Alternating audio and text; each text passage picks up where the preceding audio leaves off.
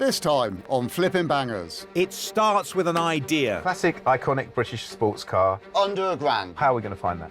Which kicks off a challenge. Take what is possibly the country's worst MGF And suddenly, and turn it into a country's best. our great plans come undone. I've got a terrible sinking feeling about this car.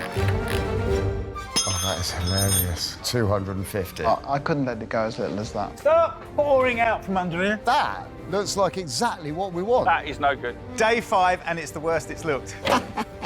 Oh, this is absolute madness. We've said goodbye to our day jobs and invested our own hard-earned cash as we try and make it in the cutthroat world of second-hand cars. You've got to buy well, but you've got to sell well. We have a goal. We need to double our money. If we put 500 quid in, we need to see £1,000 back. But we're forced to the very bottom of the market. We buy cars that nobody else wants. Who else would buy that car? Can we keep our business afloat, Flipping Bangers? There's so many things to do to this car. We've turned our backs on our regular jobs and attempted to carve out a new living by buying and selling cheap cars. Evicted from our previous workshop by angry neighbours, Will has sorted us out with a new base, and apart from having no working toilet, it feels like home. We've raided our bank accounts, and this time we have enough to invest around £500 to £1,500 on each car. It's time to go hunting, and the new, slightly damp caravan is where we start the journey. Do you want to do some work? I am working. I'm currently thinking and forming a thought. While you formulate that thought, do you want to throw some names of cars out? Because that's what we're supposed to be doing. Tell you how far I have got. OK. I want something which is fast, British, and the sort of thing that when we drive this around, people go, yeah, look at that. OK. So, first of all, I'm just thinking iconic British sports car. I'm thinking MGB, but A, we've done that, and B, you said fast, didn't you? I did. Spitfire, but oh, hang on, we've done that, and oh, you said fast. Yes. What about V6 Capri or a Mantra or TVR Wedge? No, I don't think we've quite got that in the budget. A few hundred quid, under £1,000. Yeah, well, how are we going to find that? Don't think there is anything like that. We agree to a race. Who will find something good first? With our thumbs worn out from phone scrolling, it's now time to hit the road and follow up the leads we have.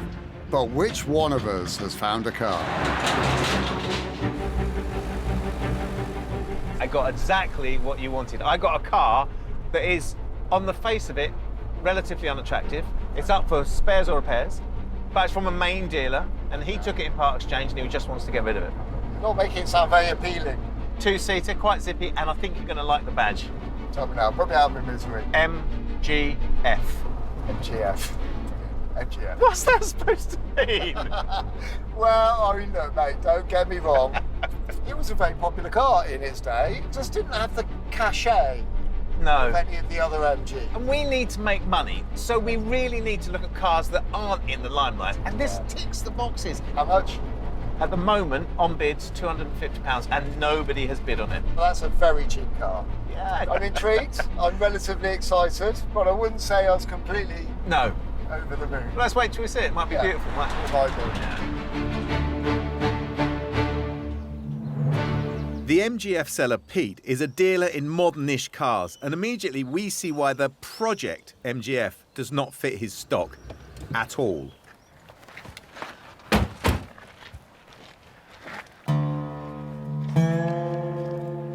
Oh, come on. Great British classic.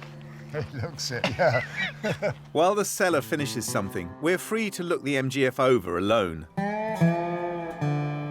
I can see you're excited. It's better than you thought, isn't it? Don't get too excited. It's got a couple of dings on the wing here. The suspension is heroically low on this side. Well, they're all like that, sir. Is that true? It's part of the maintenance, wasn't it? You had to pump them up, didn't you? Oh, yeah, I suppose so. But look at this. This is the original paint, and this has held up brilliantly well, hasn't it? Apart from that nasty end over there. Yeah, that worries me a bit, whether that's ever going to come back to being the same colour as the rest of the car. That's tell you always what. going to taint it, isn't it? Yeah, I mean, looking at it, I'll give it a little rub, but it looks like it'll polish up. You reckon? But it is a slightly different colour to the rest of the car. Yeah, that is going to be a thing, isn't it? It is, yeah, that's going to be a problem. Although the plastics have gone the same. Door handle on this side's the same. Mm-hmm. The wheels are brilliant. On this side, they've not been scuffed at all. Yeah, they're passable on this side. Roof, however... Yeah, but look, there's no crease across the back window, and they were all creased, weren't they? Well, I bet it's because it's been stretched, because it's been sat around a long time. Hasn't been anywhere, has it? Definitely got an issue here. Oops, Gus.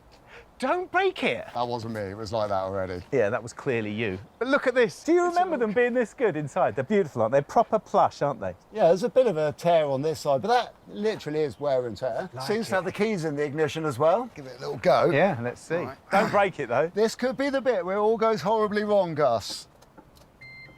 Oh, hold on. Well, you don't know how to operate it. Yeah, but... No, on its side, at least the immobiliser works. No. And it lives! Ooh, one cylinder, but two cylinders? Not very much. Pete, Hi. it was his idea. Okay. He saw the keys in it. I couldn't resist it. I think it might be running out of petrol, actually. It's a little bit low. It's probably evaporated. But the engine sounds fine. It's not bad, is it, for something that's been sat around? I'm genuinely excited about this. I know I shouldn't say that, but you walk up to it, your first impression is, well, it's so much better than it was built. Spares or repairs? It is. It's a bit of tinker time for somebody to get back on the road. It doesn't really want much. I know it's a little bit faded. Classic MG, though, isn't it? Tinkering, that's what they were all about. Classic British sports car. Exactly that. A little bit of polishing. What's the story with the bonnet? When it's in its younger years, it had a small front end shunt, and so this has all been painted, which is why it's faded. It's been sat in all weathers for the last 6 or 7 years. Has it? Yeah, just round the corner there's a big moss patch where it was. Is there? Seems a shame to take it away. It'd be really nice, to see it back on the road, because it's worthy of it. Be a bit apprehensive about buying it without giving it a little test drive. It's been off the road a long time. There's no MOT on it. Ah. Okay. Maybe we could performance test it around the courtyard, could we? Yeah, of course you can. Fill your boots, I'll leave you to it. Excellent, thank you. Nice idea, Gus. We suspected the MGF might need some fuel, and we came prepared. So we gather our spare clean petrol and take the roof down because we're sun in the hair kind of guys. But can we get the MGF to run? Right, moment of truth. Yes. I have all of my fingers crossed. Don't go too crazy. What could possibly go wrong, Gus? It's time to hit the car park.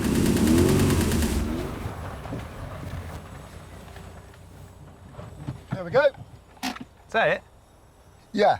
Suspension's right down. Don't want to damage anything on this great big lump here. That's very grown up.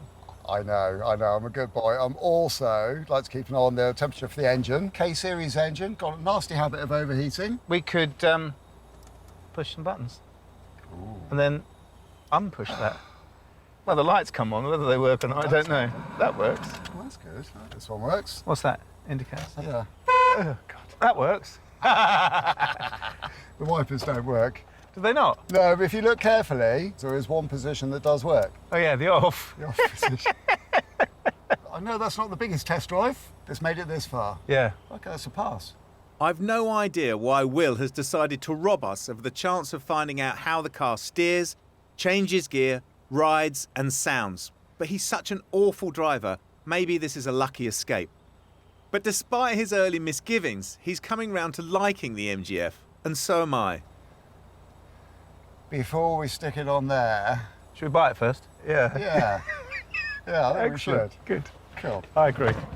Pete is a nice guy, but now we have to hit him with some difficult numbers. Looks like you've crashed it. Pete! Oh, How did you get on? Well, we like it. Of course we liked it. It's great. perfect. We want to put it on the trailer. We want to take it home, but we need to know what you want for it. Oh, right, OK. Well, it's on an auction site at the moment, and so 500 quid, take it off. 500 quid? We haven't even driven it. But you love it. You've been round it, I saw you. Easy, Tiger. Gus has brought me down here on the pretext that we're looking at a spares and repairs car for about 250. You'd be lucky. Right, Well, I'm feeling lucky. I couldn't let it go as little as that, I'm afraid. There are certain things we need to do to it. Would you take 350 quid for it? Let's see how badly Pete wants the MGF gone. We're just going to put it back on the road. We are going to put it back on the road. And show me some pictures. Well, we can do that, can't we? Yeah, we can. Yeah. We can take it away. Yeah. Oh, excellent. OK, 350. All right, OK, yeah, yes. Excellent. Oh, cool. Brilliant. We might have to get, We're going to have to work out how to get it on the trailer now. Yeah. Oh, cool. Cheers, Pete. Pete's advert said the car was for sale elsewhere, so he's reserved the right to end the auction early. Here you are. Thank you. So we've done nothing wrong apart from getting a steal of a deal. Look.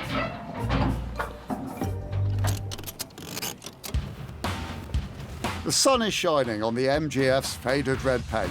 We're feeling all right. It's back to base we go. I actually thought it was quite funny being an MGF, but now we've got it, I'm actually genuinely excited about it. I think it's great. Me too, admittedly, I was a little bit sniffy. It's got a lot of work that needs doing. Good thing is, the majority of that work is not rocket science. No. And we've got a very, very cheap car. We like a bit of cheap. We do like a bit cheap, yeah. This could be someone's pride and joy, couldn't it? It's a fast, zippy, you're sitting right down on the road, so it feels like it's fast. And I was looking here, I reckon it's 1,500 quid's worth of anyone's money. Yeah, I think so. I think so, yeah. This type of car, the MGF, slipped through the net in this popularity, and it's one that people have probably missed. We buy cars that no one else is going to buy. That's why we've got it, isn't it? It sure is. I mean, who else would buy that car?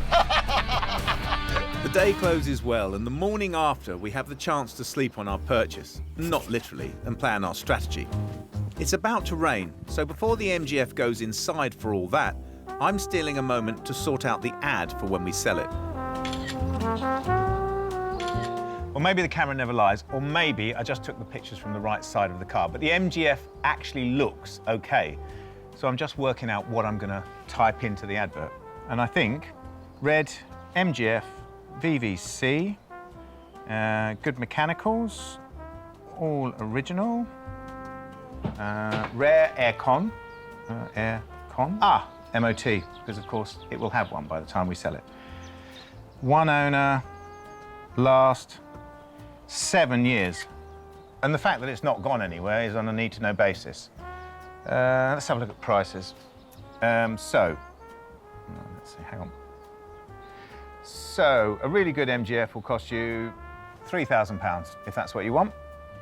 And a snotter will cost you about £1,000. On this new day, I can see my previous valuation of 1,500 quid is far too stingy. So somewhere in the middle, let's say 2,500 as a buy it now price. We'll start the auction at 499. Or is that madness? You know what? I think what I'm going to do is do a fixed price auction. I'm going to do a fixed price at 2,799. I don't know why that figure, but it just feels about right. Or offers. Good. But my enthusiasm takes a huge knock once the MGF is taken under the lights and its condition is more exposed. I've got a terrible sinking feeling about this car. Since we've slid this one off the trailer, it looks more like a dead animal. I think you're just being mean. OK, well, let's look at it. The majority of the work on this car is mechanical. Suspension stuff that I don't think we're going to be able to miss. Engine stuff that we need to be thinking about. Yep. And we also don't know anything about the state of play with the cam belt, do we? The other thing I was thinking is in our exhaustive test drive, we didn't actually get it hot. No. And we know that overheating is a problem with K-series in MGS. But if we ignore the cosmetics, we're mad. So if we ignore the wings, the bonnet, the bumper, the roof, we're going to lose money. There's also the interior. I'd forgotten about that. Yeah. That's all the fascias have got to come out, haven't they? They have, and they've got the air conditioning. Do we know if that works? Well, if it doesn't, roof comes down. I like your backup plan. This is why I'm having a moment. They might be little things, but there's so many things to do to this car. Don't fret, Gus. We're not aiming for perfection. It's just got to be good enough. I think we just get fired straight into this one. Yeah, we definitely need to get stuck into it, don't we? Yeah. We kick off slightly out of sync in terms of standards and plans. But what we do agree on is that the engine and mechanicals need an overhaul, and it's a good place to start. So we get stripping the trim from the snug mid-mounted engine. So it seems to me that the one thing we really need to know is whether this has ever overheated and whether the head gasket is blown. Yes. Have we still got the flush? We have, yes, cooling system flushing. So put some of that in there. Bleed the systems out properly, all the way through to the radiator, and then push the car outside, start the engine, run it all up to temperature, check the electric fans coming on at the right time. Yes. If it's all working properly, we know this engine's sound. Yeah, we do it absolutely by the book. And then if it has got a blown head gasket or it does overheat, we know the rest of the engine's clean, don't we? We do. Engine flush is a chemical which works like hair remover in the sink. It removes debris from the cooling system, which can't function if it's full of sludge. Have you got the key? Yes. Do you want to start it up and we'll get the water circulating? The engine turning will circulate the flush, and we need to open up the bleed valve to expel the air. And the MGF offers up a nasty coloured liquid. It's very green, isn't it? Go on, have a sniff and a listen at that. That looks like neat antifreeze. I think that maybe is organic, not antifreeze, because look at the way it's coming out. It looks like pond water. Can you see the streaks in it? Yeah, I wouldn't go licking that. The bright green liquid needs to be bled out. Stopped hissing. Oh, that's good. Yeah, well, that system fully bled up then, yeah? We ready for our outside test? Can you see where you're going? Oh. That'd be right, won't it? Yeah. It's a great thing about sports cars, isn't it? It's so easy to get in and out of. Oh, a piece of cake. Well, what do you reckon then? Leave it for half an hour, see if it keeps all its water in, don't overheat? About time for a cup of tea. Oh, a nice cup of tea, lovely. If the MGF overheats now, which is a common issue, then we'll likely have a leaking head gasket. And with all the other jobs on the car, it will certainly mean we've bitten off more than we can chew.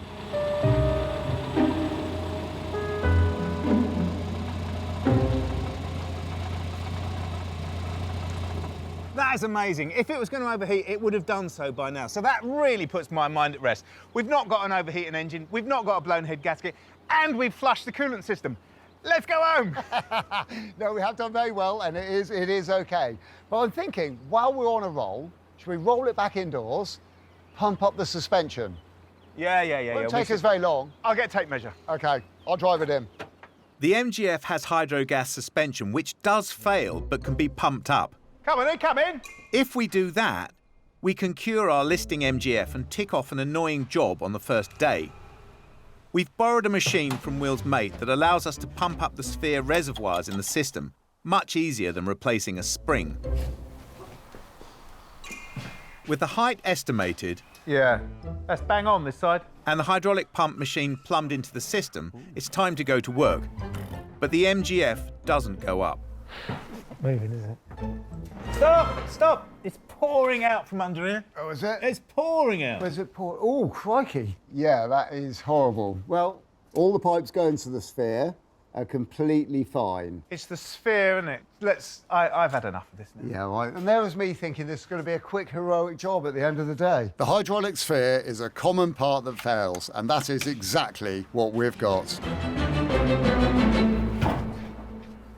Day 2, and we only have 5 days to fix our vehicle. And although we found the MGF engine works, we've discovered the suspension has a fault. So Will has gone to get us a new suspension sphere for this side. We know that with this car, we have a good engine. We don't have an overheating problem. We don't have to do the head gasket. And that makes a lot of difference for us because it means that we can now crack on with the aesthetic of the car. We might have lucked out a bit here because we've ended up with a VVC car, which is the engine everyone wants, with leather interior, power steering and air conditioning. And this is the MGF that people want to buy. So I think potentially this could be our biggest earner so far, which would be nice. So as Will was happy to ignore the cosmetics, I'm going to get the wings off and give him the job of sorting out some replacements as a punishment. I'm at a well-known MGF specialist near Grantham. They have a plethora of MGFs, and that is the right collective noun. Oh, hi, you must be Kevin. Hi, yeah, you must be Will. How you doing? Yeah, very good, thank you. Wow. That is a lot of beautiful cars out there. Yeah, yeah. It's this mecca for MGFs. It's amazing. We've got a few, about 83 currently in stock. When we got ours, I wasn't really that keen on it, but as we've owned it for a little bit, I'm starting to really quite like it. And I can tell you're obviously a fan of these cars. They are a great little car, easy to drive, very workable. Home technician can do it, no specialist tools needed, great bit of fun. Drive it to the beach, drive it down to the local pub, spot on. Yeah. Do you reckon they're on the up and up in the value? Got to be. They are the last British car to be made. The values can only go up. That's good news, because we've got a bit of a mission on. Take what is possibly the country's worst MGF and turn it into what we hope is going to be the country's best. Maybe one of the best, Will, one of the best. Is that because yours are better? Right, so wings, bonnet, Sure, yeah. and a couple of other odds and ends. You know, what have you got here? We've got everything. Cool, brilliant. Follow me.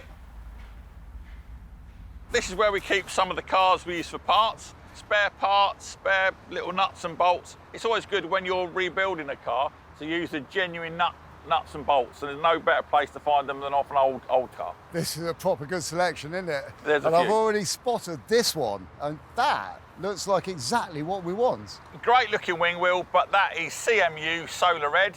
You need COF flame red, which is from an early MGF. Not that one, then. That is no good. Oh, that's a pity. I've got some used parts in my container. We may have what you're looking for in there. Cool. So if you want to head down there, we'll have a look in the container. Right, let's go and see. Back in the workshop, I'm hoping Will comes through with the panels and the sphere. And in anticipation, I'm removing the old one.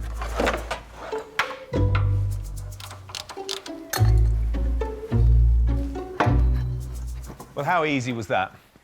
4 bolts and a connector and it's off. And it's a clever system. Basically, it's a set of rubber springs and fluid, and the fluid passes through the rubber springs on a set of valves. So when the front wheel is compressed, i.e. goes over a bump, the fluid is dispersed into the interconnecting sphere, which is on the back wheel. So the back wheel, the corresponding wheel, goes down and raises the back up. So it's such a simple system.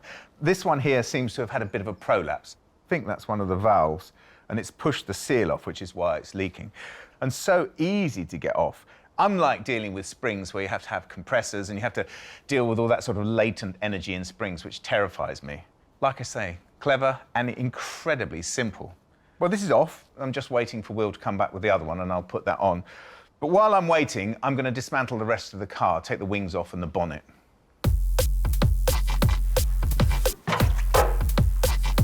This one here, yeah? Yeah. Cool. Wow. You got some bits in there, haven't you? Yeah, we got a few bits and pieces. With it being an MGF and not a Ferrari, everything should bolt off, something you don't see anymore. The old pink bonnet does indeed bolt off and is a one-man job. What we got there? Looking good? One bonnet, COF, flame red. COF flame red. That looks really nice. That'll do us. Yeah? Yeah. Got any wings then? Well, One pair of wings, COF red. it's like Aladdin's cave, isn't it? They're not perfect, but they're certainly good enough for our little car. That's excellent. Little bit of polish.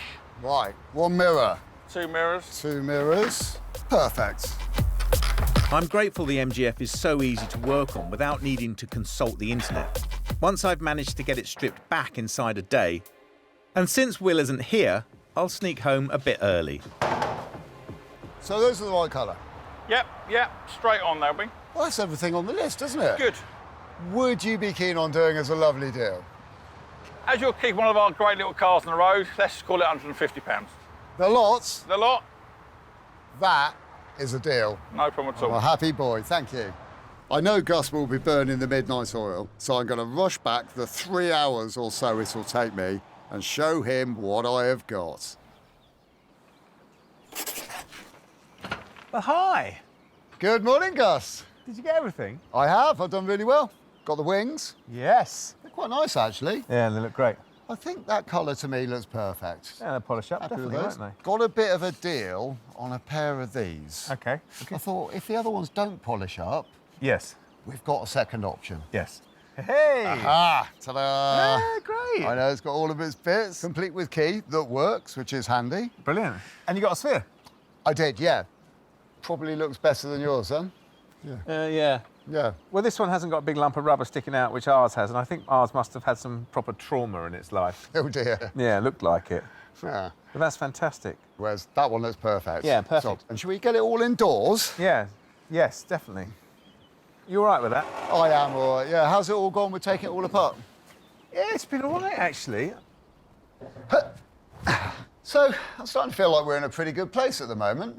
By the time we got that lot attached to that lot, the car's going to be really, really nice. We've got potentially a very good car. We've got a VVC engine, which isn't overheating, so we don't have to do the head gasket. Winner. We're going to have a car that rides really well, because we're going to put that sphere on there, and doesn't look like a dead animal. That'll be a real winner. The bodywork's going to look great. It's going to be a car that we're going to make money on. I'm absolutely sure of that. Yeah. So where are we going to go? What are we going to do? Yeah. That's the conversation, isn't it? It What are we is. going to do to make it really stand out? Now, the hood is really nice. Of course, it's got a couple of little micro holes in it, which I think we can patch from the other side. Definitely that. But whilst I was going around the yard collecting those bits, I spotted one of these, or two or three of these, that had glass windows in the back. Rear Ah, windows. yes. Yeah, electric ones. Yeah, that is a great idea, because that's going to make such a difference to driving this car, isn't it? I tell you what, why don't I take the hood off, and I'll find someone to do that, and then you could put the sphere on if you wanted to. I'd like to, not? actually, because that looks like a fun job, and I've never messed around with one of those before. Well, good luck with that, then. Cheers, mate.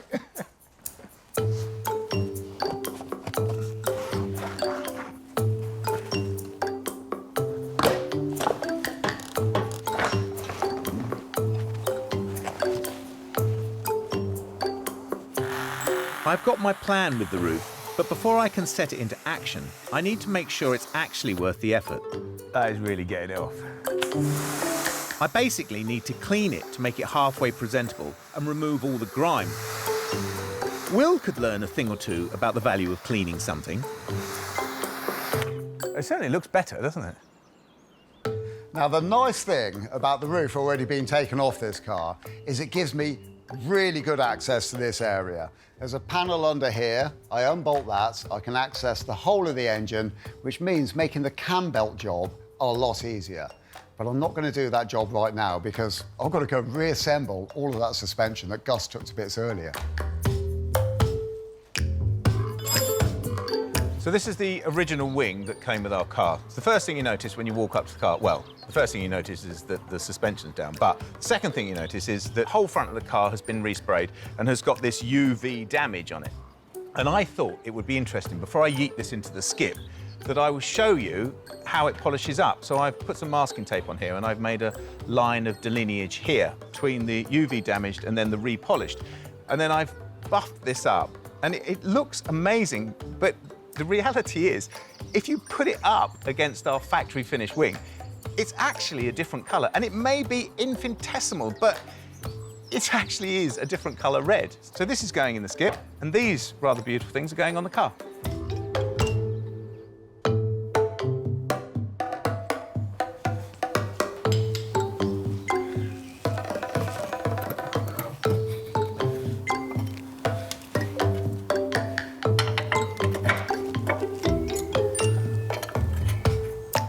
Right, that was surprisingly easy to put back together, which is a bit of a relief because Gus took it all to bits.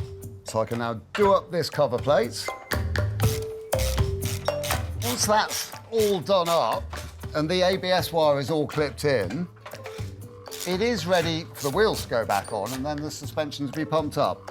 But we're not quite ready for that because we need the wings on and stuff. So I'm just going to leave it at that for today and call that a done job, pretty much.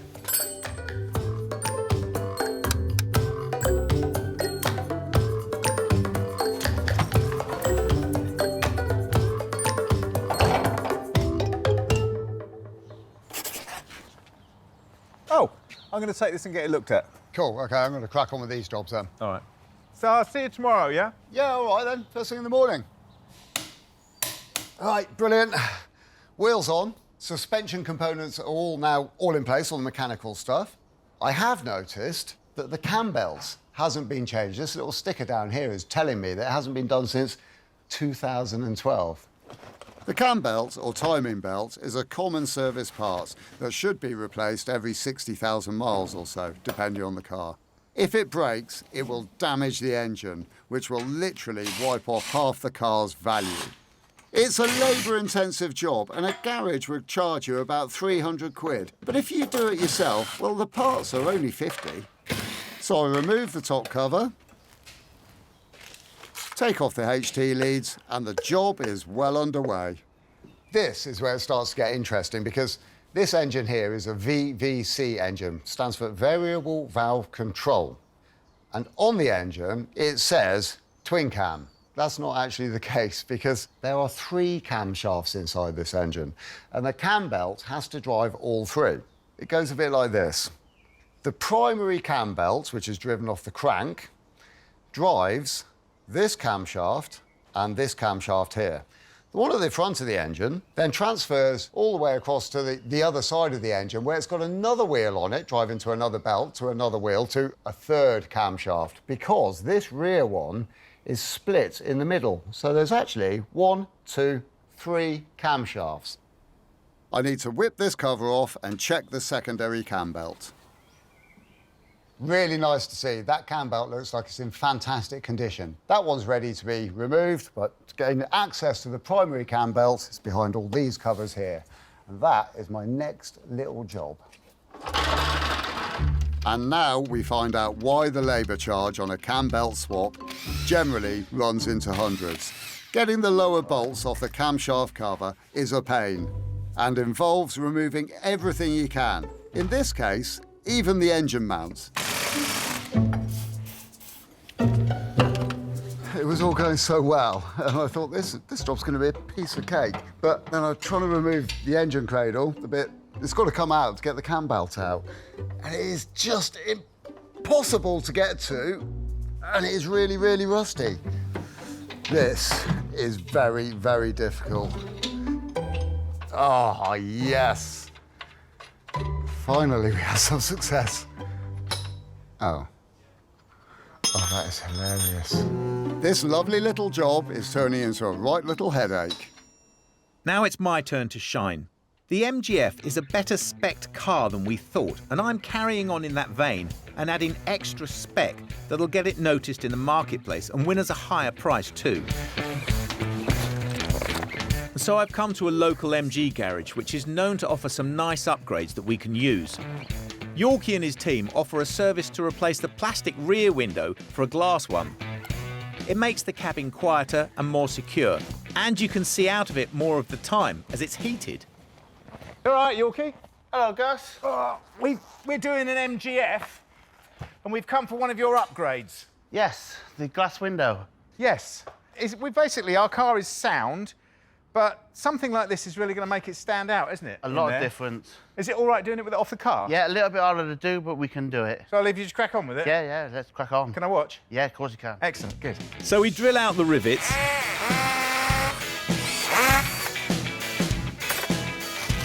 knock out the heads, then the plastic window retaining frame will come away. Like that, and it just pops off, and then the hood just lifts off, and that's it. So what are we doing next? Well, we're gonna flip it over. Yeah. Like this. Flip it over. It's heavier than you think, isn't It is heavier than you think. So we undo the zip, like that, and pull it away. You know, Gus, put that over there, mate. Thank you. That's the last one out. OK, new glass? New glass on the counter, Gus. Ooh, look at that. That is going to look so smart, That's isn't going to it? be nice, yeah. That way around? Yeah, that way around. So unzip that. Right out. Right out. Right, we've got to see if the zips match. Do you mean sometimes they don't match up? Sometimes they don't match up, and if they don't match up, got a nightmare of a job to strip the hood apart. No. Yeah. How much longer? About 2 to 3 hours. So it easily doubles the job. Easy doubles the job. Let's have a look then. Yes, it's And we're match up. matching, so Excellent. we're lucky. So it's just luck whether these match up. Pure luck. Wow.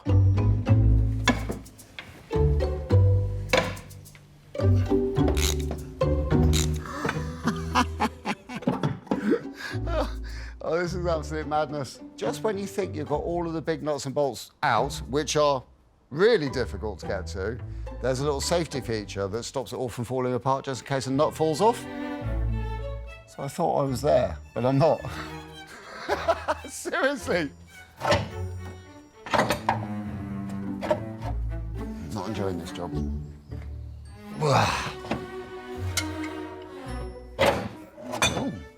Oh.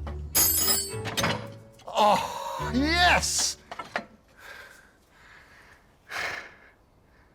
That was a pure fluke. I thought I was going to have to strip down the whole thing, but it turns out when you can't undo that nut and you force it, it just falls out on its own. Now, that is a winner. And then we get to see all of the cam belts, these plastic covers. If I remove those, I can get to the cam belts. Changing the cam belts from here on in should be a lot easier than getting that engine mount out.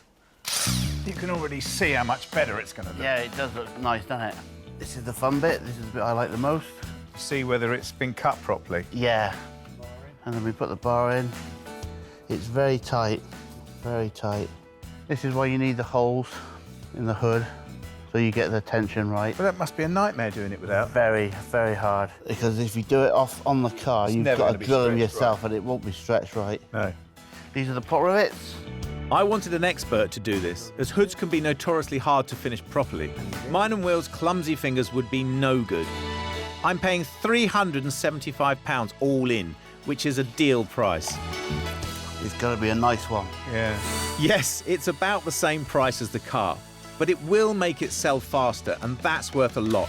And who knows, maybe we'll get the stupidly high asking price I put on the ad. Well, that's good to see.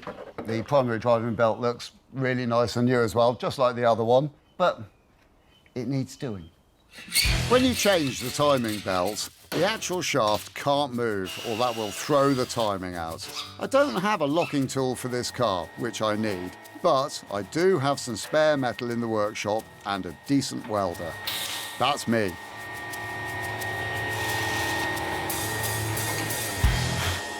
Tool is finished. Keep them simple, I say. This one, I've just drilled out one of the nuts, so that now slides up and down in there. I'm going to slide this between the wheels into the teeth very, very carefully. And then this screw here can tighten down and lock it in position, so the wheels are now firmly locked. Look at that. After all that hard work, with all the difficult to get to bolts and the engine mount problems and all of that, taking off the belt is the easiest bit. And now, with its new belts and the new water pump as well, all I need to do is fill in the little sticker, put it on the front saying that I changed the cam belt, put the mileage on there and the date. And with all these jobs sorted, we know we can now sell this car with confidence. And we're done. So Gus, you come round and do the last two, mate? Nah, go on, you do 'em. All right, then. I'll only break something if I do. With the last of the pot rivets done, the roof is transformed. Sorted. Fantastic. Look at that.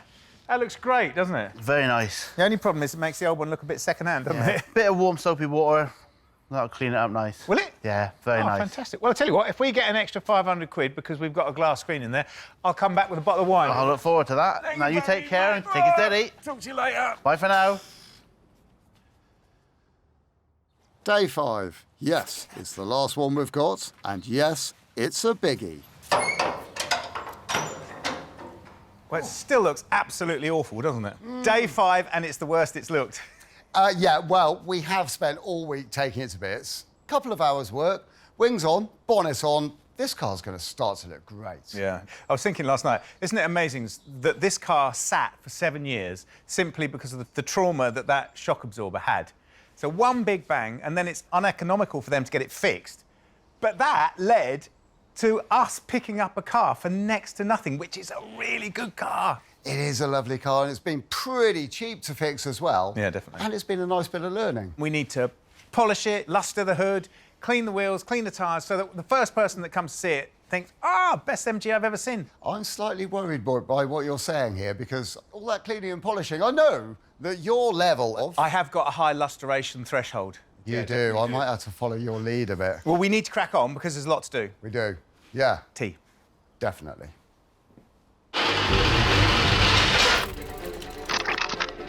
With precision akin to brain surgery and pace as yet unseen in our new workshop, we rise to a steep challenge. Right, it's starting to come into place now. We do not stop. We do not question, because everything is at stake. And does the new Sera work? I am waiting eagerly to see this move. We've got no movement here yet.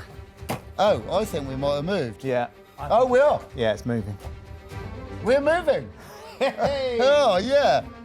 Get in there. I reckon one more pump, Gus, one more. Okay. Whoa, that's it. Perfect. Yes. Now that is exactly 13 and a half. Oh, wait for me. Heavier than you think. Oh, it is, isn't it? Oh, that's a long bolt. Done. Lovely. That's better. Much tighter. Huh? That's as tight as a drum, isn't it? It is. Look at that. It looks fantastic, doesn't it? I mean, it actually does look fantastic. It makes the car look really nice and modern. Gus will not stop going on about the hood. Using saddle soap to clean these seats, because saddle soap's exactly the right thing for leather. It gets in there, it washes it really nicely, it doesn't damage the finish on the leather at all. We do a little bit of polishing with a helping of spit.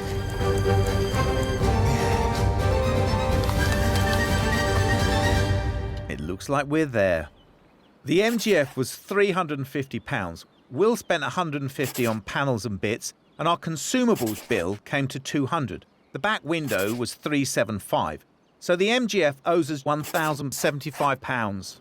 Now, I know we're in the business of making money, Sometimes. but I really do feel like we've had a real bonus this time. Yeah, I agree. We get to drive around in an open-top British sports car, wind in our hair. Your hair. But that's what you wanted. That's what you wanted in the first place. It was, an yeah. open-top British sports Yeah, car. and we'll get the wall of the engine too. This is going to be fabulous. I think it's funny because I was only looking for MGFs for a joke because you said you wanted a classic British sports car. Yeah. But it's worked out all right, hasn't it? It has. Because This is the yeah, one. And we've done well by this car because for the price we paid, most people would think this would be in a scrapyard by now. Well, if a car's supposed to be in a scrapyard, it should be in a scrapyard. But this one, we had the opportunity to give it a second chance. Yeah. It's definitely dawned on me since we've been working on it how good this car was and how little money we paid for it. It's got all the right parts for it, hasn't it? And that sort of epiphany that actually it's not just an MGF, it's the MGF that people will want. But it looks fantastic, doesn't it? I mean, it genuinely looks great. I'm really, really pleased with the way it's come out. How are people on the auction? Right, OK, so here's the thing. People are looking at MGFs, and they are looking at this MGF, but nobody actually wants to view it yet. I think if someone came and saw it, they'd like it. They'd probably get a biscuit, which would be good. But I'm not worried because it's going to find its home, isn't it? I mean, really, I don't like to use this line, but this car should sell itself. Look at it, it's gorgeous. Shall we, Oh, we should, shouldn't we? Yeah. Yeah. Are you driving? Wow. Cozy.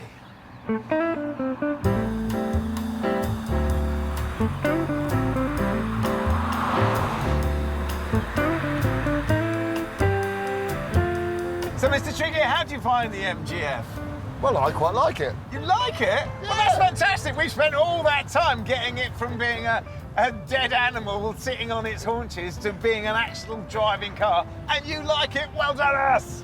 It's quite light, it's nimble, but what I'm really, really noticing is it's pretty zippy. Zippy! Jimmy, it's got the VVC engine, Yep. variable valve control, which means that when you give it a bit of welly, it picks up its petticoat and it squirts along really quite nicely. It does what Rover and MG set out to do. It's a car for all seasons, isn't it?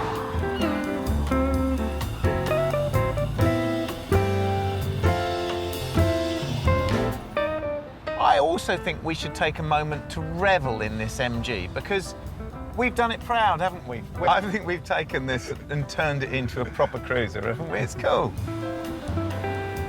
We're here in our classic British sports car, and I feel going around these cobbled streets, we just fit in perfectly, you know, almost like furniture. whilst doing a suspension check on the work that we've done. Very much a suspension check.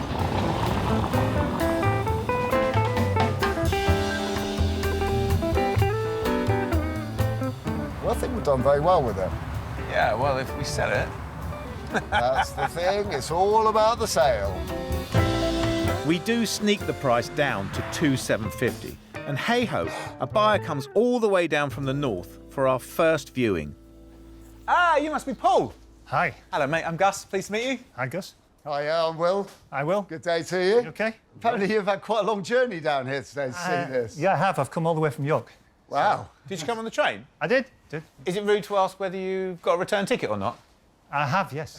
We better sharpen up our sales skills, then, haven't we? Well, is there anything about the car that you don't already know that we can tell you?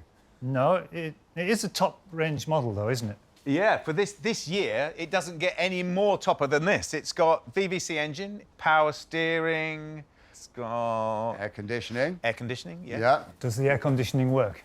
Yes, it does. We've run it all up, tested it all, and it's all OK and ready for action. You can guarantee that because my wife insists that this car must have air conditioning. Ah, are you buying it for your wife? No, this is my midlife crisis, but she's the boss. Well, here you are. This is your midlife crisis waiting to happen. What do you reckon? It looks lovely. I mean, it rides and drives very well, doesn't it? We've run it all up, we've taken it for a good road test, and this car is ready to go now. OK. Basically, everything that would worry you about buying an MGF, worried us when we bought this one, we've done, haven't we? Yeah. That's good to hear. Big positive. But we are here to do a deal. We've got other people interested, but if you want to do some sort of deal, then we can facilitate that. Yeah. Well, it's got everything that my wife stipulated. Which is good news. That is good news. However, I only have 2.5 on me, I'm afraid. But it's in my pocket. I can pay you now. Well, I think it's up for $2,750, isn't it? I think so, yeah. So what do you think? Well, I think that's pretty close, isn't it? I think it's close enough. I think it's close enough, and you seem like a very nice man, so let's say yes, shall we? Yeah, Excellent. Fantastic. Definitely. Very Great. kind of you guys. Excellent. Thank Yeah. you very much indeed. Well, shall I go and put the kettle on, and we can sort out a bit of paperwork? Yeah, you have a poke around. We'll have a cup of tea. Do you want a cup of tea? I'd love one. Go. How'd you have it? Black, 1 sugar. Cheers. See you in a moment. Right, thank you very much. And Paul's midlife crisis means we've netted more than double our outlay. More than we expected, but exactly what we deserve.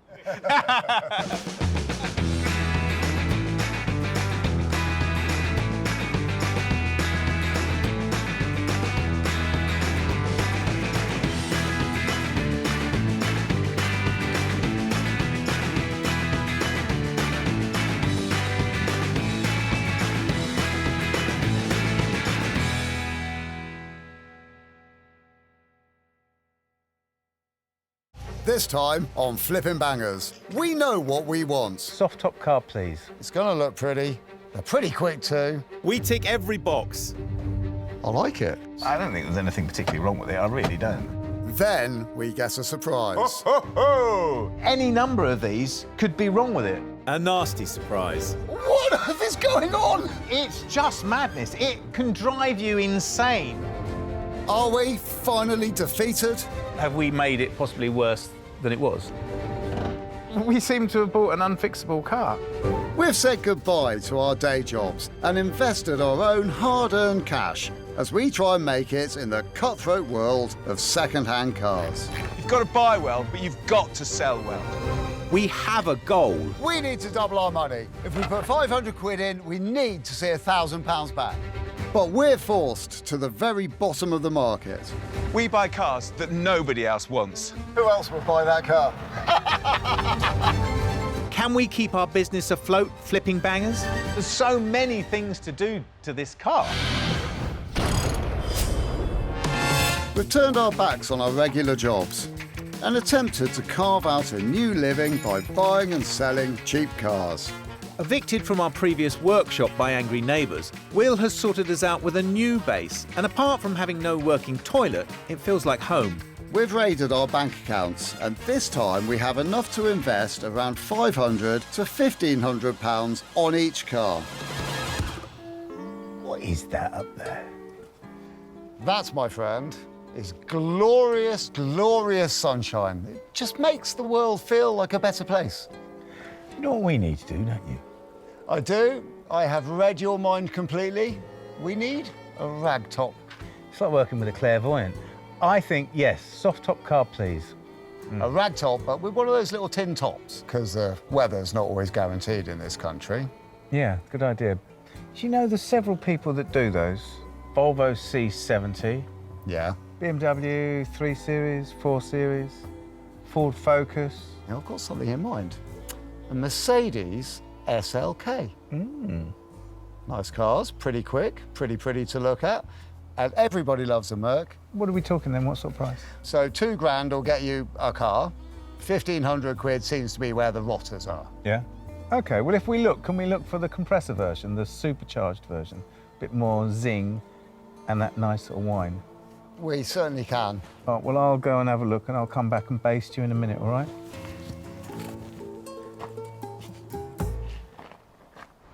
So we're on the trail of the cheapest SLK we can find. It's amazing. I have looked at hundreds of silver SLKs, all with rust spots, and then I found one blue one. Oh, that looks rather nice. That looks far too good for us. No, well, don't worry. It's got plenty of issues. It's got goodness for that. It's got some limp home mode thing going on, so you can only drive it 25 miles an hour. Scary black boxes, we hate those. Yeah, potentially not good. But the guy said he's had the car for years and years, absolutely loves it, and then this limp thing came on and he's sort of fallen out of love with it, which, you know, he said he can't get it resolved. I don't really know why, whether it's a cost-effective thing or not, I don't know. But it's got other issues, it's got some trim issues. It's not him who's showing us the car, it's his wife. How much are we looking at on this then? Last time I looked, it was £600. 2 days left to run. But this car is the 2.3 compressor. It's the proper engine. So it should be a genuinely good car. Nice car, yeah. How far have we got to roll to go and get it? Oh, yeah, no, it's Leicester, 125 miles that way. Technically, we're just south of Leicester. We arrive in a nice cottage in a building project. We're told this won't be a guided tour, as Anna knows very little about the SLK. Hello, are you Anna? Hello.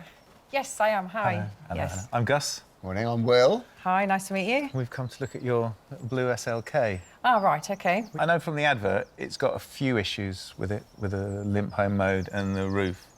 You couldn't tell us any more about that, could you? Oof, well, I'd love to. My other half has spent a lot of time and money tinkering about with it and trying to do various bits and pieces, but I just don't have time really to do any spending more time with it. That's all I can really tell you right now. Well, that's all right. We can have a poke round it, can't we? Yeah, we can have a little look. Would you happen to have the keys on you? Yes, Oh, I have cool. the key. So we're still on auction at the moment. What are your thoughts on that if we did want to buy it today? Well, we'd like to see the auction run to the end, but hopefully you'll put the winning bid in and we'll see you again. OK, well, we'll go and have a look and see what we think then. Can we drive it? Yeah, just help yourself. And... Oh, excellent. Yeah. Oh, All right. cool. Oh, cool. Thank you very much, Thanks, Anna. Anna. OK, See you thanks. shortly. Bye-bye. Bye. I think the great thing about this being blue is it's hidden its age. It hasn't aged in the blue, and you see the silver ones, and the silver ones just look old, don't they? They do. It's a beautiful, beautiful colour. I've never really been that keen on the shape of the headlights in these cars. No. They've always looked old on this car, haven't they? Yeah. And these need polishing as well, which will make a difference, won't it? I think it will. But the front end does have some other great features. I mean, these two bulges here, those really mean something. They look really powerful. It looks like there's going to be a throbbing, great big V8 under there. But it hasn't. It's 4-cylinder, 2.3 compressor engine. It has got a powerful stance. It's quite an exciting car, isn't it? It is. Condition-wise, you know, what I'm seeing on this side is really nice, clean, straight panels. I've got 3 different colour panels here, which is interesting. Yeah, so have I. So tricolor. But this is a German car, not French, huh? Yeah. Was that French then? Oh, oui. Oh. That is a little bit disappointing. Oh dear. It's funny, I remember this. This was a very early soft touch that they did on primary surfaces. Well, I'm touching it very, very gently, and it's coming off. Yeah, it's degraded, doesn't it? Was that heavy? Very heavy. Oh, I think this could be, it's that lock, does it, or? Yeah, it's supposed to do it automatically, isn't it? I don't think it's supposed to have a load of oil around the bottom of it. No. No. But it looks good in there, doesn't it? 20-year-old car. Yeah, it looks really nice. It's very clean and very tidy, isn't it? But it's amazing that the way that they've presented it, it looks powerful, doesn't it? It looks racy. So we got some sort of engine fault with this, and we don't know what. Right, you got it? Yeah. Cool. Let's drive it. Yeah, all right then. Maybe I should drive it. Huh? It's my turn. Because Will's such an awful driver, it's never his turn.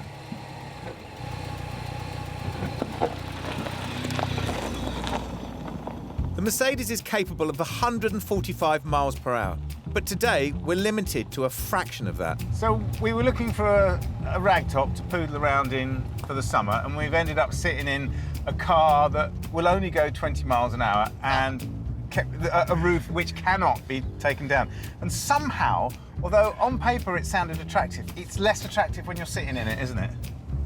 I don't know, really. I think it's quite nice. I mean, it's a cool-looking car. It is a cool-looking car. How's it feel over there?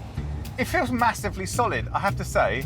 The engine, well, that's fine. It's not going above 20 miles an hour, but it feels solid. It's not screaming or rattling, is it? No, the brakes are great. It stops in a straight line. When I put my foot down, it stutters a bit, but I would say that it's a very classy car. It's an old gentleman, isn't it? It feels classy. It does feel classy. Yeah. You can tell Yeah. that it was made to a proper price. It's good. It feels like a great car, I have to say. Would we be interested in buying it? I worry very slightly about the unknowns. I don't think there's anything particularly wrong with it. I really don't. Heading back empty-handed. We just need to make up our minds what the car is worth to us. I really hate driving home with an empty trailer. Yeah. I'm so disappointed that she wasn't going to sell the car and end the auction. I mean, it really is a nice car. It's the best one we've ever seen. I do get that, I have to say. I mean, I understand where she's coming from, but I think the first thing we've got to do is work out whether we actually want the car or not. I'm pretty certain that we do want the car. Yeah. Yes, it's got some black box issues, which scare the bejeepers out of me because I can't just bash them with a hammer. Well, at the moment it's on for £600. Okay. We've still got 48 hours to run. And the thing is, it's got two massive problems, hasn't it? It's got a broken hood and a broken engine. And both of those point to an unloved car. So I don't know if people are going to bid on it, but we know that actually it's a loved car that's broken, don't we? Yeah, we do, yeah. So we've sort of got an inside leg, haven't we? So what are we thinking then? I'm starting to think maybe we'll get lucky and going around about 800 quid. Yeah, that would be fantastic. Okay, so let's form a little plan. Let's get back to base, have a nice cup of tea, do a bit of bidding. Yeah.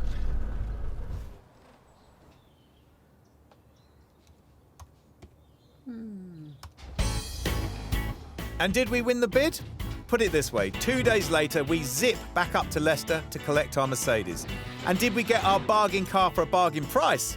Well, no. Will put in a maximum bid of £1,500 to see off the competition, and we ended up buying it for £1,200. We also discover the Merc falls out of reverse, which is another electronic gremlin.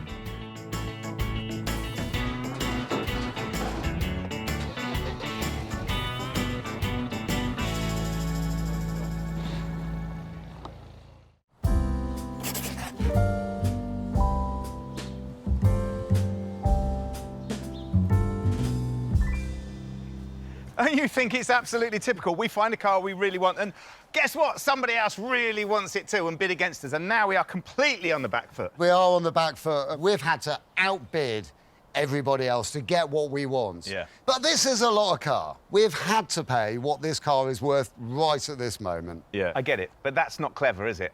And what really worries me is the amount of money that they've spent trying to get it going. It's a high-end engine, which is high-end money, and this is potentially expensive. Well, let's take stock of what we got. Let's make a list. Let's look at it all carefully. OK, well, we need to start with the engine. I think we should do a deep dive into the internet. Other people will have had the same problems as we're having now. And maybe, just maybe, that'll stop us having to do any sort of expensive Mercedes diagnostics. I'm already panicking. Look at that interior. I mean, I don't know what to do about that. Is that something we can repair, or are we going to have to get some second-hand parts and use those? It's got to come out, because nobody would buy a car of this quality with an interior like that. And my worry is that whole thing about it rubbing off. I suspect they all do, so I don't know what we're going to do. And we don't know about the roof yet. No. We know it's supposed to go down, and it's supposed to go back up, but on the test drive, I was actually too frightened to press that flashing button. We have actually, rather spectacularly, bought a convertible that doesn't convert. Gus is usually our resident photographer for some reason. But today, my elderly smartphone and my moderately elderly frame is standing in. And I'm pleased to say the car looks amazing. So it would seem to me one of the things that the SLK has got going for it is its looks. I think the blue looks fantastic. So in the pictures, it looks OK. I haven't showed the interior because the interior is atrocious. It's only done 75,000 miles, which is great because that's nothing for these cars. And also, it's the 230 compressor engine, which apparently is the one that everybody wants these days. It was the top of the range when they came out. So I'm willing to stick my neck out and say we want £3,495 for this car. And I know it seems like a lot of money, but when you think 20 years ago, this car was worth £30,000. I know there's other cars out there that will be competing with ours, but I just think ours is going to be better. So as in the old cliche, there's everything to play for, or more accurately, everything to fix. And the work starts here. Well, we know what our jobs list is. Yeah, we do. But what are we going to start on first? Why don't we see if we can manually get this roof down? Because Okay. give us some space. Does sound like we're going to be manually opening a can of worms. Yeah. I like it. Manufacturers always build in a manual override for when these things go wrong. And, well, this hood's gone wrong, so we're going to manually override it. Shoving a hex key into the slot in the roof is where the magic starts. So apparently, these two cables here are part of the whole thing. It's kind of like pulling a ripcord on a parachute, isn't it? You don't know if it's going to work or not. Right, that feels unlocked now. OK, I'm going to give these... Oh, hold on. While struggling to get the roof on this car opened, I've found the key fits in there. That comes as part of the kit of the car. Take your key out. Not only do you use it to undo the front, there's a little pressure release valve here. So if I just give that a little turn, that should release the pressure in the rams. Now we're thinking that this lot will come back. Right. OK, that's out. Yours out? Yes. Oh, not only is it out, It's moving. it's moving. Right. It's on the move. Hold your horses. Ho, ho, ho! OK, so... OK. Theoretically, so this push from here... Yeah. Oh, come on! Oh, that's ace. OK, that's cool. Yes. And I've still got all of my fingers. Me too. I like it. Just into the workshop, and the roof is already in place, even if it's still dead. I've left Will to see if he, with the smell of sausages, will just hurry up and find the fault before lunch. Where have you been then? Barbecue. Ooh, good lad. You not smell it? I can now. Oh, that's great. Looking forward to that. That's not an easy fix, is it? I think that's this car all over, isn't it? I think it is, yeah. I just need something now for the rest of the day. Come on, let's do that. Do the interior. Shall we? Yeah, come on. When Mercedes launched the SLK, they were very proud of this dashboard covering. I remember them talking about this soft fill, but it hasn't stood the test of time. In actual fact, you can rub it off with your finger now. I don't think we're going to find another interior that we can put in that will be any better than ours. So I think we're going to have to find something to do with it. But before that, it's all got to come out, which is a headache in itself. But there's two big slots down the side here, which have got "Turn Me" written on them. So I'm going to start there and work my way round. Some cars that we do are made to be tinkered with. Some are built to last forever, not to be fiddled with. I suspect the Merc is in the second camp, but I'm not daunted. It's always best, if you think you might be running into trouble putting it back together, to take some photographs just to see how everything goes together. So I'm just going to get my camera. And yes, the skills needed to remove the panels can't be that far off neurosurgery. But First piece out.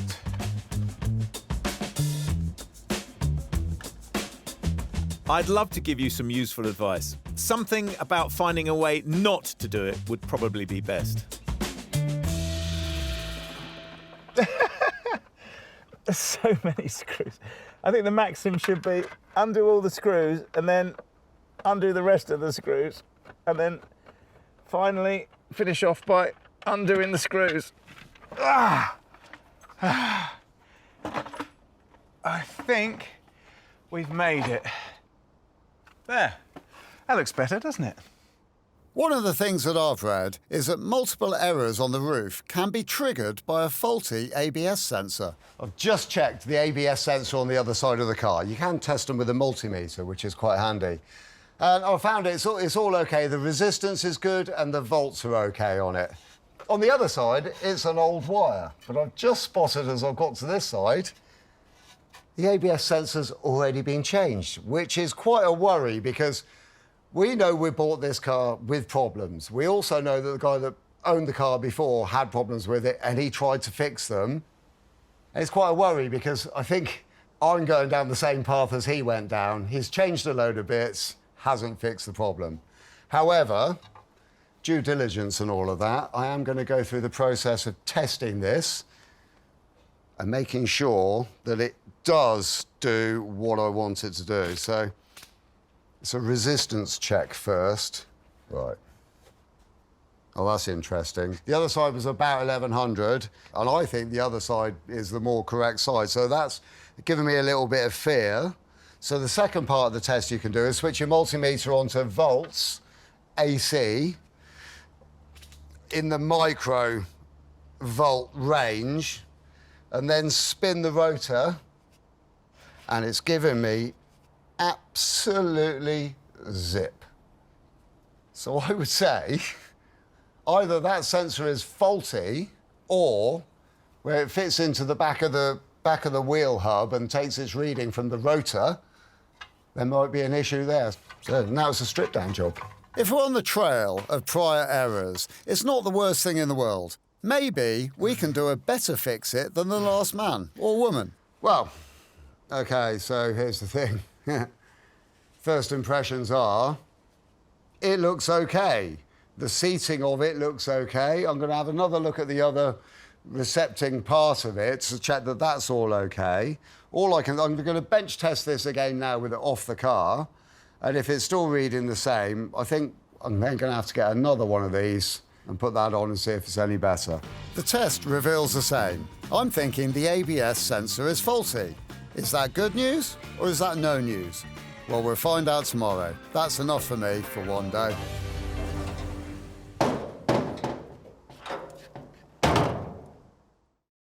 It's the second day on our Mercedes project. It's a great-looking car, but it's sick. The engine limps, the roof is dead, and we don't know why yet. Morning, Gus. Oh, God. Ha! Got you. What have you been up to? This is a lot of bits. Oh, you will not believe it. I have looked and looked and looked online. There are so many combinations of so many things that can stop this car from running properly, stop it going into gear properly, stop the hood going down. It's huge. I've watched 100 videos from 100 different people in 100 different countries telling me 100 different combinations of what can go wrong with these cars. But I've boiled it down to the multifunction control unit, the gear selector unit, and the ABS sensor. Yeah, no, well, I've done something with the ABS sensors already. This is where they all link into, and this is where it all feeds back to the other sensors. It's a minefield, an absolute minefield, and that's not counting the rams for the hood and the pump for the hood and the actual gear selector itself. All of which, any combination of these things, create this car to be not working properly. I mean, it's just madness. It can drive you insane. I feel like I'm in the presence of a man who's... Genius? No, not genius. Possessed. Totally possessed. I have no idea how we're going to do it. I can see no sense and no thread. So I figure we get shot of the lot, we get a new lot in, we put it all in, the car works, we can move on. Wow. OK, so shall I go to the scrappy? Yeah, sure, if you want. And get all of these parts, hoping they're not going to cost us a fortune, and having made sure they're off a car that completely works. Now, that would be a good idea. That is the genius today. While I'm at it, shall we get a new broom handle as well? Yeah, we could do with a new broom, couldn't we? In most old films, there's a bit where the hero, or one of the heroes, goes out to buy a number of weapons to defeat the enemy. This is similar, except old, possibly broken black boxers aren't that dangerous. But I do part with 150 quid, which is a chunk, possibly for nothing. So just to illustrate the nonsensical nature of this car, Will checked the rear near side ABS sensor, which wasn't working, but was new. The one on the other side was an old sensor, but it was working. So I've decided to change all the ABS sensors and put absolute, genuine Mercedes sensors on each wheel. And now I'm going to put the wheel back on because when he gets back, we're going to change over the black boxes and we'll get the engine running, we'll get it going into gear, and we can go off down the yard and give it a bit of a test, which will be really nice.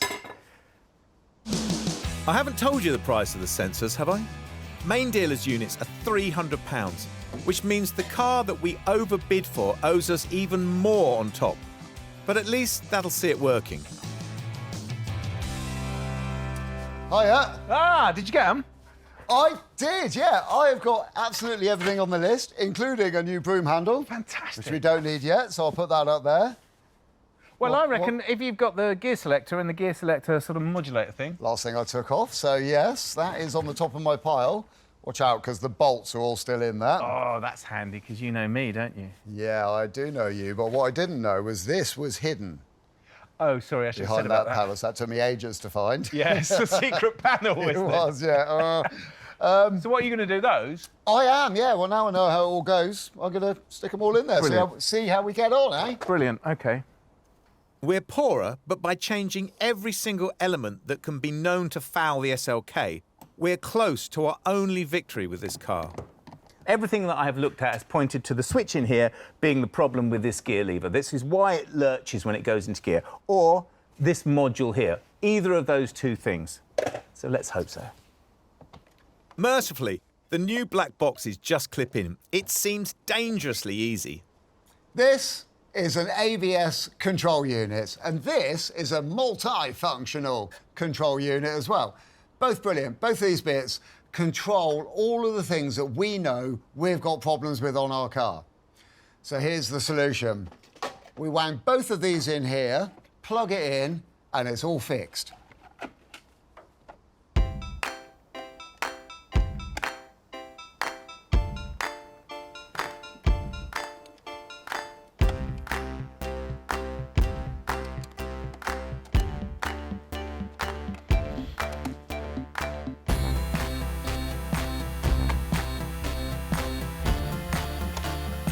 We've replaced all the master control units on the Mercedes now. At least we disconnected the power, which we can now reconnect. So, what happens now? Right, OK. All the black boxes are in. Oh, good. Battery's on. Oh, we can start it. Yes, go on.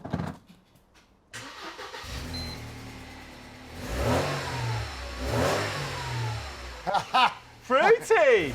That's gorgeous. That's a million times better than it was. That's amazing. And it's firing on all cylinders. Yeah, it's That's working. great. Yeah. Good stuff. Gear. Gears, go on then. Ready? Ooh. Oh. Ooh. Oh. Oh.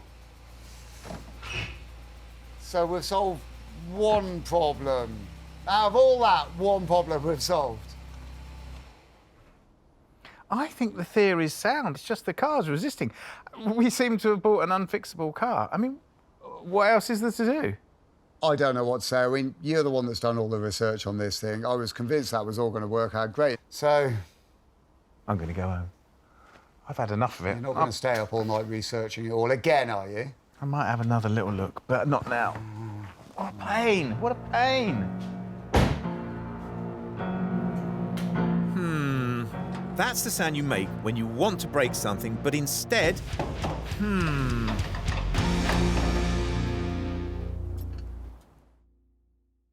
It's only day 3, and we've got 5 to turn around a beautiful Mercedes SLK. That has a roof that doesn't work, a gearbox that slips, and a limp mode that might have gone. we're not very happy. So we're not in a good place with this, are we? No, we're not in a good place at all. It's sort of unsaleable at the moment, isn't it? Yeah, it is. I mean, the engine does sound great. It really does sound great, doesn't it, Yeah. ironically? So that's got to up the value a little bit. You know, we're heading in the right direction for sure. Yeah, but it's just the gearbox, isn't it? Nobody's going to buy the car with it like that. Nobody's going to buy the car with the interior like it was either, No, are they're they? not, no. Even if it's just selling it on as a project. Because honestly, if we can't fix that, I think that's the best we can expect, to sell this car as a project for someone else. We have still got all of the bits I got for the roof. I've still got people coming in to do the interior, so... There we go. So if we get the interior sorted out, get that in, actually, then it's looking better, isn't it? Well, it's then a really good car with everything working apart from a slightly dodgy gearbox. Yeah, so you're selling on a project that at least has the sort of shine of a complete car. I think you're right. I think that's what we should do. I think that's definitely what we should do. Yeah, me too. So in case you missed it, we're throwing in the towel. We're giving up on the gearbox and simply polishing a Merc. Because we're changing the tack on the way that we're going to sell this car, i.e. it's now going to be a project car rather than a completely finished car, we still need to iron out some of the issues that it's got. The hood is still not working. Now, we know that we've fixed the electrical side of that, but we've still got issues, which is good because we've also got mechanical bits that can be fixed as well. Now, that is my speciality. So I'm going to get into the mechanical side of it all, change all those components, and bingo, bango, we should have a hood that's working. And the roof's all in the boots. That's going to make it a bit more difficult, isn't it? Experience has taught me that these pull cords should allow me to operate the roof manually.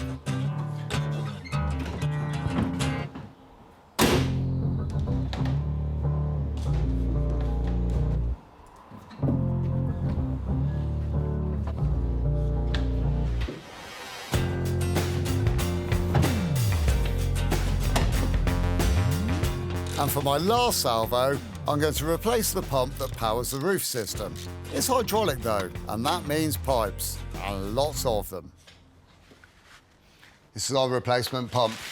Hydraulics, always messy, so I'm going to put a bit of paper down in the boots. And it is complicated. There's a lot of pipes, but I'm going to be very careful. I'm not going to go just disconnecting this lot and then not knowing what they are. I'm going to go through it methodically, small groups of pipes at a time, make sure I can't get anything wrong. The hydraulic lines are fitted with Allen key mounts, so they come out easily enough. But I really do hope this pump is a dud, because if it's not, there is very little left to try.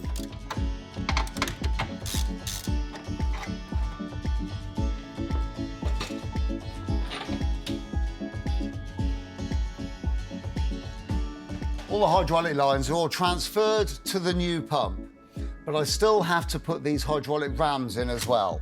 And I'm going to do those before the pump goes back in to get good access to them, because this one goes in here. And I shall also be connecting up the hydraulic lines to the pump as I go. All of this sounds a bit scary, but the resources online are amazing. And I would say, try this yourself, providing you have strong nerves. Got to get all these pipes the right way round. So the bottom hose, that's the one that goes to that port there. Let's see where the top hose goes to. That goes to this port here. There's a control cable that locks into this position. I'm going to go and put that in position first.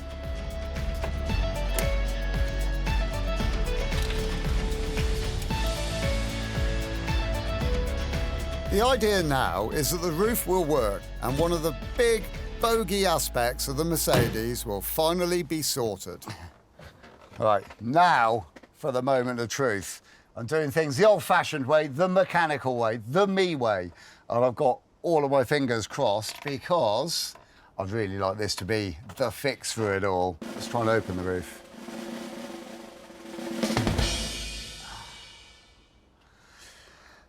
So I think the flashing light means it's not working and it hasn't done anything. Gonna try closing the roof. Ooh.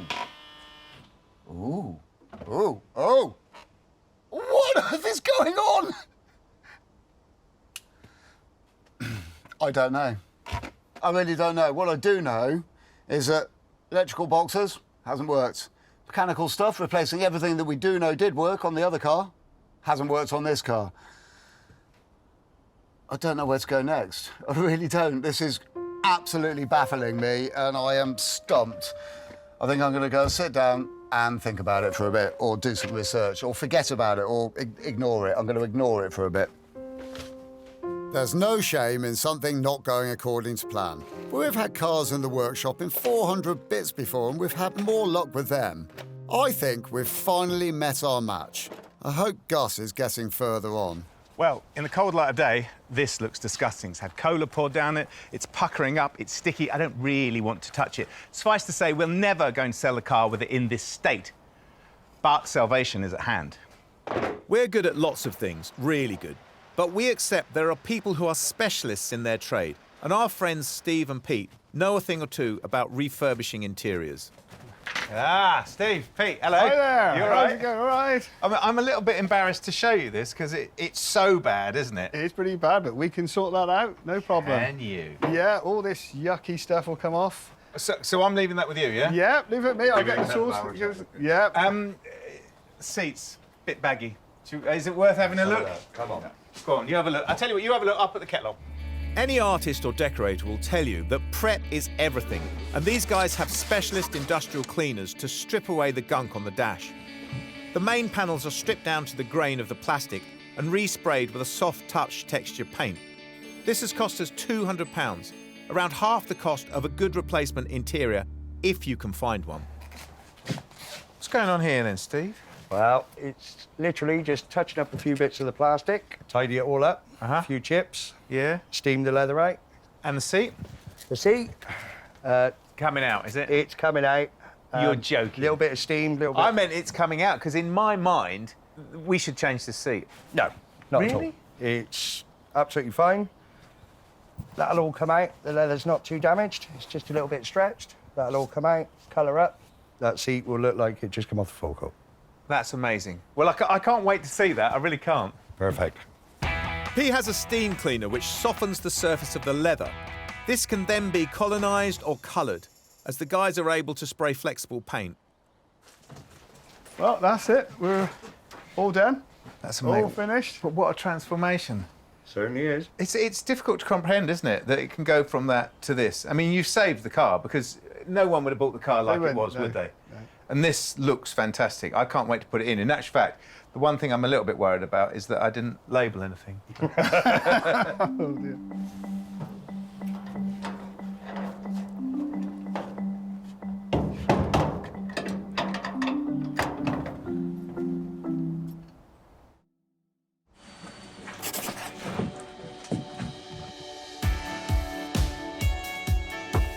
We're going to park the fact that the Mercedes, while able to drive, still slips out of gear and the roof doesn't work.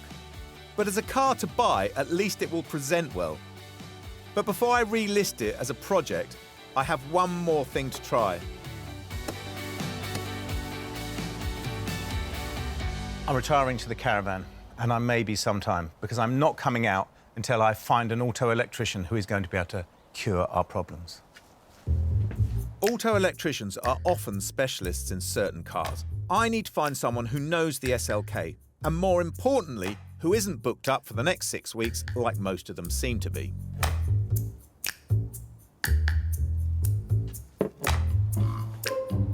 That stupid, overcomplicated tin top, which is driving me mad. I'm running short of ideas. All bar one, which I think I'm going to go and try now. While Will disappears in a cloud of smoke, in the end, it's a friend of a friend who knows someone, who's heard of someone, who is a Mercedes electrician who pops in on the way to another job. Ah, Mark. Hello, how are you? All right? Well, I've had better days, to be honest with you. This has been an absolute nightmare. Well, I mean, what's the deal? So we bought it, and it was in limp home mode. Engine wouldn't run, hood doesn't go up or down, and it lurches when it goes into gear. But we've changed absolutely everything. Everything that we can get hold of, we've changed, swapped out. The engine now runs quite nicely, actually, but hood doesn't go up or down, and it lurches when it goes into gear. Oh, and the dashboard's lit up like a Christmas tree. do love a good Christmas tree. Yeah, I've owned a couple of these and I've worked on God knows how many. Would you mind jumping in and starting the car up for me, please? Certainly will. Can you pop it in gear as well, please? Right, into drive. Oh, switch that off. I don't like the look of that. No, it's horrible, isn't it? Let's have it off. Let me go grab some kit. Let's get it sorted. OK. I think Mark might be our man. Can you imagine if he can fix that? And he said he's had several and he's worked on lots of them. It would be better still if Mark operates a no-win, no-fee setup, but I don't think he does. Right, here we go. What have you got then? What is that actually doing? So this would be a Bluetooth interface for be able to carry out a full diagnostic, and we hopefully be able to find out what the problem is. Oh.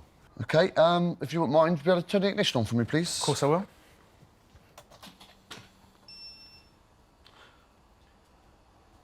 So this does diagnostics of the whole car? It's just going in, just doing a check to see if that module exists, because it's checked it against the database. Yeah. And then it'll give you a table of content with the faults reported on each one. Oh, OK. And then you do a report. Yeah. Then you can then delve in deeper on what you think is going to be causing the issues. Got it. So quite often if you've got a code in one module, it will then repeat that into multiple modules because they're interconnected and they rely on the same information. You might as well stop because you've lost me already. But it's interesting, isn't it? Because it's down to what you know. It's your experience, isn't it? And specifically, it's your experience of these cars, isn't it? I do love these cars, but they have had some headaches and some trouble. But there's not one that's beaten me so far. Well, that's good. Well, it's now finished scanning. We're looking at 7 modules so far with about 21 codes. It looks worse than what it is, I imagine. I can see that there's a couple of modules which are fitted on here which are not communicating, so they're either dead modules or they've lost power or they've got a wiring fault. So is that stuff that we've swapped out, you think, that we've done that? Have we made it possibly worse than it was? I don't want to point the finger, but possibly. OK. OK, so where do you go from here, then? Let's have a look at what's been changed and do some wiring checks and power checks, and hopefully we get to the bottom of it. Mark goes around every single module on the SLK, a car that seems to have an endless number of error codes and trips. He resets all the units until he's left with 2 faulty ones. Which one are you going in on, then? So you've got the power distribution module in here, which is responsible for powering up multiple components throughout the vehicle, right? Which is my favourite one to go for. Are you saying that's a common fault? They're that common, I even keep one. You're joking. You would not believe the hours of research that I've done on this car and the hundreds of videos I've watched about things that go wrong, and no one has ever mentioned that. Good old Google. That bit checks out OK. That's the fuses, yeah? Just going to pin this one out a second. So, connector C, pin 4, there's no output. I'm just going to power them up. I can already hear that the ABS module is kicked in, and if you like to check, I would imagine the ABS and BASR light have gone out. What? Well, they have. Excellent stuff. Does that mean we're on the right path? I think we're going to be getting there. Let me get this module out, check the part number, and see if it's one I carry in stock. Wow. OK.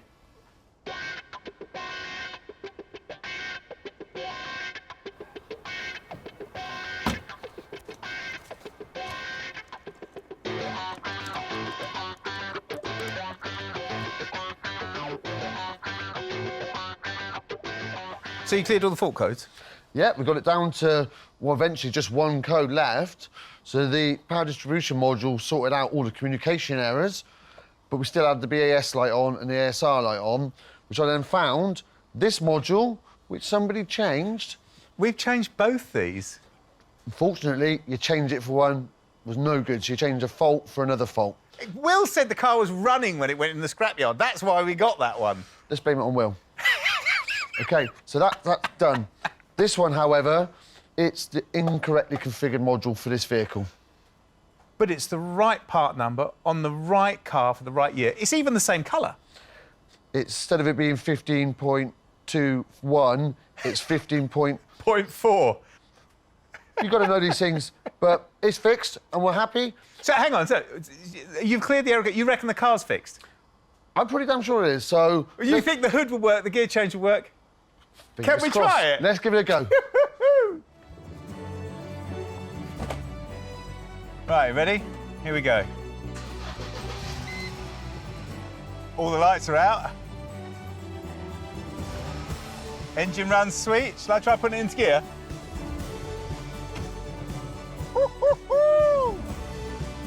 That is fantastic! Oh, come on, that's great. Oh, yes! Oh, yes!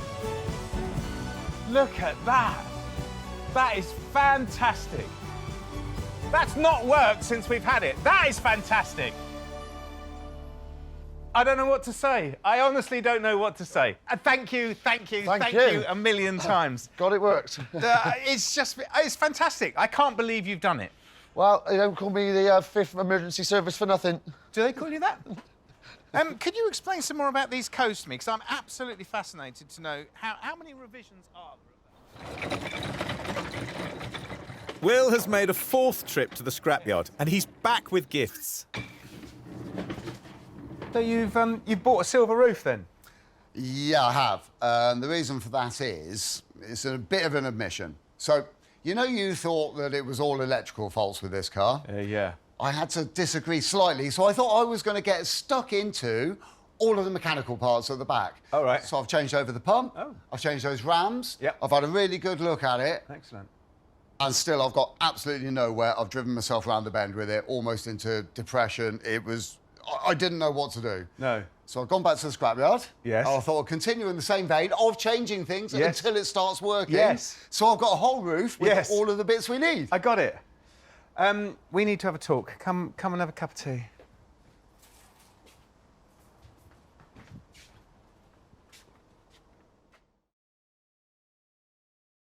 We have 5 days to fix the bangers that we flip. This Merc was about to be resold as a project car, but it's had a last-minute reprieve.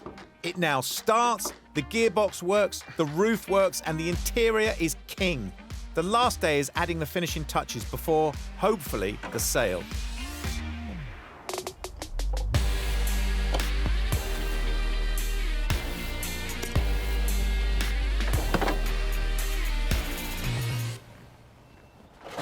Our SLK is starting to look really, really good. But there's still one thing that's really letting it down. It's these headlights. They're showing their age. The sunlight, the UV has got into them and really, really damaged them. I know a neat little trick to restore them, to make them glow again and look really, really fantastic. And it's not even going to take me very long.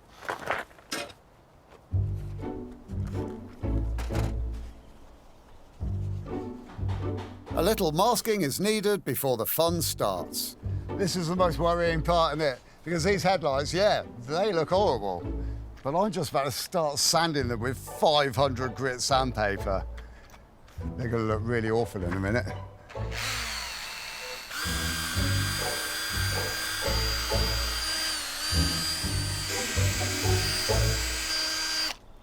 Consistency and being very, very careful, even strokes all over the whole thing is the trick to getting a nice job with this. I use finer and finer papers to grind away the discoloration. Followed by a similar process with a cutting compound. Sandpaper seems to have done the trick. Going down through the grades has really worked. Last thing to do on it is a bit of polishing compound now, and I think we are there. Apart from there is the other side to do as well.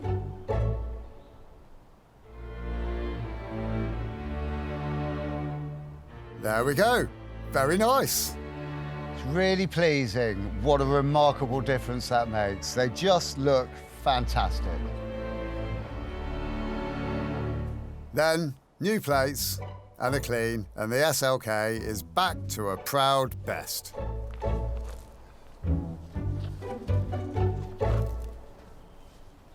So let's do the maths. The car cost us £1,200. We've spent £200 on spare modules we didn't need, £300 on ABS sensors, some of which we didn't need, and £100 on a silver roof that we didn't need, £200 on interior spruce up, and £350 on our electrical check.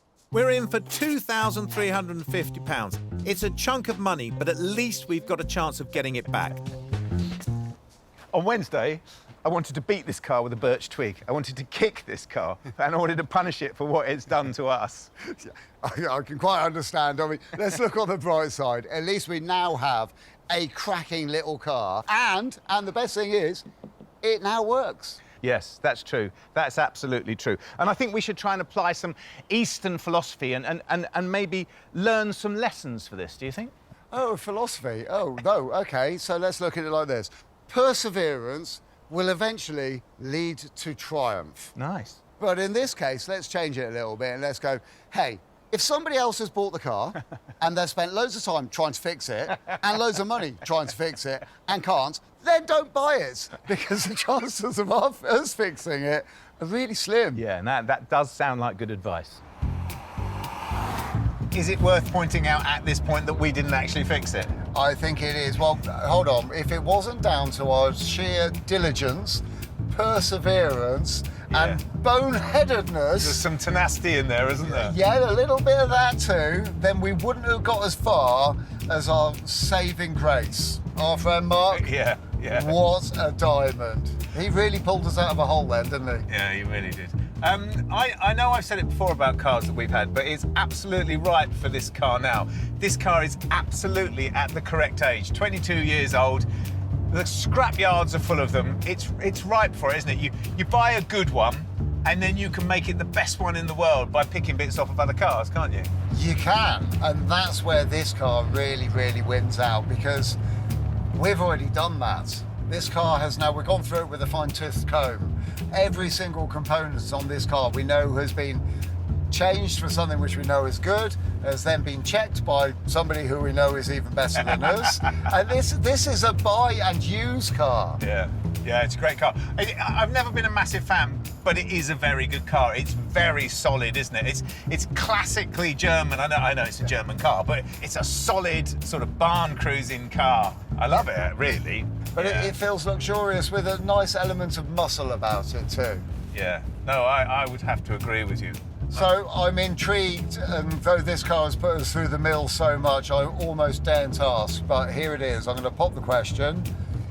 It's about the sales. Oh, I see. Yeah. How's all that sort of looking? Well, we haven't sold it yet, but, you know, we're definitely going to sell this car, aren't we? Because the first person that comes to see it is going to love it. The SLK is currently on for £3,500, but it's so good now we slap another £750 to the price. And a week later, a bid comes in. Well, we've had a bid.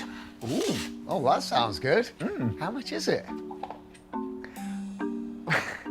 1,650. Right, OK. Well, it's nowhere near what we wanted, is it? OK, but that's only one bid. That's a good thing. People are bidding. It takes a bit longer, but eventually we get an offer of £3,900. It's not a double your money, but it's close enough for a biscuit. Did you get that? Yeah. What do you think? Well, actually... Can you live with that? Yeah, I can. That's not bad, is it? That's amazing, isn't it? If that's market price at the moment, we are doing very, very well. Have they got a let's bite his hand off emoji we could send back? That's the one we need to send, definitely. Here, cheers. Yeah, well done, us.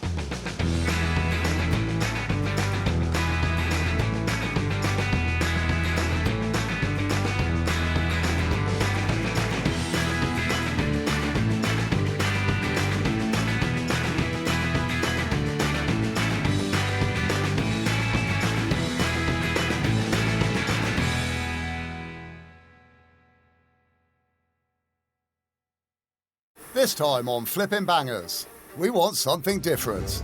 A Tokyo show car from 1990. It's a concept car that's crossed with a shopping car. What's not to like? We get something different. It must have been based on an aeroplane. Ooh. But is different good? It still looks like an absolute shed. We've made a terrible mistake with this car.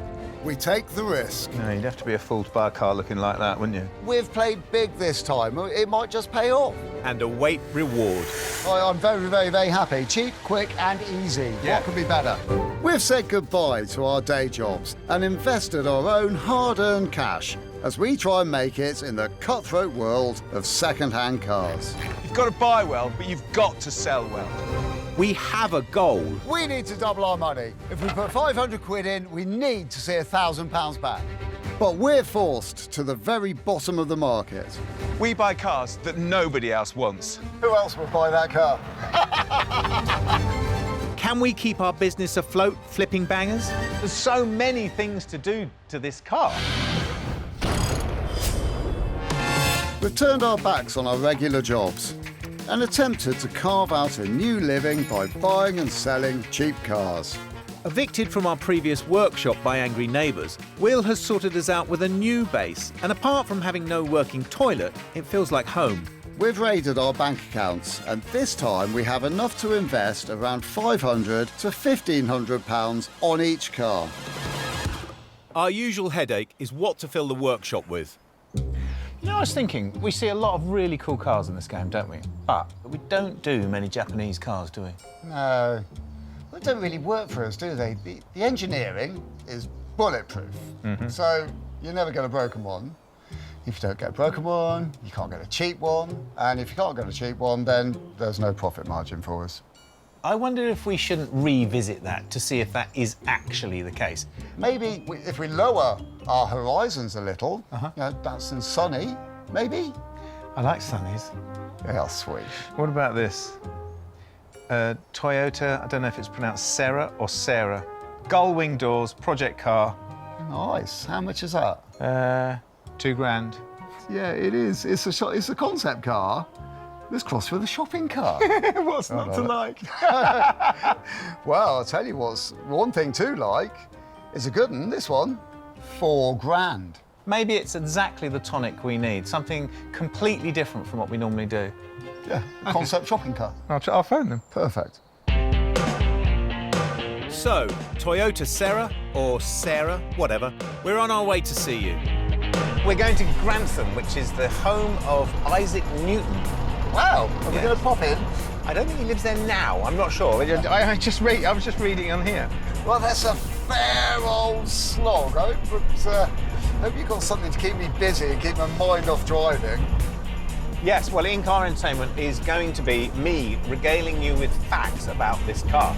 The Sera came out in 1990, which was apparently boom time in Japan. Finished production 6 years later. I don't know if there's any relevance to that. They only made 16,000 cars, and the name comes from the French être, to be, which doesn't really make any sense, does it? Because it's called a Sera. Yeah. Do you think that's got something? How did they get that name? Well, I wonder if it's got something to do with the sort of Sera. Is it? I don't know. We'll have to see. I don't. It's going to be a learning curve. Yeah. Well, apparently it's about the future.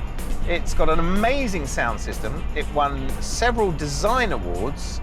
Blah, blah, blah. Sounds quite clever. The seller has 3 Seras, a nice one, a spare one, and a gold one, a project car that they can't or they don't want to fix. And that's the one we're looking at. Surprise, surprise.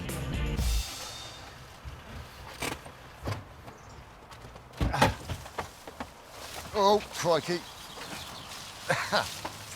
You're right. I parked in the tree. Sorry. Look at that. Super cool, that. That's groovy.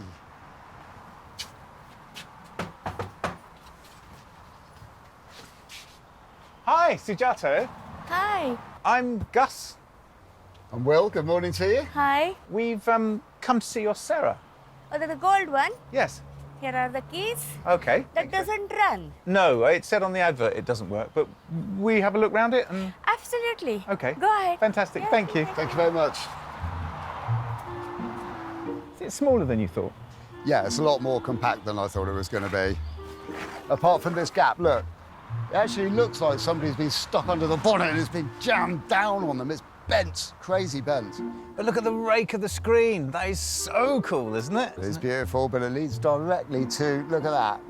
That's another problem. Look at this here. That's going to need a load of fixing. That's rubbish. Beautiful aftermarket wheels there. I've got to admit, those are nice. I do like them. I'm with you on that. And wait for it, William. Are you ready? Going doors.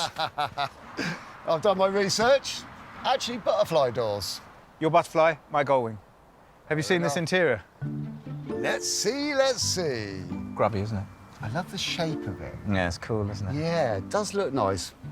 Awful, awful colour. I think I'm applying the yardstick here of if a car looks super fast and super cool standing still, we should definitely take it home with us. Can I apply the same yardstick? Yeah, it's heavy. I think that's broken. Oh, and it's broken. If it feels like I'm going to break it by just opening the back, Yeah. then we don't buy it or Yeah. take it home, because that's a very expensive bit of glass. Yeah, and that strut is clearly broken. It is. There's a lot of overspray here. I have to say, almost every panel has got overspray, or actually underspray here on it. So you've got too much paint at your end. Down here, quite a lot of it's missing, where that's why somebody's reversed it at high speed into something paint scrapey, like a wall. Don't you think that this, I mean, it's just totally amazing, isn't it? It must have been based on an aeroplane, mustn't it? That's the window. Stylish, cool. It's aeronautical, isn't it? Yeah, it is. Well, we know that doesn't work. Yeah. I'm really thinking if we were given this car, and even in our 5 days, we wouldn't have enough time to get it done, and we wouldn't have something we could end up selling. And again, the engine doesn't work. No, we don't know what that is either, do we? We don't know if that's taking the engine out and getting a new one. I think you're right. I think it's just too much work, sadly, because it's great. It's literally a non-starter. Yeah. What do you think? Well, I think it's lovely. I think they're absolutely amazing. I've never seen one before, but I've completely fallen for it. But this one in particular, it's just too much work. We've only got 5 days to do it, and we're not going to get that done in 5 days. I can't help but notice you seem to have another one over here. What's the story with that? Yes, I bought this car for my husband in 2013. He was driving it and we liked it a lot. So we bought that one. That runs, but it consumes a lot of fuel. Oh, OK. So you're not actually having a lot of luck with them, are you? No, not really. Well, as we're here, and that's there, would you be interested in selling it? Could we have a look at it? Go and have a look and see how you feel. OK. The keys are in the car. Can we run it up and down your drive? Yes, of course, go ahead. OK, I'll get him not to go mad. Thank you. Cheers, Gus. To me, that's already looking a lot better. No way. No, it's just not as cool. No, it's not. But it does have the same dent in the rear bumper as the other one. Same driver, maybe. The thing about the paint is, though, it is original colour, isn't it? It is. It's a bit grandad, but that might be in our favour, really. Gullwing doors? Butterfly doors. Oh, mind you, how did you get in? It's much easier to get in as a co-pilot than it is as a driver. I think this is the shaped door you have if your back bends the other way. Yeah, does yours? No, it doesn't. No, it's quite difficult to get in. It's baking hot as well, isn't it? It is. It's greenhouse temperature. Yeah. You'd want to hope it had really good air conditioning, wouldn't you? Yeah, as standard. As standard. It's averagely bland on the inside. It's very Toyota. It loses all its impact. All the impact of this, to me, is lost in this sort of gunmetal grey. Does it actually start then? I've just spotted the keys. Oh, yeah. The keys Standard. It's like an American movie. Yeah, you have to do it like that. You have to do it like that. I'm quite a long way away from the steering wheel. All right, OK, ready. There's no lights up. There's no flat battery. Let's get the starter pack. Yeah. Not as easy to get out of. Our trusty starter pack. You can't leave home without one.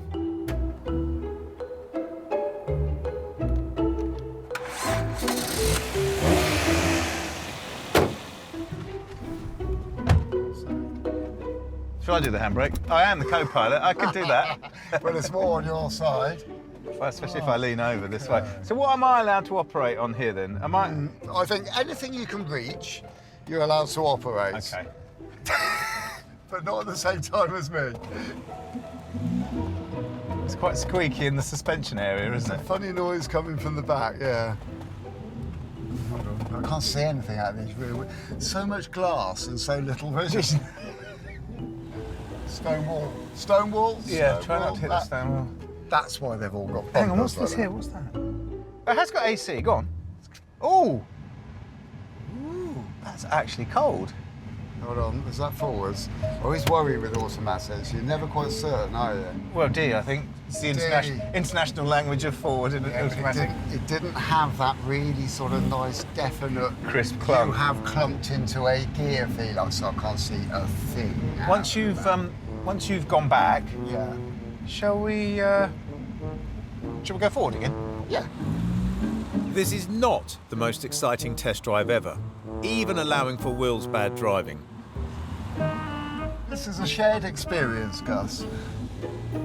Well, I think bodywork, uninspiring but original. Mm-hmm. Some of it original, some of it not. Yeah, that's a very good idea. It's very hot, isn't it? Engine, obviously trouble, but it doesn't seem that that would be too much, does it? Some sort of flow issue going on there? Yeah, I reckon. Yeah, all the fuel filters. And there's, on the top, there's a... rail. Yeah, that rail. Might be something to do with that. But I'd like to buy it because I think the car is cool.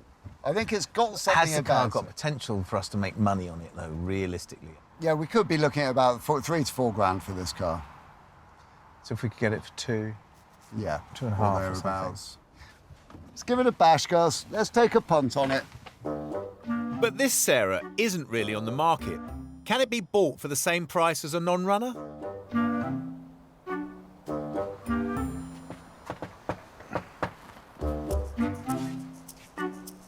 Sujata, hi. We've had a good look round your car and comprehensive test drive up and down your drive. And depending on how much you would like for the car, we would like to take it. 2,500? Will? What? Sujata said she wants 2,500 for the car. Sorry, mate. Sorry. Thinking a little bit. I was hoping we might be able to get it for a little bit less than that. If I use my most persuasive smile, I might be able to bring the price down a bit. Would you say 2,000? Would you be happy with that? I was thinking. If you take it away today, then you have got a deal. Excellent. That's fantastic. That is lovely. Thank you very much. Would you give us a hand putting it on the trailer? No, no, no. That's your job. Oh. Specifically your job. Well, there you go. Usually, Will's attempts at bargaining don't really work, but this time we win. And since the Sera, or Sera, drives, it's a quick job to get it locked and loaded, ready for our trip south. What we've got on the back is nice. It's very un-Japanese, isn't it? I don't know where to categorise it. And that's sort of a little bit country, a little bit rock and roll, a little bit coupe, a little bit town car. You're going to feel different buzzing around town than that, aren't you? Yeah, you are. You are. Yeah, and it is a bit of a mishmash of stuff. And honestly, I think that's probably what I'm worried about because it looks cool. And it being Japanese, we know that we're kind of sorted on most of the mechanical stuff, so we're not going to have to worry too much about that. But if we can make this work for us and we get it all back together easily, then we might be onto a real winner. Just the fact that it's odd. Is it at this point that I should say que sera sera, or should I just shut up? I don't know. I suppose we'll just have to wait and see. Yeah.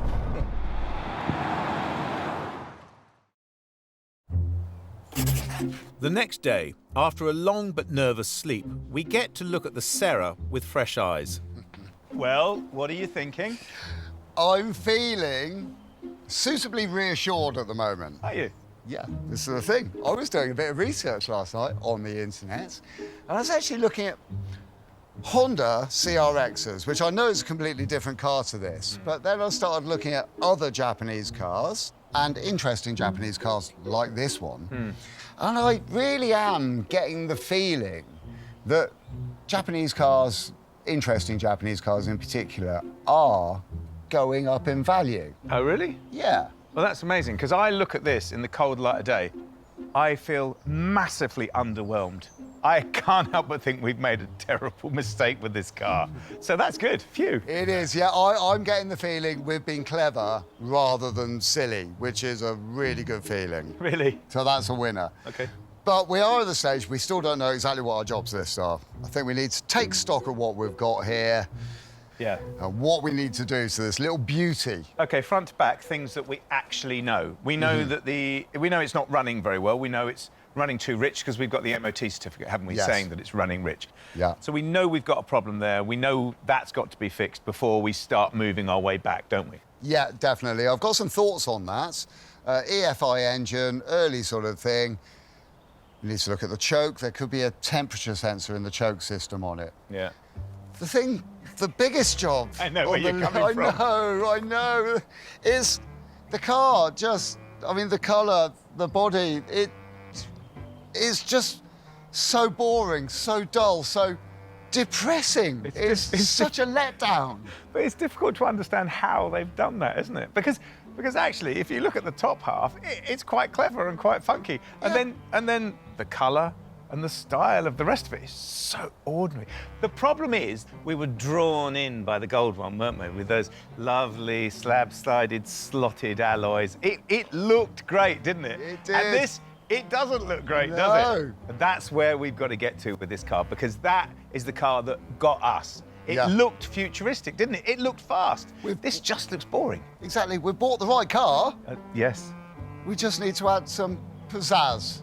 The other thing, which looks rubbish, is the interior.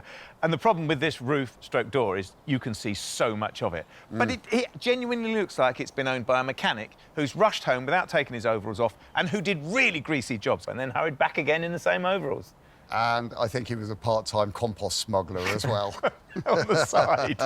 The other issue that I have with this car, though I have many, is the wheels. They are the blandest of 1990s wheels, aren't they? They've got nothing going for them. It does look like somebody's taken them on for caravan. Yes. It's a lot, and we should definitely get on with it. Yeah, I think we need to stop thinking about things for the job list and... Have you got the keys? No. So, we've got to fix the engine, tart up the inside and the out, easy peasy. Next up, a few shots for the internet listing. Well, they say the camera never lies, but in actual fact, with a little wash and brush up, our Sera looks fantastic and completely belies the fact that it's been sitting underneath a beech tree for the last 4 years. And I've put it online, and I've said that it's got brand new MOT, that it's mechanically sound, that it's a Japanese concept car for the road, that it's a future classic, of course, and that it's mechanically sound. Did I say that? And also I've said that if anyone wants to come and test drive it, they're welcome, which most of it's true, I have to say. The one issue that I do have is that the photographs portray a rather drab, grey little Sera. And that's sort of criminal, isn't it? Because it's an exciting car, sort of an exciting car, in a very drab colour. We need to do something about that. So we need, if we do that, we need to change it online because, well, just because we're going to have to if we change the appearance of the car. Pricing was really, really interesting and really difficult because normally I take a cross-section of several classic car sites, well-known classic car sites, and work out, you know, a price according to mileage, condition, things like that, just what normal people do. But there are none. There are none online. There are none for sale in classic car sites. Oh, well, there was one, the gold one, but we know about that. We've seen that and we don't want it. But it's the first time that's ever happened, which I thought was really interesting. Anyway, I've put my finger up and I've said the Sera is going to cost £5,495. If anyone wants to buy it, that's how much they're going to have to pay for it. And I was going to put it on an auction, but I actually don't think there's any point because they are so specialised. If anybody wants to buy a Sera, they will be looking, they will know it's for sale. So in we go, and the first job is the engine, of course.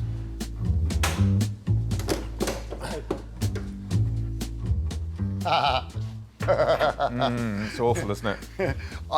Seriously, Gus, I don't remember it being that bad when we bought it. No, you'd have to be a fool to buy a car looking like that, wouldn't you? It's awful, isn't it? You'd have to be absolutely bonkers, yeah, you're right. Yeah, well, my understanding of the injection system is that air comes in through here, petrol comes in through here and is pressurised in this rail and it all meets up down the bottom of the manifold there and squirts in. Yeah. So I would have thought that taking these off and cleaning the contacts on the sensors has got to be a help at some point or something we should look at. Well, I think it's a really good plan to start with the simple stuff and then work our way up. I mean, for starters, let's have a look at the air filter. Because if that's all clogged up, that's not going to help the fuel-air mix, is it? No, that would certainly make it run rich, wouldn't it? Which it's not. No, I mean, it's not in perfect condition, but for the time being, that'll be fine. We're not worried about that. No. Well, it's got plenty of oil in it, and that's the fact. The oil's pretty clean, and I think, because they did talk about an overheating problem, didn't they? But there's no contamination in the oil, so, you know. All right. The fluid level in the radiator is a bit low, and peering in there, it does look a little bit scuzzy and sludgy as well. Well, do you think that offers us the opportunity to flush that out, flush the engine out, and flush the fuel system out? If it fixes it, then great, but if it doesn't, we can move on from there. An engine flush involves using a solvent to dissolve sediment in the oil system.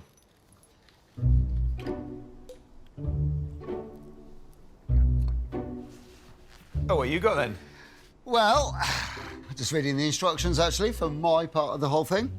This is lemon juice. I can see that. I know, it says it all over it, doesn't it? I know the bottles. So this is an old man's trick, something which I heard about years ago. OK. I've always wanted to try it. You put it in the cooling system. Yeah. Yeah? So mildly acidic mixture. It's an acid, yeah. Yeah. And then run around the system, churning everything up, dissolving all the nasty bits, picking it up in the water, 20 minutes worth of running, and then drain it all out. It's biodegradable, it's organic. Yeah. It is also mildly unquantifiable, isn't it? Well, yes, but I mean, you can see it's going to work. I mean, I've never done it before, but I've heard about it. I'd like to try it. I mean, we could just buy some coolant flush, couldn't we, and tip in there? Yeah, or we could just put this on our pancakes. Yeah. But I think it's a good idea, and I'd like to try it. I think it's a good idea. I just want to point out that my grandfather had a trick as well. He could take his pants off without taking his trousers off. It never really worked for me, I have to say. I'm going to give it a bash. Yeah. Certainly worth a go, isn't it? I'm going to take this and put it in the petrol tank. Well, that sounds a lot more reliable than mine. The truth is that if the flushes don't do the business, there aren't a million places to go on the car. Remember, a person who has owned 3 of these couldn't get it to run right. We let the Sera cool and head home.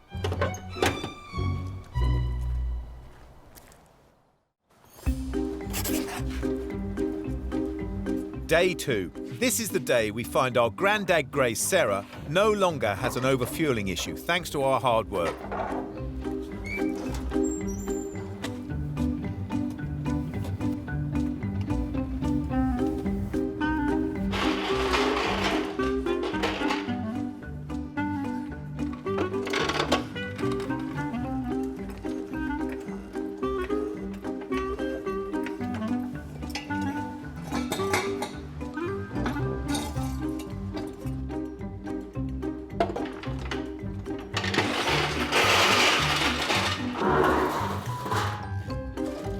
We do need to remove the flush, though, before we can fill it up with new oil.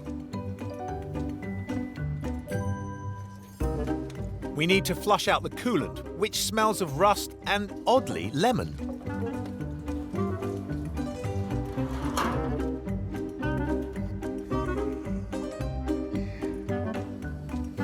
So we top up the coolant and oil and ask, have we solved the problem?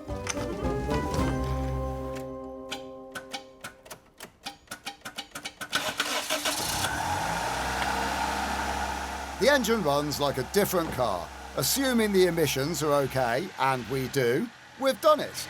That's fantastic. That is what I call a cheap fix. It's really worked, hasn't it? Fuel system flush.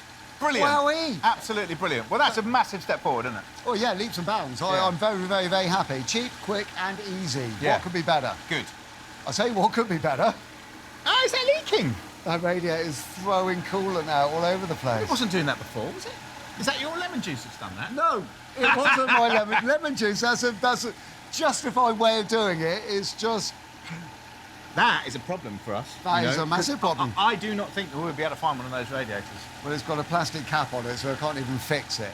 Are you going to take this out? I am. I'm going to have to pull that out. It either needs fixing or repairing, or replacing. Well, do you want me to see if I can find one? I think the radiator is going to be a problem. I don't think we'll find one off the shelf Why either. did we buy such an unusual car? That's your fault. Well, I'm going to get them spanners. This is what we call a one-step forwards and a one-step back situation. We fix one thing and reveal a new problem. Finding service parts for this car is incredibly difficult. All the things that you think, oh, well, I'll phone up our parts supplier, give them the registration number, they'll give me a part number, we'll order the part, all's good, it'll be here within the end of the day. But that's not the case with the Sera. You phone up your parts dealer, you give them the registration number, and they're like, well, we don't have any parts for that car registered. And you start thinking, well, surely there must be something similar. So you think the Starlet's similar, because that's what we've read about when we bought the car. But it's not the same. It's different. It's different sensors. This engine's different power. Everything for this car is bespoke to this car, which was only sold in Japan. And ours, of course, is in the UK. It's exactly what I thought when we bought this car. My major concern was that this is an imported car. It's going to be really difficult to get parts for, and the parts we can get will be really expensive. And that is what I'm discovering now. But maybe there is a way out of it, because we don't want a new radiator. We want our radiator refurbished, and that should be possible. So I thought I'd give my mate a try. Good morning, Jason. Morning, Will. How are you? All right? I'm very good, mate. Very good. Now, as ever, I'm turning up with an unusual radiator that's got some problems. Right, OK. Yeah. Right, so it's got a crack in the top. Yeah. And, I mean, it looks a bit sad. I mean, what would you say we should be doing in this situation? To be honest with you, Will, the tanks always go up there, so what we normally do is replace them with copper and brass tanks and put them on a new copper and brass centre. Yeah.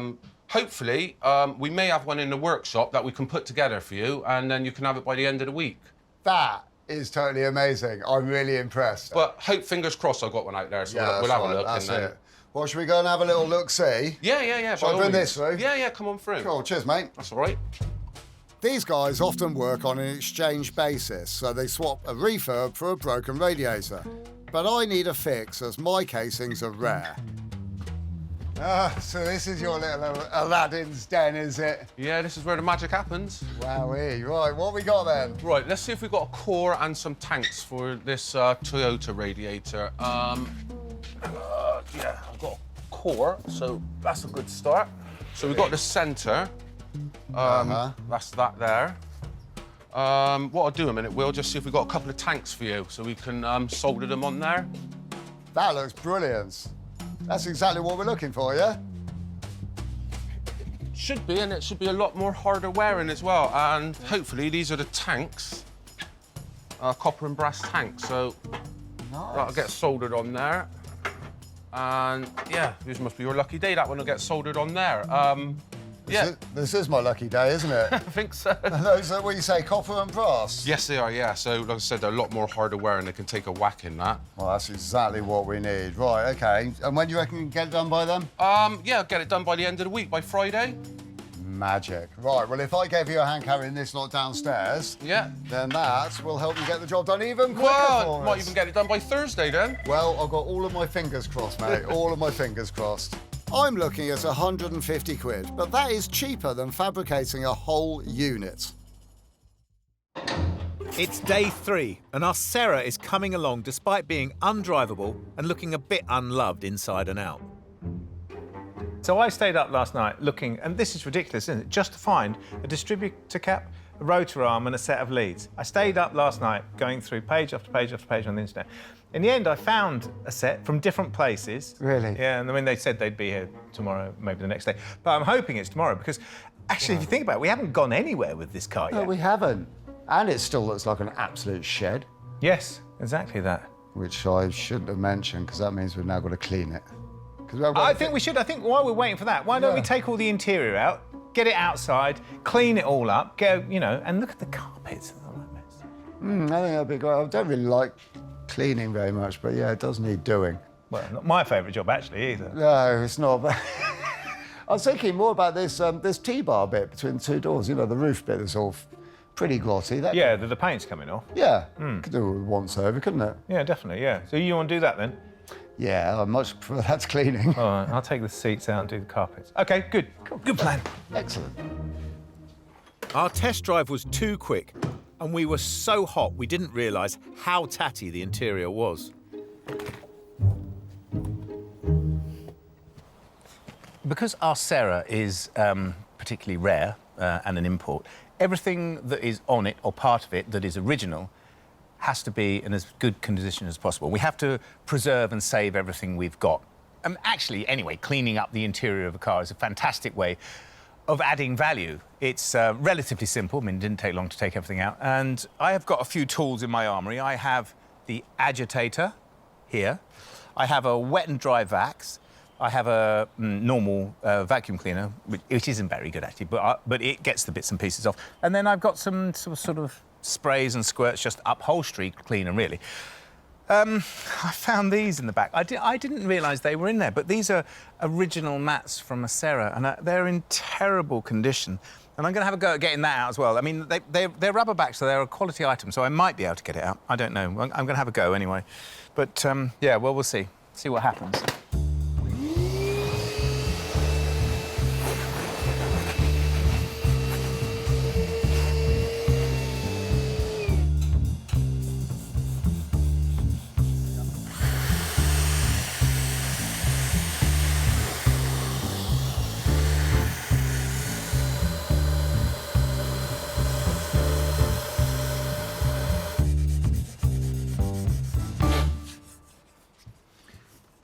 The lacquer on this section of the car, on the T-top bit of it, is all faded and broken and peeling off and stuff, which is quite common with lacquer. Now, I could respray it in the right colour and then re-lacquer it, but that's going to be a bit boring. We want to do something fun with the car. So, what I want to do is change the colour to satin black, also change the lines of where the paint comes to, because the normal paint line is just to here, and there's this wonderful triangular shape at the front of the car that blends into this T section here.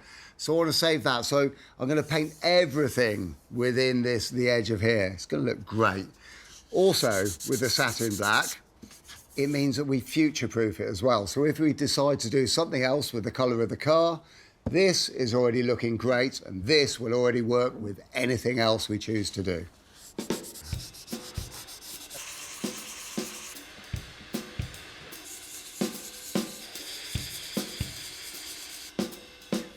I've got a problem here because this area here in the centre, all the lacquer's come off, but the lacquer across the back of here is still very, very solid, so that's going to stay on.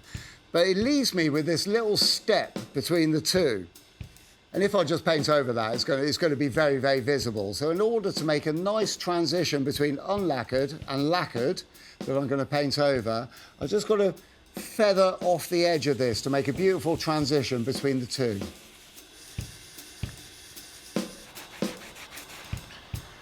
It's a funny thing about cleaning anything, isn't it? You forget how dirty it was once you've cleaned it. But luckily, I've got this in here to remind me, look at that.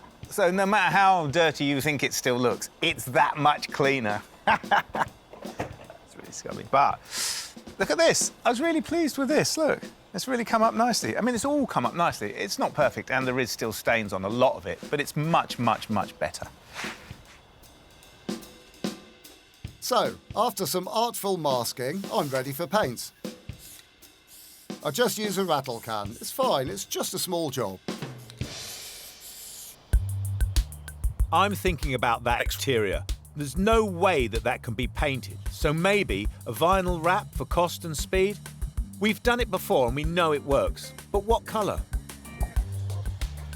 So have you ever agonised for hours, sometimes weeks, months, over what colour to paint a hall or a bathroom? Get little tester pots and you paint the pots on the walls. You see it in people's houses all the time, don't you? Well, buying a wrap for the Sera is very, very similar to that, because not only does it define the car, the colour, but it also defines whether you're going to be able to sell the car, which is perhaps more important. You could choose a colour that you think is fantastic. The rest of the world might not think the same, might they? So it is going to define whether you sell the car or not. So I've been looking at 70s Porsche colours. They've got some fantastic yellows, some fantastic greens, oranges. I'm sure you know the palette. They're bold without being brash, and that's the sort of thing I was looking for. In my mind, this Sera has always been a sort of 1980s concept car, the sort of car that I've seen at a show somewhere. I know this is a 1990s car, but it was developed in the 80s, and it has that feel to it. So I was thinking that we should do something really bold, something metal flaky, something gold. I don't know. I mean, I was thinking of asking Will, but he'd just say ginger, so he's not really going to get a look in. So the colour will be a little surprise then. as long as it works with a black roof.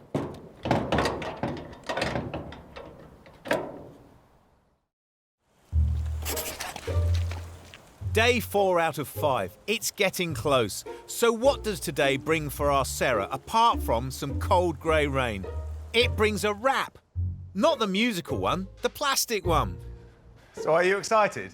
I am very excited because today's the day we're going to get to make this car the car that we originally wanted. Yeah, it's finally come, hasn't it? It fills me with a little bit of an intrepidation, I have to say. Because it can go either way, can't it, when you're wrapping a car? Yeah, horribly wrong or just wrong. No, I'm only joking, but we're not terribly experienced, are we? We've not. We've had a few goes in the past, and thankfully it's worked out okay. Yeah, I think this will work out okay. It's not that much of it, is there?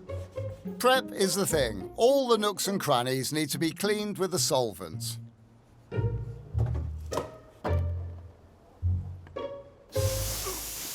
And we fill and flat the little bits of damage here and there. So what colour did I choose? A yellowy, goldish thing. It's going to make it stand out, isn't it? It's on the higher level of vivid, isn't it? You know, it's an original colour, you know that? Yeah, I do, yeah. I'm sort of quite surprised. Look at it. Grello. That is a grello. Green and yellow, I guess. I don't know. That's what it's called. That's a funny name, isn't it? Keep them as big as possible. Like that. Cutting. Our wrap jobs don't always go well, so we're being super careful. Should we make a cut across there? We probably should, I think. A wrap like this can take around 3 days, but we're doing it in 1. We're having to cut our cloth or our plastic according to our resources. How much you got over your side? Quite a lot. Well, give us a bit my side, so I'm right on the edge there. Pull it then. Go on then.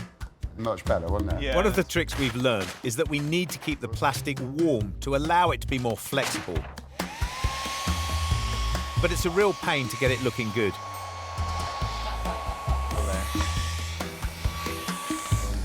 Yeah, I guess we'll go along there, shall we? I'm feeling quite a lot of tension. Yeah, me too. After an extraordinarily frustrating morning, we take stock. Oh, we haven't even finished it yet, have we? We haven't even finished the bonnet yet. OK. Final push. Right, a bit more? Yeah. Right.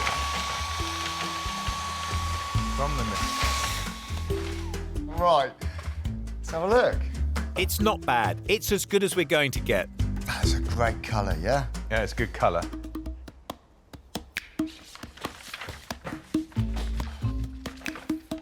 Very carefully made a template of the other wing so we could cut it. But it just saves us so much time, because if you try and hold this out against the car and cut around all the edges, it's just a bit of a nightmare. So templating it and working at the bench just makes it so much easier. Don't tell Gus. I've cut it the wrong way round, and we've only just got enough fabric to do the job. What have you done? Well, normally I'll try and cover this up with bravado and gusto and all of that, but you know when you carefully think things through to lay them out. I see what you've done. You've cut two the same side. Yeah. We better get some more. Yeah, because we have only just got... I'm not going to ruin that one, though. I'm just going to fold it away neatly, just in case that one we just fitted goes horribly wrong at some point. So we'll spare you the tears, but it's a long night before we get anything that looks even half right. Well, that was a long old day, wasn't it? Yeah, it was a long day. I thought that was supposed to be gold. Yeah, it's not really the dream that I had in mind, but nevertheless.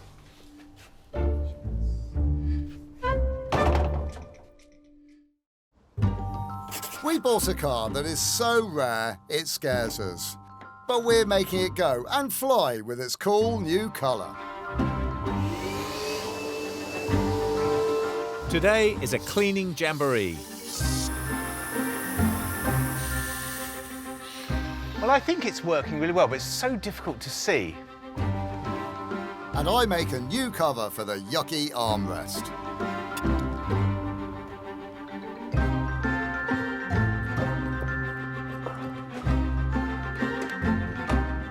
and I get some cool Sera wheels online for 750 quid. Look at these. Oh, wow. Oh, crikey. Wow. Yeah, look at that. You will never, ever find another set of those. They are incorporating the water droplet at speed, which was the whole inspiration for the Sera project. Well, it's a bit of a damp. No, it's supposed to be a water droplet. That's the whole is that thing. What it is? Yeah, yeah. Really? Yeah. Now that is news to me. I didn't have a clue about that. What are you up to then? Look at that. Yeah, it's a Ben Lambda sensor. So this is the Lambert sensor out of our car. Yes. Now we know that it failed its last MOT test on horrible emissions, Yes. don't we? And I'm pretty certain, and I'm no expert, but they're not supposed to be as bent as a banana. No. Because this second-hand one that I've got... Slightly less bent. Which is, a lot less bent, which is brilliant. But we know that this one has come out of a car that works really well. Yeah, well, if it comes out of one that works, we should be all right, shouldn't we? Well, we are clutching at straws now. We can chuck this on in there and see if it can't solve all of our problems. That would be great, wouldn't it? Because we do have a car that looks amazing, don't we? It's not the colour we wanted, but it looks great. No, I'm surprised at the colour too. It'd be great if it ran all right, wouldn't it?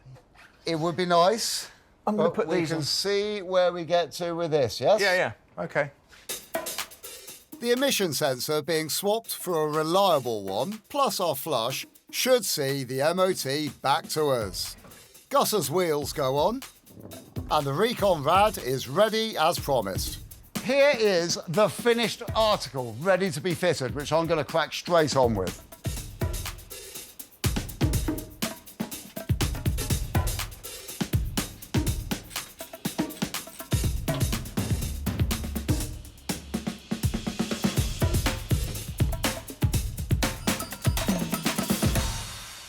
The car is now actually cool.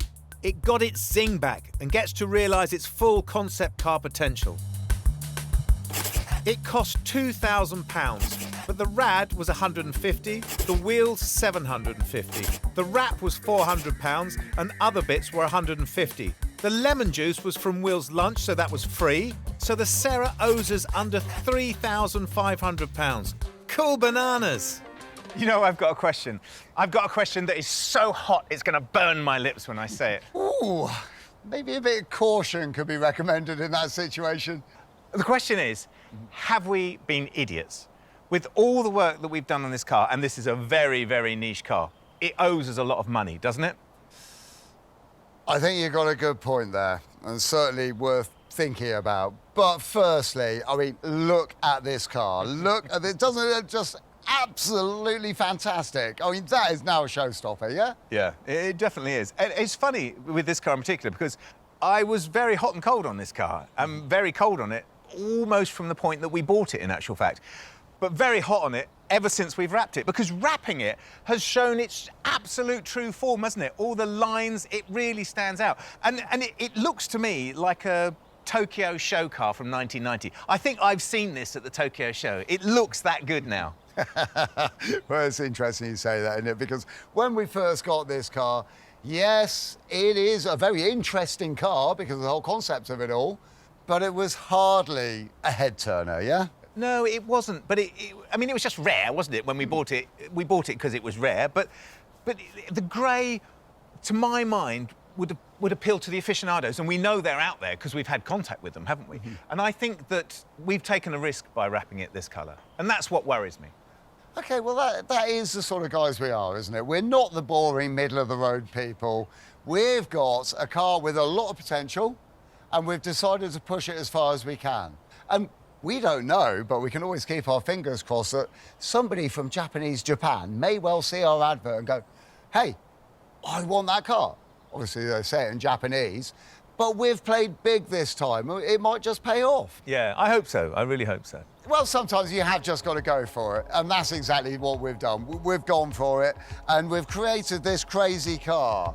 And I think it is starting to have a bit of an effect on me. I'm becoming really attached to it. It's getting to you, isn't it? I can see that. It really has, yeah. Yeah, through and through. I get it. We need to drive it, but where?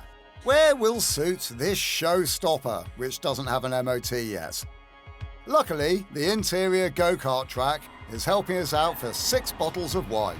Oh, yeah! We should be wearing, like, really cool sunglasses, silver shirts, suits, shiny shoes. Oh, it works, isn't this car cool? What we should have done, of course, is raided your dressing up box before we came, shouldn't we? That's exactly what we should have done. That would have been brilliant. We could stop at a second-hand store if you want. Yeah, all right then. Well, I don't think we've really got time. Let's just put this car through its paces, shall we? See what it can do. I do think, though, if you think about this car, it's a city car, spec'd for the future. I mean, I was thinking about this last night. Designed in the past for a future that is now really the past, isn't it? But it's stood up pretty well, hasn't it? With its super mini engine.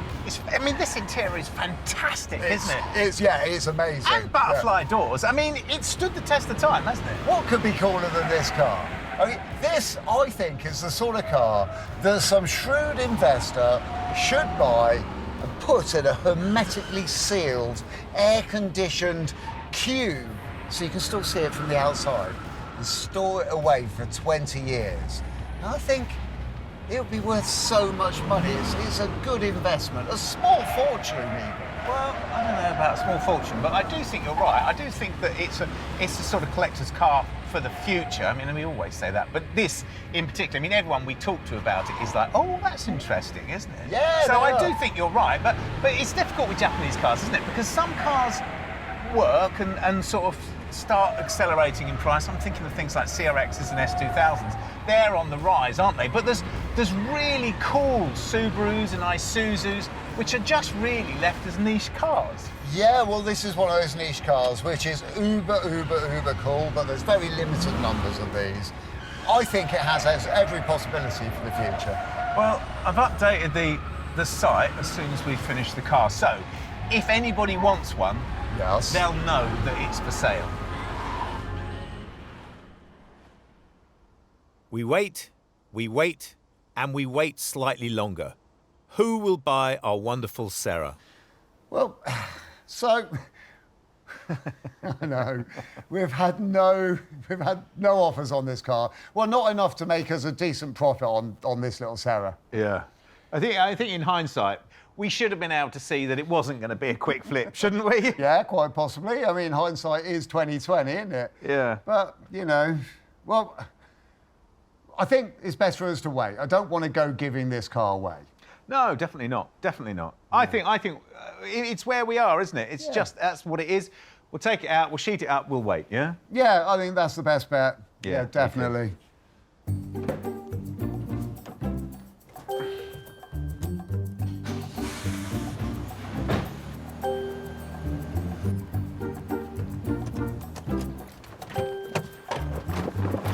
We've never done this before. We've never sat on a car. And actually, at time of press, we do get an offer, full asking. But until the money is in the account, the Sera stays put.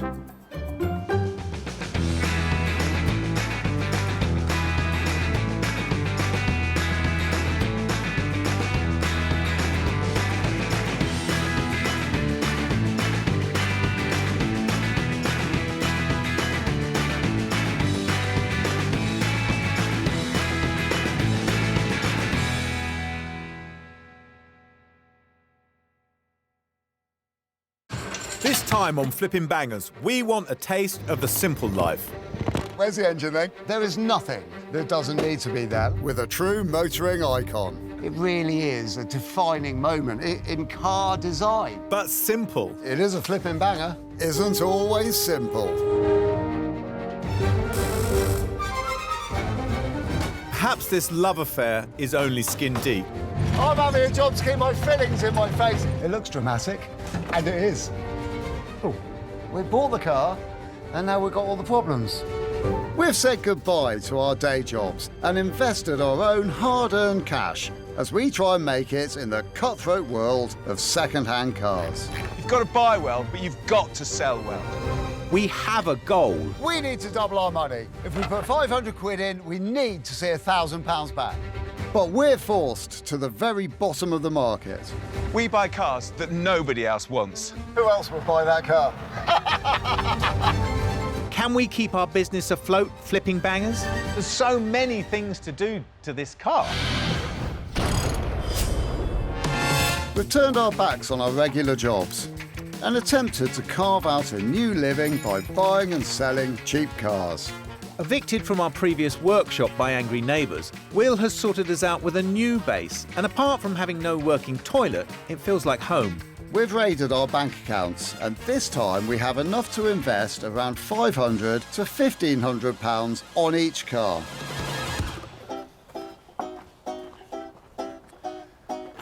Oh, lovely.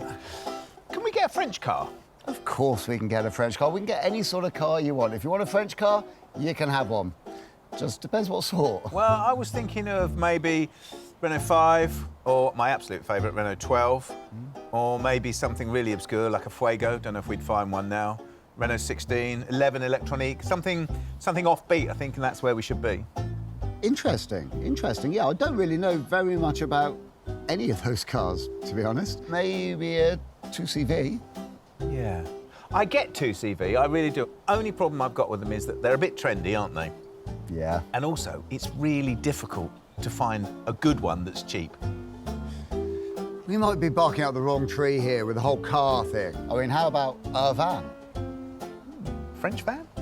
Be good. Oh, thank you. Will's ridiculous idea of the van is immediately binned, and my idea of something obscure is semi-binned. So we stick to the 2CV. I've looked at every single 2CV on the market for under £3,000. And so that's discounted the modern cars, because they're obviously more than that. And I've discounted all the white cars, because I don't particularly like the white cars. And I've also discounted the ones that were really rotten. Good. So how many do you think that's left us with? 14? No, it left us with 2. No way. Yeah, 2. And one of those was sold within 3 hours of going up. You are kidding. I know. So that's amazing. We've got one to look at. They are flying out, as they say. I mean, people are just grabbing them. Well, that's good news in some ways that they're flying out the door. The 2CV in question is a project car called Gloria that's no longer needed. Even in a rough state, it's £2,750, which is strong money for us. This must be little Gloria. She's quite presentable, isn't she? She looks great, doesn't she?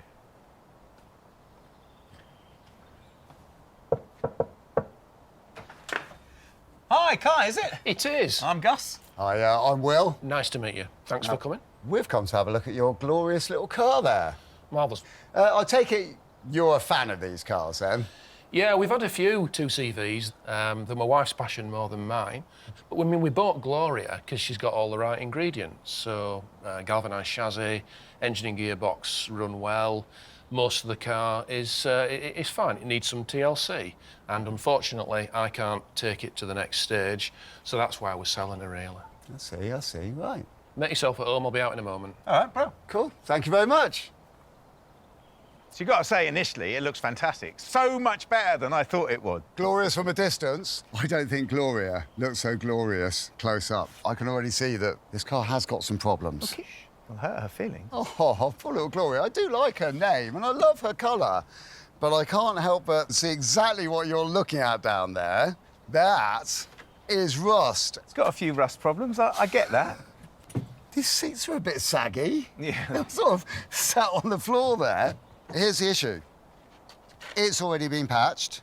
It's been patched so long ago that the patches have rusted out. It just doesn't seem like a big enough problem to not purchase something that clearly is so glorious.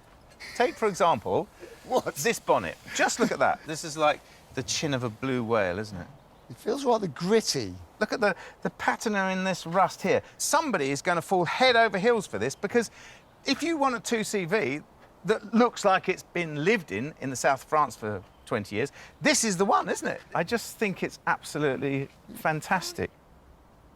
Oh, where is it? Where's the engine then? Go on. It's written there. Aye, so it is. And look at that. It's got 602 written on it. What does 602 mean? That denotes the capacity of the engine. It's a really diddy little engine. How many horsepower? I think 29. But it's weird, because I've been in one of these with 4 people, and you just would not know that it's a 600cc engine. They have always been very, very capable cars. And no matter how small the engine is, it's always worked for them. This is a plus. The only real minus at the moment Is that welding, isn't it? Yeah, but that welding is counteracted by the galvanised chassis. We know it's got a galvanised Big chassis. goody points. Yeah. The interior is interesting and very, very basic. And I think I found Gloria's little sister, Dolly, in the back. There's a lot of spares, isn't there? I think this is off of a Dolly. It's the right colour. Well, we know it drives and we know it stops, so shall we see if we can drive it? Yeah, it's not road legal though, is it? Kai knew we'd want to have a drive, and almost certain that we weren't thieves, sent us off to a farmer mate's field. Of course, we had to trailer Gloria there.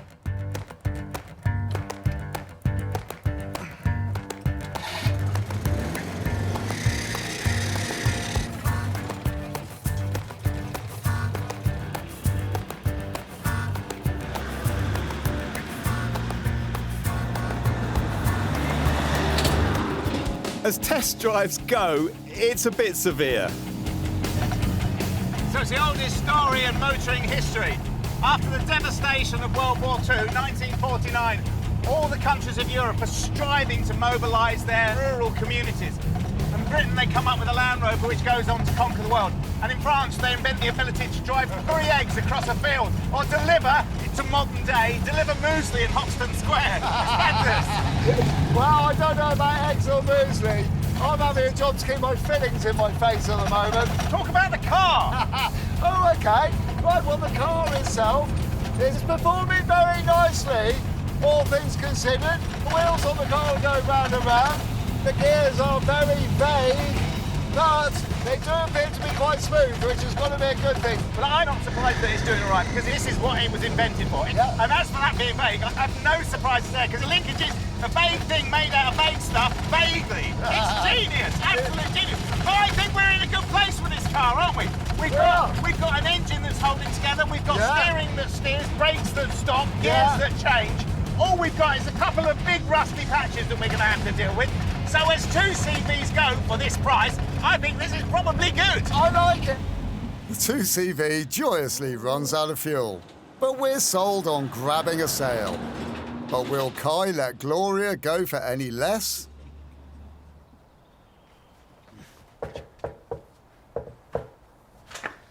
Hi guys, how are you getting on? Well, we love it. Of course we love it and want to take it home, but it really depends on how much you want for the car.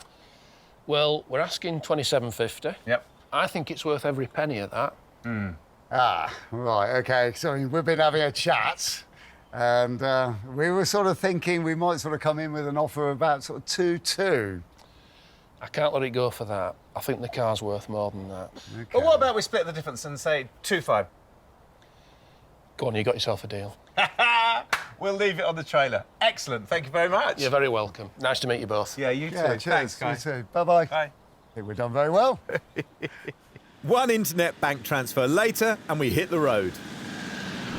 Well, I love a deal that goes like that. Honest guy, honest car. Totally brilliant. Absolutely. I'm completely with you all the way. There's nothing better, is there? They're not trying to hoodwink you. No. You're not trying to rip them off. And actually, if you were nasty, you're not going to get it any cheaper, are you? No, well, we're going to be nasty anyway. I mean, that is not in our nature. No, it's just not. So what do you think about our beautiful little 2CV? I think we've done really well. I'm pretty convinced if we just took it down south and advertised it down there, we'd make a profit. Yeah, but that's not going to happen, is it? Because that is the easy profit, and that's not in our blood, is it? No, it's not. But what do you reckon about profit then? Because, you know, you're going to... you're having a little look at the car internet, yes? I had them up here earlier, in actual fact. So, car same age as ours. Yeah. There's one on here for 4,000. Okay. There's one on here for 5.5. There's one on here for 6.2. Well, that must be good. Yeah, but it just means that I think we should aim higher with this car. I think we could double our money with it, definitely. Well, that's good. That is really good. And I'm starting to feel the same as well. I was worried that when we were going out to get a 2CV that it's such a close market. And other people out there know it much better than we do. Yeah, true. And it scared me. And we've spent a lot of money. But I've got a very nice car on the trailer. Yes, it's shabby around the edges, but it's all right. The next day, after nightmares full of rusty Citroens, we get the chance to assess the 2CV and work out a plan. Bonjour, monsieur. Bonjour! You know what? From back there, I was just looking at this paint, and I could never get bored of looking at this. The sort of chalkiness of it and the depth of it. It's just beautiful, isn't it? They are one of the classic car designs. They're so beautiful in their simplicity as well. Yeah. And that's what I like. You know, there is nothing, I mean, absolutely nothing on this car that doesn't need to be there. Yeah. It really is a defining moment in car design. Yeah, I think you're right. I think you're completely right. But we need to define what we're going to do with this car, don't we? We need to work out what our master plan is going to be for it. Yeah, oh, right, OK. Well, here we go. We do have a very unavoidable date with the welding gear. Yeah, we do. There are several areas of rot that desperately need our attention. I don't know how hard it's going to be, or even how long it's going to take until we get stuck in. No, but we know that the mechanics of the car are basically sound, don't we? But we are going to have to go through everything, aren't we? Oh, and the brakes. And when we've had a look at those, we could have a look at the interior as well, because that's awful, isn't it? And if you're going to put this back on the road, you do not want to be sitting on the floor, do you? No, you definitely don't. Well, a good plan that's going to be executed beautifully can only start with 2 fantastic cups of tea and a tray of biscuits. I like the definition of the tray of biscuits. While Gus gathers an assortment of biscuits that are slightly past their sell-by date, I gather my photographic skills and try to capture the essence of this lived-in legend. It's auction setup time for the 2CV, which I've got to say is not my favourite job, but it's got to be done. So here I am doing it. Turns out I've got some rather nice photographs of the 2CV, so I'm ready to go on that. That's a really good start. And now I've just got to choose the right words for it and be as honest as I can about the car. So I'm going to say that the areas of rust have been sorted, which is currently going to be underway. Interior has had some work done on it, so it's been brought up to speed. And I'm going to describe the outside of it as having a beautiful patina. It's going to be a £5,000 or 4,995, but followed closely by or nearest offer, and we'll see how we get on with that. Now that Will has committed us to underselling the 2CV, it's time for Gloria to enter the workshop to receive a facelift.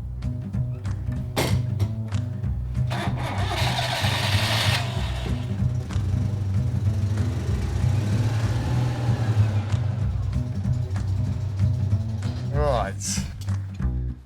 All right. Yeah, well, it's kind of nice that we've got a car with lots and lots and lots of spare bits. Yes, but it's all got to come out, hasn't it? Yeah, and these seats are so uncomfortable. So I vote we lose the seats at the same time. Yes. And for good access to the welding, the doors. And for good access to the engine? Oh, well, you put it as well. Let's get it all off, shall we? Yeah! See what it looks like. If only life could be speeded up. We embark on a stripping jamboree, leaving the bare bones of this classic car exposed.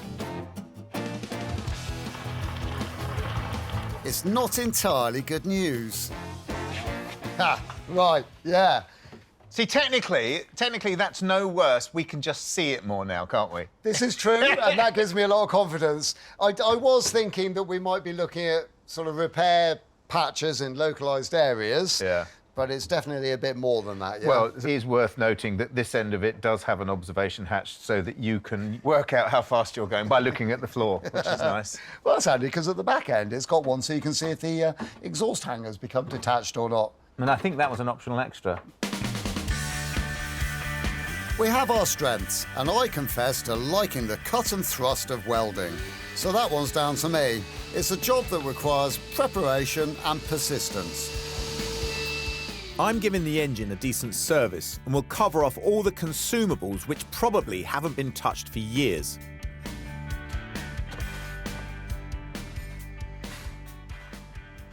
So just looking inside our air filter. So this is a foam air filter. Foam air filters often have to run in oil. They have to be oiled. But there seems to be an excessive amount of oil in here.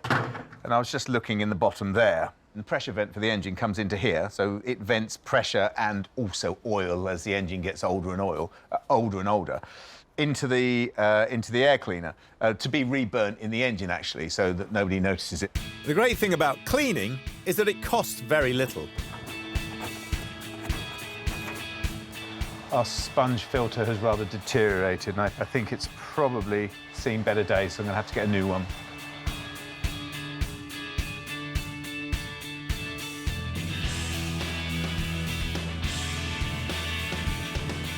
I changed the oil as well. When a buyer looks at a car and sees fresh synthetic in there, it all counts.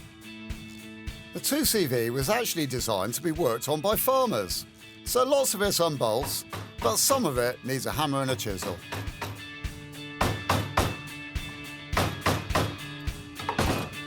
I have the oil out, but the filter is a pain. There must be some sort of special code, some sort of key to getting the oil filter off, which maybe if I looked on the internet I could find, but it's in such an awkward place. It wouldn't surprise me if it hadn't been changed for a bit. Oh yeah, I've done it. Ooh, yeah. It's a small success.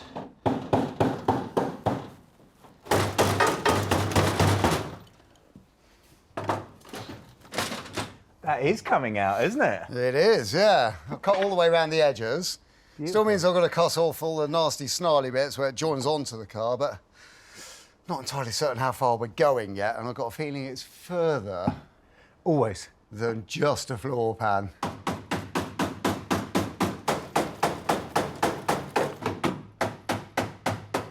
So it's chop here and cut there, and eventually the 2CV looks even more naked. You're right, it is a flipping banger. Right, sorry to be in your way, Gus, but... You're not. My little job's expanding. I basically need to unbolt the front wing to get to my welding areas. It looks dramatic, and it is. It is dramatic. So that's indicators. That is horn. That's better. Yeah, that'll give you better access for servicing the engine, won't it? Yeah, much better. As is always the way, every panel you look at closely is a bit scratchy. What you got then? Oh my goodness. Yeah, so seal attaches to the A pillar and to the A panel and to this front cross member as well. Oh my goodness. And it's all, everything all comes in on that join. Yeah. And to get to it, you've got to remove this part of the wing. Wow. Trouble is, that part of the wing goes all the way to the front of the car as well. So yeah. That's why I've had to have that lot so off. So that's all gone all the way through there? Yeah, look, it's all wobbling around. That's going to be the same the other side as well, isn't it? Well, I'm not looking at that bit yet. One job, one battle at a time, one battle at a time. This is the lesson that we teach ourselves every time we do this. Yeah. Little bit of rust. That's it, and we're going to walk away from the car. A little bit of rust. But and we all haven't this. done it. No, Again, we bought the car, and now we've got all the problems. Do you know what time it is? Yes, it's new fan belt time. Oh, I thought it was sweep the floor and go home time. I've got to get a new fan belt, might as well go home. I'll give you a hand. Brilliant. What a mess you've made of our car. So the 2CV is not full of rust, but it's not as clean as a whistle either. Still, it's been a fantastic first day.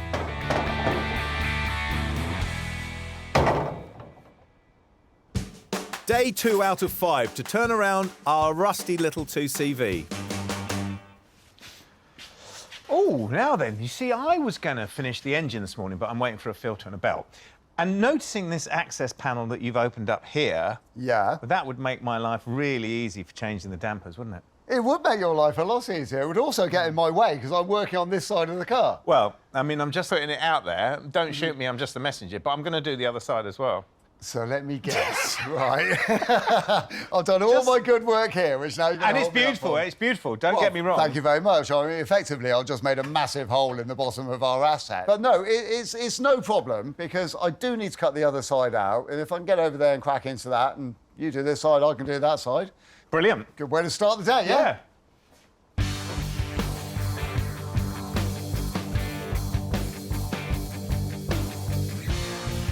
You know how this goes. I cut out the rusty bits and then find some more.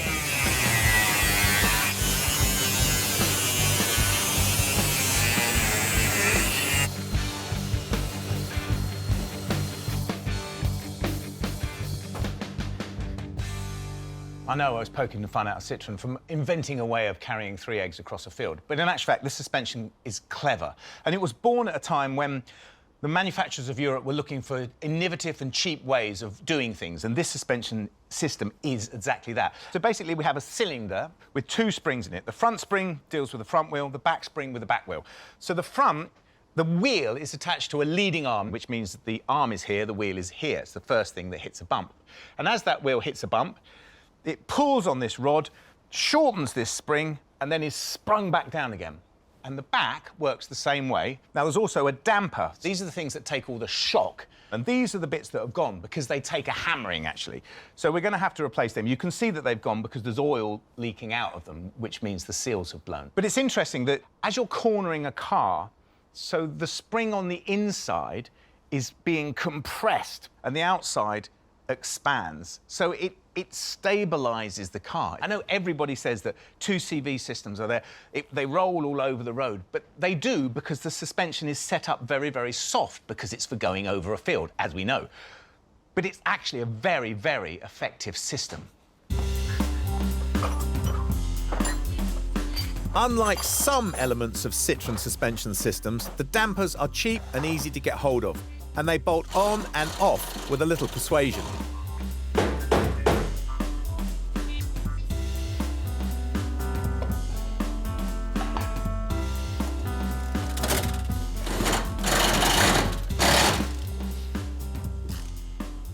So the front one's got a retaining plate here, just a little hanger for the suspension unit. But you have to put that on first.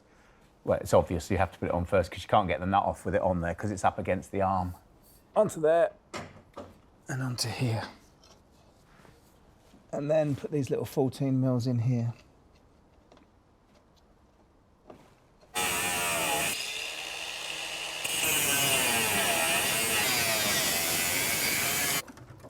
My other floor pan comes out, and we're sort of making some progress. Well, just quite a lot of holes in the bottom of the car. There are so many holes in this car. I've been through sort of stages of depression and deep upsets and anguish, and it's been growing and growing and growing, and I've done all I can. Every single last bit of prepping, and it turns out that now I'm just a couple of panels short of a 2CV. Cool. Well, are you going to go and get them then? I desperately need to go and get them ASAP now, yeah, definitely.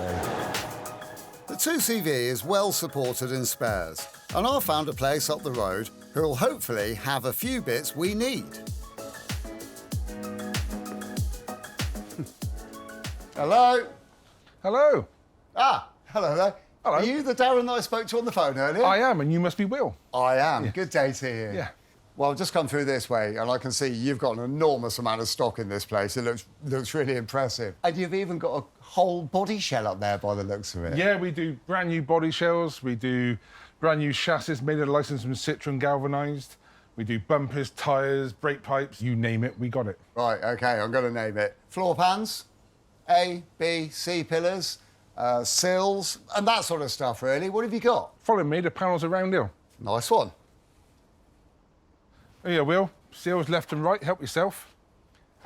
So that looks like a left sill.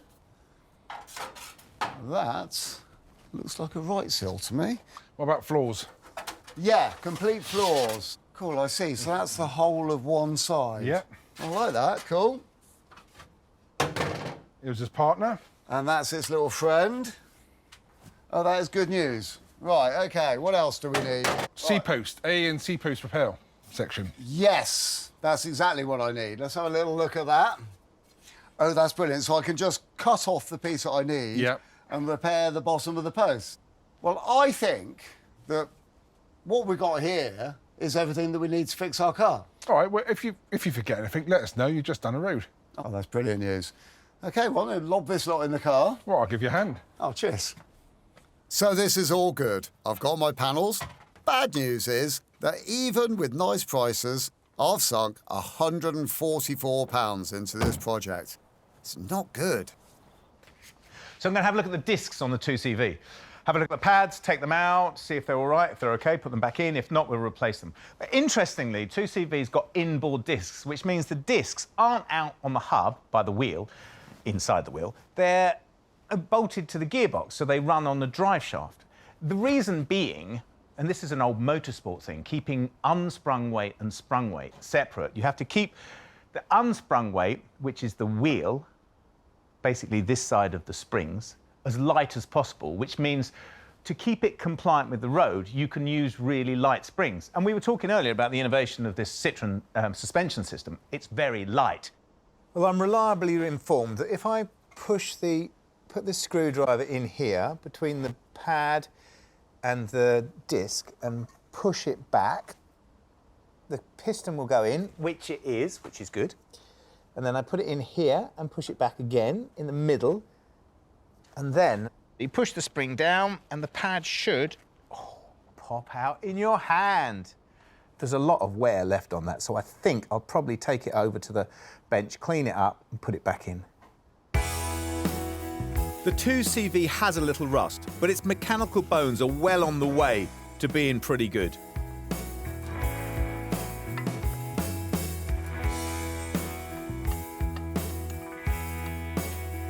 You have to pump the brakes before you set off, as the pistons are pushed right back into the calipers, and they'll need to come out.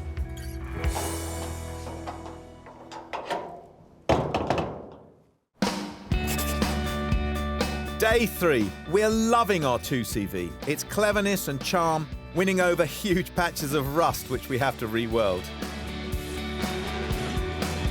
Coming through. Lovely. We don't have a ramp in the workshop to lift the 2CV, but we do have something almost as good. We call it our occasional trolley.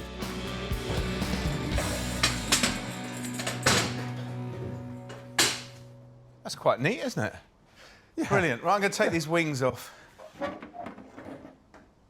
I'm stripping and cleaning the rear drums.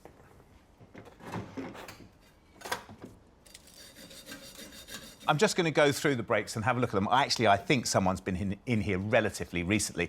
But I'm going to go through this one, check that everything's all right and that they're adjusted OK, do the other one. Then we know we've got the security of knowing when we put everything back together that it will stop properly.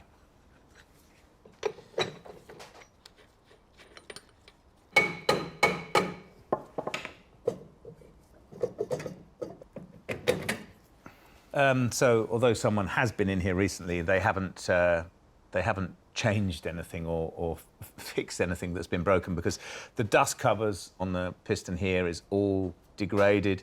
There's very, very little meat left on the leading edge of this shoe here. So now I've got to enter the world of pain of taking apart the brake lines here and trying to get bleed nipples, trying to get new pistons for the wheel here, and trying to get new brake shoes. Well, I'm sure we'll be able to get them, but it's time and money, isn't it?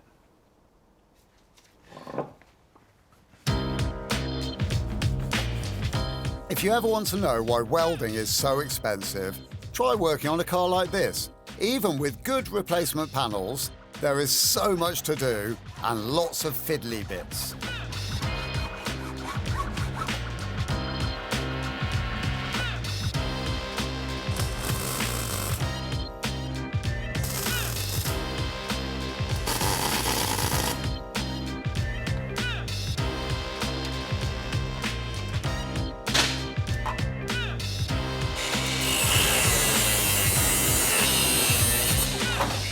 The nastiest aspect of this job is replacing the sills. The old ones need to be cut out and the new ones need to be fitted accurately. It's a good job on cheap and easy.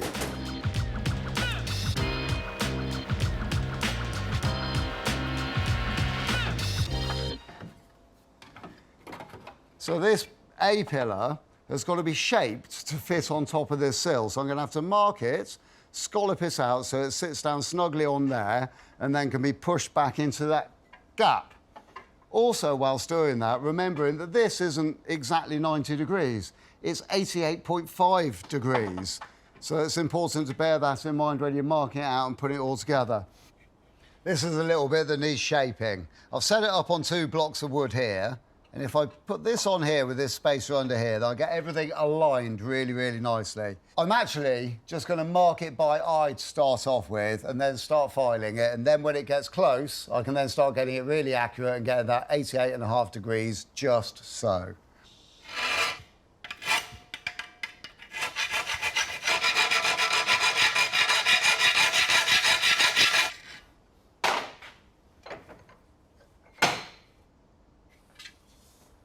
This now fits really nicely onto the top of the sill.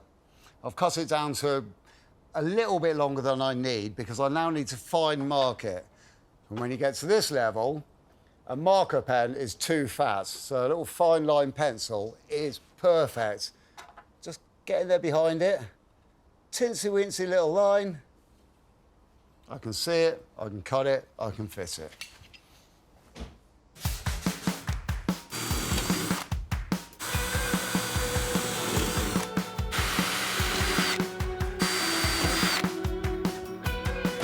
And this is a very important bit. This is called internal sleeving.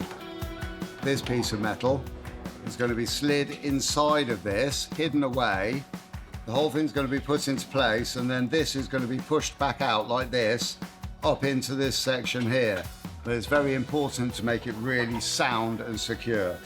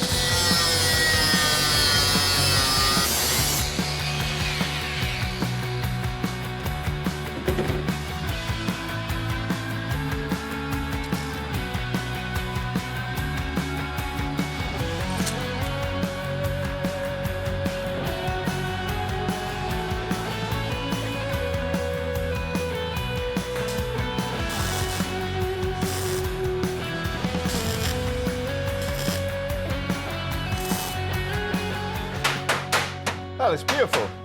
Oh, thank you very much. Proper work of art. Well, it's been taking some time, but I think it's worth it. Yeah, no, definitely. It's going to make the car worth something, isn't it? I've done the brakes. I'm just waiting for shoes. So, shall we go? Well, I would love to say yes and be out of here, but to make a decent work of art, you've got to put a lot more time and effort into it. This one isn't quite there yet, so I'm feeling a bit sprightly. I might carry on for a couple more hours and see if I can get this job finished. Shall I bring some croissants in the morning? I think that would be an absolute must. All right, I'll see you later. See you later. Have a good one.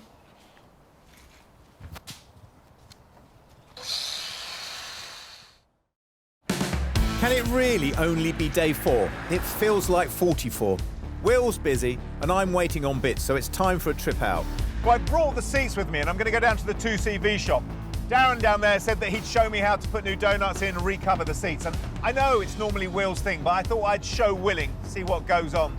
I'm rather regretting putting them in the Mini, though, with the top down, because the degraded foam is swirling around in the cabin, and I think I've swallowed most of it. The 2CV seats are almost as simple as a deck chair, but if you get the refurb technique wrong, you'll lose the little comfort that they do have.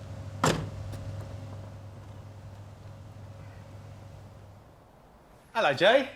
Hi, you all right? Yeah, I see you're already on one. Yes, yeah, no, always. Older than ours, though, is it? Yes, much, yes. Look at this. This is a disaster. It's Yes. absolutely falling apart. Yeah, they normally look like that after a while. So you're going to show me how to do it, then? Yeah, by all means. OK, but Yeah, I know nothing about what I'm doing. Yeah, no, it's just a process. Jay and I get rid of the hangers and clips, and the seats can be stripped. They're just held on with these wires. Your one's a bit bent, but we can always straighten that. So these, that just bend it out. That's it. Oh, I see. And then it just pulls out. Yeah, just pulls out. There, it slides out, and then there's another one if you want in the front as well. There you go. And then you can just peel the seat cover off. Oh, and then there's the dust. That's going to go in the bin, isn't it? Oh yeah. There are still salvageable parts of the chair left. This is the aerial, is it? The antenna? Yeah, that's it, for DAB. But we'll keep the back, because that's original. Yeah, I like it. There's nothing wrong with it. There you go. And that's it? That's it. Wow. Right, so what have we got here? So this is like the new seat base webbing. Oh, OK. This is, then we've got the little rods that go up through. It only takes 15 minutes for us to rebuild the chair frame. We fit new rubber donuts,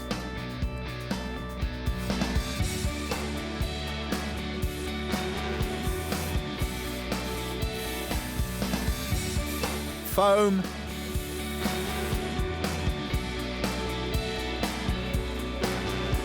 and finally seat covers. It's cost us £300. Not buttons, but it's a tangible sign of quality in the cabin. That is amazing. I mean, yeah, so simple, so brilliant. That's good, isn't it? It really is, yeah. It absolutely transforms it. Can I bring the rest in? Yes, please do. Fantastic. Yeah. Thank you. Well, I might as well take this with me, mightn't I? You can take Thank that. you. Covering the seat fits in perfectly with Citroen's philosophy for the 2CV. It's incredibly simple and it's incredibly effective. Lovely.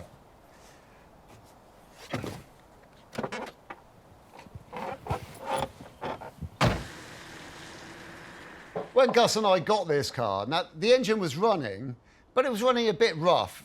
And the common faults with things like this is often the points adjustment. Now, on most cars, the points are within a distributor underneath a little plastic cap. You can take that off, you can get to it all very easily. On a Citroen 2CV, the points are well hidden. They're behind a grille, behind a fan, behind the fan belt, then behind this cover. And this is the reason that the maintenance that they need on a regular basis is often ignored.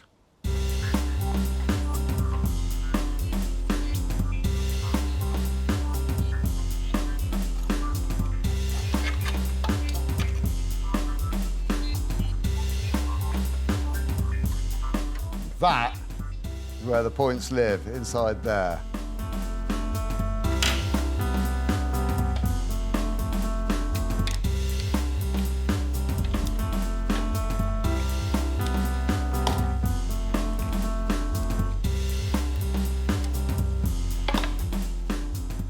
Right, this bit here holds the points.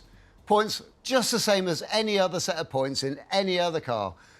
The bits that wear, though, are the little heel here, which rubs against the lobes, which push it open and closed, and the contactors, which kind of spark erode and wear as well. Anyway, that to one side, because what's clever about this system is behind here. Most cars have got a vacuum-operated system, which moves the back plates, which can adjust the timing as the engine is running, and this is speed-related. This one's clever because it's got counterbalance weights which are operated centrifugally. So when the engine runs faster, this bit turns like that. And what happens is at a slow speed, it advances the timing up, and at a high speed, it backs the timing off very, very slightly, therefore keeping the engine running smoothly throughout the entire rev range. And because all of this lot is so tricky to get to, I'm going to take it all out and change it for something which is very modern and relatively maintenance-free. So we're swapping it over to electronic ignition. Solid-state tech for delivering a spark in a much more reliable way.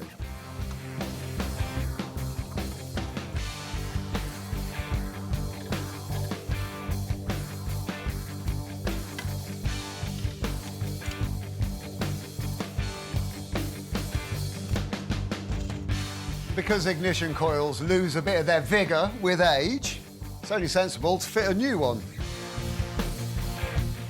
The maintenance-free electronic points take nothing away from the purest nature of the 2CV. Cost, around about 100 quid. You need to set the position of the flywheel by inserting this little rod. Another clever Citroen idea. So with everything now set in exactly the right position, it just leaves the timing to be set. And this is the absolute beautiful simplicity of the whole thing. Starts off from the fully anti-clockwise position, and then very slowly and carefully rotate it clockwise until the LED light comes on there. And without turning it any further than that, I keep it in exactly that position I can now lock it off, and the timing is set perfectly.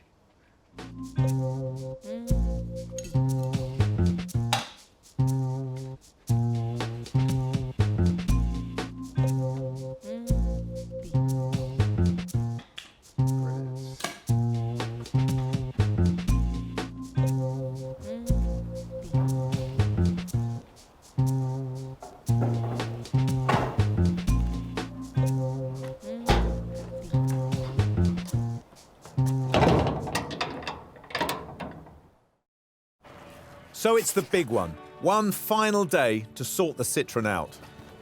You're wondering if I've got the keys in my pocket, aren't you? No, don't worry, I've got them in mine.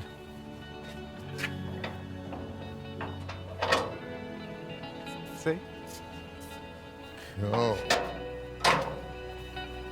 You know what? It occurred to me on the way back over, we've got to get this car out today. Well, we're in a good position now, aren't we? We are ready for the last dash on it. Yeah. Well, we should crack on, shouldn't we? We should, yeah. My brake parts are here, and that's all good to go.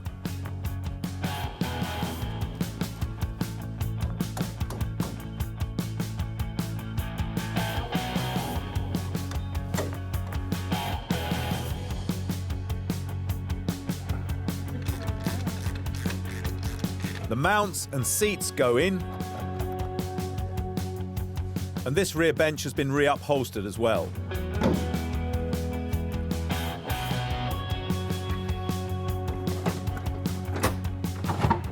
Lovely.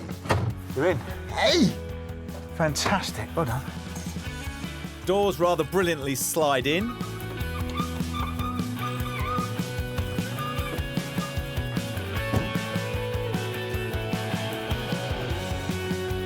The front doors bolt on. Doors shut now. Trims. 4 unpainted Citroën wheels.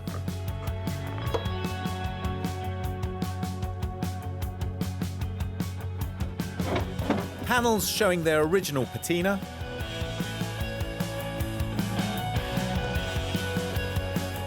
Here come the front wings. Oh, yes.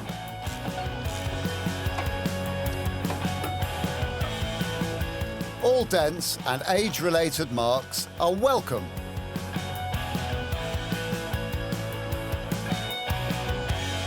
Just the bonnet, and it soon starts looking like a car again.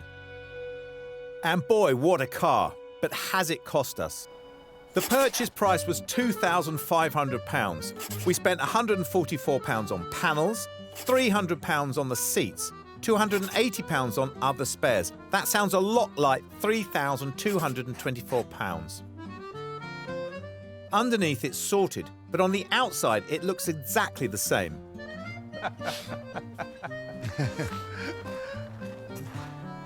You've got to love a 2CV, haven't you? Well, some might.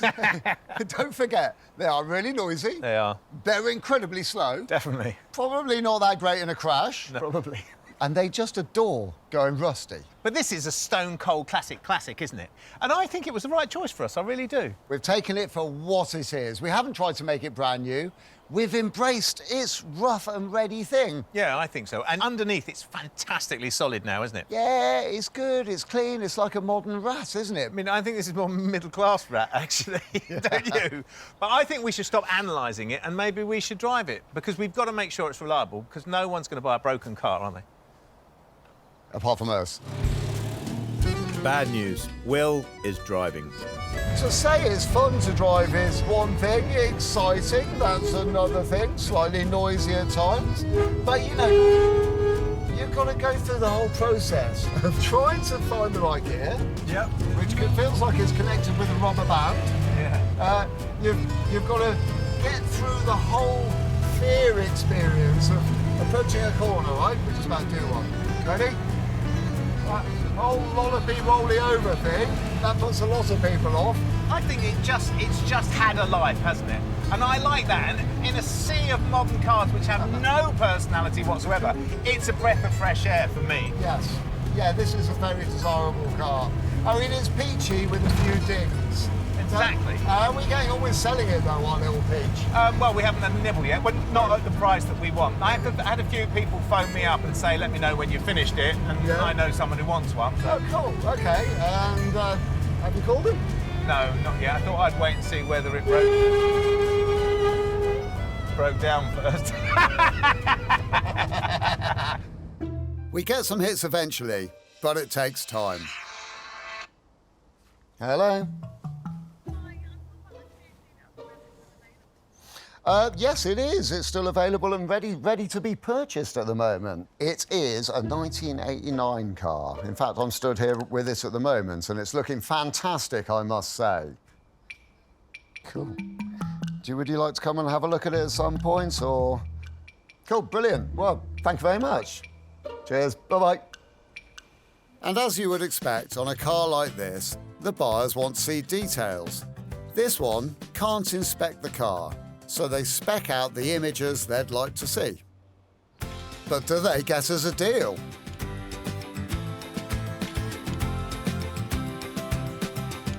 There's a little horse trading, but we do sell the 2CV for £4,900, a profit of over £1,500, and we can live with that.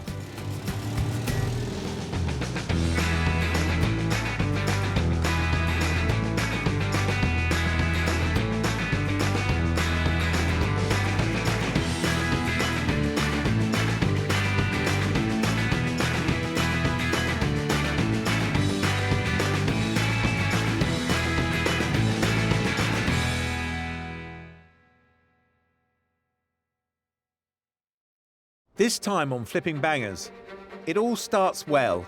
We may well stand a chance of doubling our money. Yeah, and go slowly downhill. Steering wanders all over the road, and it makes so much noise I can hardly hear. This bundle of joy £1,000? was sent to test us. Dropped all its oil. Engine on. Yeah, that's not working. I'm hoping you can help me. Yeah, I thought this was going to fly through the workshop, but that's a lot of stuff to do. I really wish I'd had a good old look at it before I volunteered to do it. Selling, though, I mean, where are we with that? Yeah. Oh, no. Yeah. It worries me. We've said goodbye to our day jobs and invested our own hard-earned cash as we try and make it in the cutthroat world of second-hand cars. You've got to buy well, but you've got to sell well.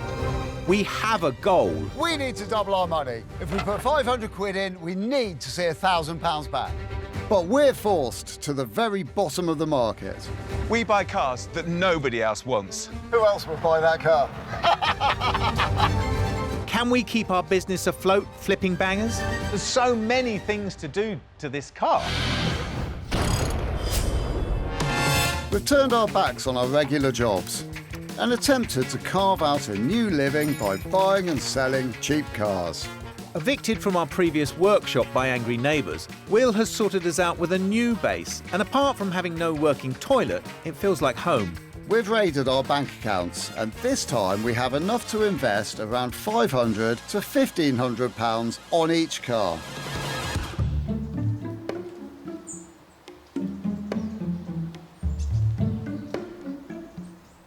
You know, sometimes sitting here, I really feel that we're living the dream. I absolutely do. I love the fact that we can zero in on a car. I can tell you've got something in mind. OK, well, I have got a suggestion. Have you? Yes. Go on, then. Fiat 126. Fiat 126. Let's have a little look, then, shall we? Fiat 126, produced from 1970 onwards. It was a replacement for the much-loved Fiat 500. They still sold 5 million. 5 million? And they're becoming rare. Do you reckon that's anything to do with the rust? It's a lot of rust, isn't it? It is an awful lot of rust. You're going to like this bit, though. £4,000 for a nice one. 4 grand? 4 grand for a good one, Exactly. They were sold here until 1993. Really? So we should still be able to find a runner. You know, someone may be still driving around on the streets using it as a daily driver. If we can buy in at sort of £1,000 to 1,500 quid, we may well stand a chance of doubling our money. Yeah? Well, shall we have a look? Shall we? Yeah, go on. Come on, then. Are we allowed to put our feet on the furniture in the new caravan? Sorry. The hunt is on. We don't give away trade secrets, but shall we say that many biscuits were consumed in the time it takes before Will's rusty, musty-smelling Land Rover is ready to roll. But what car are we seeing? And who found it? You know when you're driving to go and have a look at a car, you're feeling all fired up and you're wondering, oh yeah, is this the one? Is this the one? Definitely. Well, that's what I'm feeling like at the moment. It's a Fiat 126. Yep. And it looks great in the pictures, and it sounds pretty good in the adverts. But the advert's very small and doesn't give an awful lot of information. Fingers crossed. I think, well, 1,200 offers. That's not a cheap car, but it's within budget. And actually, there's not that many around at that price at the moment. I haven't been around one for as long as I can remember. So I actually think it's just going to be a bit of fun, isn't it? Hilarious. Yeah. And I remember it with a certain amount of fondness. Yeah, yeah. We arrive in Surrey, down a maze of streets that will be virtually impossible for the trailer to get out from. That is her house on the end. Whoa. Well, where's the car then? Well, she said it's in the car park, so it's clearly there. And so she is. A cherished but slightly crusty 126, resplendent in the early morning sun. Does that look so out of place in the modern world? Yeah, it does, yeah. It very much was a car of its period. Yeah, it was obviously very cool to be square in 1972, wasn't it? It's amazing, yes, exactly. The Fiat 500, the original, curvy, beautiful, fashion dictated, flat corners. Yeah. Hey, Nico. Hello, good morning. Good day. Good day, how are you? This is beautiful. Oh, thank you very much. I love it so much. Oh, so why are you selling it? We started to work on it 8 years ago, so... Really? Righty. Yes. Okay. Wow. And I'm looking for somebody who can finish this job and love it as much as I do. Well, I'd have to say, that is what we do, isn't it? Yeah. That's our thing. Yeah. Does it drive? Yes, it is. Excellent. Look what I have. Thank you very much. Easy, Tiger. My go. Thank you. Oh, cheers. Well, we'll take it for a little spin round the block then. See ya. Thank you. Enjoy it. Thank you. Oh, yes. Oh, crikey, it's tiny. It's made for us too, isn't it? It's a good job we're friends, isn't it? Yeah. It looks like it might have had a little bit of an electrical prolapse down there. Yes, but at least all the parts are still here. And it already looks like you've done the wiring, Gus. It does look like I wired that up, doesn't it? You can pop that back in. I noticed that this interior light lens is missing, which, if you want to put it back to original, that might be a problem, mightn't it, trying to find that? It could be, really, because I don't think the UK was the predominant market for these cars, so we may struggle trying to get bits and pieces like that. Yeah, I know it was made in Poland for another 10 years after it stopped being sold here. Yeah, yeah. Wow. Roof lining's missing, isn't it? Possibly the same again with that. We might have to make one. We could make one, couldn't we? Yeah. That'd be quite nice. Maybe a furry one. That'd be lovely. It would be, wouldn't it? Well, this car's not too bad. That's a bit glossy, isn't it? Your seat cover. That's a bit shabby, isn't it? Yeah, that looks like that's a job for you. Yeah. What do you think about these? These... Ooh, very modern. I think Punto. No, probably don't even fit. Yeah, could be right. Yeah. Well, should we give it a go? Oh, definitely, yeah. Come on. Yeah. Ready?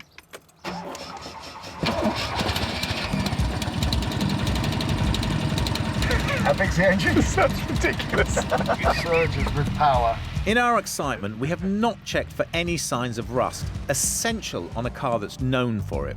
But we're too keen to sample the 126's driving abilities. This car was not designed for two middle-aged men. It's quite small, isn't it?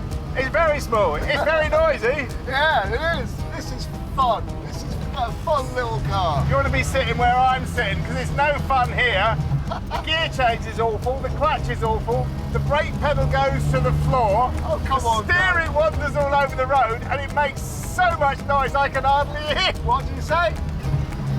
Oh yeah, I know you're already slating it. I'm just pointing out what's happening here. Definitely not a scrappy car.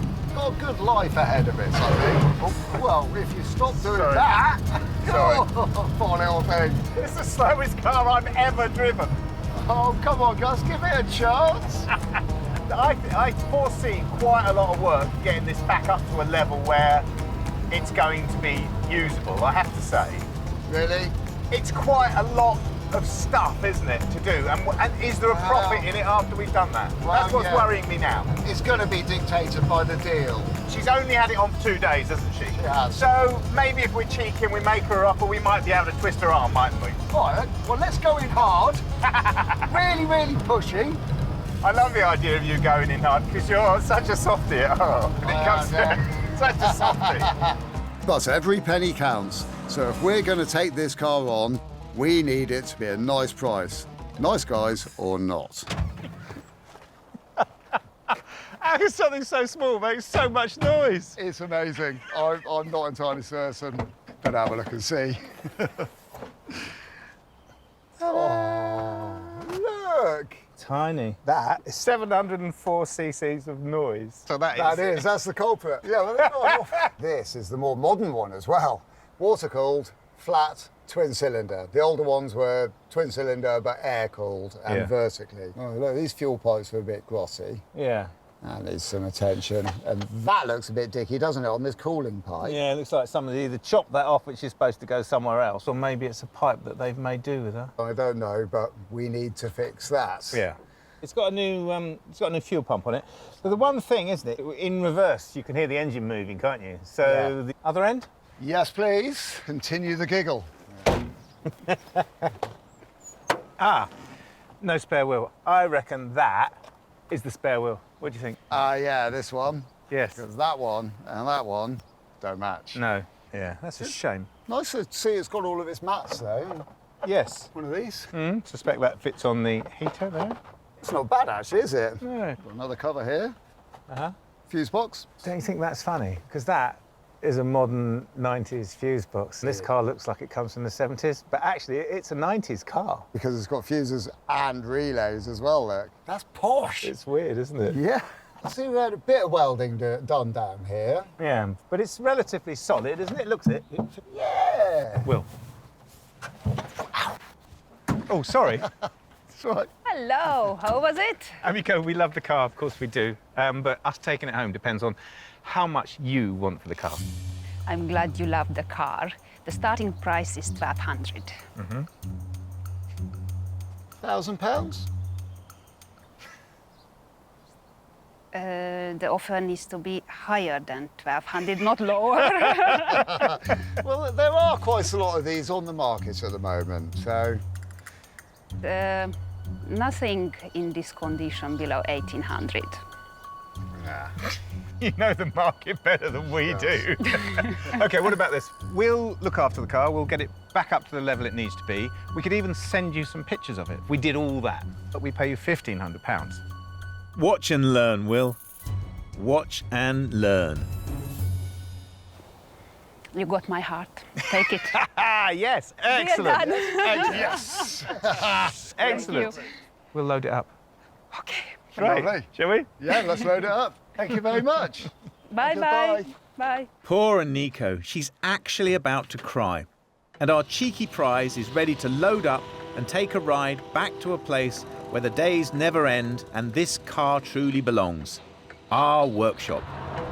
Well, it ain't the cheapest car we've ever bought. No, it's not. But it has made me laugh. It has made me laugh too. I'm just looking at this online. This car was made in Poland, 72 up until 2000. And in Poland, its nickname was Mulch, which means the small one. That's quite a sweet name. It is sweet. In England, Mulch doesn't sound that great.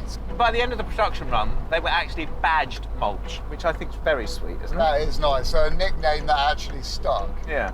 Okay, in some regions, it's called the Kazlak, the cough. Because of the way it sounds. Yeah. In Slovenia, it's called Picky Pocky. Picky Pocky means fast and loud. 50% there, isn't it? It is odd. Yeah, it's not fast, is it? So it's also known as translations of the little spider. Oh. The child. Child's nice, isn't it? The little petulant little child, maybe. Polish man. Okay. And the mouse's truck. The mouse's truck. Oh, it's little. Got it. Yeah. Oh, that's my favourite. Yeah, that is gorgeous. They really love them. Come on, Em. The next day, we trailer the Fiat up to its new home. You coming? This is the first of only 5 days we have in the workshop, and we like to look over the car freshly and pick our battles. It seems to have disgraced itself on the trailer. Oh dear. Not nice, what is it? Don't know, 2050 I think. What do you think? It's engine oil, isn't it? Engine oil. Oh, another job on the job list, eh? Come on, let's get it in. Oh, actually, I'll get the strap. You do the straps, I'll do this. The Fiat hadn't been driven for a while before Gus's heavy right foot was involved. So we know who to blame for this one. You ready? I'm ready, yeah. I can't stop it, you know that. I'm hoping these brakes will work well enough that I can.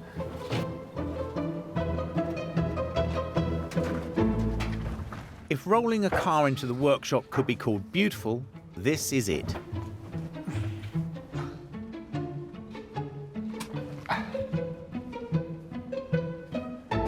What really worries me is how, between us test driving it and us putting it on the trailer, that it's dropped all its oil.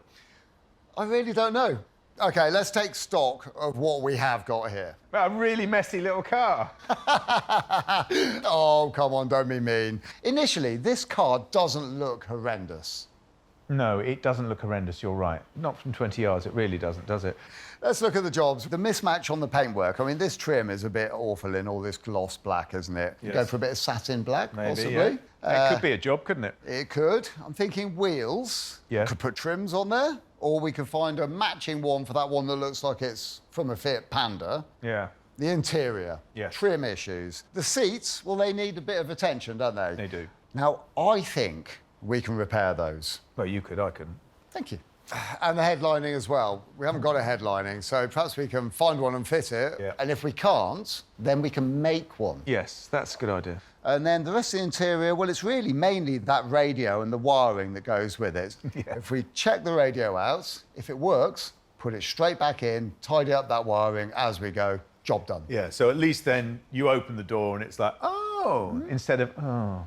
That makes a big difference, doesn't it? It does, yeah. But also, apart from all that, we've got to do the engine, haven't we? I mean, yeah, it runs terribly, so we've got to do at least electrical overhaul, probably fuel system overhaul. But I don't know if we're going to have a chance to do those now we've got an unidentified oil leak, something we didn't think we were going to have to do, but we are. And it's quite a major leak. It's a lot of oil on the trailer. It is, yeah. yeah. See, already, it's a big list, isn't it? You know, I thought this was going to fly through the workshop, but that's a lot of stuff to do.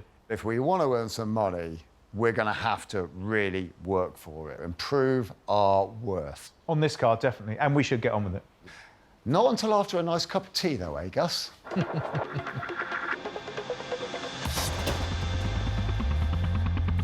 So all the fun we were having at the start has dimmed once again, as a tidy car turns out to be more troublesome than we thought.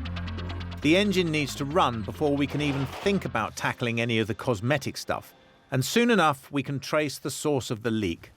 I think this is it, isn't it? And I think this is our culprit. Do you think? Yeah. The hole's actually designed to show us that we've got a seal gone. Exactly. So oil's coming out of it, oil seal gone. If water was coming out of it, that would mean the water seal in the water pump had gone. Because our water pump is mechanically driven from a shaft that is taken off a gearing system in the engine. Yeah. So there'll be an oil seal which has gone, which we're hoping is going to be right here, because it's easily accessible once we take this pump away. Let's get the water pump off, shall we? OK, I'm going to go and get a drain tray so we can drain it all. All right, I'll take this plate off.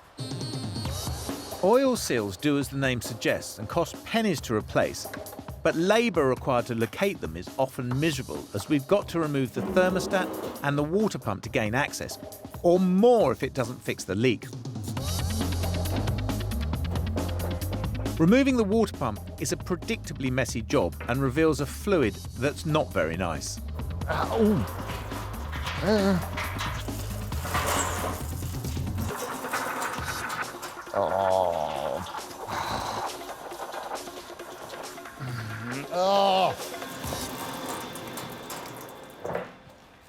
that all right? Yeah, good timing. Yeah, last one off. 3 hoses, 1 big one, 2 small ones. There's as much water that's gone down my sleeve as there is in that pan. So, to be honest, this might be looking like I'm smiling, feeling a bit soggy.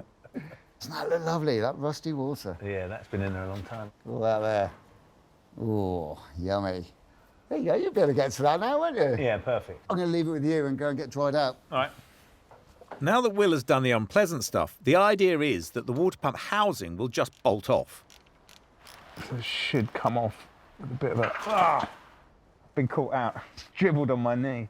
So that's the thermostat housing off. It's really corroded. In actual fact, you can see here it's corroded so much that it's taken a sort of bite out of the aluminium here on this corner.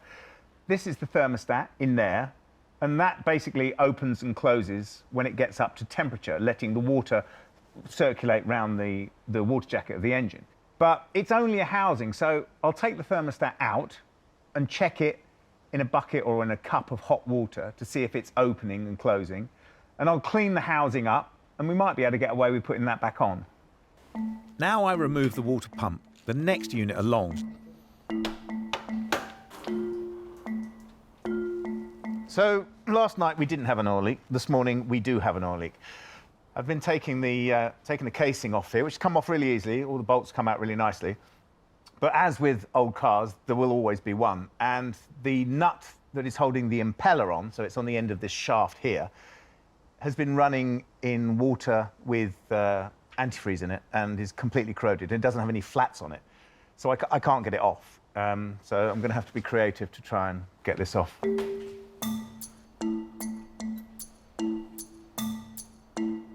In the end, the grips do the job, and I managed to remove the bolt and the impeller. Anyway, it's off. That's good. And I can see the seals in here. So all I've got to do is pick them out, which I'll probably do tomorrow. But the great thing about this is it means we're not going to have to split the engine. So we're saving ourselves an awful lot of time. Shall we go? Yeah, definitely. The first day closes with a lot of mess everywhere, but a feeling that we're moving in the right direction. Just before home time, there's another quick job to do. I usually take pictures of our cars for an online auction. I forgot earlier with the drama of the leak, so I've rolled the car back outside to finish the job. My usual headache is that I don't know how much the car will change inside and out. Right, Fiat 126 auction. What am I going to say? It's a small car. We don't actually have to say much. We have to say it's a good runner, it's got good cosmetics, and this is important, no rust. It has an issue. It's got black wheels on it at the moment, and we're going to change those. So I'm going to make a note about that. As for price, the strange thing about 126s is if you move away from the auction sites onto the listings, the price goes up. I've seen them on sale at the moment for £3,500, and that's for a very ordinary car. People are asking £5,000 and even £6,000 for a good rust-free version. So I think what I'm going to do is put the car on for £4,500 on a listing or near offers. What we want to do is cause a bit of a splash, find the person who's been looking through the listings for a really good rust-free car, and that is our car.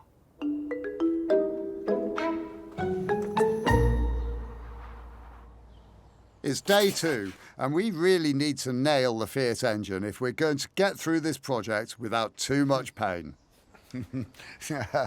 Hello, Gus. Hello, how are you? I'm all right. Now, you seem to be in incredibly early. What are you up to? Well, it's been weighing on my mind that this seal has to seal both the oil side and the water side. It doesn't seem long enough to do both the oil and the water and not let the oil dribble out the hole. Yes. So, yeah. and I wasn't sure about how to get the retainer out. I've ended up collapsing it, knocking it in on itself, which doesn't seem right. But it's what I've done, and it has come out, and I think it is right. OK. Well, you know, I think you've probably found good judgment on that. You seem to have a nice cup of tea there. Yes, oh, would you like a cup of tea? That would be lovely, thank you. Give us a moment. While Will makes me a cup of his especially weak tea, I finally reveal the site of the water seal.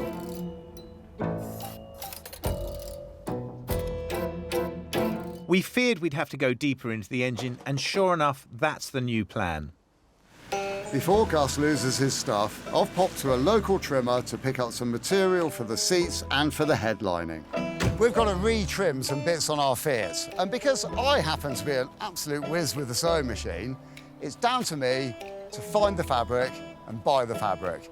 But I don't really know what to do. Do I get traditional fabric or non-traditional fabric?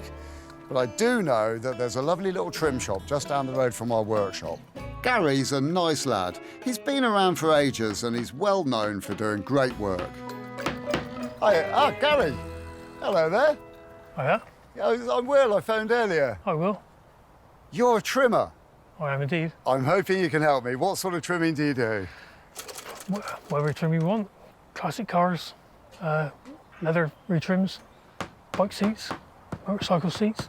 Wow. You name it, we do it. That's the full gambit, isn't it? Yeah.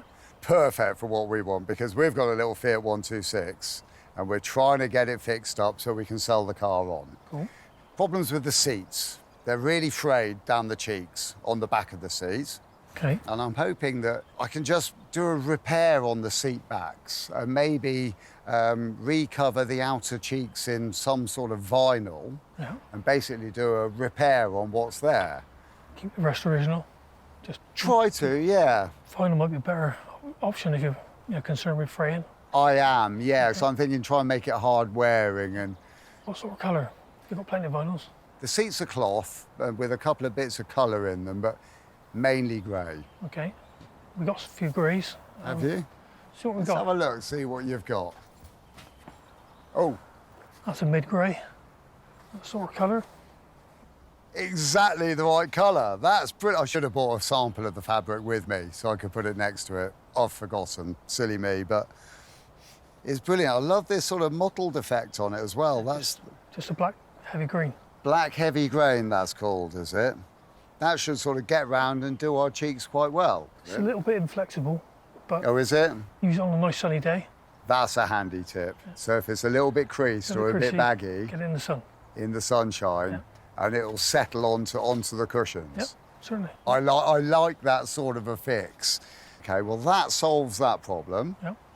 So the next thing, car's got no headlining at all at the moment, and I need to find a cost-effective and pretty quick way of putting up something in the ceiling of the car that's just going to make it look a lot more appealing and take a bit of noise out. What would you recommend? Well, you leave some foam backing. That sounds good, foam backing. You could stick some foam first. Yeah. And then follow up with some nylon. Yeah. What's the year of the car? Well, I think it's early 1980s. Yeah, nylon. Would have been nylon anyway, so. Right, OK. See what we got? OK. Same grey for the headlining? Yeah, same sort of dove grey sort of colour would be great. That's just standard 1/4-inch foam. OK, so that's my base lining. That's your baseline. Glue that up to the ceiling first. Get all that up and let it dry. Yeah. Well, that sounds perfect for what we need. But this looks like the really interesting stuff. Just nylon 4-way stretch material. OK, so that'll get around the corners quite easily. Around the corners. Yeah. It's almost got a sort of velvety finish to it. It's good stuff. And again, stick this with impact adhesive, and we're good to go. That's perfect as well. Have you got enough of that to sell me enough to do a headline? We've got plenty. Might need two's worth just in case I get it wrong. You'll be okay. Gary, that's brilliant. Thank you very much. No problem. In that case, we'll do a deal, get this in my car, get back over to the workshop. Get stuck in. Good luck. Thank you. Thank you very much. Cheers. Gary charges me 50 quid for the materials, which is a nice price. Thanks, mate. Back at base, I'm carrying on with the engine strip. So our oil seal is on the shaft. It's got to come out forwards. The idea is I'll screw these into it, give me something to yank off. The downside is it's going to completely destroy the seal, which is fine as long as I can find another one. I'm not really sure I should be showing you this. It's not exactly from the best practice manual, but if it works, I'll be happy. Yeah, that's not working. I think I'm going to push it in and see if I can break the seal and pull it out, which doesn't sit pretty with me, but I've sort of run out of options. I don't think it's going to come out. I really don't. Not like that. Gus needs to get this seal out before I get back. Otherwise, I'll know that he has been thwarted. Hey! It's out. All I've got to do now is find one. The battle between Gregory and the oil seal is over, and there is one victor. Will is on his way back with the fabrics, and at the end of the day, awaiting parts, I decide to look ahead at the next stage of work on the Fiat. I thought I'd give Will a hand by taking the interior out so he can do his seats. And I might be in luck. I think they just slide off. Could that be right? How does that work in an accident? They do. The driver's seat is the one that really needs TLC, so I've got that ready for Will. It's day 3, although it feels like day 33. So the oil seal was behind the water seal. Oh, right, OK. There had to be something else in there, I suppose, didn't Yeah. there? Just to complicate it all. Yeah, not good. Oh, I like this, though. Is that a little viewing platform so I can watch you work? For about a second, yeah. There's so much to do on this. It's D-Day for the engine. If it can't be sorted today, I don't know where we're going with this car. Ah, there we go. What a beautiful engine. Are you enjoying working on that? No, not at all. Oh. It runs like a bipedal pig, doesn't it? And I'd like to get it running really smoothly. I really would. You know, that little thing down there just puts a fear into me, to be honest. And I'd rather get stuck into those wheels. Cool, OK, good. Right, leave you to it. See you later. Now, we've got black wheels in matte black paint. One of them's odd. These wheels are a bit shoddy, because it looks like the last person that had a go at them was using a tar brush or possibly a brick to sand them down. So I'm going to give them a good bit of sanding, do a really nice job, and then that way we stand a good chance of earning some proper money. If the wheels look nice, cars sell well. And for once, I'm not refurbishing alloys. Gus has found a spare wheel online for 30 quid or so at least we get a matching set. I've only just started sanding these wheels and I've already come up against a massive problem. The paint that's on here is like rubber, it's like elastic, and it's sort of peeling off in great blisters at the moment. The sandpaper's just not having any effect on it. So I think I'm going to have to try something a lot more aggressive. And while Will hides out, the engine work carries on. For this engine to run properly, it relies on a delicate blend of fuel and electricity to cause the explosion within the cylinder head. But that is a subtlety that is completely lost on this engine because it runs absolutely terribly. So I'm going to take it all out and change it. This is supposed to be a DIY job, but of course it won't be. There's no air filter in here at all, which is not fantastic. This is just a baffle in here which needs cleaning out. When you take an air cleaner off of a carburettor, it's always best practice to cover it up. It's very easy to drop stuff down there, very difficult to get it out. The coil is my first target for removal. You wouldn't necessarily change the coil when you were doing an electrical service, but they're just not very reliable. And we've got one, so I am going to change it. Done the experiments, bit upsetting. Hot air gun, didn't really touch it at all. The wire wheel on the drill, far too aggressive. So the sad fact of the whole thing is, it's back to basics, sandpaper, elbow grease, and a lot of time. And unfortunately, it's not time that we have. And it's going to take me absolutely hours and hours. But there is a cure for time spent and graft to come. You want a cup of tea? I'd love a cup of tea, yeah, definitely. How's it? One of those jobs I really wish I'd had a good old look at it before I volunteered to do it. But then I couldn't wish it on you, could I? I'd just about had enough. So, plug leads come off. You've got to make sure you get those on the right way around in the coil. Spark plugs come out, which is all relatively easy. But the elephant in the room is the fact that there's a screw down here which holds the points on, and it's broken, and I can't get it out. I can't actually move it. There we go. The condenser wire is broken as well, so I'm going to have to get a new condenser. The condenser suppresses the spark that goes to the points, stops it arcing too much. And because that's broken, they have been arcing, so they're massively burnt out and pitted, which is another reason why the car's not running properly. Into the vise, time for surgery. I could drill it out, but that would have to be very, very precise, and the top of it is very uneven. So I'm thinking probably first I'll put a punch in there, and that'll lock the advance retard so it doesn't spin round, so that when I tap on the edge of the screw, it'll take the force of the tap. Actually, that's loosened it. So in with a pair of pliers. Yeah, that's got it. That's fantastic. It's actually come out So that is a real relief because it means I don't have to attempt to drill it, which I wasn't happy with doing. So all I have to do is find another one. A lot of this stuff is Will's, and actually less of a mess than I expected. Yeah, can't find any M3s anywhere. Ah, but there's these little brass M4s. So it would be possible to tap the hole out to an M4 thread, cut one of these down, and use that instead. I think that's what I'm going to do. Tidy it up. And then that should go in nicely. So I'm cutting a thread, which our little screw will then fit into. Now that feels nice and loose. So hopefully this will now wind into here, which it is.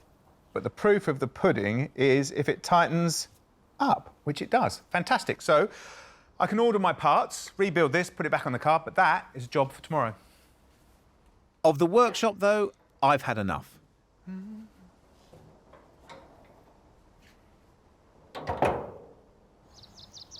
Day 4. As if we needed any reminder that there's only today and tomorrow to sort out the 126, which neither runs nor looks any good. I'm in charge of interior transformation today. Look here, poor little Fiat. Look at his poor seats. Actually falling apart at the seams. I can't believe it. It looks really awful, doesn't it? And we really do need to make the interior of this car look nice, because it is letting it down quite badly at the moment. And like any other job, I don't have loads of hours to throw at it, so I've got to come up with a nice way of fixing this lot so it all looks pretty presentable. So I have actually got a plan. I've already sourced the seat material from Gary to recover the seats. Before I can do that, I need to strip them. It's not rocket science, but it's not easy either. I've got to be very careful. I want to take them all off, keep them in one piece, because I actually need what's here as a pattern for the repair that I'm going to make. It takes a bit of time. I've got to get the headrest off, but the headrest doesn't just pull up like you'd expect. There's a little clip which is buried deep, deep inside of the seat. So you can't just go in there gung-ho, and then it will actually come apart without damaging anything, and it makes your whole job a lot easier. There you go, just like that. This is the bit that I'm after. So my thoughts were that I'm going to be repairing this section down here, and in order to repair that section, I need to take a template from something. But as we can see, there is very little left of the bit that I really want to template. Thankfully, there's another little layer below, which happens to be exactly the right shape and size. So that is going to be the bit that I take my template from.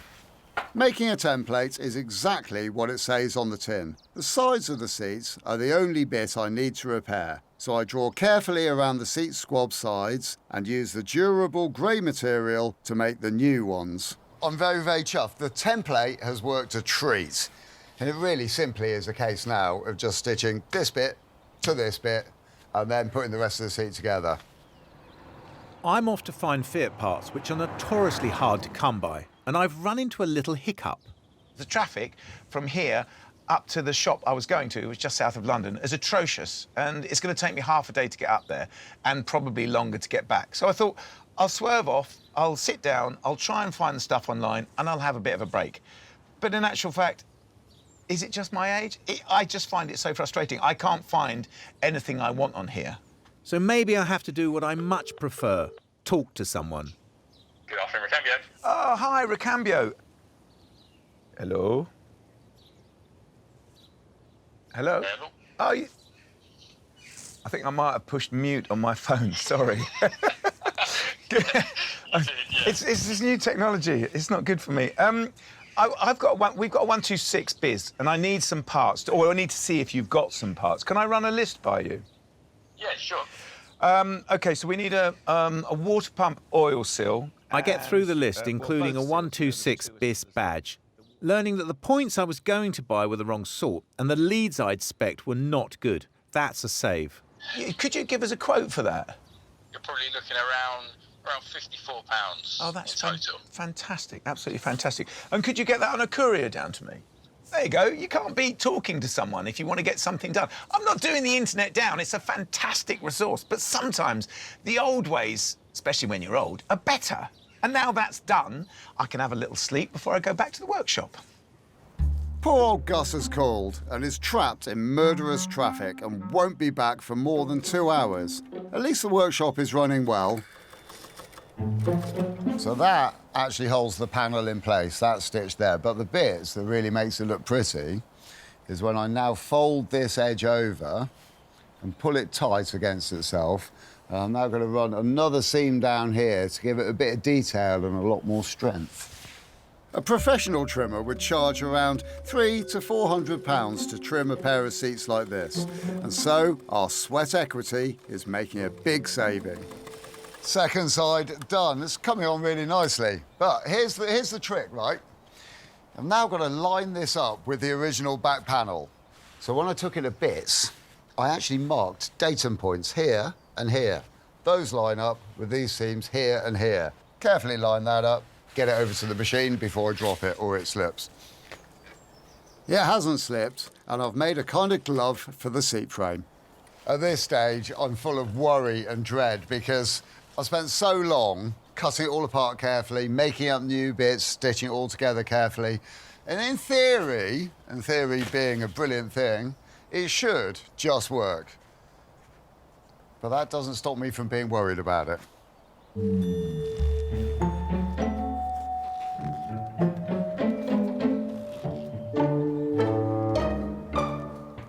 Right, first look, see how it's come on. Actually, I'm quite chuffed with that. Got on there quite nicely. The ripples in the side will settle with a bit of time and a bit of warmth in the car. I think the fabric blend works really nicely. Looks quite smart and stylish. Considering, look, this is what it used to look like. Nasty, nasty, nastiness. This makes me a very happy boy. We are still only halfway through the job. That one's done, but I've now got to do the other seat. It's going to take a long time. Okay. A late one for both of us, sadly, but progress is coming. Day 5. We've got to put the car back together and finish the rest of the cosmetics. How'd you get on with the seats? The seats, well, after many, many hours, painstaking, back-breaking work, I eventually got them done. Did you? Yeah. Excellent. And I'm hoping you're going to like the effect. They worked out rather nicely. Where are they? Yeah, they're in there. Do you want a cup of tea? Yeah, please. I'll go and have a look. Will hasn't lied. The seats are great. Tea's up. There we go. I'm only here. Enjoy that. Is that one mine? It is, yep. Thank you. Last day today. I know it's our last day. Yeah. It worries me. What's that then? Well, what have you got to do? And I'll tell you the list I've got to do. Right, well, I've got the headlinings to do. The wheels, they've got to go back on too. You finished them? Those are done, stacked up, ready to go on. Yeah. I've got the water pump to rebuild completely. I thought you'd done that. No, because I've only just got the gasket. I've got to do the fuel lines and drop the tank out. I've got to address the trim. And respray that, rub it down. That's quite a lot. This is normally the point at which I say we should be jumping to and getting on with it. Well, we should. Well, we should. We definitely should. Yeah, definitely. Real quick, like lickety-split. Whatever is in the tea does the trick, and the wheels are on in minutes. This is the most amount of work we've ever done on a day 5. And with the tank out, Gus has got to remove the Jubilee clips and swap the knackered hoses. I use the grey nylon to make the headlining. I cut the foam panel, attach that to the nylon, glue the roof, and fit my foam and nylon headliner. Headliner is in. I'm draining the tank.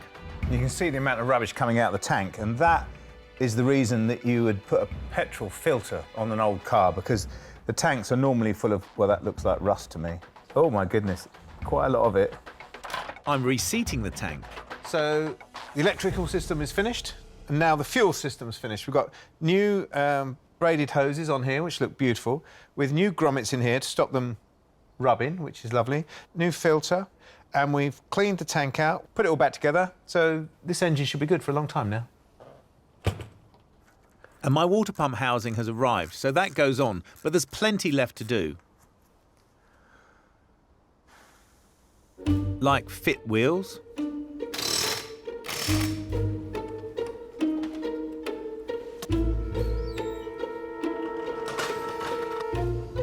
refit the satin-painted trim, and install the radio. Look at that, lovely. Seats are done and ready to go in.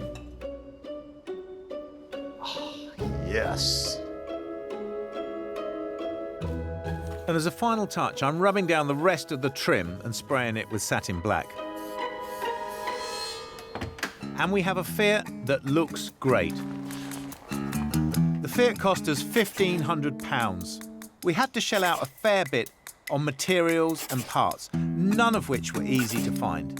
The total still comes in at well under £2,000. If you can find a better one at that price, please don't let us know. We'll simply cry. It's fun, isn't it? We do a lot of cars and we build up a lot of affection. I know we both do. Not all, but for a lot of them. But this car was special, isn't it? I would definitely take this car home. I'd pay my money for it. Well, it is a little peach. It's such a lovely little car. Honest. And now that we've done all that work on it, very, very desirable as well. Yeah. I mean, it's not the sort of car you're going to go on a touring holiday in France. Definitely not. Nor are you going to take it around a racetrack. No, definitely not. But it's a fun car and it's a desirable car. I mean, yeah, I'd buy it as well. What, so I say I want to buy it and then you say you want to buy it as well? Don't worry, my wife would definitely say no to that. There is one thing I was thinking that could cloud this otherwise golden moment. You mean the test drive, don't you? I do, yeah, I do. The test drive.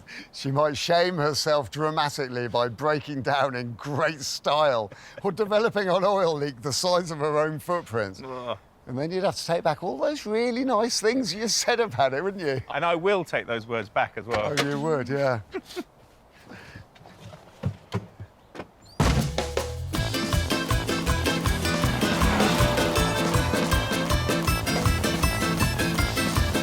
Oh, yeah.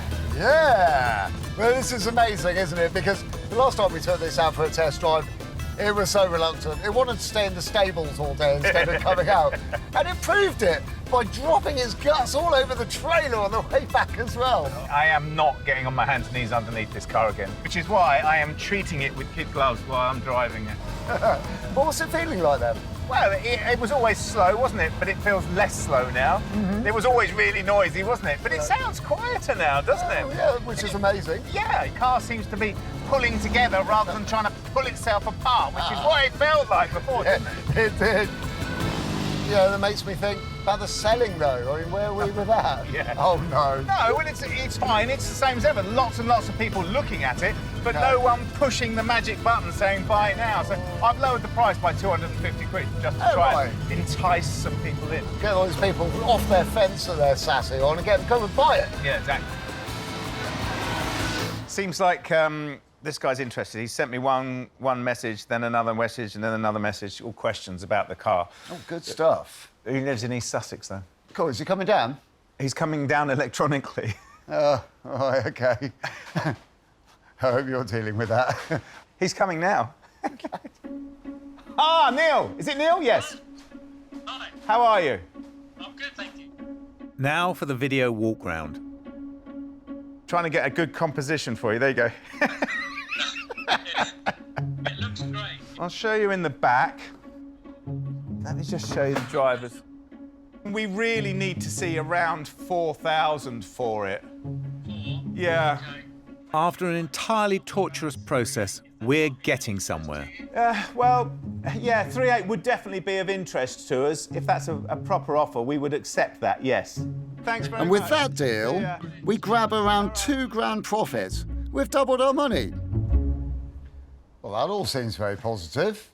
Yeah, I think we might have sold it. Yeah. I was a bit nervous. Were you?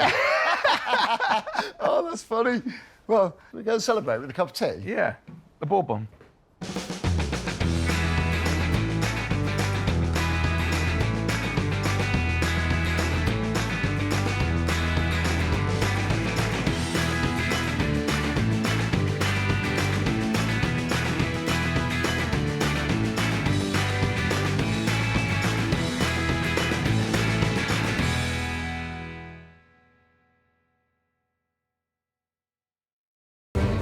This time on Flippin' Bangers, we go for a real big hitter.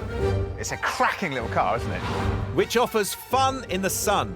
This car has been round the block a few times. But because it's us, oh dear. It looks like a skinned fish, doesn't it? You can forget about the fun bit. Well, this one's rotten. I've been pulling and nothing's been happening. It's coming on well, Gus. We've said goodbye to our day jobs and invested our own hard-earned cash as we try and make it in the cutthroat world of second-hand cars. You've got to buy well, but you've got to sell well.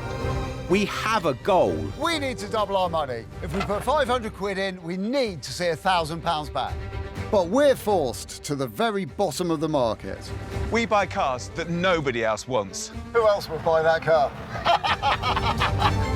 Can we keep our business afloat, Flipping Bangers? There's so many things to do to this car.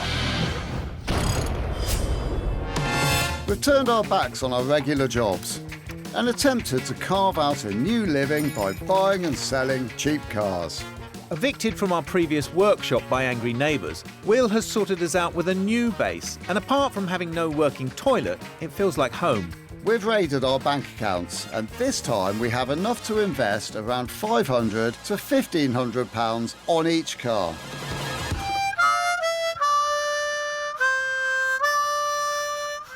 Aha!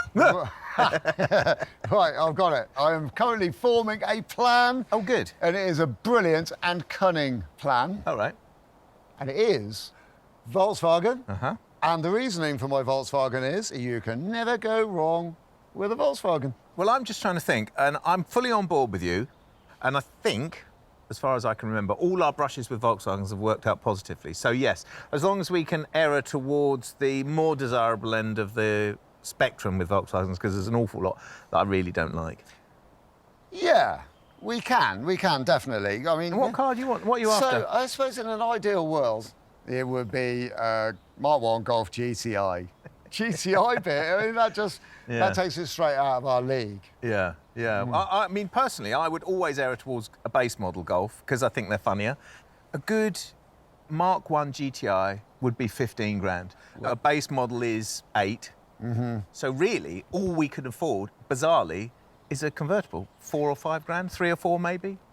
That's amazing, isn't it? Yeah. You know, remember back in what we call the day, you know, those days, the coolest car you could imagine owning would be a white Golf convertible. You know, that was it, wasn't it? Yeah. Well, I think we should look around for a scratchy one of them. Good news, all the scratchy ones are ex-write-offs, which look like they've been stolen. That's at the 2K mark, but Will appears to have a lead at a shade over that. Right, come on then, where are we going? What are we up to? We're off to see a Mark 1 Volkswagen convertible. All right. Yeah, so we need to have a good look at it because a rusty one is not worth having, but if it's not rusty, then they do sell. And people want them as well. There's a serious scene out there for modding these things. Yeah. But you did find one, obviously, otherwise we're just going for a joyride, are we? I did find one for sale, yeah. So the guy that's selling this one, he's an ex-engineer, as it turns out. It's a Clipper, and it's the 1.8. It's quite a nice looking car. There's a picture on my phone if you want to have a look. Maybe that. It was for sale, then he sold it, and then he got messed around by the buyer. So now it's back on the market, which is our opportunity. So we're going to go and see it right now. Oh, fantastic. It's weird how that happens, but it happens all the time. We run across it all the time, don't we? People bidding on cars, buying them, and then not turning up. Why would you do that? I don't know. I don't get it. But I think in this instance, it's actually working in our favour. Yeah, I guess so. So what are we going to look out for then? What's the things we need to be careful of? Well, what we're going to look out for is rust. Yep. If it's got any rust in it, then we're going to be very sensible and just walk away from the whole thing, and that's it, game over. Yeah, the other thing with them is hoods, isn't it? Because replacement hoods are extremely expensive, aren't they? Yeah, they are. So that's it. But I mean, if we can find one with a decent hood that's not rusty as well, I mean, they're bulletproof cars. Yeah. I mean, that's why people want Volkswagens, isn't it? Yeah. So we want a Golf with a good hood that's not rusty, that's about half the market price. Well, something's got to give, hasn't it? We arrive in Newark, Lincolnshire, and clap eyes on a possible candidate. Belle? No, posh, isn't it? No, that you used it. Yeah. Oh, hello. Hey, hi there. You must be John. I am indeed. Good morning to you. I'm Will. Hello, Will. I'm Gus. Hello, Gus. Pleased to meet you. So this must be the little beauty that we've come to have a look at. It is indeed. She looks lovely. Have we got anything more you can tell us about it? Any history or anything? Yes, of course. I've owned it for about 18 years. I knew it before that. It came from a friend, a lady doctor, and she obtained it from her father, who was also a doctor, and he bought it in Chesterfield in 1989. So it's over 30 years old, isn't it? I've done quite a bit to it over the years. Most of the sort of mechanical side of it, I've been really able to cope with the engine, suspension and all those sorts of things. Yeah. And I think now we're at a bit of a turning point for two reasons. One is me. I'm getting a bit too old. I finish up on the floor. It's a struggle to get up. I've got to cling onto the car or wait till somebody comes me. You and me both. And the other turning point, this car, although I think it's mechanically sound, it's at the point where the body needs attention. But if the body is taken care of and the hood and the sort of peripherals and the looks of the thing, I think it's got another life in front of it. Now, it is a classic. Mm-hmm. You know, I believe there are about 40 of these left on the road and licensed. Is that all? So they're a dying breed, really. From that point of view, I'd be very pleased to see it go on to another life. And, It's exactly what we do. That's our USP, isn't it? We'll take it and we'll take it up a couple of levels. Yeah. And that's the idea. I'm sorry to see it go because it's been an old friend. Yeah. But if that's what's going to happen to it, I'd be absolutely delighted. Yeah. Well, can we take it for a drive? Of course you can. That'd be fantastic. 10 or 15 minutes should do it, That's shouldn't not a it? problem. You take your time. Brilliant. There you go. Thank you Enjoy very it. much. Thank you. See you later. Cheers. See you shortly. Bye-bye, Will. So John says he's done a lot of the mechanical stuff on this car, and that puts my mind at ease a bit. Yeah. Well, that leaves us in a good place, doesn't it? Because it means we can concentrate our efforts on what we can see now. Well, yeah, and here we are already. This rear wing, where the hood joins on, there's a severe amount of grot in it there, which doesn't look very pretty at all. Same this side, and also on where the filler cap is, same, but they did used to go there, didn't they? OK, I've got other bits around door handle, bottom of the door. I can see some on the front wing too. Well, the paintwork on this door needs attention as well. Oh, and that door's dropped a bit, in actual fact. Okay. Well, this one seems OK, but I suppose this one hasn't had so much use, has it? No, I guess not. But it's that interior, isn't it? I mean, it's nice to see that it's all complete. Yeah. And I think it's probably original, isn't it? Yeah, but it's very stained, isn't it? I mean, this is all going to have to be super cleaned, isn't it? We're going to have to deal with that. That is one of the big things we're going to have to do, because no one when the hood's down and someone comes to buy it, they're going to see this, aren't they? Yeah, they are. And they're not going to buy it, are they? No. It's good. I mean, it's lovely, though, isn't it? It's stood the test of time, hasn't it? Well, and it's still tight. Feel it. It's snug. Oh, that is really nice. Did you hear that? That sounds like a Golf. Sounds like a Golf. Yeah, that's nice. Yeah, this is a stylish car. And the wheels. Now, I think they're probably off a later model, but they really do look the part. I like those wheels. They're nice. It's another piece of, another panel that needs doing. Yeah, it's all bodywork on this car, isn't it? Yeah, but that's good, isn't it? Wow. Yeah. That gives you a sense of security, doesn't it? When someone's looked after a car properly, and we know John's an engineer, and he's obviously loved this car, hasn't he? So, you know, it's like there's new clips everywhere, there's new petrol pump, there's new filters. It gives you a reassurance, doesn't it? It does. Now, if that is as good as it looks, then I think we're in a good place. Yeah, no, it looks great in there, in actual fact. Let's have a look at the other big issues that you get on these cars. Dare we? Oh, I don't know, it's worrying, isn't it? Oh, fingers. And yes, I've got good reason to be worried. Splits. 1, 2, 3, 4, 5. And then if I look a little bit closer, well, I've got 10 splits and cracks. Oh, and this bit's particularly grotty down here as well. You know what? Somewhere in the back of my mind, I remember somebody replacing one of these. Mm-hmm. I think you can buy them, just the skins. I think you can buy them. I also remember them saying that it was an absolute pig of a job to do. Oh, brilliant. Nice. That's exactly what we need. But I think worth doing. I mean, looking at the collective of the jobs that we've got to do, we know we've got a lot of bodywork on this. Yeah. The interior needs a load of work. The hood needs a load of work. We've definitely got to do the hood, because you're never going to sell a car like that. We've definitely got to do the interior, because you're never going to sell a car like that. And we've definitely got to do the... I mean, they're three really big things. And I'm counting all this as one, and it's not, of course, is it? No. It's massive, yeah. Well, it is. But the only real way to find out mechanically is to give it a drive, isn't it? Do you know, that's the best thing about our job, isn't it? Driving bit? Cruising around with these smart cars. With me driving it? Well, yeah, you doing it this time, eh? It's important that Will is almost never given the chance to drive. I'm going to start with the positive, because this dash is a classic, isn't it? Automotive classic. If you had a picture of that dash in a pub quiz, you'd know exactly what it was. And they were sort of cutting edge by putting the heater controls up here and the radio up here. I love it, absolutely love it. It's all terribly ergonomic, isn't it? Yeah, it works really, really well. From this side of the car, and I know I'm not driving, it feels nice, it feels comfortable, it feels like it's doing everything it should do. I mean, yeah, this car has been round the block a few times, but it seems to me like it's okay. Yeah, well, it's definitely been used, doesn't it? And the 1.8 engine, what do you reckon to that? Well, it's great, it's always great, and it's tight. He's done a really good job on this. I think if we try to look for criticism of the car, it's nothing you wouldn't expect for a car of this age. And if you look at the whole package, I mean, it drives brilliantly. I mean, it really drives brilliantly. The drivetrain's great, the gear change is actually great.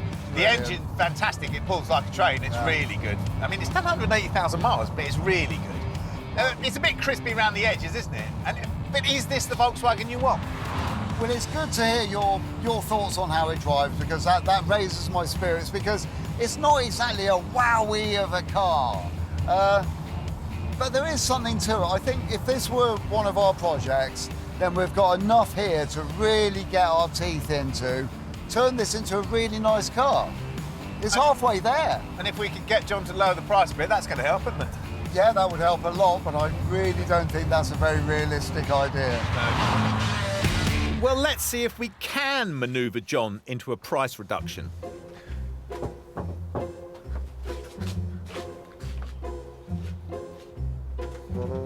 Oh, hello, gentlemen. Hello. How do you get on? Well, of course, we loved it. It's brilliant. Oh, I mean, you've done a pleased. great job with it. It drives fantastically. Oh, I'm really pleased. That's kind of you. It's very Really tight. kind of you. And of course, we want to take it home, but it rather Oh, do depends you? on, but it depends on how much money you want for it. I've advertised it, and I'd like 2,200. I think that's a fair price. I think if you turn the car around, you could make a good profit on that. It's a no-haggle price, gentlemen, so if you're interested, that's it. Well, what do you think? I'd say that was probably about fair, wouldn't you? Yeah. Yeah. I think we ought to go Brilliant. for it. Yeah. Absolutely brilliant. It'd be a pleasure to own that car. It really will. I'm really pleased. Okay, so we didn't get any money off, but that's the cheapest road legal golf clipper in the UK, and John threw in a free door as well.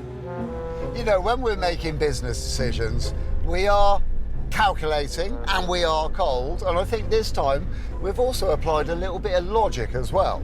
Well, I think we beat ourselves up. Every time we get something on a trailer, we start thinking, well, what are we going to do to it? How are we going to make the money on it? What are we going to do? Where has it got to be? But in actual fact, what we should do is just pat ourselves on the back and say, we've just bought a really cheap Mark 1 Golf for probably quarter the price of a tin top. That's clever. Yeah, it is actually, and it does drive, and it's not a total shed. Exactly. So let's park the thoughts, wait till we get home, and then we can make a plan, work out what we're going to do. Yeah, with you, cool. So for once, Will is a little subdued. What has he seen in the Golf that is worrying him, beyond the hill of work we already know about? The next day, we come at it fresh. So what are we going to do with this car? First thing we're going to do is agree that it's a cracking little car, isn't it? I think it is. And then we're going to come up with a plan. Excellent. I was having a look online, actually, and these cars, these clippers in particular, are very popular for people to modify, sort of big wheels and lowered. I think it's the rounded off bumpers which lends itself to that. But it does mean that these cars are more popular than the iconic GTI, which is weird, isn't it? That is really amazing and really good to hear as well, because it just proves that we've got the right car for our job. Yeah, well, I think that'll be our target audience. I really do. We definitely need to make it look less sad, don't we? At the moment, it doesn't really look too cool, does it? And we're going to have to address the paintwork. Yeah. Whether that's doing localised paintwork or maybe wrapping it. I'm not saying we should, I'm just spitting that out, you know? Well, I'm thinking, yeah, with all of that in mind, we have got to pay some attention to this hood as well. Yes, we have. Because that's got some problems, and we've got some decisions to make, do we? Repair what we've got here. Not really, can we? We could ignore it. We can't ignore it, can we? No. Or we could replace it. I think that's where we should be going, don't you? Me too. Yeah, definitely. And don't forget, we've got a door. We can put the new door on, of course. That gives us a head start, doesn't it? Yeah. And the other thing we can't ignore, give us a hand taking this top off. Oh. Is the interior. It doesn't just need a clean, it needs what I call an SC, which is a super clean. It's not really in your DNA, is it? No, I'm totally cool if you want to take on that job. So let me summarise. We're going to up its game. Yes. By 1, 2, 3, or many, many levels. Yes. And then hopefully sell it to somebody else who then wants to finish it off, maybe even modify it a load more. Yes. Yes, and then we double our money. Yeah, well, not definitely, but that's the right direction, isn't it? OK, brilliant. Photos? Yes, and a nice cup of tea. I'll go and stick the kettle on. No, you're taking photos. Don't know where me camera is.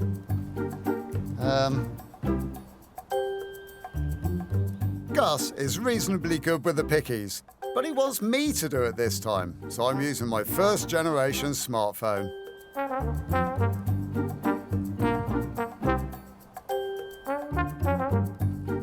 So, selling a Golf of this age, people are going to be absolutely terrified about finding acres of rust in them. And I'm not surprised, these cars do go rusty. And the sort of person who's going to buy this car is probably going to be wanting to modify it even more. But the nice thing is, it is pretty much rust-free, which is great. So I'm going to get that in there. 185,000 miles is in there. It's got a new MOT. I have got a price rolling around in my head at the moment, and that price is £5,000. Now, I know that I have seen ones a bit cheaper than that, and I also know that I've seen ones that are a bit more expensive than that. So I'm going to put it down as £5,000. This is not an auction. This is no offers. This is £5,000 straight. Wish me luck. Should we get the hood off? I'm ready for action. If we get this hood off, we can get access to this scabby bit of paint, can't we? That's a good place to start, I reckon. Yeah. Golfs are popular with tinkerers because disassembly is logical, but you can't unpick rivets. They've got to be drilled out.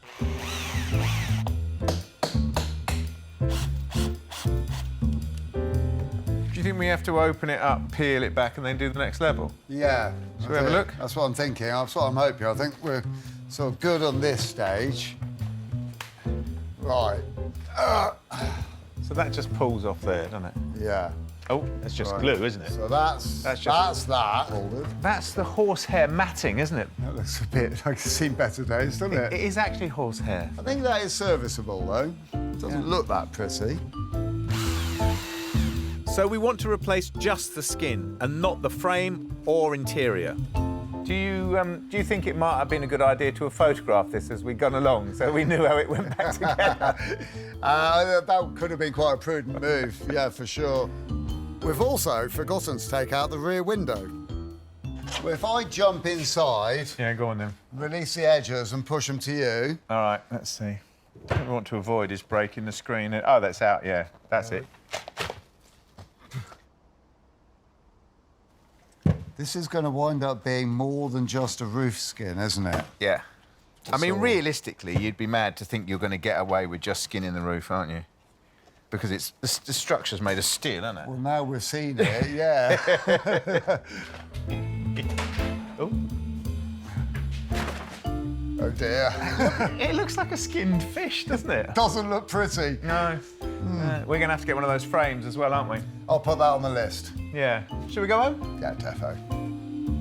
Not a great start. The hood is worse than it looks. Oh well, we'll see how it looks tomorrow. Good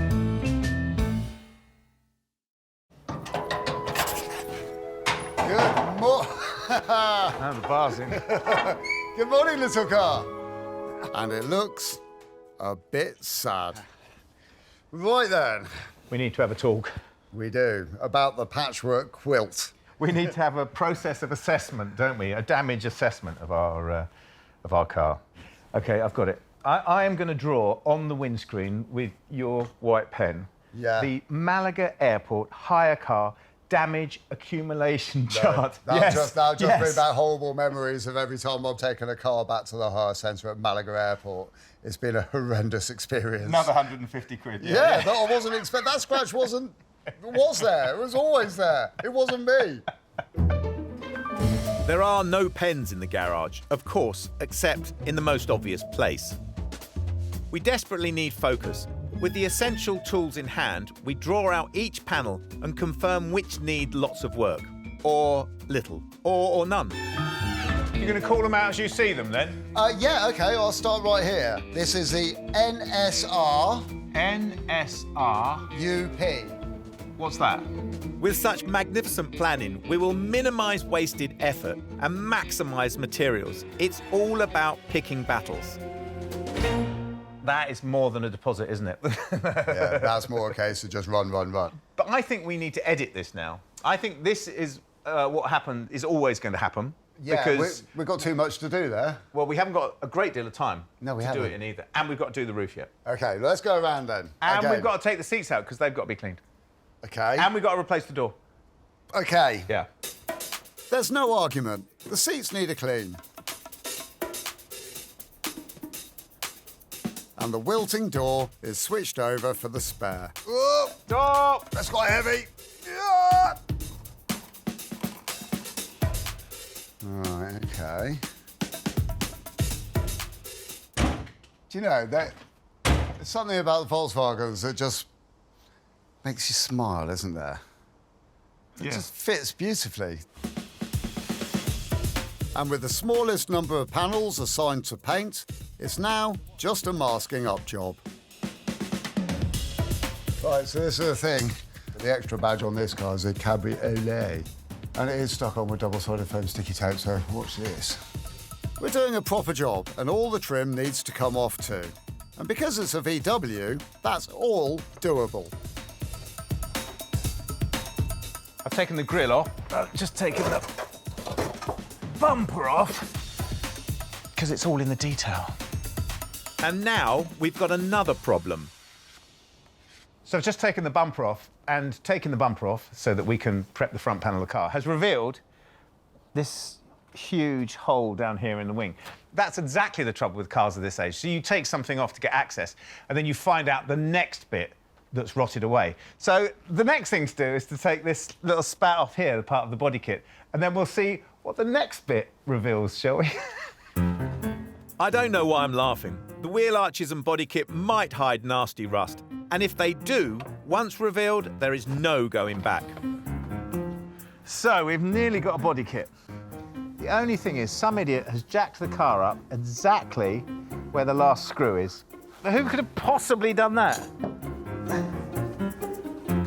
Even that's not an easy job. The inner arches need to come off first, and now we'll see what we've really got. And the wheel arches are barely there. This is a disaster. I told you it'd be all right under there, didn't I? Yeah, you did, yeah. It's coming on well, Gus. We're going to need some new ones of those, aren't we? Yes, that's going to be a problem, isn't it? Yeah, we didn't. We should have seen that coming, I suppose. It's saved us having to make some decisions on it, hasn't it? I mean, yeah. Well, I mean, you're never going to repair that, are you? So, no, you're not. So new wings is an honest way of doing it, isn't it? It is. Just a bit of a surprise, and probably really something we could have done without. Yeah. Time-wise and cost-wise, definitely. Well, cost-wise, definitely, but... Yeah. But we can find them. Shall I do these? Are you going to do that? Yeah, I'm going to get stuck in stuff at the back. OK. Stuff, yeah. I'll take these off. We can't not do the painting at the back. We're already prepared for it. So I'll carry on with that. Back end of the car's actually not too bad. The paint is faded on the boot lid, but it's all quite flat. It's quite nice. So it's a quick flat back before we put some filler primer on there to make it really lovely before the top coat. So I just thought I'd wick these wings off. I've been at it for an hour now, and I've had to cut all the underseal off. There's an inch of underseal. I've had to cut it all off, all the way up, and pull the wing up. I mean, I have ruined, well, it's already ruined, but I've ruined the wing. But somebody in Wolfsburg was having a right laugh because there's 3 screws clearly visible. Then the last one in the corner is under an inch of underseal. And I've been pulling and pulling and pulling, and nothing's been happening. I've got it now, though. Yeah, that's nearly there. I don't want to touch that. Oh. Look at that. I'm into the last stages of masking up.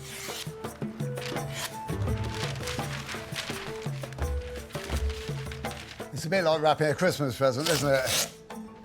And unfortunately, that's exactly the reason I have to wrap all the Christmas presents at home. That looks great. Yeah, I love this sort of work. It's kind of nice, really therapeutic. It is very therapeutic, isn't it? It's a lovely thing to be able to do. All right, then. Well, I'll see you in the morning, all right? Cool. Cheers, mate. Have a good one. OK, while Gus gets the wings, it's primer time. Like with everything, preparation is 99% of the work. It's taken hours to get to this stage. Putting on the paint, and this is the primer I'm putting on first, is a fraction of that time.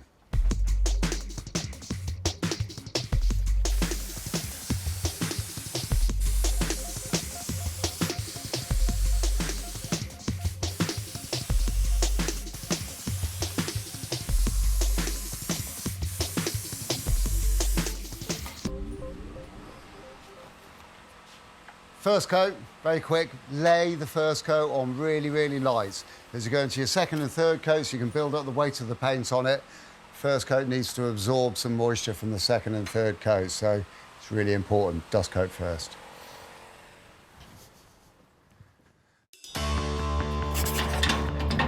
It's day 3. We don't have much time left. Can we get it all done?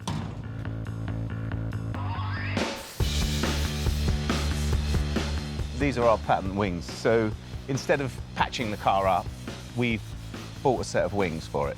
And it sounds strange, doesn't it, that you can unbolt a wing and bolt another one back on rather than going through the rigmarole of fixing what was there. But you saw what was there. It was a horror show, and it would be a nightmare to repair in time and money.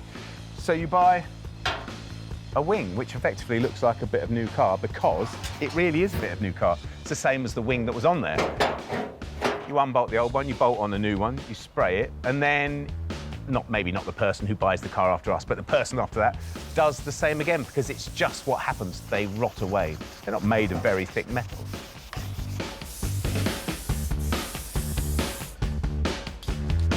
Front balance actually wasn't too bad, which is a winner. I got away with just cleaning off a bit of surface rust, putting some rust preventative on there, skimmer filler, bit of primer, and ready for the proper primer. Just putting the wings in primer. It's funny, once you get them into primer and you get it rubbed down, it starts looking like a proper car. In actual fact, that stage of a car, when you've got flat primer over every surface that you sprayed, it's really beautiful. It gives it a beautiful soft sheen, and it's very tempting to leave it like that.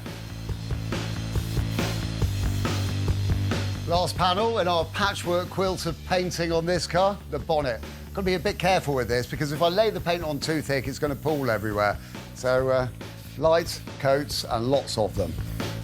A professional paint job on a car like this would be around £3,000 to £5,000, depending on the prep needed. Our time is our resource, but the paint alone will set us back 250 quid. You doing that for me? I am, yeah. Making way for you, look. Very kind. There you are. Lovely, thank you very much. Well, I did have them on. I offered them up earlier. They did seem to fit quite well, actually. What's that look So like? I'm going to play with the other side. All right. Well, that's all right, doesn't it? That's just... Yeah, it's looking good. Yeah. Good job. So here's the trick. We're fitting pattern wings onto an original car.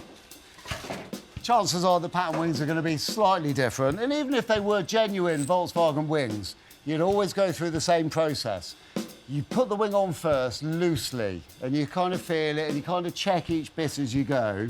And then as you feel more confident that that bit's in the right place, you can start nipping bits up. The wing's got to be correct, front to back. The wing's got to be correct in and out. And if you just go wanging a load of bolts in there a bit tight everywhere, you'll never get it into the right place, and it'll always look like rubbish. So we carefully work it in a bit at a time.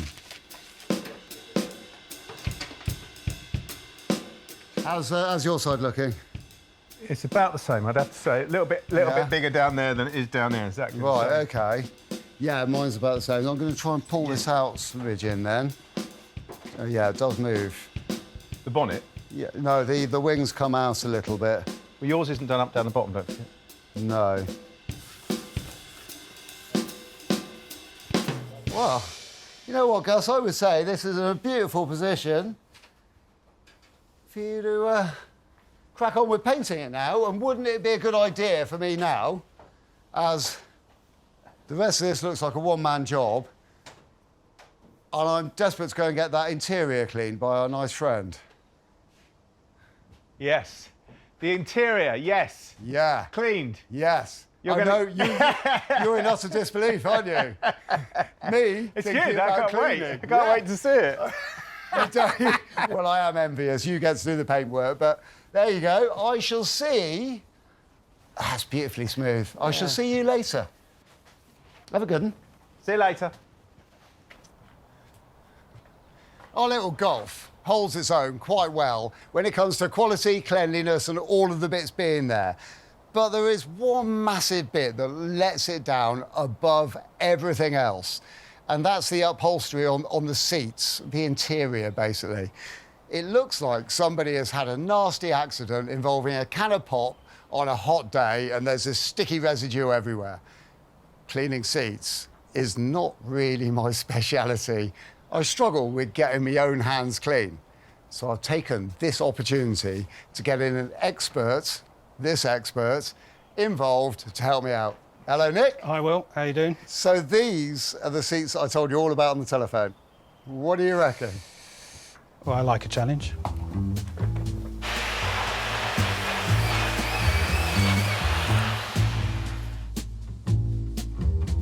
I'll admit it now. I'm a novice painter, but my hand, right now, cannot shake.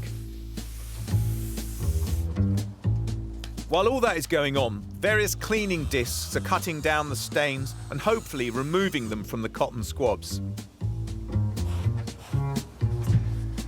Well, Nick, hiya. I can hear a lot of very, very industrious noises coming from down here. Dirty fingers. Oh, sorry. Well, I'll look with my eyes rather than my fingers. Those are looking really great. Yeah, they come out really well.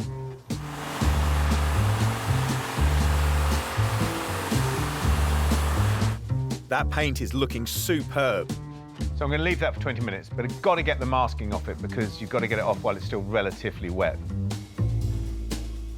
I get to have a break, and the last bit of the interior goes on the bench. Now, I thought you would struggle with that bit. I haven't tried it yet. Oh, haven't you? No. Oh, well, that's good news, because that is a particularly nasty stain. I have got a bit of a confession here. OK. Because when we got this car, I'm pretty certain that it didn't have that stain. Right. And I'm also pretty certain it wasn't Gus that did it. OK. How are you going to get that out, then? Same process, and I know straight away whether it's going to work or not. Well, I'm totally amazed, because to me, that looks like it's come off the underside of a rather nasty engine or gearbox, or potentially even worse. So I'd like to see how that is done. You're welcome. Stay and watch. Cool. Come on, then. Right, you crack on, then. Show me how you work your magic. Right. OK. First of all, we'll try a bit of spot and stain remover, spraying onto the cloth. Uh-huh. And we'll see what comes off on the cloth. OK. OK, I see. So that really is picking us up on the cloth. I can see it. I'm going to try something else now. OK. Degreaser.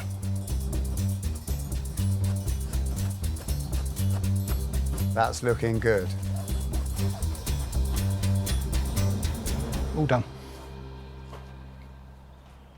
Wow, look at that. That's brilliant. That really is. I mean, it's made such a tremendous difference to the interior of this car, which is great, great news. I'm really impressed. Thank you very much. You're welcome. Nice attention to detail. Hands.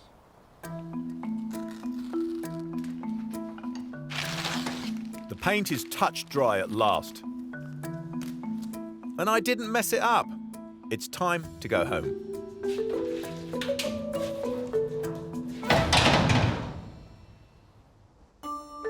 It's day 4, almost the last one to finish the Golf. And we've got our trimming guys to help with the hood. That's had a bit of shot, isn't it? Frame's all right, though.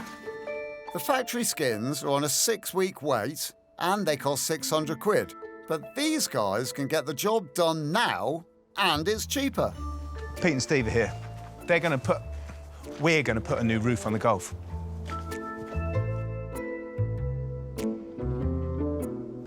Aha! You made it! What do you reckon, then? Doable. Oh, that's good. I've heard horror stories about how long these take. 8 hours. 8 hours. That means I'm going to have to get lunch, doesn't it? No, we'll do it in 4. You will get lunch. Did you get a frame? Yeah, we've got one. You've got your hand on it. Well, this one's rotten, so it's a good job we brought another one with us. Did you bring one with you? Let's get this swapped out. OK. And get the roof on. Fantastic. Shall we crack on? We shall crack on. Brilliant. It's such a relief they came prepared, as the only frames I found online were £250 plus, and really no better than ours. But I can lend labour. In typical Volkswagen fashion, the assembly is well made and difficult to unpack. All right, Gus. Yeah, how does that come out, Pete? How is that in there? Literally, it's a little nylon pin. Oh, so this, I'm doing the right thing? You're doing the right thing, yeah. If you lever that out, it should come out with a little screwdriver, and then sometimes there's a little pin that will appear. Uh-huh. And you've just a little bit of fiddling about. That's it. A bit of a wiggle. Wiggle, there we and go. it comes out. Most people have a habit of just cutting them off. No. Yeah, and it causes so much... What, cutting the webbing off? They cut the webbing off, and the webbing goes halfway up the length of the roof, which causes you a multitude of problems. I can imagine. And just doing that, and that's it. I'll look after that, yeah? Yeah, you must keep that.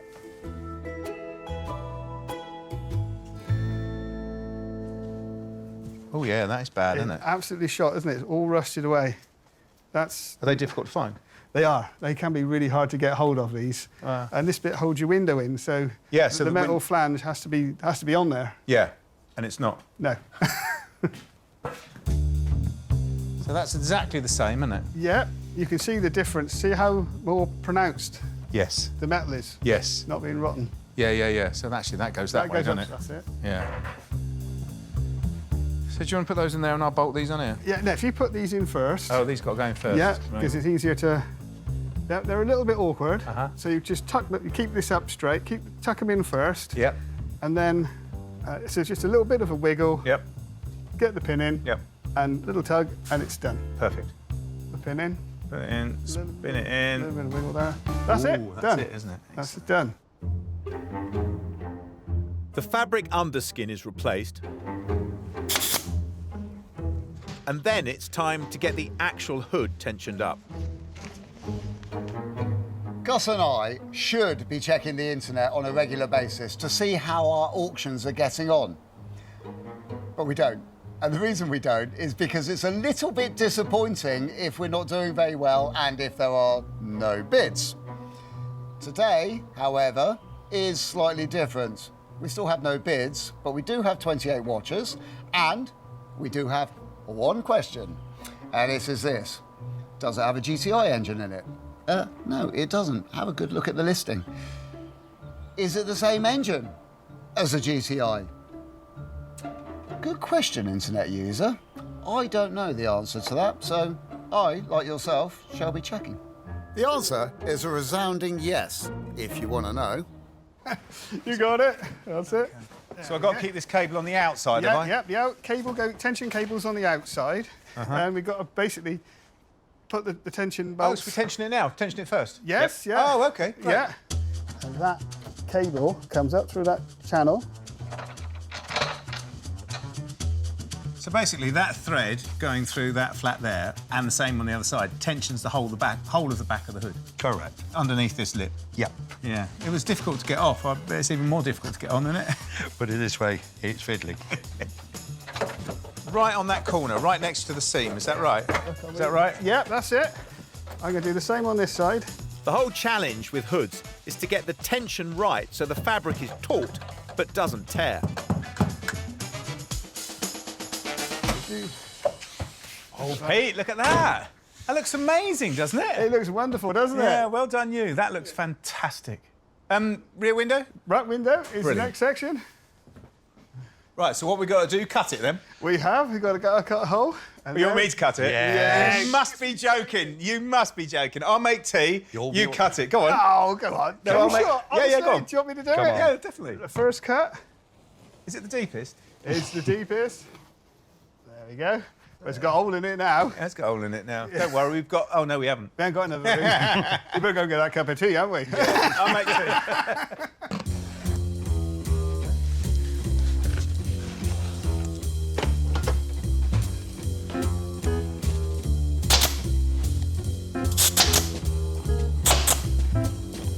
And finally, the back window is ready to be inserted.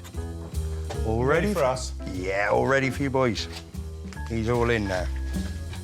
Right. Oh, that's There amazing. you go. Yeah, you actually feel it gripping in, don't you? It's not that difficult, is it? No. Come on, Brilliant. Gus. We got you for that. Oh, sorry. You were spot on. Hard half day, isn't it? And the result is superb. We have 5 days to do our cars, and this is the biggie. The last one on our VW Golf Clipper. Wow, that's a nice colour, isn't it? It looks amazing, doesn't it? I'm resisting that inert feeling that I should stand back with a cup of tea and a biscuit for 20 minutes looking at it. Do you know what I mean? With a pipe, maybe. Yeah, that'd be quite nice. I don't see the reason why not. I mean, no point rushing it. It's absolutely chucking it down with rain out there. Yeah, but it's got to go out today, this. Today? Yes. Is it today already? Yeah, this has got to go out. We've got to put all the interior in and all the bumpers and... Oh, I mean, there's a huge amount of work to do on this car still. I hadn't realised what day it was. It's really flown by, hasn't it? Yeah. And I don't remember where most of the bits are. Only joking. I can remember where some of them are. Good. Well, we should get on then. And then it's a steam clean for the carpets, a refit on the panels and the interior,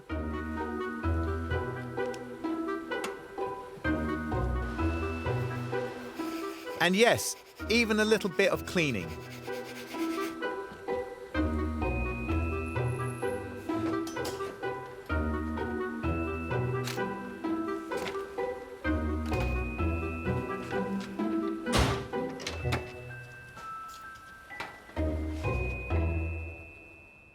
We're done. What does the Golf owe us? We spent 2.2 on the car, the wings were 187, the hood and labour was 600, the interior pro cleaning was £150, and 350 went on other bits, which brings us close to a not inconsiderable £3,500. So what is it about these little Volkswagens that makes everybody go mad for them? Are you asking me a question? Because I've got a feeling you're just about to tell me the answer. Well, I'll tell you the answer, and it's pertinent to this car in particular. They are fantastic to look at, aren't they? And it's not just the lines on the outside, is it? It's the fabric of the seats, it's the dashboard. They're not just design classics. They're design icons, aren't they? And they're brilliantly engineered, and they're fantastic to drive. Yeah, well, for me, it's the fact that this is the convertible. Now, unfortunately, the convertibles are a little bit overlooked. Yes. You can go out and buy a GTI.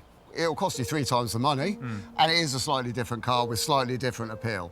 But this is the convertible, and it's not actually that much different, and they're beautiful cars. Yeah, I agree. So basically, we've got more than we bargained for. A better car than we bargained for. We've aimed high and we've slipped up and gone stratospheric.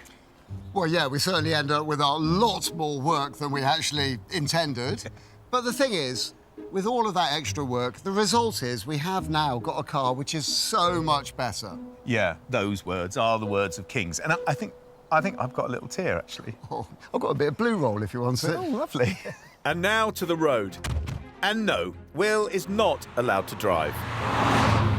Well, it's amazing, isn't it, to think that the Mark 1 Golf was designed and built in the 1970s. That's a seriously old car now, isn't it? It really is, yeah. You think of old cars, you think baggy suspension and no performance. But this is not that. This is a cracker still. Well, you've got to also, you know, you're thinking about this car and just recognising all of those cars that really made motoring history. The Fiat 500, the old Mini, the new Mini, the Beetle, the iconic Land Rover. This car, the Golf, is right up there on that list as well. It's just a great car. And it really shows how much bigger cars have gotten, doesn't it? Oh, yeah. Because actually, this is the size of a Fiesta or a Polo. Yeah. I mean, it's like a toy, really. Yeah, it is. But it's still a very iconic toy.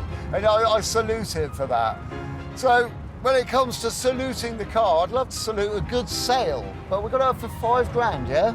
Yeah, and you think it's a bit cheap, I can see that. I do, yeah. I'm worried about that. What do you think to that? Well, I think £5,000 because there is just so many of them for sale at the moment. So I was thinking about maybe drumming up some support for it on forums or some interest for it on forums, just to let people know that it is a good car, because it is a good car, isn't it? So my worry was that it was too cheap. Now my worry is that it's too cheap and we got no interest. Is that true? Yeah, nada, nothing at all. Oh, great. But at least the sun's shining. Brilliant. Let's look on the bright side. Yes, what a beautiful day. The Golf is too cheap looking at our spend, but we're worried about asking more. Within a week, the online placements attract interest, but not always good interest. People aren't following up. Okay, look, if you are definitely coming, then I'll keep waiting for you. But yeah, please be as quick as you can. I'm getting bored. I want to show you our beautiful car. All right. Cheers, then. Bye-bye. Maybe the Golf is too cheap. Maybe people are worried it's a rot box. I've come in to show somebody around the Golf, and unfortunately, they've not turned up, which is slightly frustrating. I've been here an hour. But I suppose it's sort of highlighting thoughts. And the thoughts are, do we reduce the price of the car and make less money, which I don't really fancy doing, or do we hold fast, knowing full well that the price of these Golfs are going up? I suppose it's decision time, isn't it? Gus and I have got to put our heads together and decide exactly what to do. Well, you know the answer. We drop the price to £4,800 and get an instant pledge to buy. In 2 weeks. I knew a Volkswagen would be good for us. That was my idea. And it's good to know that great minds think alike.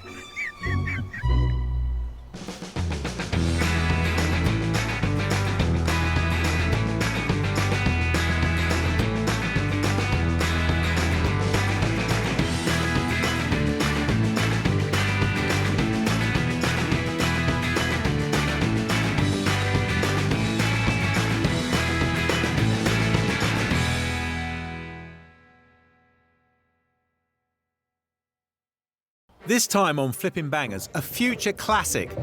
Ooh, now that's a nice car. They sold shed loads of these cars. That costs buttons. There's got to be good opportunity for us to make some money here. But it's head-scratching fault. You break it, you buy it. Well, there we go. Whoa. What a brilliant waste of time. And dull appeal, just a bit boring. That's not pretty, is it? Threatened to divide us.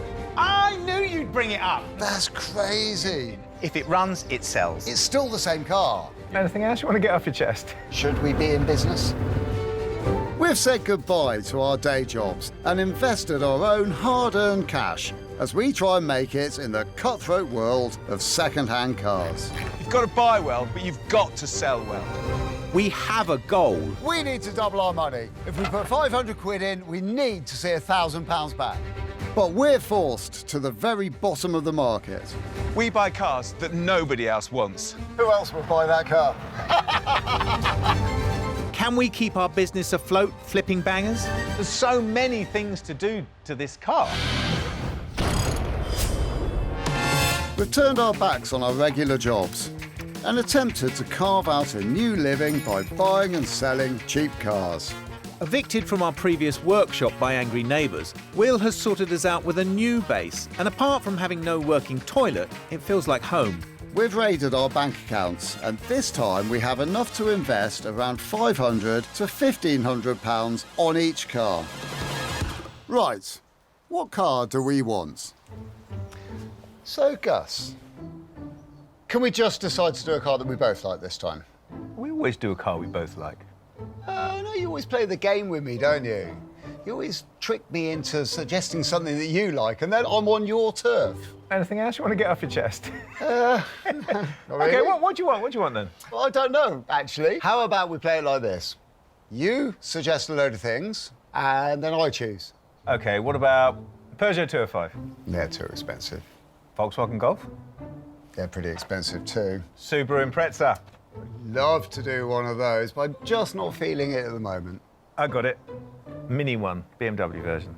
Ooh, now that's a nice car. Fun, nice to drive, and plentiful. Yeah, I'm down with that. As you know, I have one and I love it. I used to have one, so that's a good knowledge base, really. Yeah, and there is loads of them on auction sites with issues. So it's looking like, you know, a good everyday runner is about £1,000. And a rotter, 600 quid. It's not a big gap, is it? We're going to struggle to double our money there. OK, come on then, let's find one. Maybe you'll find one. Maybe.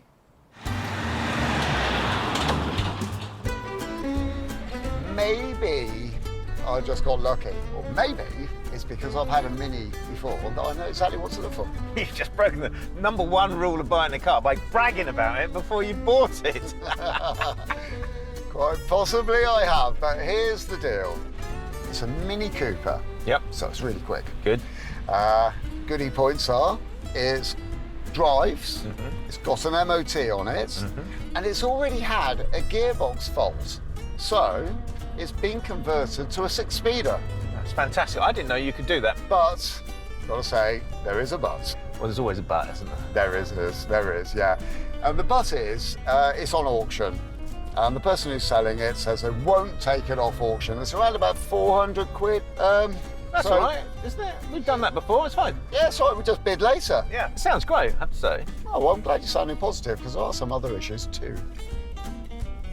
What? It's not that bad. Small potatoes, really. Great, well, that's great. So your raft of knowledge has led us down the line of running your finger down the list of cars and going, to go to the first shed that you come to. That's great. A leafy suburban road in Herefordshire bodes well. Nice house often equals nice car. Not looking forward to reversing the trailer down here. Well, we haven't bought it yet. No. You didn't tell me it was green. No, I thought I'd save that little nugget of information for you. Hi, morning. Morning, Simon. Morning. I'm Will, Gus. Nice to meet you. Hey, Simon, I've got to say, the photographs of this car don't do it justice. This looks far better than I was imagining. Well, that's always good to hear. Can you tell us a little bit more about it? Yeah, we've had it about 12 months, and it's been absolutely great until about a month ago, and it's developed quite a serious cooling problem, and has been pumping out all its water. So we think it's probably beyond economical repair for the likes of us, but we thought we'd put it online and see what we got for it. Well, it seems like the sort of thing that we might be able to investigate, doesn't it? Yeah, it does. Yeah. It's got a 6-speed box, hasn't it? Yes, yeah, that was the previous guy, the mechanic. He'd fitted it, upgraded it from the 5-speed to the 6-speed. Yeah, so. well, that's brilliant. It'd be interesting to try it with a 6-speed box. We should take it for a drive. Do you think that the cooling system would take it if we just took it up to the roundabout, went round and came back? Yeah, no problem. It should be fine, 5 or 10 minutes, but obviously if you break it, you buy it. I'd better drive then, had I? Yeah, definitely in that case. The Mini seriously overheats, and a warning has been given. If we drive it in the red, the engine gets cooked and we're forced to buy a lemon. So how fast does it go, and how long do you reckon we've got? Not very, in actual fact. I reckon if it goes over 100 before we get back, we'll just park it up. Degrees? Degrees, yeah. Well, how's it feel, though? Has it got good bones? Yeah, definitely. I am eminently qualified to comment on this car because I don't know if you know, but I have got one of these cars. I do know that, yeah. And the steering is very good. The gear change is exceptional. The brakes are great. In actual fact, it's embarrassing how much better this car is than my car. Well, it does seem like a nice little car. I mean, really, for us, this could be a good, honest little seller. Yeah, well, so what's it worth to us? What's it worth to us? 600, 700, 800 quid? I mean, actual fact, I would definitely think swapping this in for my car would be a better thing to do. Really, we're trying to run a business. We can sell this quickly and easily. This is a nice car that seems good. Your car has got toffees stuck to parts of it that are almost unmentionable. Yeah, it's done 1 million miles as well. The temperature is rising and it's time to head back. We've got to give the engine and the rest of the car a private check before we hand it back to Simon.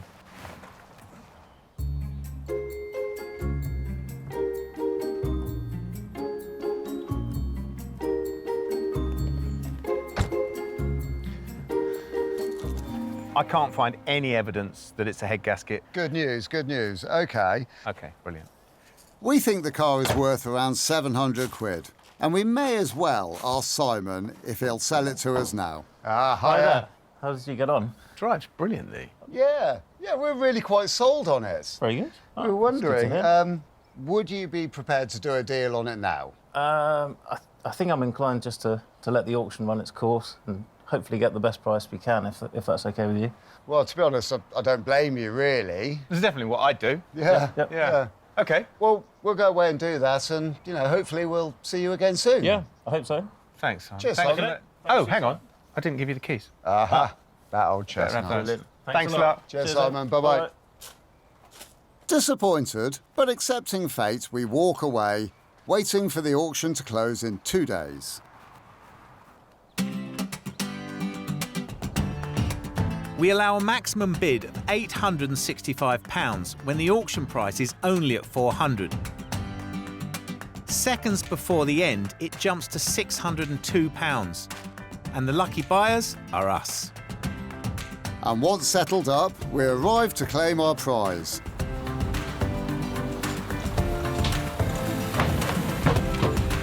And all we need to do now is get this back to base. I want to applaud BMW.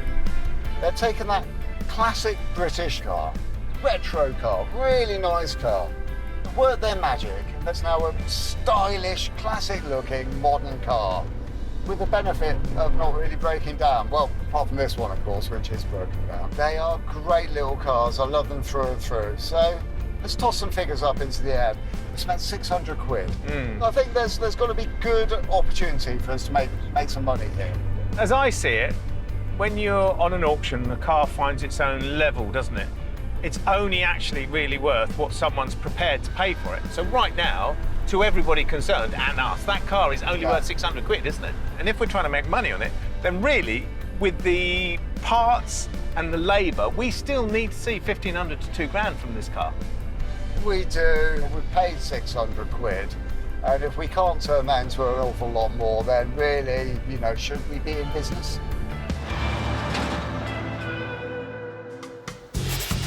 The next day, as is our method, we park the new car outside our workshop and gather our thoughts and hopefully translate them into a plan. Wow, it's amazing what the cold light of day does to a car. It really is. When we got this car, I was so excited about it. But now we've got it sitting here. I'm not liking the colour scheme. I think it's a bit dull and a bit boring. Really? See, that doesn't worry me in the least. This is how it came out of the factory. And they sold shed loads of these cars, didn't they? To my mind, it's all about the margins on this car. There's so many of them out there, they're so cheap. The only way I think we can make money on it is if we don't spend any money on it. OK, all right then. Well, in that vein, we know that the main problem with this car is that engine. Yep. I think if it runs, it sells. To me, this really seems like we're just aiming at the lowest end of the market where there's least money to be made. It's difficult. We're trying to make money on a car that's difficult to make money on. OK.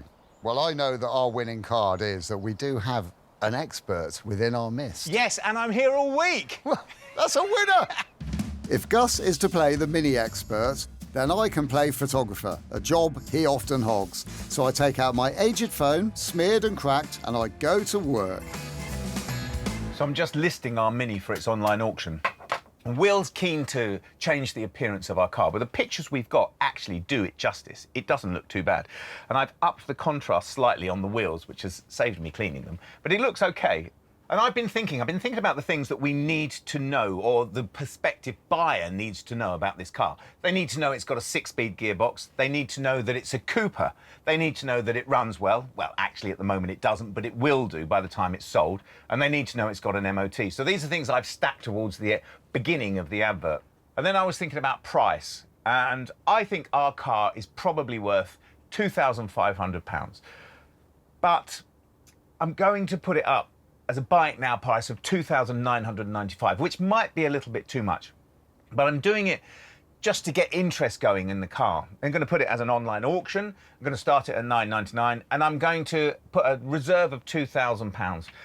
And I don't know if that's underselling it, I don't know if that's overselling it, but there's only one way to find out, and that is to list it. Done. The Mini expert is just getting the car inside. All right, what are you up to? Just looking for the sequence we need to do on the cooling system. Ah, no, I looked it up last night. Oh, have you? So, first, undo bottom hose. Mm-hmm. Drain fluid. Yes. That's a good start. That is. As you say, open bleed valves. Mm-hmm. Isn't the ignition got to be on? Yeah, it's the weirdest of things. It says that we then have to turn the ignition on, turn the fan on low. This is complicated. I know what, but I wonder why. Heater on hot. No wonder it's got a heating problem. Retighten bottom hose and then refill system. OK. All of that before you can refill the system. Yeah, look, I'm going to That's crazy. In aeronautical style. Oh, excellent. So a checklist. Absolutely, perfectly precise. Fail safe. And I then, like it. And then Yeah. I'm going to put a numerical system, indexing system down this side. So we have an 8-point plan. This is very posh. And we only have 8 steps to get us from here to there to get started on the job too. Brilliant. I'm not even sure Gus has the right car, but he seems happy with his ideas, and I'll play along until the trouble starts. The garage lift we ordered hasn't arrived, so we'll make do with the limited access and uncomfortable proximity to the workshop floor. Will is on draining duty. Right, next step. Turn ignition on. Fan on low, heater on hot. Right, fan on low, which is number 1. Heater on Scorchio. Perfect, I'm done. Perfect, Can I right. take it off the list? Yeah. We refill with antifreeze, as per the plan. If we get this test right. Well, either we cure it or we know it's wrong, don't we? Yeah. Look, there we are. Well, I am absolutely happy that we've got the right amount of fluid coming out of here. Good. It's gushing out the back as well. So we've done everything on the checklist. Yep. We've ticked every box. Have you ticked every box? I don't know. I'm going to go and check. Refill system. Yes. Big tick. So now we've got a highly complicated test procedure. We run the Mini up and see if it overheats. And if it does, Gus's research has been for nothing. Right, now we wait, huh? Yeah. It's changed colour already. It has, yeah. Look up tea. Yeah.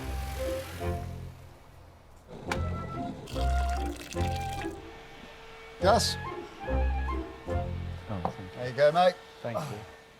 What if it does overheat, though? It'll be the water pump. It's always the water pump. I mean, that car's done 87,000 miles, I think, hasn't it? 87. It'll need a new water pump.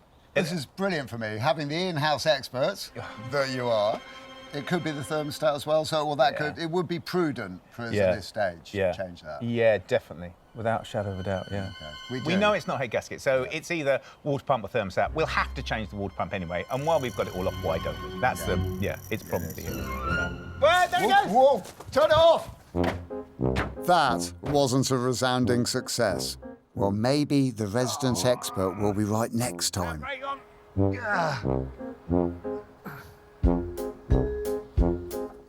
Time for Plan B. Replace the water pump, and to gain access, remove everything.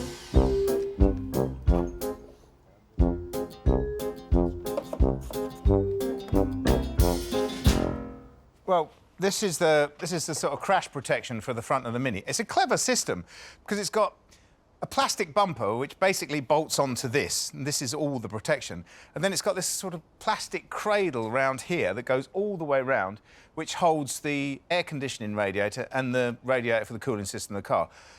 Once that's off, then the whole of the front of the car is accessible.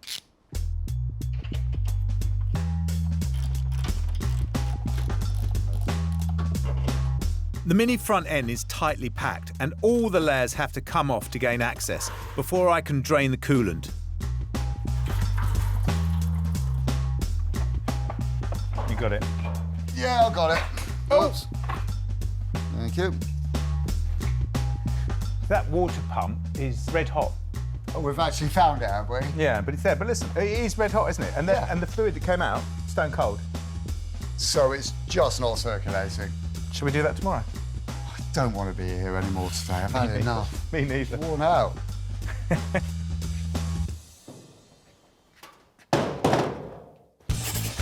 It's rainy day 2 out of 5 on our Mini project. It was cheap, but it hasn't made us cheerful, with an overheating problem that we can't fix. But we're adding a big fat yes onto that because we might be close. Well, we've gone a long way in, but we're going to have to get this off, aren't we, if we're going to get access to that water pump properly. This is exactly what I was talking about. This is my fear. It's like you've got to remove so many layers to get to that bit there. OK, but we take these extensions off here, and then this comes off, doesn't it? And then, oh, it's all just there in front of us. Excess. Yeah, but it's great big chassis parts to move, Gus. Look at this. I bet those won't come undone very easily. I don't know, we'll have to try. Gus suspects the issue is with the water pump. And if he's wrong, I'm going to have it made into a poster. Right, that's my side done, Gus.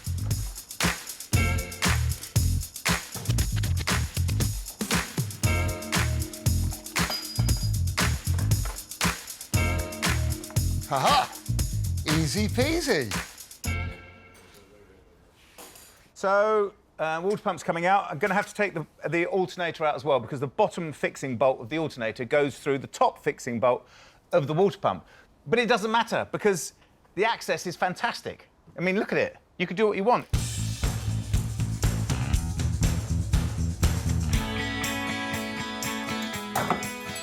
Oh. And just like that, the pump is mine. Just getting access to the thermostat because when we've been running up the engine, I've noticed that there's absolutely zero temperature in the top of the radiator. So Gus thinks it's the water pump, which it probably is, and these cars are well prone for having the water pumps gone. But as a precautionary measure, I'm going to change the thermostat as well because I've got a sneaking suspicion that with the top of the radiator and the top of the hose being freezing cold, there's zero movement of water. There's not even any thermosiphon happening, which would indicate that the thermostat is stuck closed. So, which dog will win the fight? Water pump or thermostat? This could be one of the tensest moments we've faced in the workshop. And may the best man win. So, it's the water pump. It's always the water pump. That's the maxim. That's the maxim that everybody has ever told me with Minis. If you ever have the front of your Mini off, always change the water pump. That's what you've got to do. So, I'm taking this apart and I will show you the plastic impeller on our water pump. Ah, there we are. Look at that. It's absolutely perfect.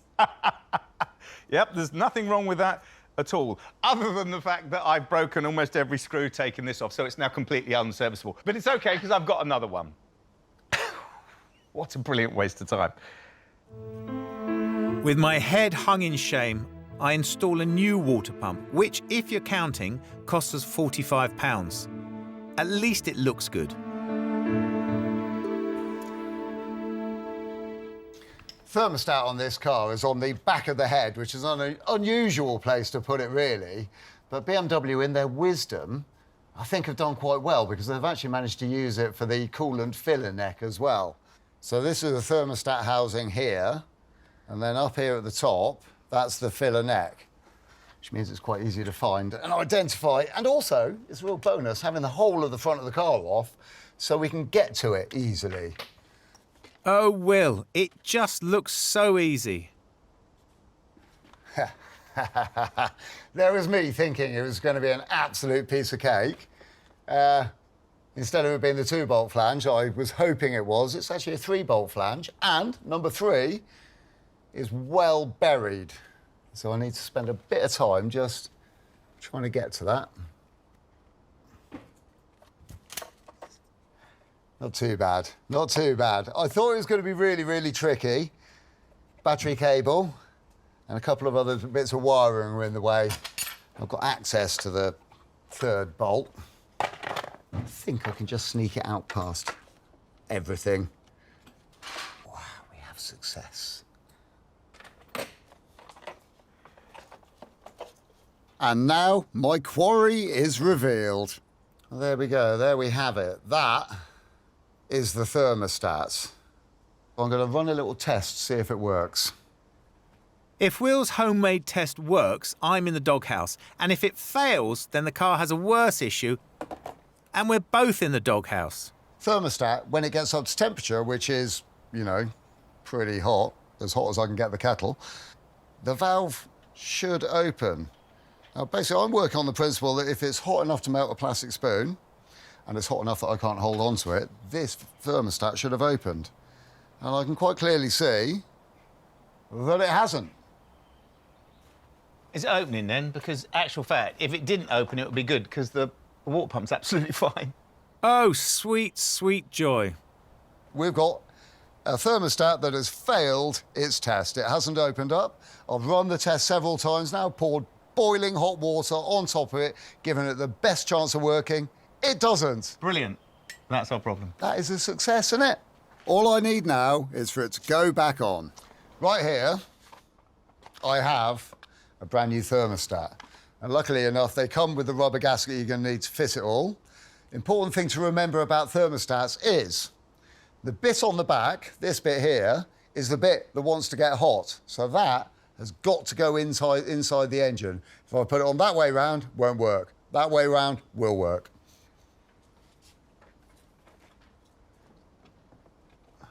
I thought this was going to be a bit tricky because you can't really see very well. So I'm working a little bit by feel and a little bit by seeing. And when you're trying to wedge a rubber gasket into a very tight recess, it ain't easy. After a long, painful interval, Will is getting nowhere.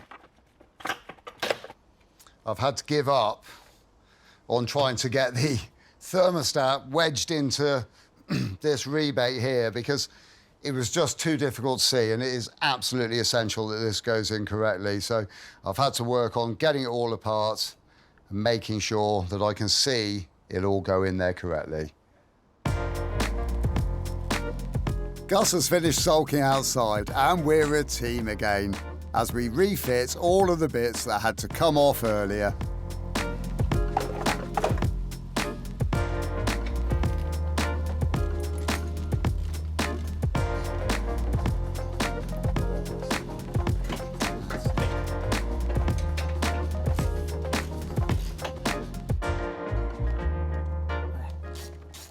I still think it's a clever way of getting into a car. Is quick and easy, isn't it?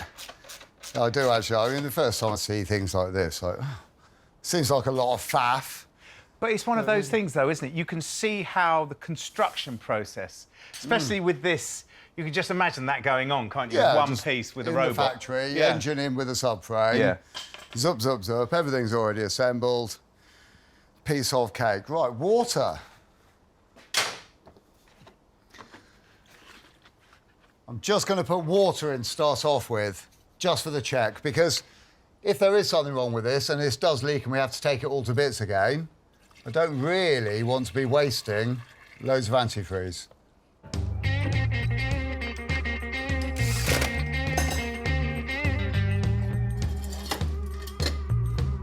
Maybe it's the rush of victory, but I'm quickly ready for the next stage. Gus, however, is taking his time. You ready to go down? Yeah, ready, steady. Right, we need to run it up.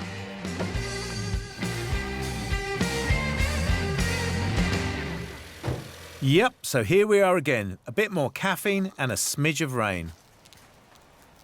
It's good. Yeah? Yeah. Well, that, my friend, is perfect. Well, That's what I wanted to hear. Cheers. hasn't moved, so it's good.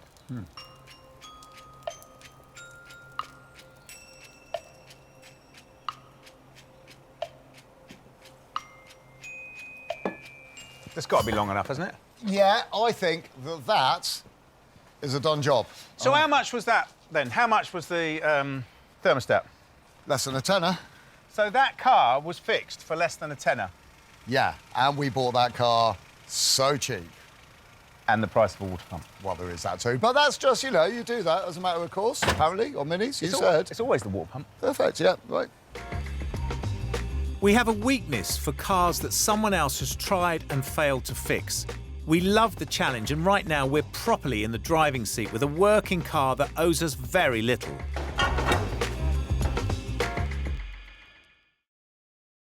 It's the third day on our Mini. We've had a cooling issue that's even beat our resident Mini expert Gus. But now we've got around that and we're moving on. I still can't help but think that it's amazing, isn't it? We've basically fixed the car, haven't we, for just the price of a thermostat. I know, and the water pump. But you always change the water pump. It's fine. Oh, you do, standard. Affordable fix for what has been so far a very affordable car. But, I mean, really, it's still the same car. We've got to do something, haven't we? It's got to stick its head above the parapet, isn't it? Well, funny you should say that, because I've been looking at this interior. I knew you'd bring it up. I've got an interior for it. You led me to that. I've got an interior for it. I've got a Cooper S half leather interior for it. It's supposed to be beautiful. Really? Yeah. Well, where is it then? It's coming today. All right, OK. Well, OK, well, if you've taken the lead on the interior, please do me the honour and let me do something about these rather awful wheels that are on it. Yeah. Without spending too much time and money on it, because we're short of both, aren't we? That's very true. Have you got an idea? I have got an idea. I'm not allowed to know. No. Need to know basis. Uh-huh. Like it. Yeah, right, come on, got let's it. get this interior out. Going to give me a hand? I shall, yeah. Fair play to Gus. He'd previously disagreed with me about the look of the Mini. But he's come on board and ordered up a new interior last night. I think this just pulls, doesn't it? Whoa! Ah, oh, I'm glad you came in, because I was starting to struggle with that. No, that's got to be the key, isn't it? Don't you reckon? After Will's lucky diagnosing of the overheating problem, he's become unbearably happy. Hard work may solve this. So do you think you got it figured out? No, but I will find out. OK, you do that. I'm not going to drop you in it by leaving you all on your own. No, no. But I'm just going to go have a little look for some wheels. Yeah, yeah.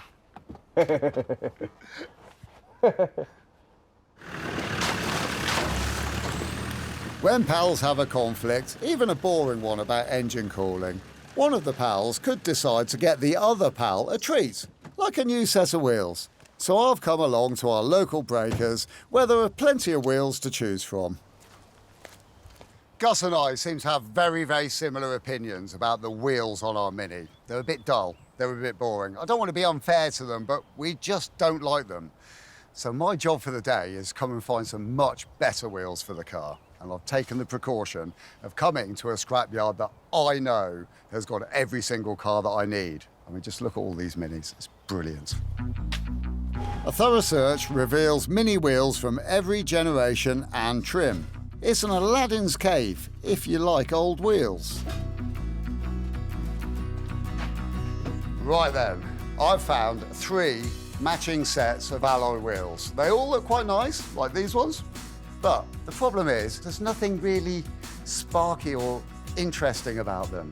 And I know that Gus does have a bit of a passion for steel wheels. So instead of just buying these ones and going back and watching Gus go, don't like it, I'm going to look a little bit harder, because I just think that on Minis at some stage they did use steel wheels. But the ones I've got in mind seem quite scarce here, and I'm not far off giving up. I have found the best time and energy-saving device that you can use in a scrapyard. You just ask the owner really, really nicely, and he says, Will, Go and have a look in the back of that white van. I think you'll find what you want. And I have. Look at these.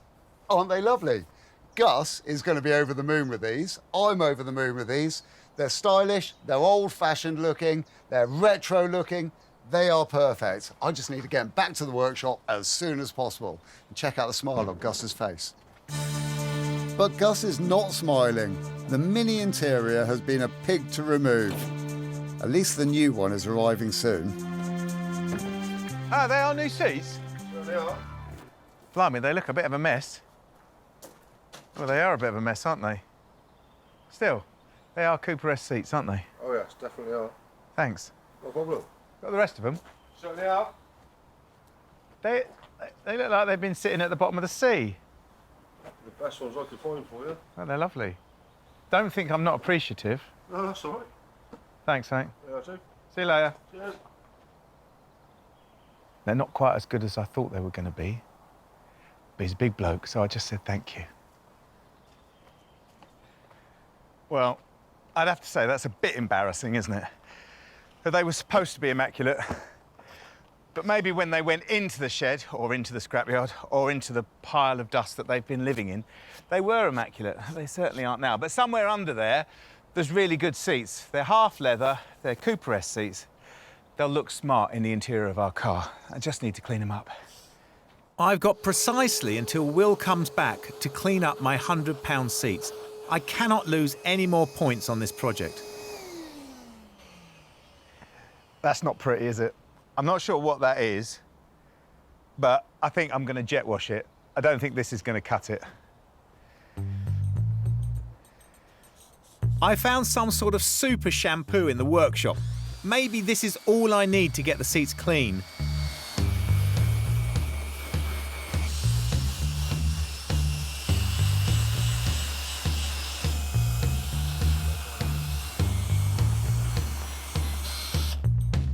Well, you've got to admit they're looking, well, wetter, but I think probably better. They're certainly going to look wetter when I finish with the jet wash. I don't recall seeing this in the BMW owner's manual, but if your seats look and smell like these, it's an effective solution.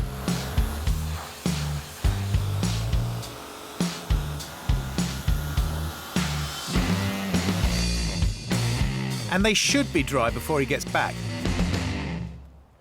The washing line is the only path left to me. Oh, hello. Hello, mate. These are seats.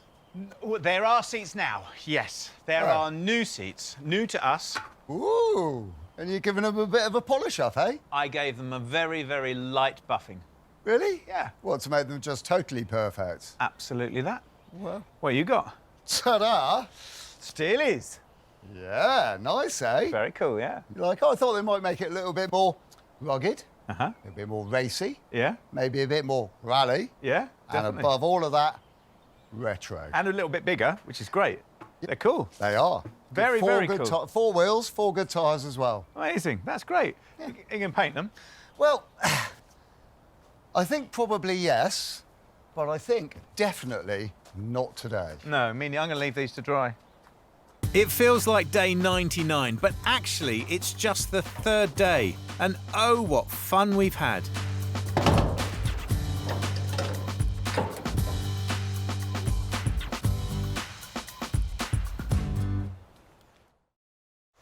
We've got 5 days to turn around a BMW Mini. This is day 4, and the story so far is that we've done the mechanical stuff and we've switched our attention onto the looks to make the Mini stand out in a crowded market. I can't be sure, but I think this is the first time that we've ever test-driven a car before we've actually finished it.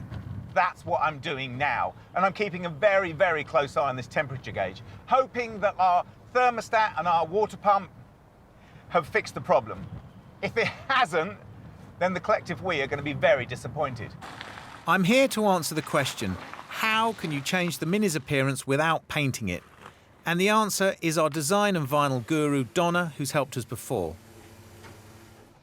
Ah, Hi, Donna. How are you? Nice to see you. Oh, you got some designs up already? I've had a little look at some pictures of some stripes. That is exactly the car I was talking about, the 1960s Skeletric. It's some sort of special edition. But I had that as a kid, and I thought that would look so cool to make that look really retro and really stick out. Yeah, so then you've got these, the double stripes, matching sides. This is obviously the newer design with the stripes. It's an old one. Oh, look at that. I like the checkers. And it's got a light on the roof. Could you do that? Yeah, we could do that. Could you? That's so tempting. It's so tempting. But in actual fact, if we're trying to sell the car, we're trying to make it look retro, so it's a hint to it, and sell the car, I think the 2 stripes down the middle, and then could we do it onto the bumper? Would we do that? And then onto the little chin thing at the bottom? Yeah, so we can go all the way down. Brilliant. Should we do that then? Let's do this. But to make the look work, we need to wrap the roof. This is the bit that really scares me. This is the bit that cries out to me it's going to go wrong. It looks like you have to pull it from 6 different directions at once to get it round these curves. And honestly, the last time I did it, it was rubbish. Yeah, so what we can do, I'll show you how to do a wet soapy application, which gives you a chance to get all the bubbles out and to get it to shape. You're going to have to give me a hand because I've hurt my shoulder. So I'm going to have to... But that's good. It's good because at least it gives me an opportunity to learn how to do it properly. Exactly. So it's time to put the cream wrap on the roof of the Mini. Right, so what we do is we'll cut a piece that's big enough for the roof to start with. OK. Donna is full of good information when it comes to wrapping, which will be good for me and Will in the future. OK, stage 2. Right, now we need to peel the backing off.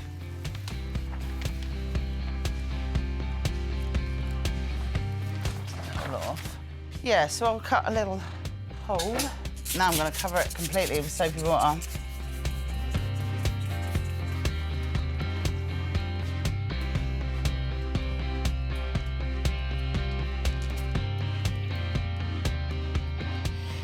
Once you've done that, you've got to be bold, though, haven't you? You've got to be bold. Where do we start? Right, well, we start right from the centre. Oh, my goodness. It looks so good so quickly, doesn't it? Doing it dry is just a nightmare compared to this.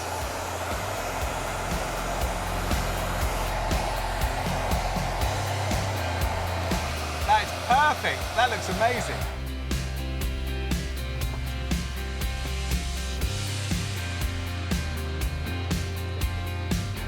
That's how to finish it, isn't it? Slop it under the rubber.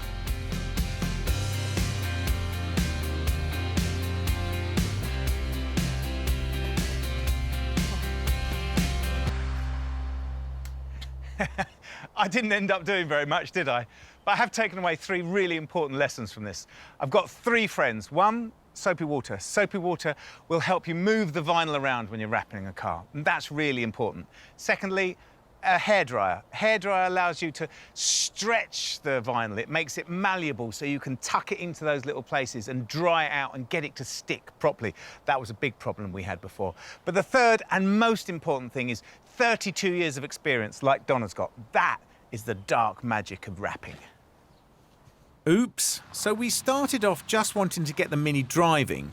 It drives. And then we thought, let's make it look better. And a tight wallet has been prized open. An interior, stripes, wheels. Where will it end? So it's day 5, the last of the last, the end of our resources. Maybe it's the day our Mini gets its wings. I thought you were going to spray those wheels. Well, I thought you were going to put some stickers on this. Look at that!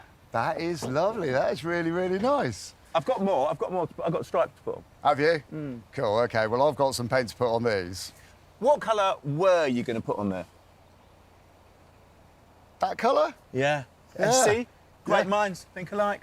It's too true, too true.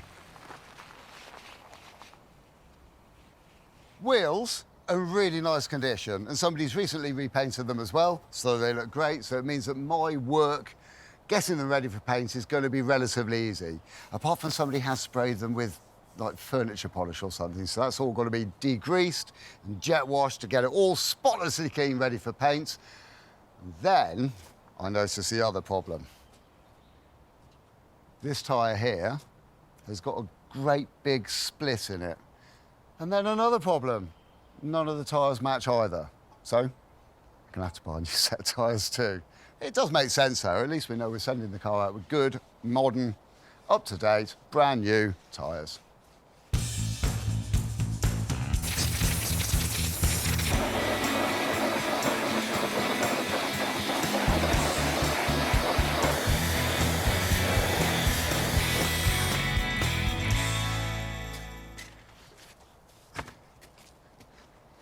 Because I'm painting these wheels and the tyres are scrap, I need to take the tyres off. Now, there's two different ways of doing that. There's a way where you take them down to the local tyre fitting place and get them to take them off, which will cost you, well, £3 or £4 a tyre and quite a bit of time getting there and back. Or there's the West Country way. I'm removing the air, if that's not 100% clear. My favourite way, of course, is the West Country way. One of these, jack out of the back of the car, tyre on firm surface, immovable object. Carefully put the jack in between the edge of the tyre and the edge of the rim. We're trying to break the bead. We're trying to force the tyre off the bead of the wheel. This one here, and carefully. There you go. Both sides, set of tyre levers, tyres off, piece of cake.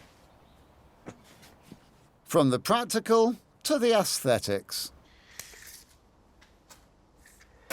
Right, so by my measuring, I'll go 79. 79, there we go. Let's go to there. That gave us a little bit extra. Is anything better than cutting through a backing sheet? No, exactly. It's one of life's great pleasures. Right, everything we need. Now I'm putting my new info to good, if not perfect, use.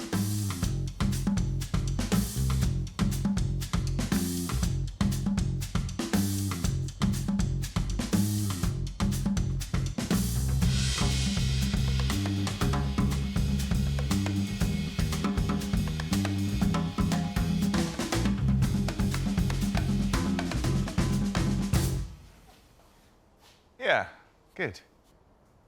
So this is our heat gun. Donna said it was a hair dryer or something like that, but it's a blower, blows hot air. Very useful.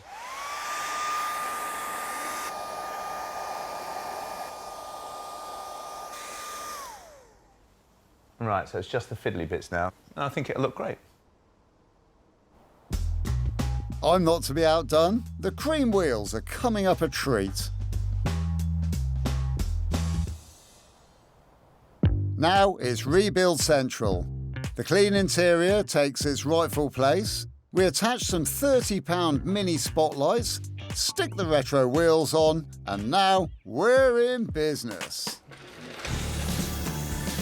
So what has the Mini cost? Well, the car was a ridiculous £602. We spent £150 on the wheels, £200 on the stripes, £100 on the interior and £250 to get it looking and feeling like a super retro Mini. And the total? Look at that. Ridiculous value. Our mission was to make it stick its head above the millions of other Coopers that there are out there for sale. And we have definitely done that, haven't we? We have, yeah, and we are so lucky that Minis lend themselves perfectly to the addition of fun. I mean, look at these tasteful lines. Oh, yeah. The spotlights, the colour change on the roof, and my favourite of all, the wheels. Yep, yeah. And this proves to me that retro is still top fashion. Yeah, it's right on cue, isn't it? Right Yeah, on cue at the We've played moment. our cards well with this car. But if you think of what we had when we bought it, we were lucky, weren't we? Because we had a slight overheating problem, and we took a call on that, didn't we? Could have gone either way, could have been good, could have been bad, and it was only really the thermostat and obviously the water pump. Well, they do always go, don't they? You've always got to change the water pump. But that took it up so far, because we went from a car that wasn't running to a car that was running. What we've got now is we've got a Cooper which drives really well, with a 6-speed box, which is a fantastic conversion, with a Cooper S interior, and we've got this amazing exterior. It's gone so far, it's stratospheric, isn't it? And it's still a really honest car. And in this day and age, honest cars are few and far between. The one thing I worry about is the steel wheels. I know that it's in you and I's blood to have steel wheels on it, and we both love them, but it's not everyone's cup of tea, is it? And I was thinking, we've still got them, haven't we? We've still got the alloys, and if the person who buys it wants them, they can have them back. It's not a problem. And if they don't, we can sell them and buy ourselves fish and chips, or maybe just put a tick in the plus column. Well, I'm liking the idea of the fish and chips, because I love some fish and chips from time to time. Are you hungry? I'm always hungry, you know me. But I'm so pleased that that's your only worry, because I'm actually terrified. I'm terrified because so far, this entire project has gone so well. Do you not think that we're just getting better at it? Well, I would like to think so, but I don't want to tempt fate. The car's so clean, we really shouldn't drive it. But we want to, so we will. Do you know, some people don't see these as real Minis, do they? They see them as a sort of cynical design plot by BMW to pull on the heartstrings of people that had original Minis. But it's just not the case, because it's a great car, isn't it? And it's a proper car of the people, isn't it? They are, they're brilliant cars, and yes, people are always cynical about them. I think they're missing the point. This is a different car, tip of the hat to the history, brilliant, well done. But when they built the Mini, they managed to capture the old-fashioned fun that you can have in an old-fashioned classic Mini. Yeah. It's time to test it properly, isn't it? And take it up to some proper speeds, I think, within, obviously, legal limits. Of course, of course. Well, from my point of view, sat on this side, it does feel pretty good so far. My worry is whether we've done enough to raise it above the stream of other Minis that there are out there for sale. I've been mentioning it to friends of mine in the hope that, you know, I can maybe drum up a sale. Yeah. And they, you know, they all want to know a little bit more about it. So that could only be a good thing. Yeah, definitely, yeah. And also, you know, if I can drum up a bit of interest, wouldn't it be nice to be able to create a word-of-mouth sale rather than having to go through the same auctions where we're competing against absolutely everybody else all the time? Yeah, it would be really nice. We get a sniff of interest from Simon, who wants to buy a first car for his son. So what we have done to the car is we have put these rather beautiful and incredibly useful stainless steel fog lights on the front. OK. We put these stripes on as well. Yep, very smart.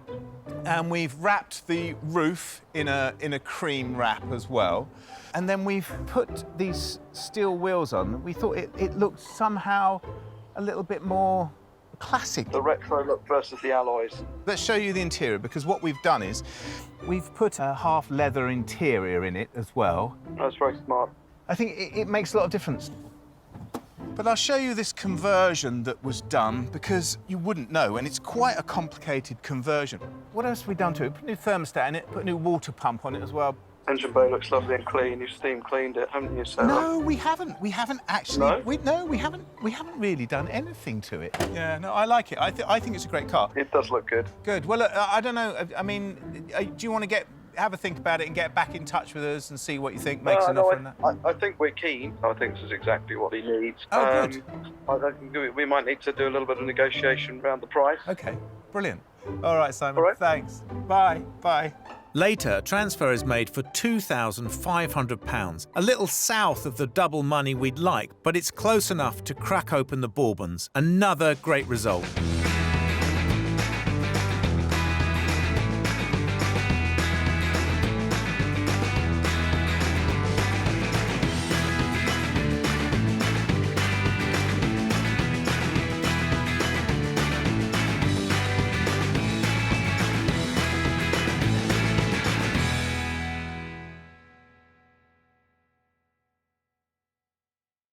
This time on Flipping Bangers, we play it smart.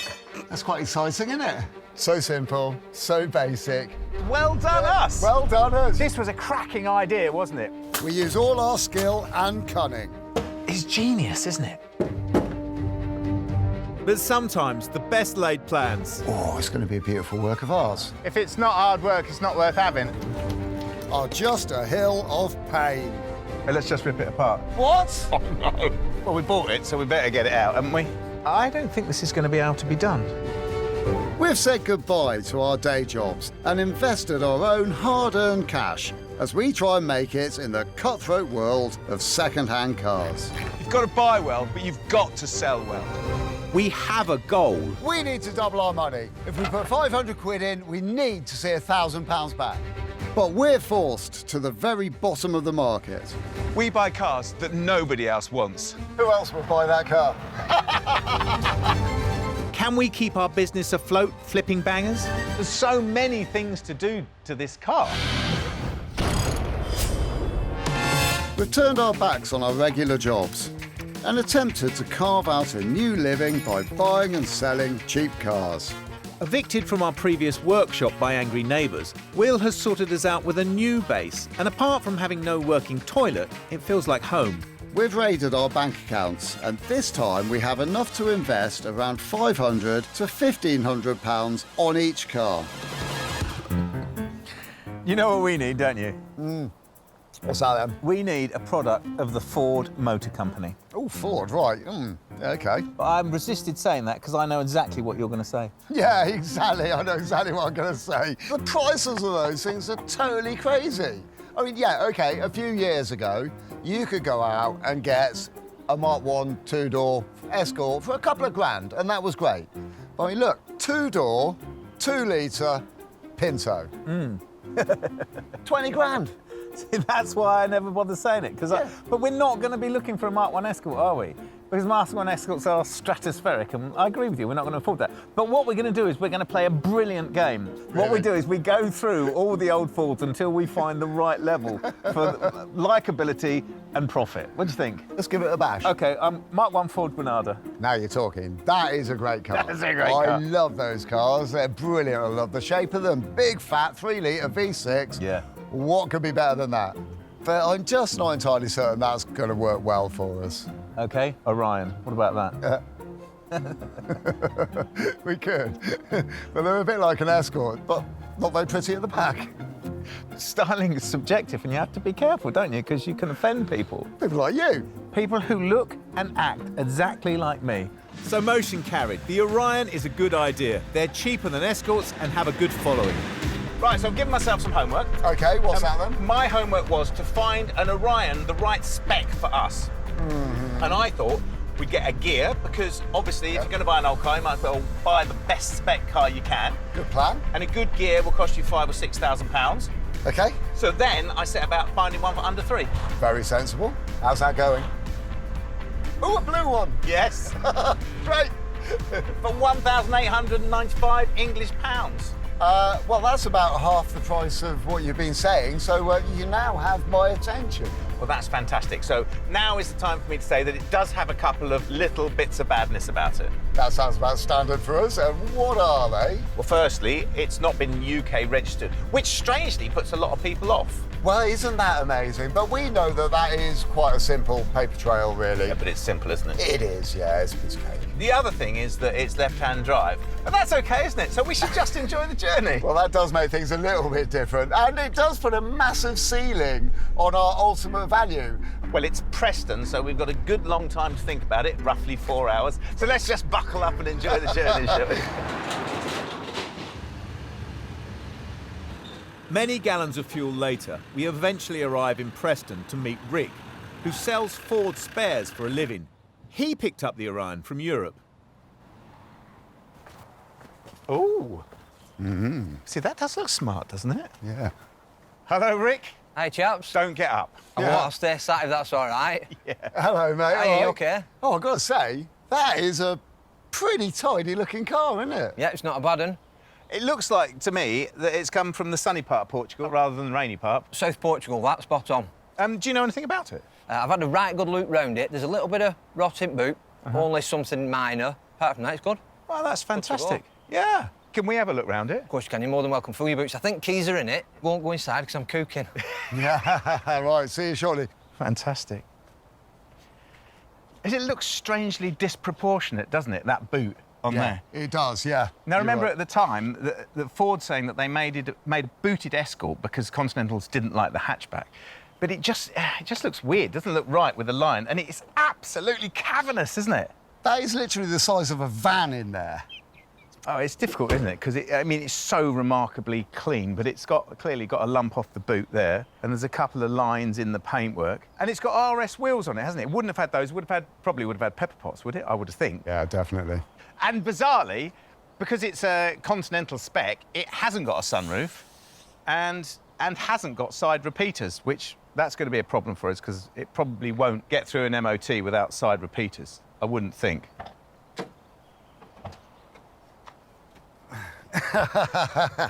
Oh, it really sort of takes me back. Look at it. So simple, so basic, so, you know, utilitarian almost. But Ford produced a good car here, didn't they? They offered all the little things that people wanted to see on their new car. Look at that. Front speakers, back speakers, left, right. That was cool in its day. I used to love driving these things. They were pretty good. Interior's great, but the door cards are the thing that really, really let it down. Shall we have a little listen to the engine? Yeah, go on.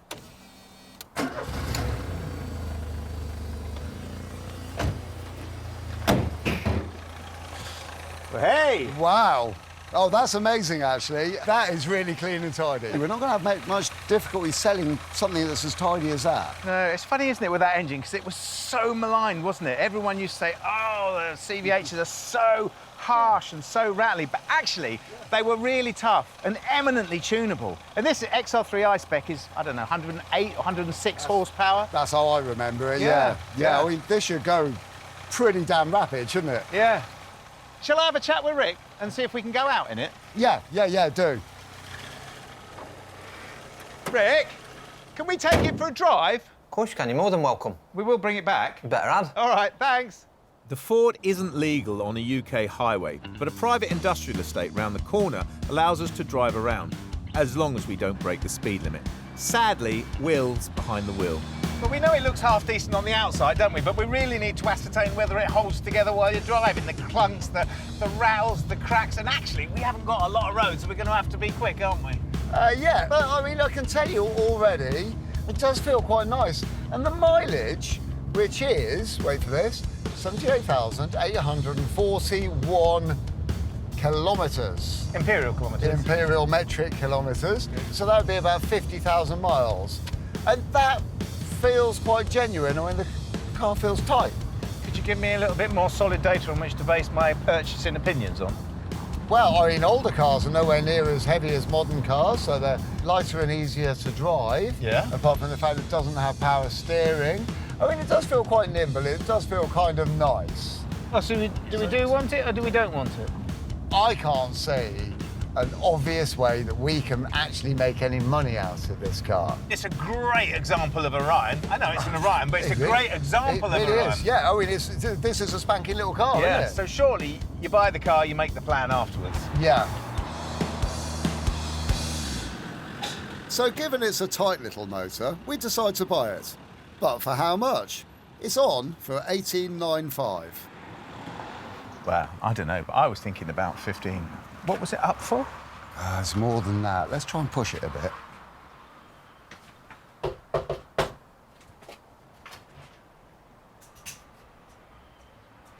You all right, chaps? Yeah. Did it behave? It did. Good. It behaved very well. Good. I mean, what are you thinking deal-wise on this, Sam? There's not a lot of wiggle room in it. What are your thoughts? It is a good one. It is a good one, isn't it? It is a good one. I mean, I was thinking about 1,500 quid. I don't know. I was hoping we could try a little bit less than that, to be honest. Is but it a bit late for that now? It is a bit late for that, yeah. I mean, what do you reckon? I'd like 1,800 quid for it, and I'm not going to move much more than that, really. Well, I'm not going to move at all. 1,800 quid it's got to be. It's not worth me trying to push for a deal of 1,700? No. It's cheap enough. Well, I think it's cheap enough. Yeah. You know, and if you compare it against anything over here, it's... Yeah. I mean, personally, I don't think 1,800 is bad for it. I think it's a good deal. Yeah. Seems fair, doesn't it? That's what it's got to be, really. I'd do 1,800 as well, yeah. You fancy it? Yeah, we're Deal. good. Happy days. Yeah. We'll keep it on the trailer. Take it away, get out my way. Brilliant. Excellent. Good work. Pound notes, no check. Oh, yeah, it will be. Don't you worry about that. Sera. Cheers, mate. See you later. That's all right, isn't it? Yeah. Rick's right, this is a cheap car. We don't really know how much money we can add to it, but we've been in worse spots. So, are we happy? Yeah, I'm definitely happy, yeah. You? Yeah, I am. I mean, we've got a wonderful car, sat on the trailer, looking all perky and great. It's all about making some dosh, isn't it? That's the bottom line. Yeah. We can pat ourselves on the back. We've done what we set out to achieve. We've bought a second-hand Ford that wasn't overpriced. Well done us. Well done us. The next day, the Orion sits ready for a right reel going over. Hello, world. Hello, Orion. Morning, Gus. Hello, Will. Don't forget me. I had a bit of a dream last night about this car, and in the dream, I had a plan. Wow. Is it a dream that we're both going to agree on? I think we'll agree. Do you want to hear it? Yeah, I do. Come on, shoot. So the crux of this car is its left-hand drive, yeah? Yeah. Left-hand drive scared everyone off. That's why we got the car so cheaply. So we change it to right-hand drive, but we do that for under £500.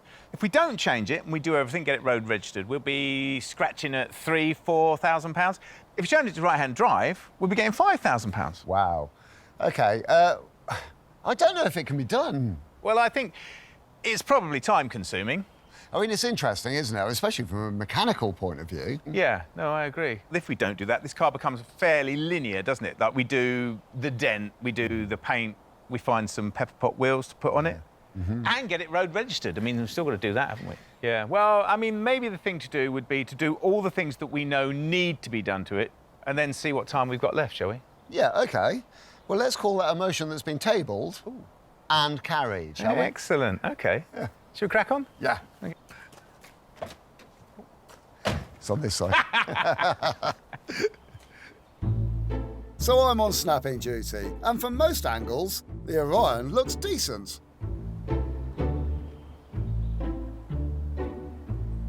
I'm writing the advert for our Orion, and it's not easy because there are some parts of the car that I can't really show yet, like the dent in the back. It might have different wheels on it. It could be right-hand drive by the time it's done. And all of these things really, really affect the value of the car. So I think I'm going to put in some close-up pictures of the car and be relatively abstract with the description of the whole thing as well. It means there is almost nothing to say. All right, Ford Orion.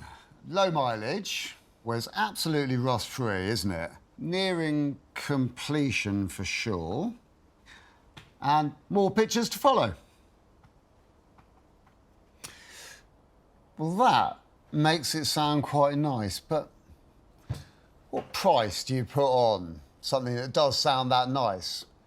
We have been thinking along the lines of £5,000. That's going to be on a fixed price auction as well. It's a buoyant market for these cars. I can also raise the price if I need to at a later date. So cleaning, driving, and now writing adverts. Another job on the list that Will no longer be allowed to do. So the Orion is in, and we are locked and loaded. Shall we have a go at the exterior of the car first? Yeah, I think that's a great idea. The fierce continental sun has faded the paint on the bonnet. I might give this a T-cut, see if it comes out, but... Yeah, I think it's a nice thing. I'm not entirely certain that will. No, it depends how deep the paint is, doesn't it? It does. I'll give it a go anyway. This is our main problem, isn't it? Yeah, we can't get away from that. That's definitely going to need a tin of paint putting somewhere near it. And that, what do you think? Well, we need to have a little go at it. I think it's a risk, but I'd like to have a little tippity-tap-tap at that and just see if I can bring it up a little bit better. Yeah. The trouble is with all these, isn't it? You see it, and it goes a long way, doesn't it? It does, yeah. I just need to bring this corner out a bit. If you're happy doing that, you do that. I'll try T-cutting that. If that doesn't work, I'll take the paint off of this. Cool. OK, then. And we can see how we get on with it all. Yeah. Cutting off the top surface often brings back the shine, but the paint has to be thick enough. It is 100 times better. But is it right? The trouble is, with T-cut, it's never not going to be cracked, and it's crazed and cracked all over it. And I think we're going to have to go so far through the paint to get past the cracks that we'll be into the primer, or maybe to the metal. I'll give it a go with a little bit of light wet and dry, so 1200 grade, and see if I can get down to something that polishes up beautifully.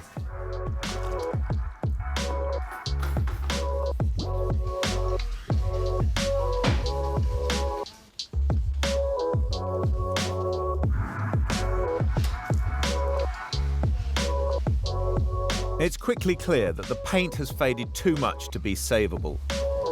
So I've taken that back as far as I think I can with wet and dry. If I go any further, I'm going to go through the paint, and in actual fact, where this is polished back up, so I've repolished it, it's a lighter colour, and I suspect it's going through to the primer, actually. We'll need to paint on there, there's no two ways about it. We mask up. Aside from the bonnet, we want to cover all the areas where the lacquer has peeled.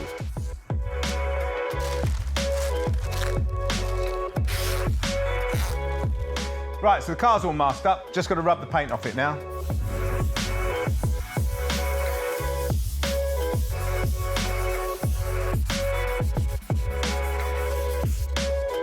Rubbing down is time-consuming, tiring, and not all that much fun. And if it's not done right, you pay for it with a poor paint finish.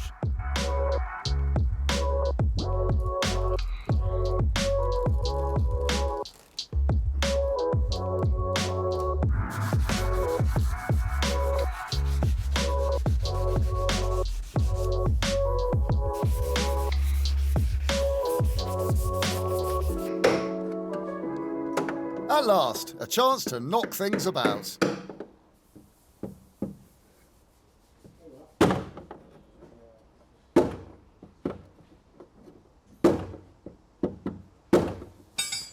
The dent, I'm managing to get it up by hitting it along the ridge of it, ding, ding, ding, ding, ding, and it's coming up slowly.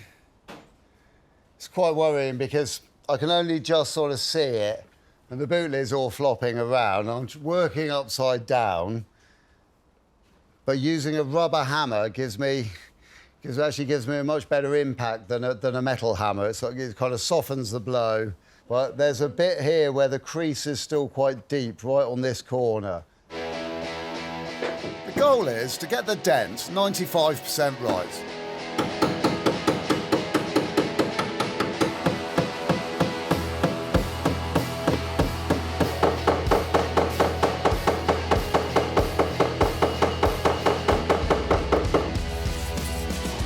Using a bit of sandpaper on a block, I can see where all my high spots are.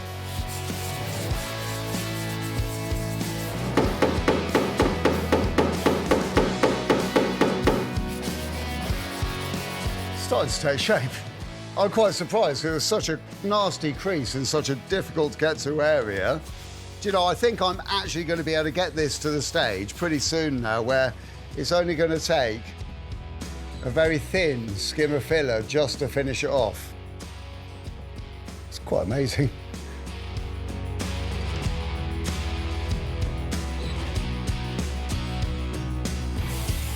After a bit of sanding and a bit of primer, we can see how we're getting on.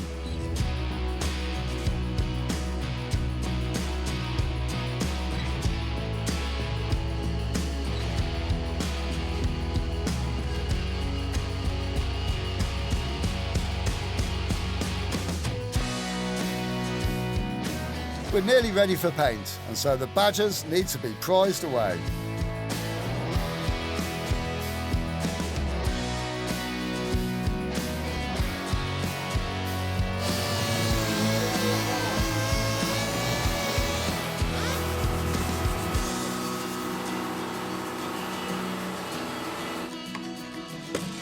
And I get into the paint. Oh, look at that.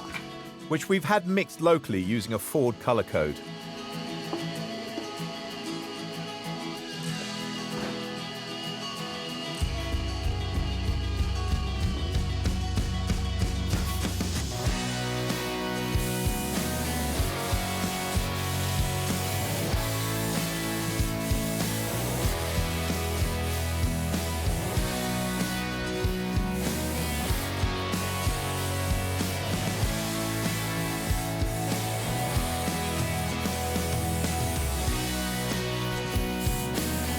Solid paint like this is much easier to work with and comes up really nicely. It needs to dry overnight, so that is a fantastic place to be stopping.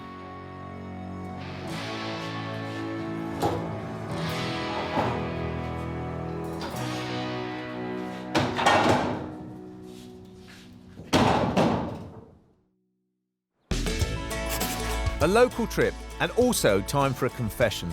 I had this idea about a right-hand drive conversion, and I really felt someone had to see it through.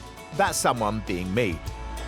I found a car that has all the parts we would need. Okay, so the good news is, found a donor car, bought it online. I couldn't not buy it because everyone was bidding on it, so I just bid on it, bought it, and that's what we're going to go and pick up. You bought it already? Yeah, that's the good news. Oh, brilliant. That's good news. How much?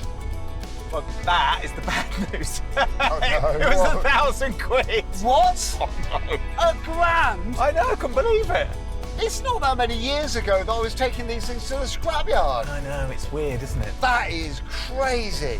I guess it's just the fact that, to the right people, the sum of those parts of a dead Orion is worth £1,000. Yeah, that makes sense, and we do need all those parts, don't we? So, you know. Well, I mean, theoretically, we could possibly sell off the bits we don't need.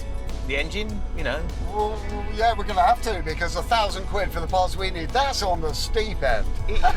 It is actually in a field as well, so it might be a little bit of a faff getting it out. You are kidding me. No. Oh, well, at least it should be quite exciting. I do like a challenge. Yeah, good.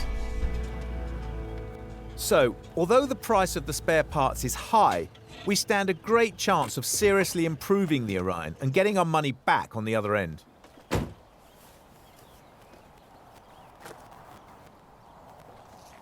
Ah. Ha! There it is. Well, we bought it, so we better get it out, haven't we? Yeah, good job I've got my bushwhacker. Stand well back. Yeah. God, that is some thick old barrel. And stingers. Ow! Oh! Ow! Oh! I can't get out now. Do you want me to go in there? I've got my shorts on. Actually attached to a rose bush. Oh, my God. I'll go and get the car and trailer.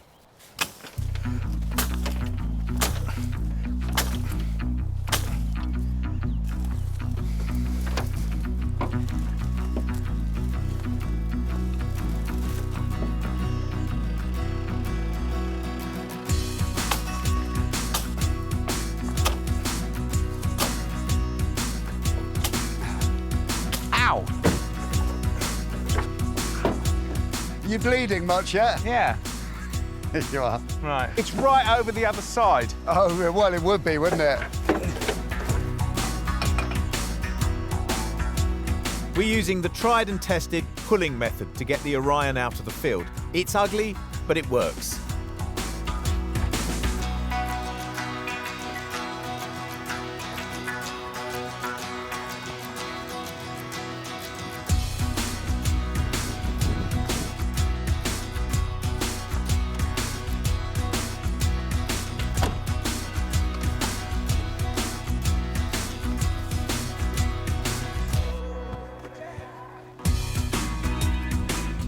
Now, where's the electric winch?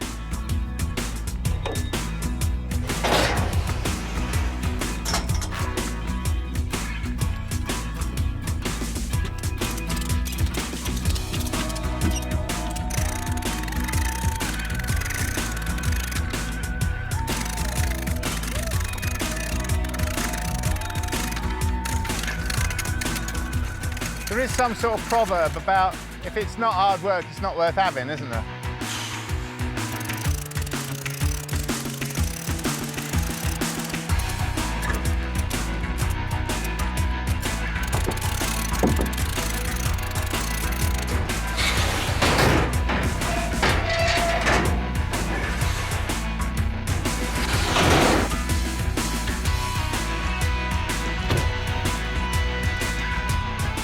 And that's it. We're now the owners of 2 classic Fords.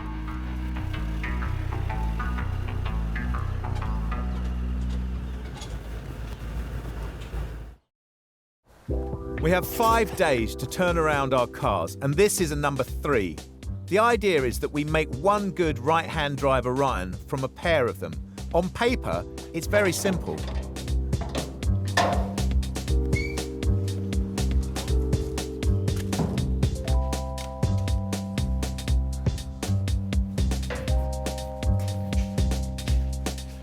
Big day, yeah? Yeah, this is a big day of slightly unknowns as well. What, the weather? A, the weather, but B, the unknowns about swapping this car over to right-hand drive. Yeah, I am filled with an enormous amount of dread at the moment. Can't wait to get stuck into it, because it's going to be, well, it's a proper job, isn't it? Yeah, me too. There's a lot to do, though. And, Yeah, and the only way to know if it's all going to work fine is just do it. But I do think you're right. I think it's going to rain. I think we should put that in here. Yeah. Should we move this back? Yeah, come on. Oh, no, there's no steering wheel this side. The old Orion has been off the road a while and doesn't move easily.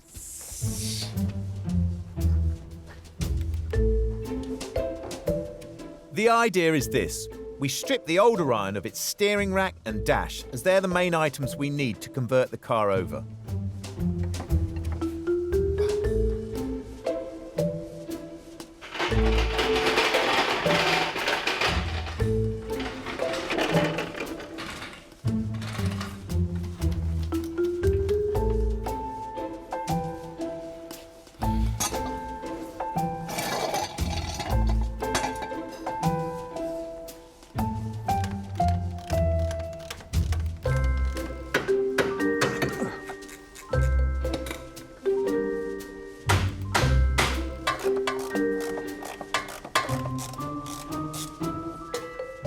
Hey! That's in pretty good nick, isn't it? First part of our left-right-hand conversion. Yes. That's quite exciting, isn't it? A very small part in a very large jigsaw puzzle. Yeah. Have you washed your hands?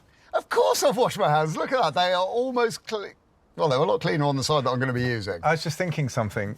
That in my mind, this is our donor car. Yeah. And I'm like, OK, let's just rip it apart. Uh-huh. But this is actually the dashboard we need, isn't it? Yeah, so if any bits get me slightly vexed or annoyed, I've still got to be really careful with them, yes? Yeah, we've got to count to 10. Right, OK.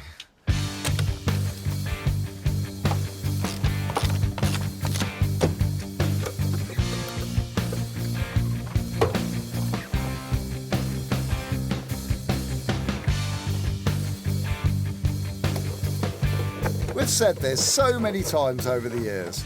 Cars of this vintage can be dismantled far faster than a modern car, but we've got to be careful and systematic, as so many of these items will be carried over.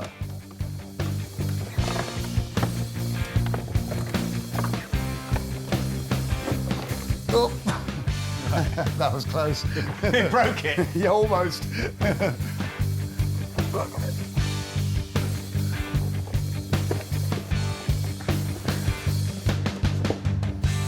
That's brilliant, isn't it? So we can actually see what's going on in there now, can't we? All the wires come up from the back, join up with the harness, come up round the driver's side, because obviously that's the shortest route, into the fuse box there. So to change it over, the fuse box has got to go that side. Which is slightly tricky, because on this side there's the battery. Yep. And the bracket that the battery bolts down to, which is welded to the body of the car. Yep. So that lot would have to come out and go over to that side. And it can't go this side because the wiper motor bracketry is then have to go this side. And then that makes that even more difficult because the wiper motor brackets are connected to the wipers, which are in the scuttle, and the holes are in that side of the scuttle, meaning that we would then have to change the entire scuttle panel. Yeah. And that scuttle's had it. It's completely rotted through, yeah, so massive problem. Yeah. Well, it sort of leaves us only really with one option, doesn't it? At the moment, yeah. Yeah, to cut the loom. Yes, extend it, move it over to the right side of the car where we need it. Yeah, yeah. Do a nice, neat, tidy job on it, though. Carefully cut, soldered joints everywhere, no crimp-up connections. No, heat-shrunk conduit. Oh, it's going to be a beautiful work of art. I think it is going to be a work of art. Do you think this is a good time to take that one apart now and do a sort of compare and contrast? Just yeah, before we get too deep into this and find ourselves backed into a corner that we just can't get out of. Yeah, shall we? Yeah, I think that's the way forwards. Okay. Messing around with the wiring loom, the only way to make our conversion work isn't for the faint-hearted. We have to tread very carefully from now on. You know, Gus, I've come up with a good idea. What's that? Well, I think these wheels, because they look really, really nice, but they could do with a tidy-up. I think could get them refurbed. All right. I leave Gus to the meticulous unpacking of the wiring loom and take the Ford wheels from the donor car for a refurb. They're the desirable pepper pot design, and it'll be another way for our donor car to give us some more value. Hiya. Hello, sir. Oh, hi there. Hi, how can I help? I'm Will. I called earlier. You Nick? Yes, nice to finally meet you. Yeah, I heard you got a little project going on with this. Yeah, we have. Okay. These are the very sad, sorry wheels I told you all about. What I'm thinking is a lovely white on the face of the wheel. Okay, that makes it pop, that makes it stand out. What colour's the car? It's a nice sort of midnight blue sort of colour. Perfect. So the white works with that. Yeah. What I'm thinking also, if you look behind you here, we've got a diamond cut wheel here, right? So this is done by a very skilled lathe operator who will skim away the face of the wheel. I think that we can't do that to that. I wouldn't say on the whole face. Maybe the outside lip of the wheel. We can get that in a diamond cut finish with that mirror machine-like finish, and then on the face of the wheel, we can do that lovely gloss white to make it pop. How does that sound? That sounds brilliant. The guys chemically strip the wheels, but I'm not allowed to see that as it's their trade secret. The wheel is then sandblasted, primed, and baked.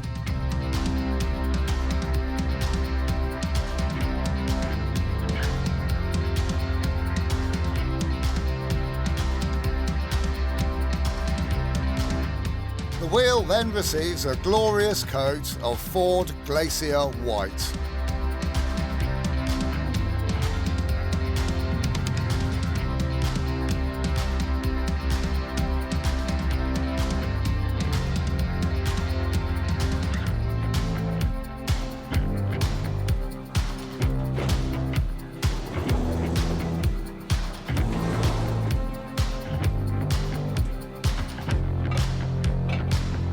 Finally, the CNC machine diamond cuts that top lip away, leaving a polished surface. This gives it that extra level of detail that we were looking for.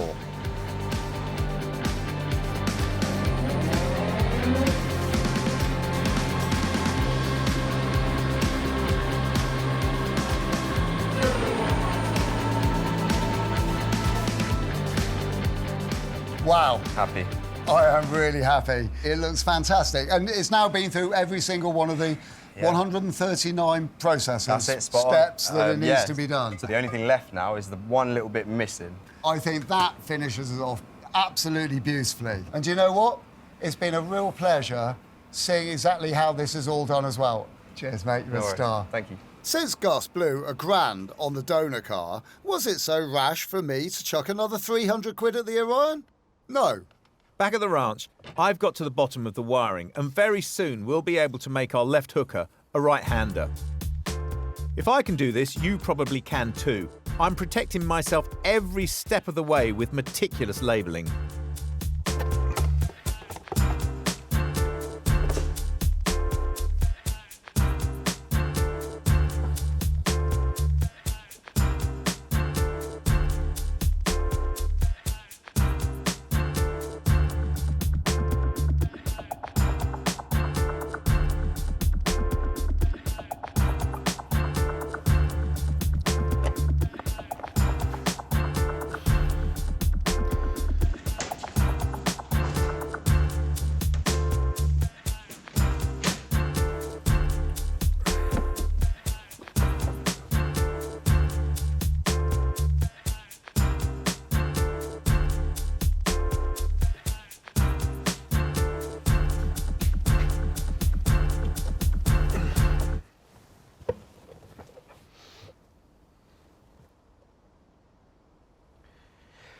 You know those moments when your world falls away from under you and you feel your stomach coming up? This is one of those moments because it makes me feel so stupid. So, I've just taken a picture of our bracket on our donor Orion, which is supposed to go here. And what's dawning on me, actually, as I'm speaking now, is that a whole premise for this car, to change it from left to right-hand drive, the whole idea of purchasing another car, a donor car, for bits and pieces, which was a genius idea, even if I say so myself, at this point seems to be one of the stupidest things we've done, because this bracket will not fit on that firewall there. Because we assumed that the body shell was symmetrical. There would be one body shell for left-hand and right-hand drive, and we would literally just move stuff over. But it's not the case, which means that I don't think this is going to be able to be done. I think that this has all been for nothing. So we now have a very good donor car completely in pieces. We have a very good left-hand drive car completely in pieces. And we just don't have the time or the money to do this. This is a big engineering job to do this. Which, is genius, isn't it? Absolute genius. Well, I'm going to leave this. I'm going to have a chat with Will in the morning when he gets back. But, yeah, clever, really clever. Oops, so day 3 ends with a little sting in the tail. Day 4. We have 5 days to turn our cars around, and never has so much needed to be done by so few in just 2 days. Can Will find a way to make our right-hand drive conversion work? Well, the basis of the whole project was that we assumed that this was one shell for left-hand drive and right-hand drive, that it was a symmetrical car, but it's not, you can clearly see. Yeah, so what we're trying to do is get that bracket out of that car to fit onto this firewall here. Yeah. Right, OK. Well, the plate as well. The plate's got to come off, hasn't it? OK, well, let's see if that makes any sense. Let's have a little look and see. Right, no, it's completely different, isn't it? Yeah. I can see that straight away. It's not the fact that I think we couldn't do it, because I think we can do it, obviously, given the time, but it's the question as to whether we should do it or not. I think that's the point, isn't it? Because to get that one to fit onto there, that's going to be a whole engineering epic. And even if we do all of that work, we're still not going to meet manufacturers' standards, are we? No, exactly that. So I think we should put that back together, because it's in 1,000 pieces, isn't it? Yeah, that's 1,000 pieces. This has cost us 1,000 quid. We need to get everything we can out of this car. It's time for this car to donate. Well, let's get it out, shall we? Yeah, defo. Since Will has removed the wheels of the donor car, it no longer moves, and so we use our specially designed occasional trolley for the job.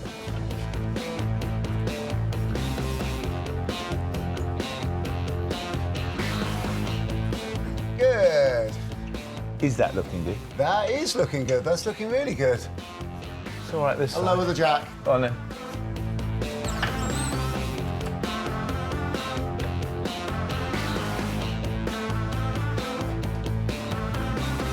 Here it comes. There it goes. Oh.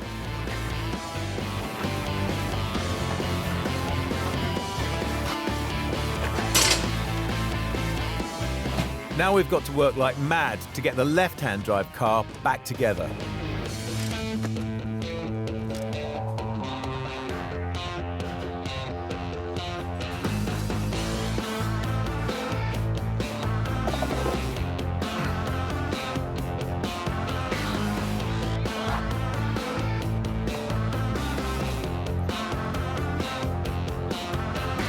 I'm so glad I labelled everything, otherwise this would have been a complete nightmare.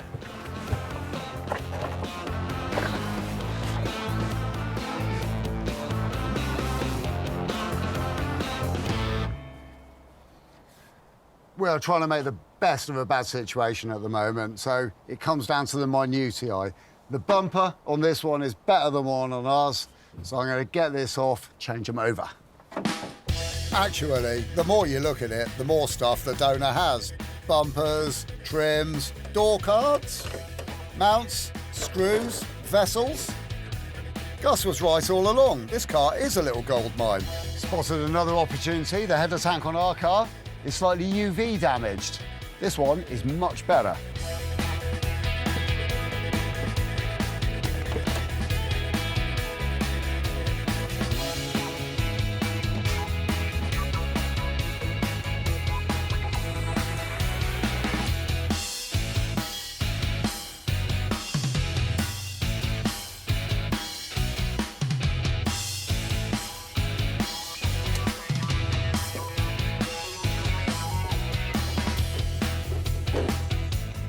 That looks better.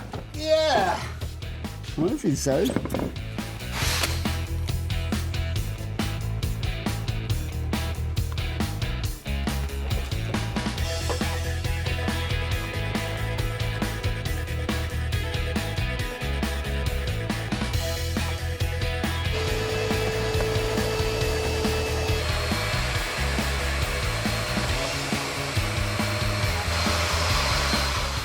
Looks like Gus's hawk eyes have spotted something he wants.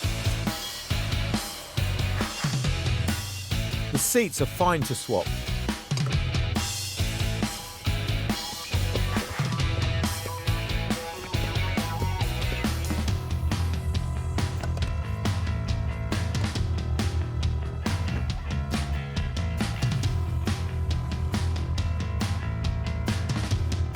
Our donor car has gracefully given all it can.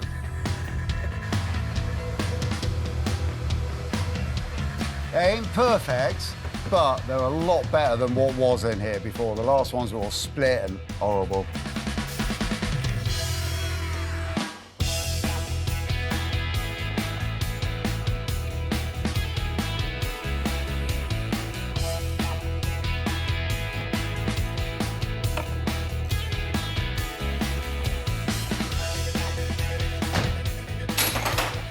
Well, we've got a very tidy left-hand drive car again. We have, and it has progressed a little bit. We mustn't be too hard on ourselves when we look at the bumpers, the door cards, the seats as well. Yeah. Should we go home? Yeah, I think so. Day 5, the last day to make our left-hand Orion the best left-hander out there. Maybe even grab the $5,000 we put it up for. Hiya. Morning! Wow, they look fantastic, don't Yeah, feeling great, aren't they? It looks so deep, doesn't it, the paint? I know, look at that. Oh, yeah, nice in silver. Nice, isn't it? Yeah, really nice. I'm going to stick them straight back on the car. Great. Trying to stop my trolley from rolling away.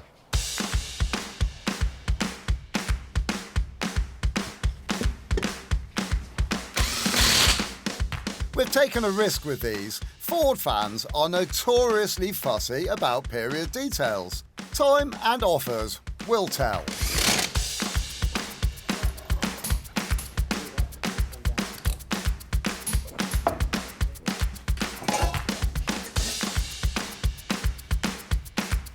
And now to the donor car. What are we going to do about it?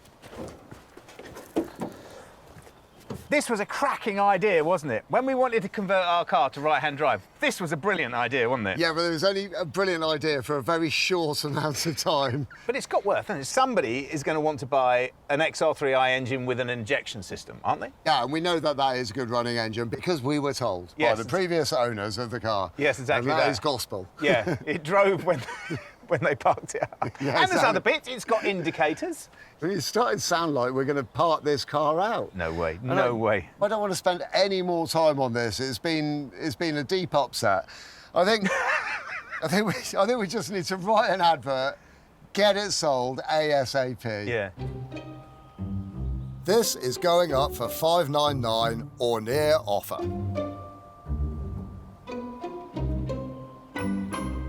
I'm just reading through this leaflet about how to register your car for UK roads.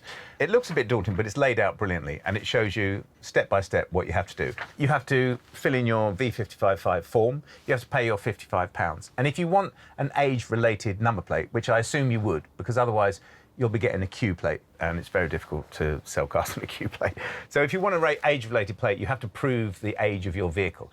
And we've got the Portuguese logbook, so we can prove the age of our vehicle. So that's okay. A little bit of fiddling about, and in an undisclosed period of time, the Orion will be UK registered.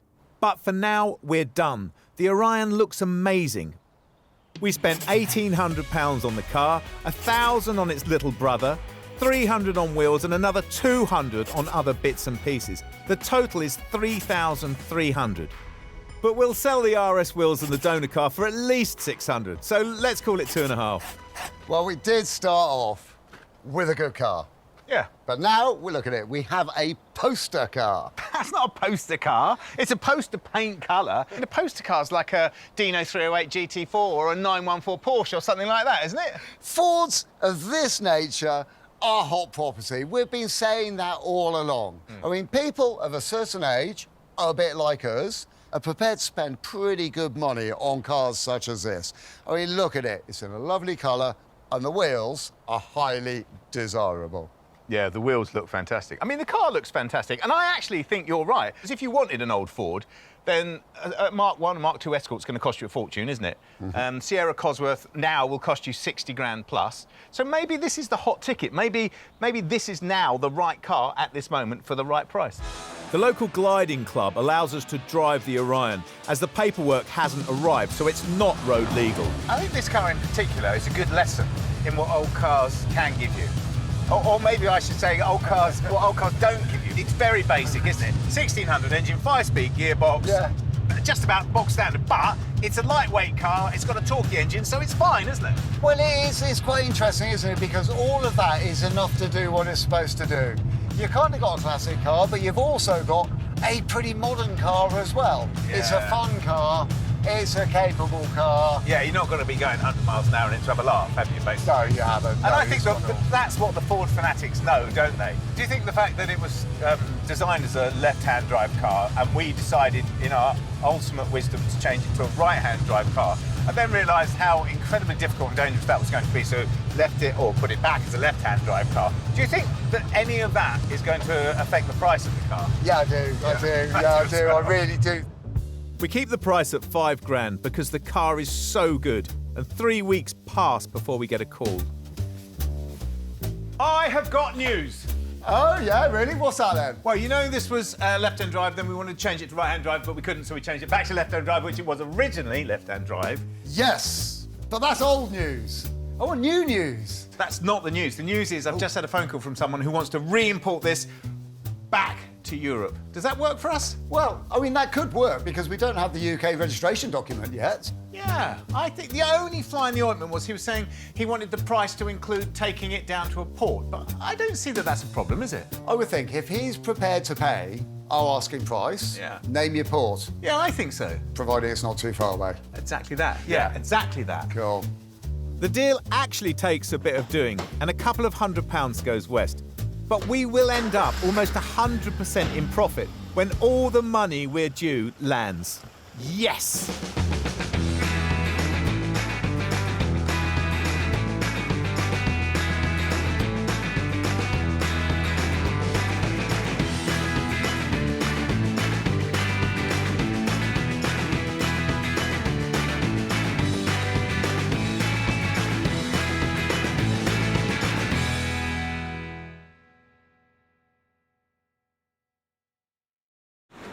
This time on Flipping Bangers, it starts with an idea. It's a big, bold statement.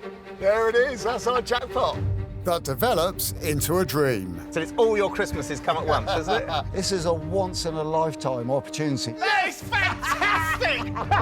And what happens to that dream? Well, Mother of God! Oh, yes. It turns into a nightmare. That's not right. We've said goodbye to our day jobs and invested our own hard-earned cash as we try and make it in the cutthroat world of second-hand cars. You've got to buy well, but you've got to sell well. We have a goal. We need to double our money. If we put 500 quid in, we need to see £1,000 back. But we're forced to the very bottom of the market. We buy cars that nobody else wants. Who else would buy that car? Can we keep our business afloat, Flipping Bangers? There's so many things to do to this car. We've turned our backs on our regular jobs and attempted to carve out a new living by buying and selling cheap cars. Evicted from our previous workshop by angry neighbours, Will has sorted us out with a new base, and apart from having no working toilet, it feels like home. We've raided our bank accounts, and this time we have enough to invest around £500 to £1,500 on each car. There's a question, and it sounds something like this. What car are we going for this time? Did you want a coffee? Yeah. But more than that, I need to make a statement. Oh, good. And it's a big, bold statement. Here it is. We are lucky. Because we get to choose the cars that we want. Yeah. Yes, and in actual fact, commercially, I think that's right, because if you look at our personalities, there's absolutely no point in buying cars for us that we have no emotional investment in, is there? because that way we're not going to work with them. If we don't care about them, we're not going to put our heart and souls into repairing them, are we? Exactly, because that's how cars end up in the crusher, isn't it? You've got something to say, haven't you? I can see it in your eyes. Go on, spit it out. A Rolls-Royce. Great idea. I've always fancied having a Rolls. Maybe as a garden feature, but... I think a Rolls-Royce is a great idea, safe in the knowledge that you're never going to find one for our sort of money. I have. You have, haven't you? Starting bid's 2,500 quid. That is atrocious. What have you done? I think that would be interesting from a sort of biochemical point of view by the amount of green on it. But I can see, as I'm sure you can see, that this is not the sort of car that we're going to be making money out of. I think you should find another one. There must be hundreds of them out there. I thought you'd say that. Come on, don't sulk. Just find another one. I will. I shall. I'm on it. Watch this. OK, and we're doing this securing the knowledge that we're not buying a Rolls-Royce to rot away in your garden, yeah? I'm going to keep looking. In fact, there aren't hundreds of cheap rollers online. There's Will's one.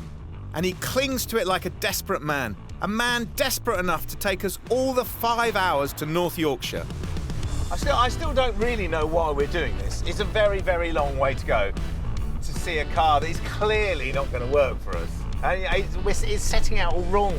OK, well, let me give you a little bit about it. Right, this car, it's been bought by a guy who's a plant dealer, you know, tractors and such like. Yeah. Not little flowers. And he bought it as a project for himself. He's got bored of that project and tried to get it running, couldn't get it running, and lost interest in the whole thing. Oh, OK. I mean, I know that our USP is buying cars that nobody else wants. I get that. But with this car, the information that I have seen on it, it just seems to me that we will never be able to do what we need to do in the time that we've got. I'm looking at it for the reason of us making some money, and I don't necessarily know that we'll be able to out of this car. The money that we're looking at buying it for is quite cheap. I've had a look. It's the cheapest one in the country. I'm going to have to spend a lot more time working on you, aren't I? No, let's just have a look at it. Divided we stand, divided we fall. And we're certainly divided this time. There it is. There it is. That's our jackpot. The owner has allowed us to look over it, and if we're interested, we can call on his daughter, Hayley. I actually think the car looks a lot better than I expected. I'm worried about you. I seriously am. Please don't worry too much. Look, this is all about business. I'm going to keep a level head and not get too carried away, I promise. Well, hello. What's under your bonnet, then? Wow, look at that. At least it looks pretty complete, eh? It does, doesn't it? It doesn't look like it's been picked, and that's important, isn't it? Yeah, it's mainly there, and you get a whole load more as well. I mean, these suspension turrets look like they come straight out of the Second World War tank. They really do. And this thing. What is it? It is the brake fluid reservoir, but it is so large. It needs, you need some sort of architectural planning permission just to put it in there. I'm slightly disappointed it's not in silver or silver plate. Well, that would be lovely. It would be nice. But I'm certain that if we just gave that a good old clean-up and a hoover out, we've already upped the value of the car. Do you want to talk about the roof, or do you want to skip over that bit? Personally, I'd rather skip it, but I am absolutely certain that it is going to have to come up in conversation. Oh, hang on. There's 1/4 of an inch of filler in it. It actually is. It was obviously the barrier down at the supermarket that did it. Dare we? Yeah, go on, go for it. That's not right. It's certainly safe to say that it's had very little use in the last few years. That's pretty awful. That's dust and mould spores a go-go. I do worry about taking those carpets up, though, and what you will or won't find underneath. I.e., you will find lots of rot. You won't find any floor. Gus is smiling, but something tells me he's not into my lovely rolls. Well, it clearly just needs a bit of TLC. Actually, it's good in there, isn't it? It's 1972 Rolls-Royce. It's the car everybody wanted to be in. Everyone mimicked that, didn't they? Of course they would. I mean, Rolls-Royces are the essence of elegance. And it has stood the test of time. I mean, it's a palatial interior. OK, it's not perfect, but what is there? You know, the seats are pretty solid. I think those will clean up. I think they'll soften up with a bit of, you know, a bit of leather balm and stuff. The dashboard, that's in amazing condition. And doesn't it look so cool as well? But we have a car that has stood outside for many years, and cars that have stood outside for many years have a patina and a rather charming appeal, don't they? That you could just jet wash it all off and it'll be fine. And I get it, the engine looks great on first glance and it looks like it's all there, but we don't know if it runs. The interior looks great, we don't know if it's going to fall apart when we start doing it. And from this side, below a certain line, is all very, very rusty. So I worry about having to put things like seals on this or floor pans in this, which would kill us. I'm going to go and see if Hayley's about so I can get the keys for it. OK. Honestly, you know, a lot of the time, Will and I don't have the same opinion about cars, which is great because that makes a great team. But this instance, Will has definitely fallen in love with this car. Is this car that's sat here for 15 years something that we're actually interested in? I'm not actually sure it is. But if he wants it, then of course we'll do it because we're a team. As it turns out, the keys are in the car. I'm thinking, I've got a can of fuel and a battery. Should we give it a go? Yeah, let's definitely give it a go. I think Will feels guilty that he's leading us towards a rotten decision. So it kind of falls on me to take the responsibility of proving that this car has some worth about it, which is what I'm going to do, because I thoroughly believe that this car is worth doing. I've got the emergency old car starter kit. Some power, some leaded fuel, all ready to go. One battery. Brill. And some fuel. Excellent. Fuel as well. Fantastic. Fuel as well. There's lights on in here, so it's clearly got power to the car. Any signs of smoke coming from anywhere yet? No. Good. We need access to the air intake as part of the jump start procedure. Wow. Even the Jubilee clips feel like they're of a higher quality than any other Jubilee clip I've ever undone. That's brilliant. That just comes off beautifully as well. Do you think we might have built this up to be something that's not going to be now? I mean, this is a big moment for you, isn't it? Is this you trying to show me how brilliant this car's going to be? I'm just asking, just so I know when it roars into life what to do. Oh, I tell you what, I have. Yes. Okay. Right. Okay. Right. You spray, I'll turn. Well, I'm not going to spray. I'm just going to do this because look at that system. Oh yeah, it does. At least it moves. Go on then, give it a little whirl. See how we go. Fingers. Yes.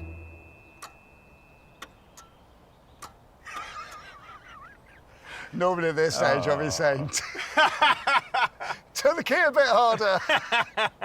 Try swearing at it. Bang your hand on the dashboard. Hang on, I'll give it another go. Oh! That's a great hooter. You did that deliberately. Right, OK, the starter motor's jammed. OK, so there's no point giving it a rock because it's an automatic, isn't it? Yeah. So we clout the starter motor. Yeah, well, apart from the fact that I've already had a look for it and it is impossible, totally impossible to see without getting under the car, which we can't do. Until we pump the wheels up. Come on then. OK. We'll pump them up. Gus is being oddly helpful, and this might just be a ruse to prove there is no possible reason why we should buy this little roller. So I've got my electric pump and I know where to plug it. Because in 1972, if you were sitting in the back of a roller, you would be smoking.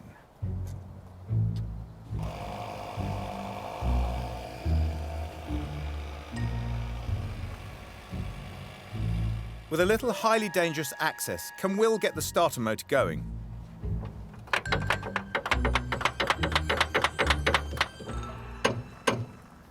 Do I give that a go?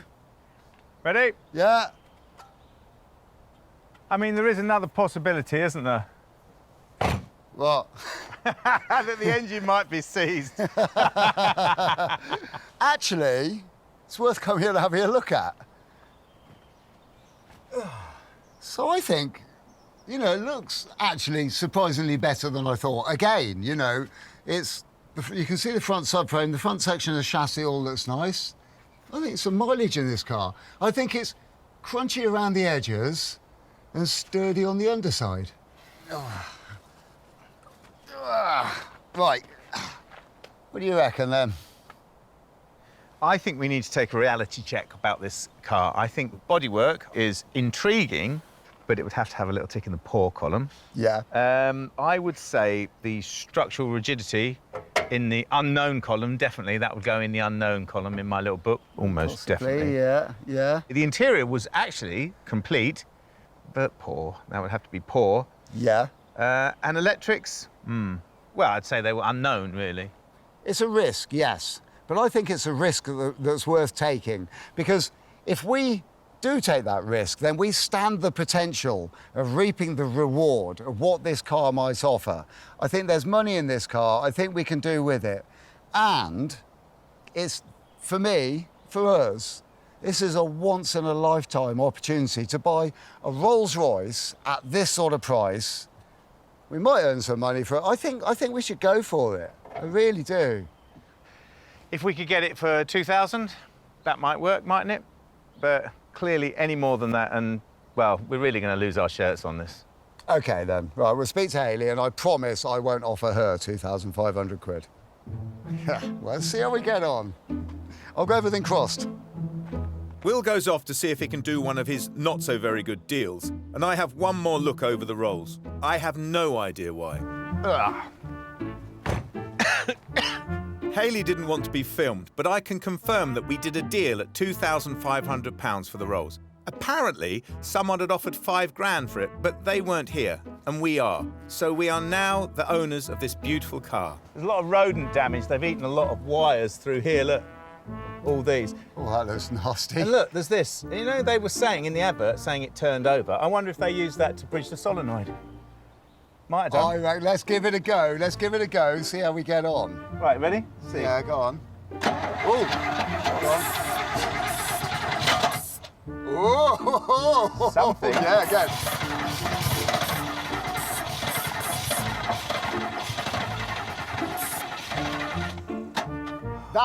That is going to go. That is going to go, mate. That is definitely go. That wants to go. Right.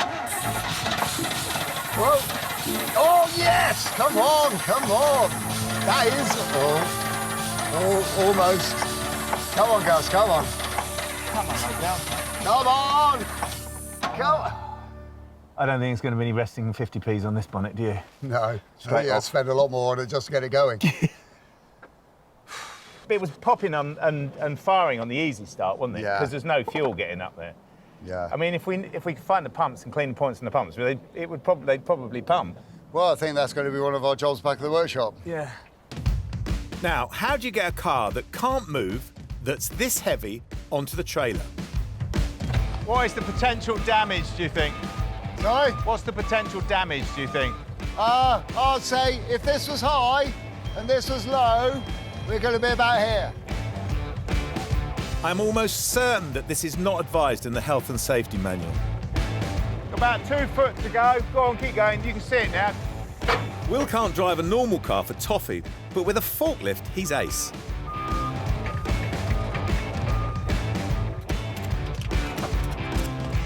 Spiders. It's always big, nasty spiders in rotten old cars like this.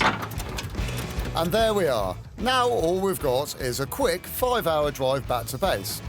I think I can speak for both of us when I say this is a great moment. Yes, we are putting our head directly into the lion's mouth, but the lion may not eat us. It might just squash our heads. Well, we got our Rolls-Royce, didn't we? We got the wreck of the Hesperus for a price of an Empress, and it's all your Christmases come at once, isn't it? Yeah, OK. But I am drawn to this car, and I know it's one hell of a challenge. But I think if we put our effort into that challenge, it'll pay off for us. Well, we've definitely paid too much money for it, in my mind. 2,500, double our money. We've got to find 5,000 quid from this car before we pay anything of it. So bizarrely, although it was the cheapest in the country, it was still strangely expensive.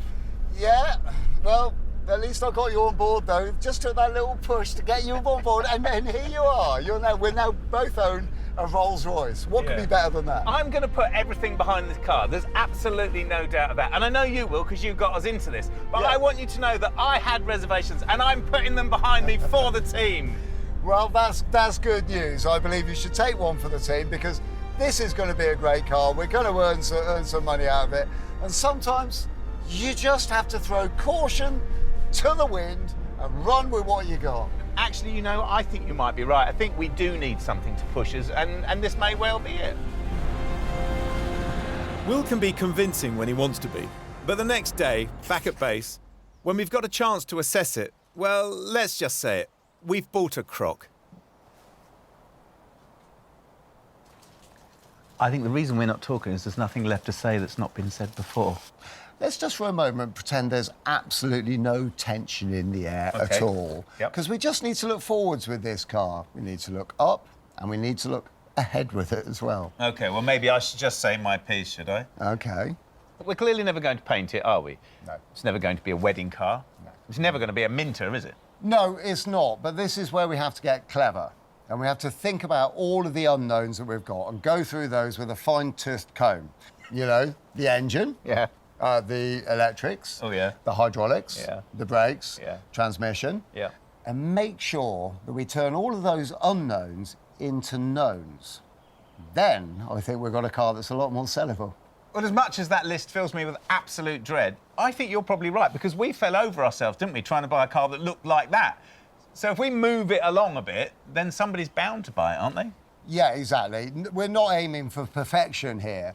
I mean, mediocre will do. OK, well, as long and terrifying as that list of things that you have suggested we need to look at on the car is, there's still other things that come to mind that we haven't mentioned, which is, well, what about the bodywork? What do you think about the bodywork? Well, I think we might need to clean it for a start. I think you need to be careful there, because there might not be anything left by the time you've cleaned it. Funnily enough, that brings me on to the next part of exactly that. We need to assess the rust. That's, of course, if it has any. If it has any? Of course it has any. And what about the sunroof? We haven't mentioned that, have we? Yeah, I don't know. Maybe vinyl roof? Yeah, maybe. I think that the basis of your philosophy is sound. Mm-hmm. If we can get the car running, then at least we're in with a shout, aren't we? Bingo. Yes, exactly. I'm going to get the jet wash. All right, I'll go set up the auction, all right? Right. It's pouring with rain, and so shamed, Will gets the job of preparing the body for cleaning. So I'm going to do the auction setup, because Will's so excited he can't speak, and I'm, well, just speechless, actually. So what am I going to say about this car? I'm going to say, just in, Rolls-Royce, fun project, complete car, solid car, good mechanicals, can I say that? Steers, drives, stops, £6,000? I don't know. I know it sounds ridiculous, but actually there's one on here in very, very similar condition to that, and it's £6,000. And all we need is someone who wants one as badly as Will wants one, just with a little bit more money. So that's it. The Rolls lists as a buy it now for £6,000. A complete car needing TLC that stops, starts and goes. I've started the bidding at £2,000 to get people in, but there is a reserve. The rain continues, so Will volunteers to stay outside. At least, that's what I think he said. As soon as it stops, I step in. My job is hoovering leaves out of the engine bay. Will! Will! What's that? I think I might have found the trouble. I think that might be the trouble, isn't it? Some of our electrical troubles. That could. Where did you find that? Down in there. Oh. The Rolls is remarkably good under all that dross. Now we can take our auction pickies. Hope you're pleased with yourself. Doesn't it look 1,000 times better? And strangely 1,000 times worse. Yeah, it is strangely disappointing, isn't it? Strangely. If we want to get it in, shall we utilise the ancient Grecian pole and push method? I'll get the forklift started up, yeah? OK, I'll get a plank.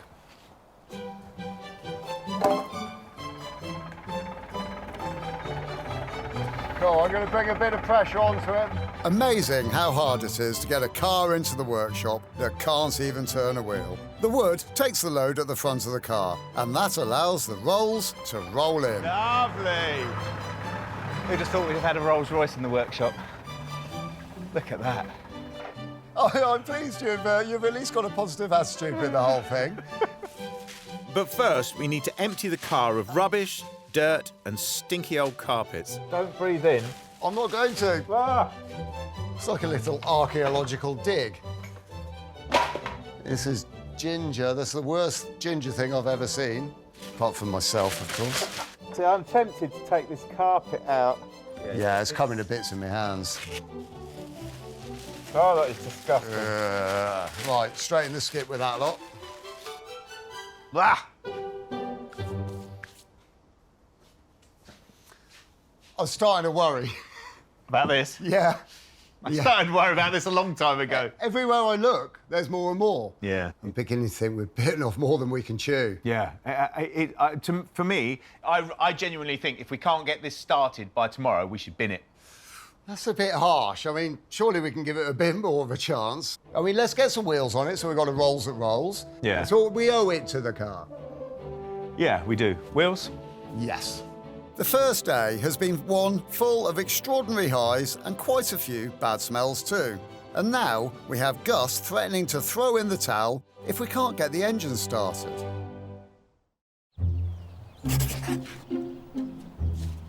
We've bought a Rolls-Royce that needs a level of TLC that we're struggling to get our heads around. The workshop doors feel unusually heavy and slow to open.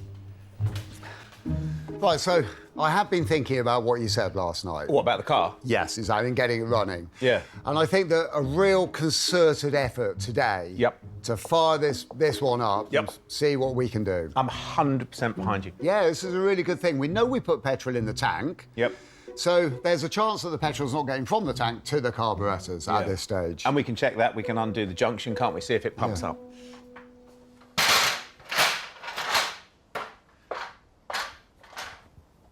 So, we know our engine turns over because we flashed the solenoid, we got it turning over. We know it fires because we actually had it running on the ether we were spraying into it. So, if it was lifting fuel, the fuel would come up to the carburetors would mix the fuel with air, vaporise it, that would suck it into the combustion chamber, the engine would be running, and it's not, so we assume it's not lifting fuel.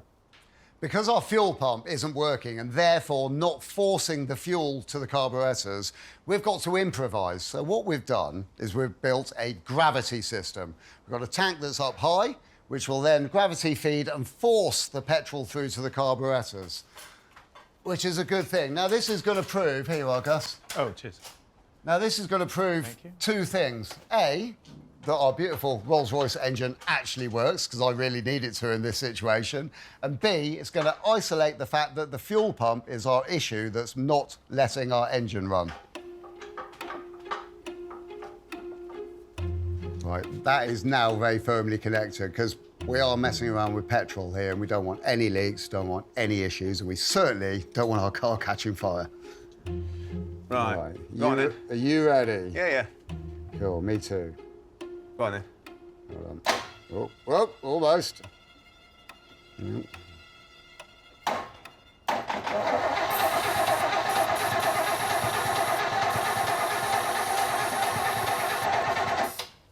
That's interesting. Well, OK, so we've got no spark, so we're going to have to find out why we've got no spark. First thing to do is see if we've got power going into the coil. So if we've got power going into the coil, but we haven't got power at the distributor, we know that there's no power going from the coil to the distributor, so we can eliminate different things, work our way back down. But the wire to the coil seems to have died. The coil feeds the ignition system to make the spark via the distributor. So I've made up this fly lead so we can temporarily supply the coil with power, mimicking the ignition supply. So shall we see if we've got a spark? Yes. Knees. Yes! Oh. Yes! We're now in the money. We now seem to have a spark coming from our king lead. You can smell success. Yeah, I can. I'm so chuffed. Right, watch this. I can smell so much success, so I'm hoping we don't even need that, but let's see. Go on then. So that choke's on. That's good. We know that. That should still work, shouldn't it? Right, fingers clear? Yeah. Well.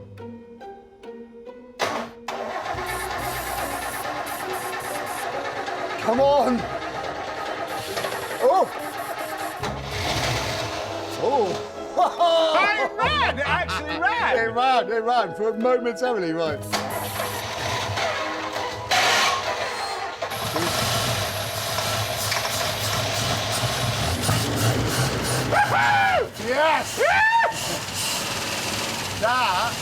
is what I call... Sounds nice, huh? Really lovely. Oh. Wow. Amazing. Absolutely amazing. What a Quite success. smoky in it. Should we give it a break? Yeah. That is fantastic! Brilliant. She's earned her right to stay in the workshop? Definitely no questions. Absolutely no questions. We Yes. should get on with it. The only problem is we're never going to sell a Rolls-Royce with a fuel tank on a ladder. True. Fuel pumps? Yeah, I'm going to get straight on it. I'm not going to waste a single Brilliant. moment. In a modern car, the fuel pumps are small, cheap, electronic disposable boxes. In a car like this, the fuel pump is a larger unit and it's known for going wrong. While Will digs into the pump, I check out the fuel tank, worried it's as nasty on the inside as it is on the out, clogged with dirty fuel. That's in very good condition. And the whole tank generally is in good condition. I was going to wire brush it and satin black it, but I don't think I'm going to bother. And I have just about wrestled the pump out. So this is the offending article. It's the electronic SU fuel pump from our Rolls-Royce.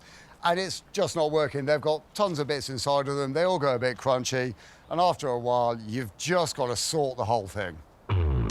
Which takes me swiftly towards Coventry, where there's a well-known supplier of Rolls spares. They're really on the map if you're working to a budget, like we are. I hope I can get as much stuff as we need as possible. Hi there, good morning. Morning, how can I help you? Well, you must be Ben that I spoke to earlier on the phone. Would that make you Will? I am, yes. How can I help you? Well, so here's the thing.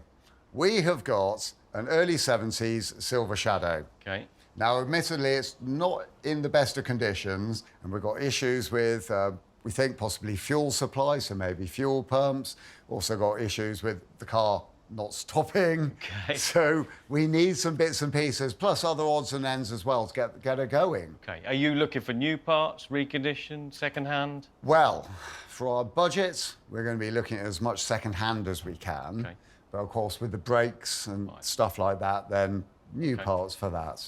I think the best thing is if you follow me over to the recycled parts warehouse, Mm-hmm. we'll see how many parts we can find in there.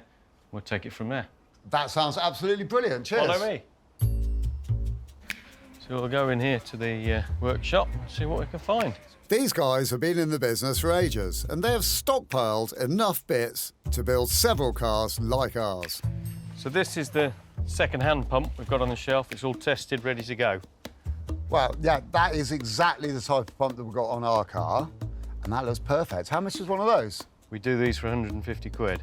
Oh, right, OK. Yeah, you know, remember when we were chatting on the phone earlier and I was sort of saying that we don't have an awful lot of cash. Our budget's always very, very small on these things. Is there a sort of cheaper option at all? Well, given it's been stood for so long, it's probably the points that have stuck. So perhaps we need to look at a rebuild kit with new points. Ah, now I think we're talking. Yeah, that sounds a lot more affordable. Let's go and check we've got them on the shelf. Cool, OK then. Follow me. You have got tons of things in here. Wow. For an extra 30 quid, I get the brake pads, and that's probably enough to see us through the next stage of pain the Rolls has in store for us. Without further ado, I'm going to grab this lot, tuck it under my arm, bid you farewell, and also safe in the knowledge that if we can't get our car going, you might be interested in buying it for spares. Thanks a lot. Bye-bye. Bye. He thinks I'm joking. Back at base, I pull the fuel pump apart and apply the kit. Gaskets, diaphragms are swapped, but the strip down and rebuild takes a while. Saving 100 quid has its price. This is a fiddly old job, but this side's all done now. Just do the same with the other side. It can all go straight back in the car.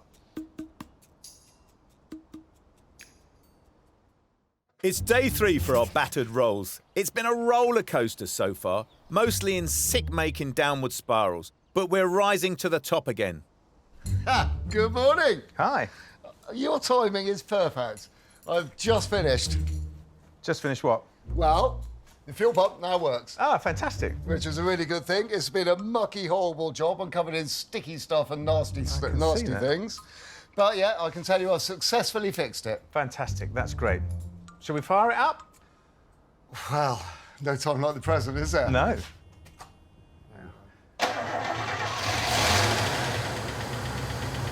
That's great, isn't it? It sounds lovely, doesn't it? What a sound little engine that is. There's nothing little about it. It's massive. It's not, is there? That, however, won't clean the interior, will it? Are you trying to tell me we've got to go and do that horrible job, which I don't want to do? Well, I would have thought so, wouldn't you? Right, OK, then. Cleaning the interior, go.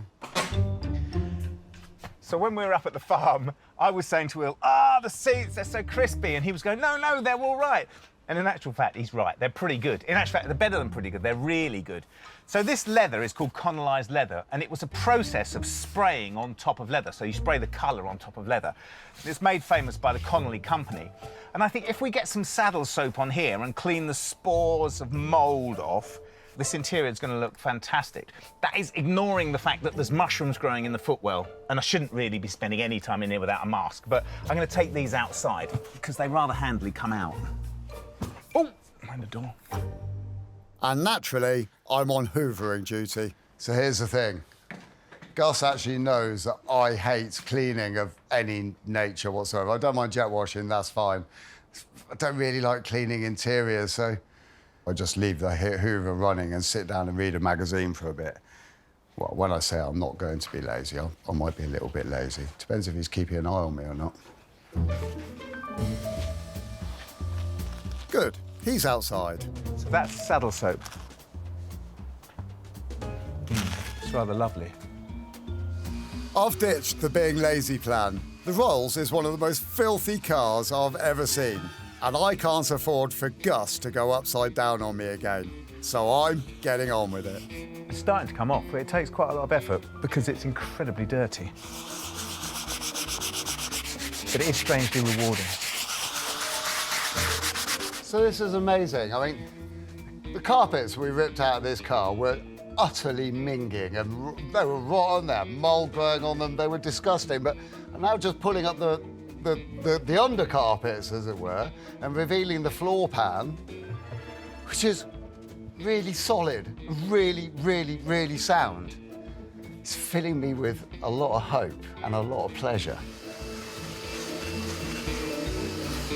Because basically, the Rolls only has to be good enough for the next person. Good enough for someone to say, yes, I'll take that on. Any good points are critical for us. You've got to admit, that looks better, doesn't it?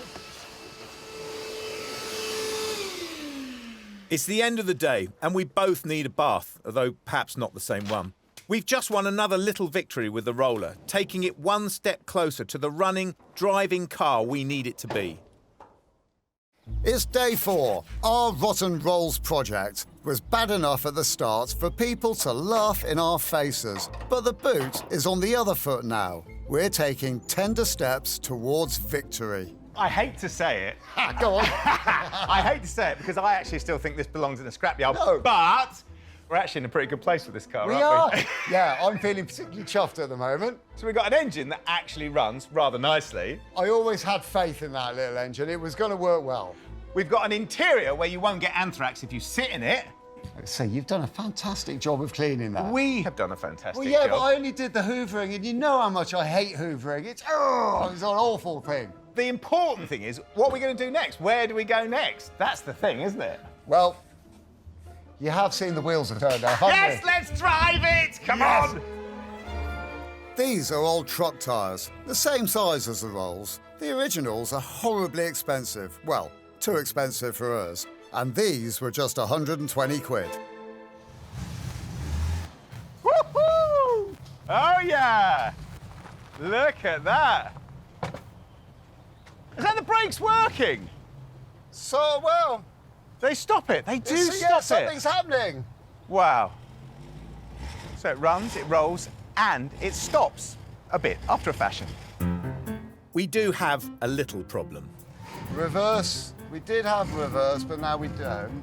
And power steering, that seems to work. Are the lights working? Lights? Anything? Yeah. Yeah? One, yeah. Yeah, High 3. beam, low beam? 3. We've got 3 lights now. Indicator? I mean, if we can make it stop properly, we're in a massively good place, aren't we? Yeah. It's already gone up in value by a lot. Right, is the handbrake on? Mother of God! Small steps forwards and then a step back. This car is like a yo-yo. This is mind-blowing, this car. This car is like watching a heavyweight boxer go 15 rounds, be knocked down 3 times, and dragging himself back up to the ropes. Fabulous. It felt really nice sitting in a Rolls-Royce and driving it down there. But I don't want to do it again because this 2-ton tank didn't want to stop when I put my foot on the pedal. No, that's going to be a problem, isn't it? I think for the next person, they buy this car, it drives, you know, it runs, sounds really lovely. It runs, it would be so nice if it stopped for them, wouldn't it? Yeah, Only it would. fair, really. Shall we get it up? Yeah, jack it again.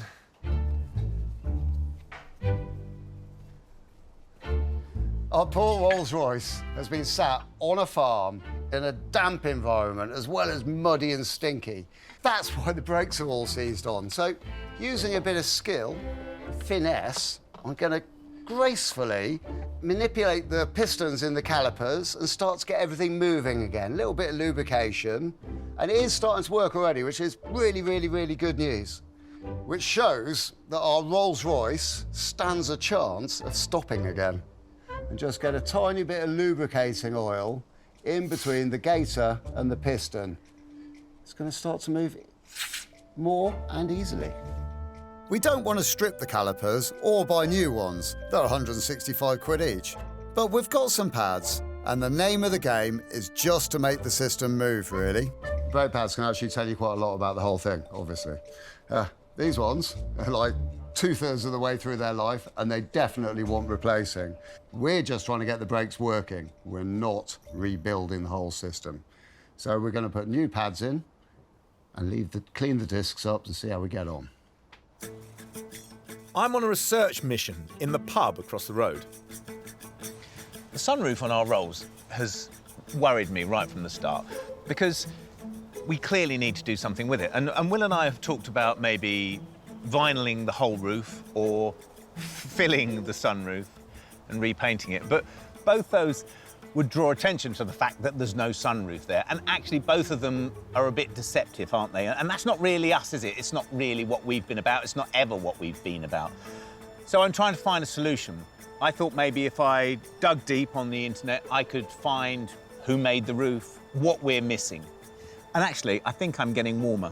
It seems that the roof we have is called a hooper roof. No shadows came off the line with sunroofs in them. They mostly used these hooper roofs, which came from Bristol. And the thing that we need to open it is a crank, obviously. But it's a little fold-up crank. It's quite a clever little thing. I mean, obviously, they made roofs for other cars. And I was thinking, well, we could maybe find a crank from another car and get our one open. And I think that may be the answer.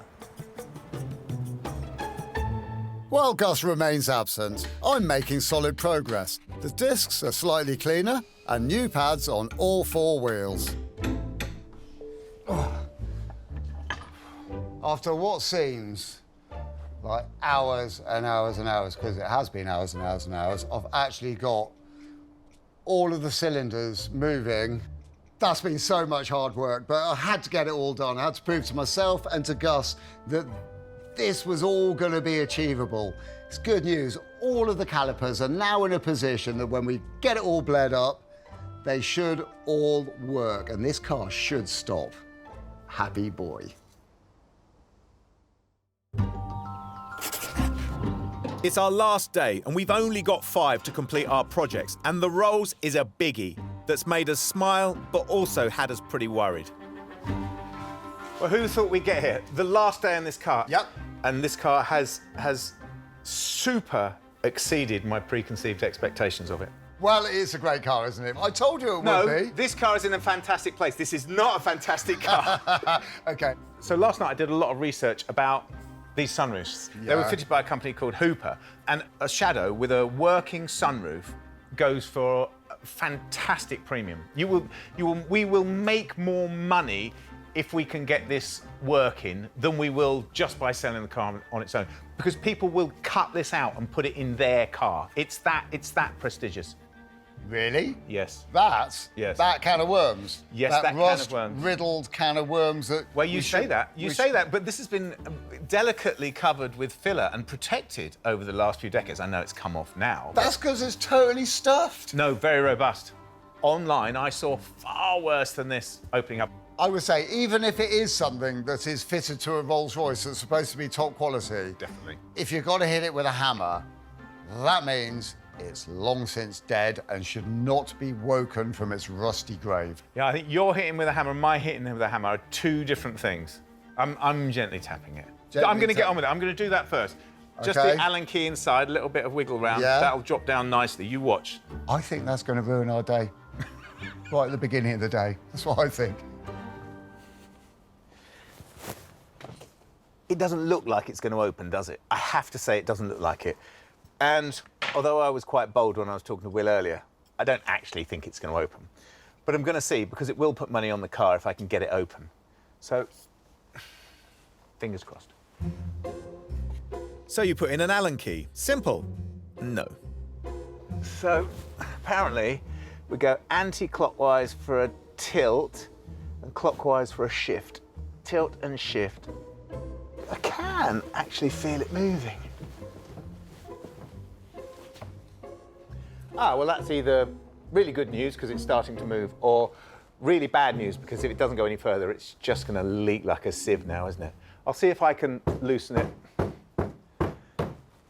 with some gentle persuasion.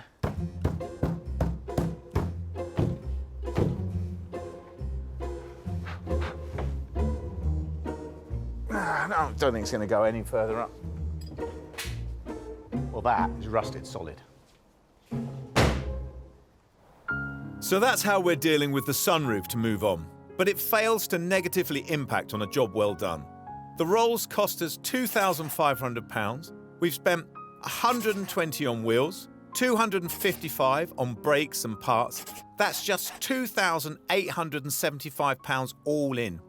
And we won't count the extra shower gel or whiskey we've also needed to get it there. I know it's a stupid question because I know the answer to it, but do you think we were silly buying a car like this? I did worry at times that we might have been just a little bit silly. but When exactly? Well, from the moment we bought it until, well, some point throughout the fixing of it. But I think essentially, maybe the word that you could be looking for is hero. Or hero, plural.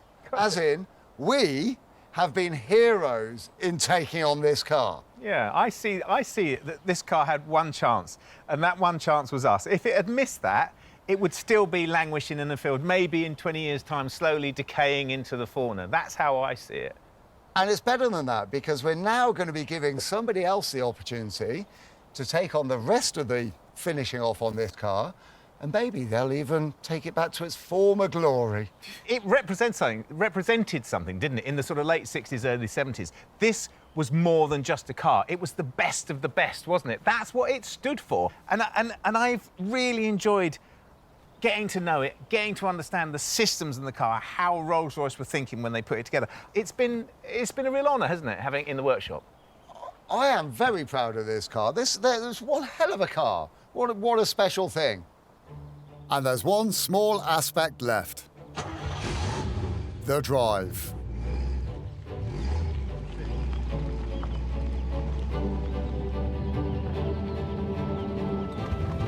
Well, who's the daddy? Who's the daddy? We are cruising in our Rolls-Royce. I think the daddy would be making sure that we don't have a massive crate crash, or that it doesn't break down and we don't have to recover a 3-ton 70s Luxo barge. That would put a dampener on the day. Hey, just listen to that beautiful V8 purring away under the bonnet. But traditional Rolls-Royce, you can't actually hear it very much, can you? All I can hear is the engine. And as you know, the exhaust pipe's in 3 pieces, so all we're going to hear is the engine. Actually, it's not such a bad sound, is it? But the only thing you're supposed to hear in a Rolls-Royce is the clock. And I didn't even know it had a clock in here. It's right there, but it is broken, so I have set it at 20 past 10, so it's got a lovely smiley face looking at us. Well, actually, I mean, I'm glad that the engine's running because it tells a bigger story than just the noise, doesn't it? It tells of our progress and the fact that this car is actually driving now, which is huge, isn't it? Yeah, correctamundo. These come on leaps and bounds. And I would like to just add at this point, it looks an absolute peach.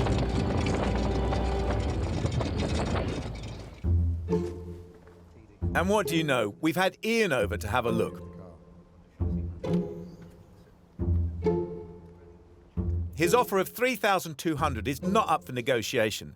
He has an identical car and he simply needs some spares. Ian.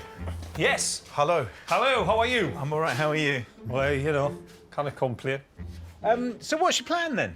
Well, take a few bits and pieces off it. Grill, bumper bar, stereo, etc. Put them onto my good one. Put this back up for sale. That's not what we were expecting. You can buy it back if you wanted as well. Well, we're not really in the habit of trying to buy things back if we can help it. No. But it's really good to know that it's going to a good home with some. You're going to get some good use out of it. Yeah. Do you want to hand get it on the trailer? Yes, if you wouldn't mind, we can do that, no problem. Awesome, right. Perfect. Let's go and get things sorted out. No bother. If we'd waited longer, we might have got our £6,000. But the Rolls had to go, and we consider a few £100 profit an absolute triumph.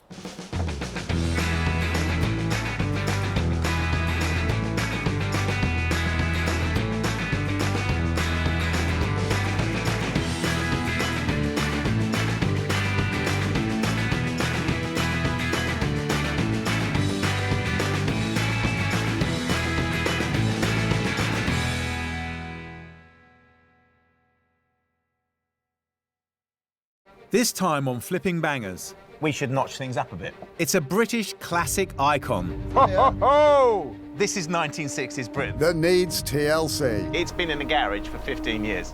That's not going to move. No, it's not. And then some. Whoa, that is really foul. We're starting to wonder. We've bought a car that needs an awful lot of work.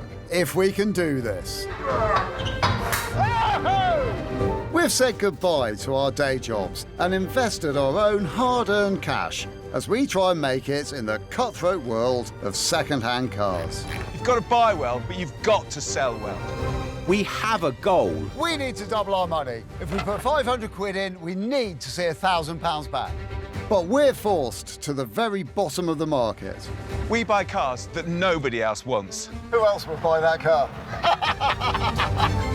Can we keep our business afloat, Flipping Bangers? There's so many things to do to this car.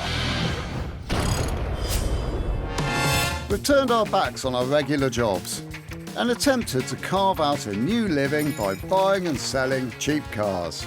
Evicted from our previous workshop by angry neighbours, Will has sorted us out with a new base, and apart from having no working toilet, it feels like home.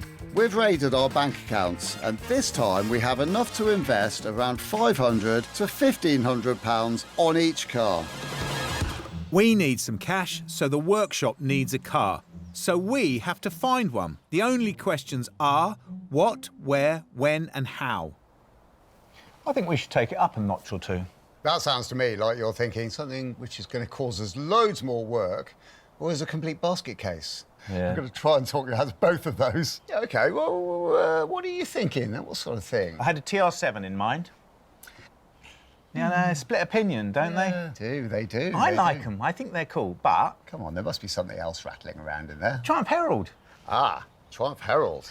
That does sound interesting. Yeah, it's a car for all seasons, isn't it? They're massively popular. They're beautifully designed, beautiful runarounds, perfect for modern coolness. Yeah, definitely. I'm in. I'm going to have a quick look, see what there is. Well, look, I've got one here. I had it earlier. Look, that's a basket case.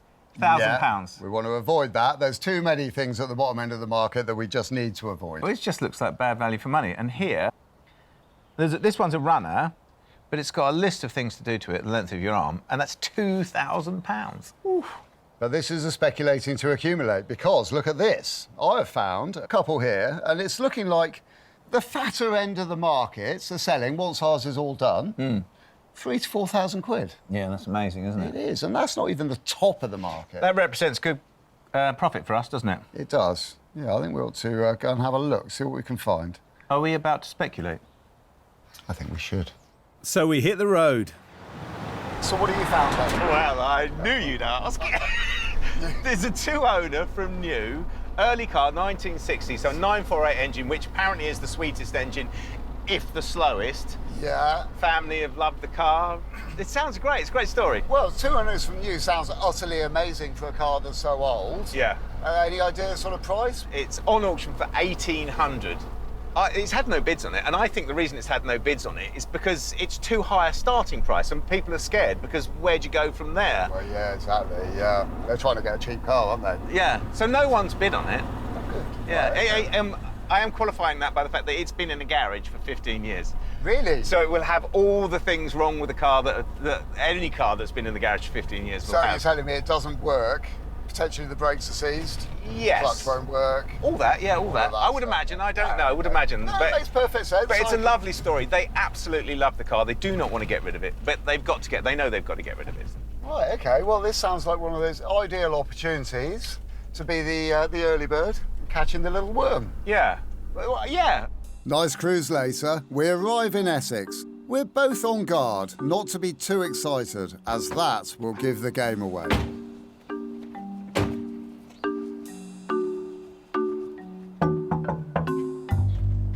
I'm quite old school. Here we are. Hello. Hello. You Amanda? Yep, Mandy. Morning, Mandy. I'm Will. Hello. I'm Gus. Pleased to meet you. We've come to see your Herald. My little baby, my sunshine. Oh dear. It's going to be quite traumatic for you, isn't it? Yeah, I got that. Oh, it's down the side, round the back, Okay. down the alley. All right. And I'll meet you down there. Okay. Lovely. See you in a All right, moment. see you in a minute. Mandy is too nice. We're already feeling awful, and we haven't even taken away her car. Do you bring any tissues? No, but I'm pretty certain I should have done. I think we might need them. Right. Hello, Mandy. Are you in there? Yeah. OK, we're coming in. Is that all right? Yeah. OK. You all right? You got it? Yeah. Is this going to be all right? It does open, doesn't it? It does look a bit dodgy. It's heavier than it looks. Whoa. Oh! Wow, look at that. Oh, Mandy. That is, well, hidden, but it looks like a beautiful gem. That looks like it should be in some sort of Triumph museum. I know. Good grief. Mandy, why is such a beautiful car languishing in the shed at the bottom of the garden? I hurt my shoulder about 2005 and didn't really drive it then. So when was the last time it turned over then? Probably about then. I just used to drive it out the side and then the battery didn't work and That's what happened. it's never been started since. It's the passing of time, isn't it? I know. Yeah. Do you want to tell us the story? I know there's a story, isn't there? Go on, tell us. Well, I brought it off the lady that brought it brand new. Wow. I got it 27 years ago, and the lady that had it bought it in 1960. She's still got the original receipt, £727, I think it was. Wow. And then I brought it in 93 for £500. Good grief. Wow. Yeah. So And when she gave me the car and the keys, and I brought her a big bunch of flowers, and we was both crying. No, no. I wanted one since I was 16, Good so I grief. finally got one. Fantastic. I think clearly this is very exciting, but we need to get it out and have a look at it. If that's all right with you, we'll formulate a plan, get it out and have a good look at it. Good luck with that. Oh, really? I'll leave you to it. OK. Thank you. Thank you very much. How are we going to do this then? Well, it's got two very flat tyres, one quite flat tyre, and This one's right down on the rim. Does it move at all? A bit of rocking might ease it up. Should we take everything off it first? That is just beautiful. Should we get out? Right then. OK. Yeah. Ah, God. It's not going to move. No, it's not. Well, if we can't push it, maybe we can pull it. Yeah, shall we? The emergency winch is in the back of the Land Rover, which is going to come in very handy. We'll go to any lengths to get the right car. Mandy doesn't need to worry. We're just trying to locate a strong enough anchor for the winch.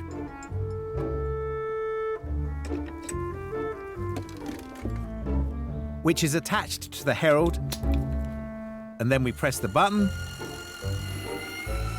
She's on her way.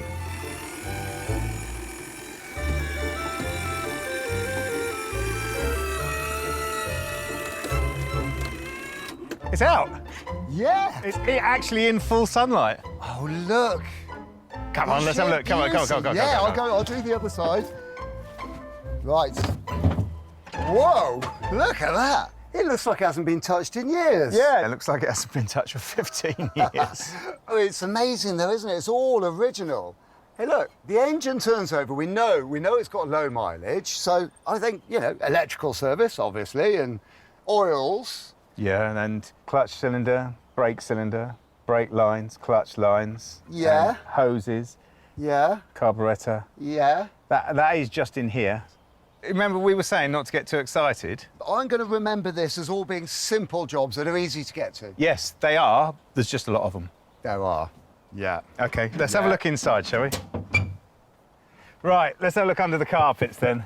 That's my reason to be excited. That is very good, I have to say. It is. But that's the glory of being undercover for 15 years, isn't it? It's got to help it. I've never seen a Triumph Herald with such little amount of rust in the floor pans. I mean, basically, the perishables have... Well, they've perished, haven't they? Yeah, grotty, nasty carpets. These are very good, aren't they? They'll clean up nicely. Loving the white piping on it. Yeah, beautiful. I love Very that colour. stylish. Dashboard, well, that's all kind of standard. This is aftermarket stuff, but... Yeah.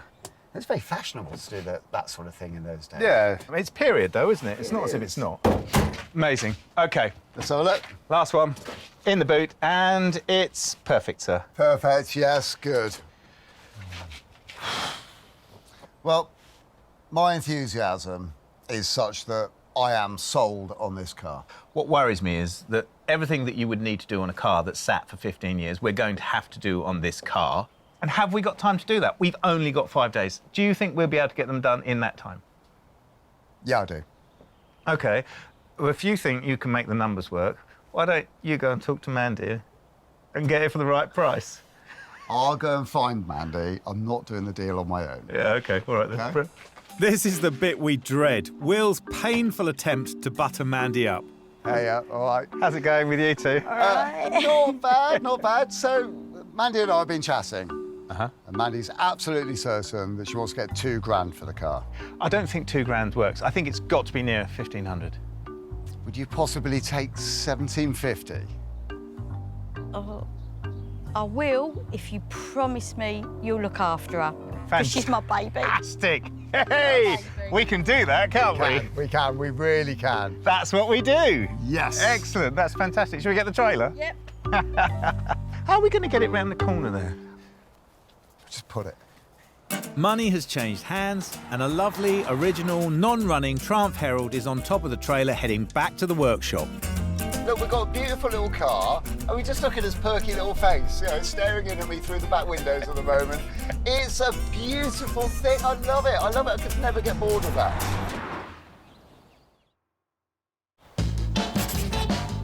The next day, after heavy sleep, we have the chance to look at the Herald again with fresh eyes and see what we've got.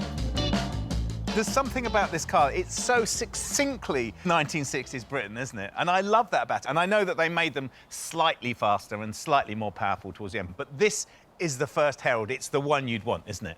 It is, and it's beautiful for it. I think if we do this car up to a good medium standard, then I think we've got a car here which would, if we would sit on it, hike in value. But we can't afford to sit on it, can we? We haven't got the time to sit on it. Shall we look under the bonnet, sir? I think it's probably about time we did. So we don't know whether that works. We know it turns over. We don't know whether it works, and that has got to be working, and it's got to be reliable, hasn't it? We've got to do the transmission, because we know it doesn't go into gear. It could be clutch, could be gearbox, don't know. We've got to do brakes, well, haven't we? Yeah. So that's just this bit. That's everything here. Yeah. And then, did I detect that there might have been rodents living in here? It certainly smells bad, doesn't it? Really stinks. It's horrible. I think the carpets definitely need some attention. So we need to do that, and that's not even taken into consideration the paintwork. I think the paint looks pretty good. It's not perfect, but there's a certain honesty to it. Technically, we should stop talking, shouldn't we? We have got so much work to do, and the sooner we get on with it, the better. Shall we? Yeah, come on.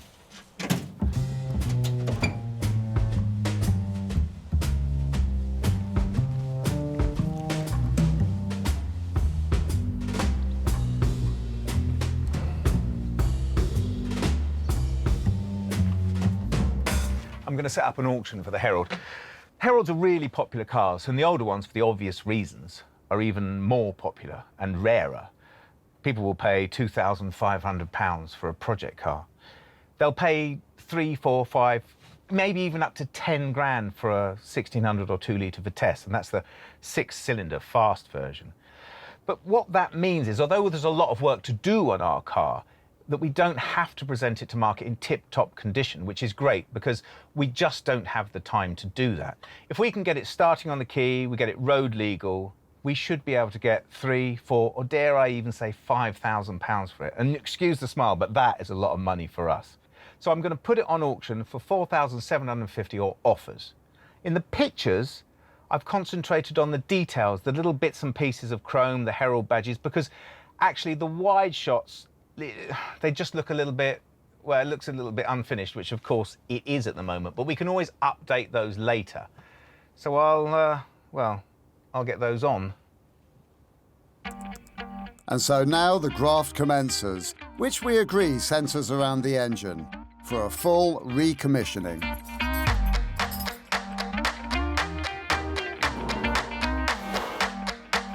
We're going to take the engine out, and before that we need to drain the cooling system and remove all those hoses and cables. That's free. OK. Get the last of the water out. Looks in good nick, actually, doesn't it? It does. Looks like it's been replaced quite recently. Yeah. Well, I'm getting through my jobs list on this side, Gus. I've done my side of the bell housing, on the exhaust pipe, and the hose is all done, radiator's out. Coming on well. The bolts go all the way around. I can't get a ratchet on any of them. I'm having to do them with a spanner, every single one. And every single one's very difficult to get to. We line up the engine hoist to lift the engine out. I'm going in a bit of an angle, hang on. You might. Yeah, it's gone. That's it. Well, that was easy. That kind of fell out. That's it, coming nicely. Coming, oh, whoa. Exhaust pipe's just hooked up. Snaggle, do you want to go down a bit? No, I'm okay here. I've just got to tease it out back past the... What would you be teasing it with? It's a multi-teaser. Removing a modern engine can take all day, but a simple one like this can be done in half that time. A little bit more. Go on. Oops. You're okay. Okay, touch more. Fantastic. Oh. Look at that. I know, it's miniature, isn't it? It's like a watch. And original colours still. That's amazing, isn't it? So the cover was bronze, clearly. This is what gets me. So 61 years of grease and grime have completely and perfectly preserved the paint finish on the block. Look at that. Isn't that amazing? Right, OK, just need a lot more of that stuff all over and a good jet wash as well. We take a well-earned break and commit a jobs list to paper. If it was yours at that stage, you'd take it apart, wouldn't you? Yeah. Damn good clean. We would, wouldn't you? Yeah. Put new shells in it and put it back together again. While we wait for the parts to arrive, we carry on the plan of removing the decades of grime from the engine. It won't just improve the presentation, it'll make it easier to sell.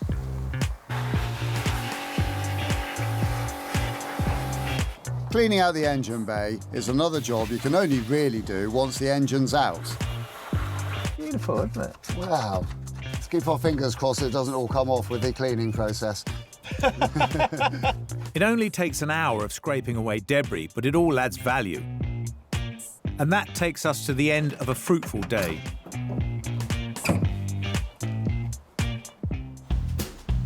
We've found a Herald that has bought out the old man in both of us. It's a two-owner, 50,000-mile car, and the only thing separating us and a massive, huge hike in value is that the car has not turned a wheel in years, and every service part needs replacing. Should we get it in, then? Yeah, I think we should, but I think we ought to take this opportunity to do ourselves a favour and get those carpets out of it first. Yes. I think I might wear a mask. I'm definitely wearing gloves.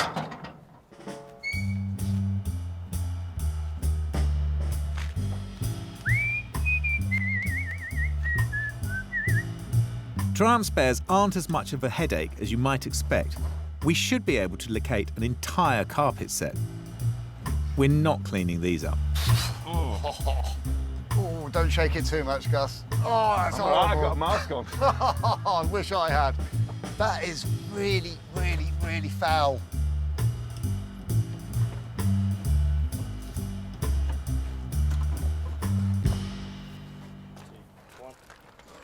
And now it's back into the workshop to try and get the clutch going.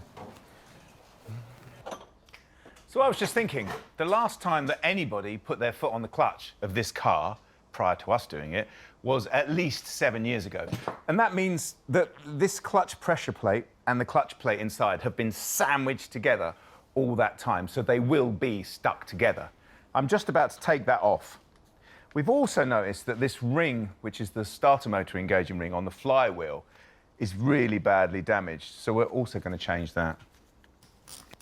You just wouldn't do this on a modern Euro hatchback, but a car like the Triumph invites this kind of tinkering. You can see in here where the clutch plate and the pressure plate, there's been no movement. Well, we know it hasn't run for a long time, but you can see the actual telltale marks of each of the parts of the clutch plate. If you tried to reuse this without cleaning all this up, it would be really, really jerky and juddery. But we've got a new one, so it doesn't matter. And we've got a new clutch plate as well, so it doesn't matter. It's coming out. We hate spending money, and the flywheel and clutch parts have already eaten away £150 of our kitty. But we always knew we'd have to spend money on this car. Remember, spend big, win big. The tag team is fully operational today, and now it's my turn to help the 948 on its way. Our little engine needs recommissioning, so I'm going to give it a full engine service. Starting off with the electrical service. I've got all of my components here. And there's big differences between a 1960s car and a modern car when it comes to HT leads. Modern cars, you buy a lead, you plug it in, each end, piece of cake. 1960s car, you've got to actually make your leads up.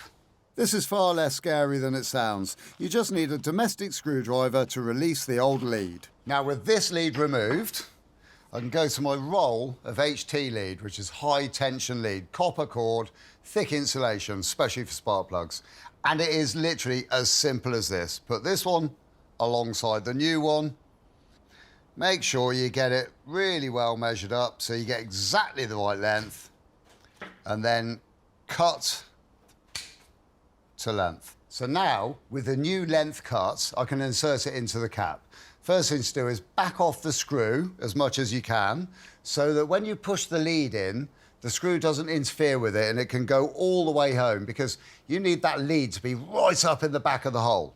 Once it is there, do the screw up and you can feel it cutting through the insulation of the HT lead until eventually it then buries itself into the copper core of the HT lead.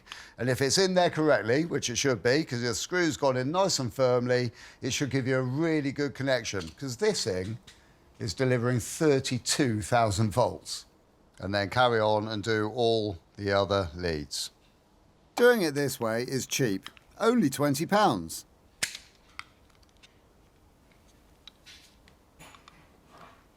Now that we have all 5 leads fitted into the cap, we can work them out. This one, centre one, that's the king lead. That goes to the coil. That will need bearing back on the end to fit into the coil. Don't do that yet. HT caps need fitting to the 4 leads that go to the spark plugs. HT cap here. They've got a little thread on the inside of them, a little male thread like a self-tapper. And that goes onto the end of the HT lead and screws firmly into the copper core of the HT lead. All 4 of those on there, quite simple, like that. And then this rubber sleeve here just pulls up, slides over that connection there to keep all that nasty water out. You don't want the whole thing cutting out on a wet day, do you? I'm just trying to get the flywheel off. Well, that came off a lot easier than I thought it was going to. I've never taken one off before. So I'm going to clean this up where the pressure plate's been stuck on there, while it's been stuck in the garage. And I'm going to put our new ring on. So the idea is we put this in the freezer so it contracts to its smallest possible size, and we take our new starter motor ring, and then when we marry them up both together and they both get back up to temperature, it's a nice snug fit. Hope he doesn't mind that being in there with the sausages. And the new ring should now expand so it can slip on more easily. Now I need to install the points, and here's how to do it. Points are in position. I then rotate the engine so that the lobe on the distributor is pushing the foot of the points and opening up the points. And when the points have reached their maximum point, then you can set them by slightly loosening off their securing screw, sticking your medium-sized screwdriver into the available slots. And as you twist that, you can see the base plates of the points moving and the gap opening and closing.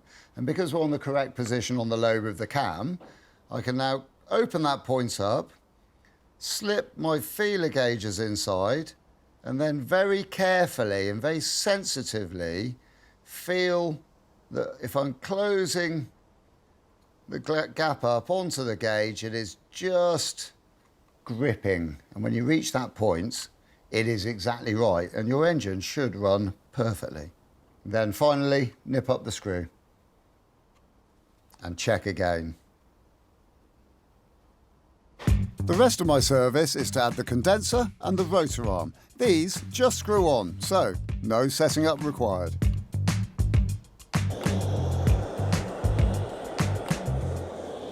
Well, yeah? Do you want to give me a hand putting this on? All right. The starter ring is almost hot enough.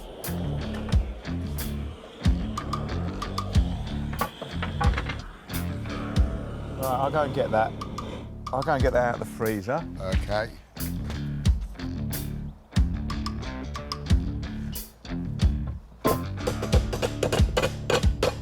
Yes! Is that a success, mate? Absolutely perfect, isn't it? Absolutely perfect. I'll tell you what, let it cool down and we'll put it on tomorrow. Yeah, good plan, good plan, good plan. Right, I'll tuck this lot away. Good work. Yeah, well done. Very satisfied. Really pleased with that. Me too.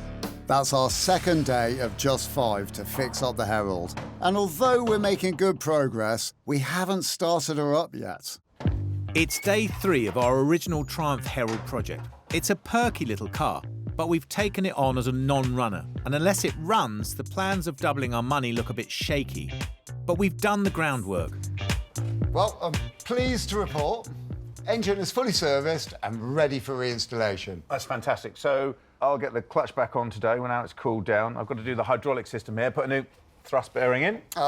Getting on well. Well, with all this go that we're going to have under the bonnet. 948 cc's of raw British muscle. Crazy, isn't it? Madness. It's positively frightening, isn't it? Does make me start to think a little bit about the brakes, though, and whether we should have a look at them. Yeah, we definitely should. Should we do side by side? Yeah, I've got this one. We always suspected that the brakes would need some work, but we didn't know if it was just new pads or if the entire system was duff.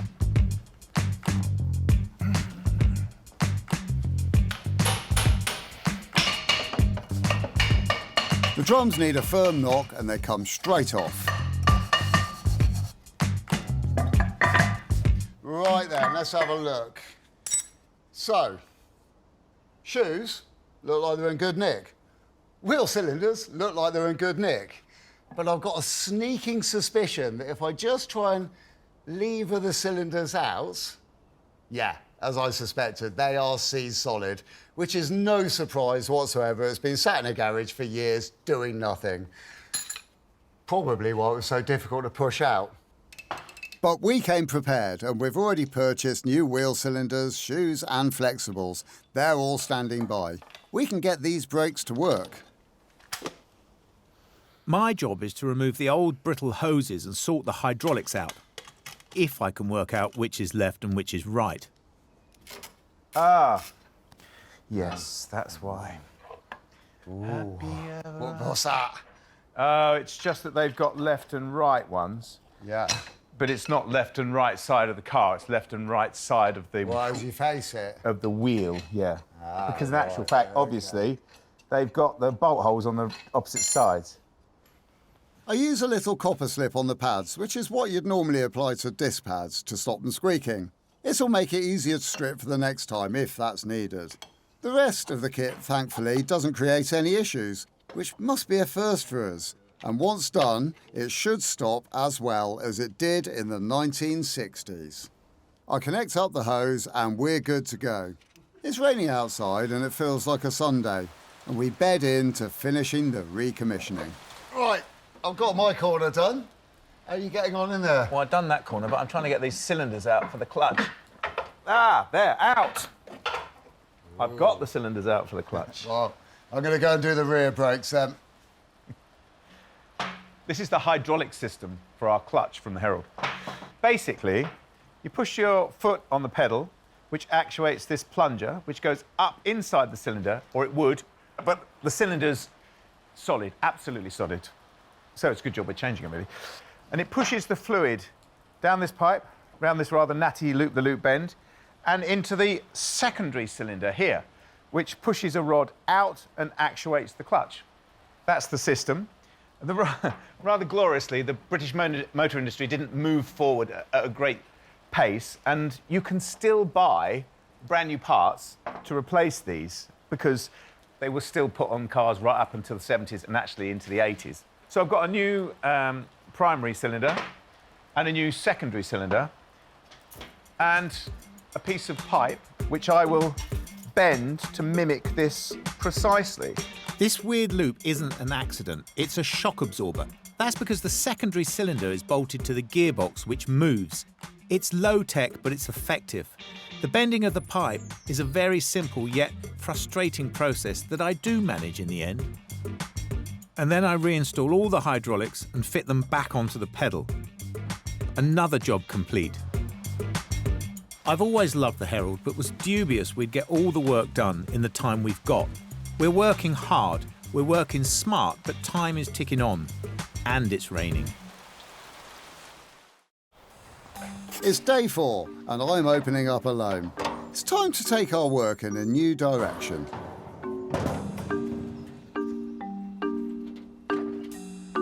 So far, Gus and I are getting on really, really well with the mechanical side of the work on this car, which is really good news. Bodywork, now that already looks very, very presentable, but there are a couple of little bits that let the car down. And one of those is this engine. So I think I'm just going to give it a little bit of a pampering and a little bit of love and see how we get on. Gus always teases me that I'm no good at cleaning stuff. That's both unfair and untrue. For the record, I'm very good at cleaning the nastiest, most thick and persistent dirt, and only rubbish at polishing and all that fancy stuff. And I'm brilliant at painting. I mask up the big gaping holes and pop outside to finish it off.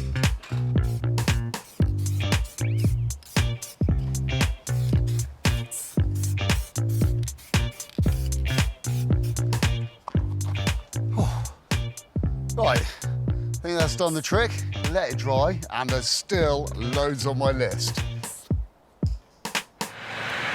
While Will lazes about in the workshop, I'm doing my bit to help the Herald Cosmetics. I'm taking the Triumph wheels to be blasted before we paint them. We could do this ourselves, but these might be needing a better job than we can do. Roger is on a neighbouring farm 3 fields away, and he uses a media blaster to completely strip back the wheels in his efficient and artistic way. I'm not going to watch the whole thing, as it'll take a couple of hours. Well, these are the wheels off of our very pretty little Herald that Will and I are doing up. We just wanted to see what your opinion was on them. They're not bad. Will's bought me worse. I bet he has, I bet he has. But I don't think they're bad. For 60 years, I did notice there's a bit of a ding in that one there. OK, yeah, I'll do that. Will you? Yeah. Brilliant. Well, what would you use? What would you use on this? Because it's a bit of a dark art, isn't it, blasting? I'd use fine recycled glass. Uh-huh. Which will get all the rust out. Perfect. Back to bare metal. Back to bare metal. Because there's no point in doing anything else, is there? If you're going to go for it, you might as well go for it. Do it properly. Yeah, I get it. Well, that's fantastic. So I'll leave those. I'll get the other 2 from the car, yeah?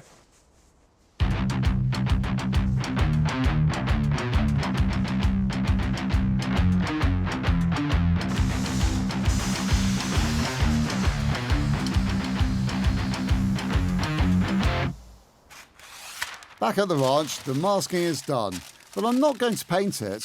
I've got something more sensible in mind.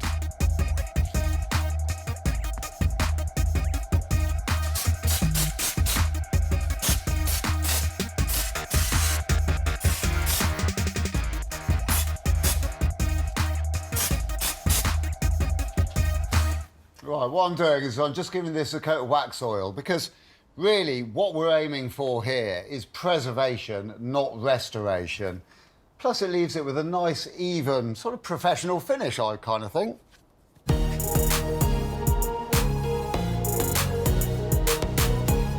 And that's day 4 over. It's our last day in the workshop where we're doing a full mechanical overhaul on an original Triumph Herald. And this is the day, the last day we have on the car, to find out whether our actions and plans are going to come good. I want to say 15 years because it sounds more dramatic, but I think it's 7, isn't it?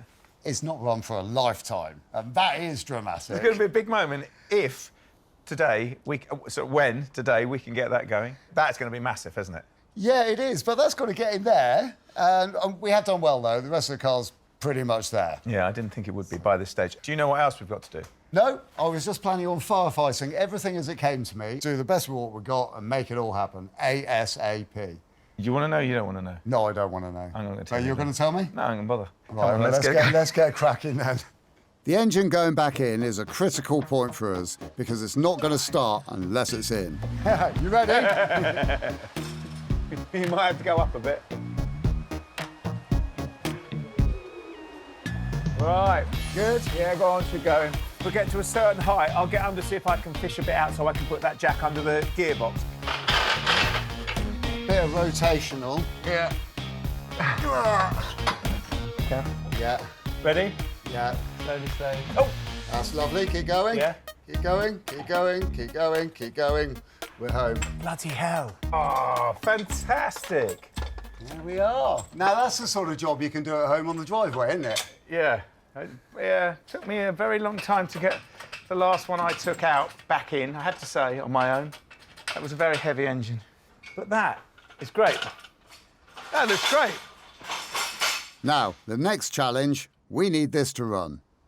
Right, OK. Your fingers. Go on, go on, go on. All right.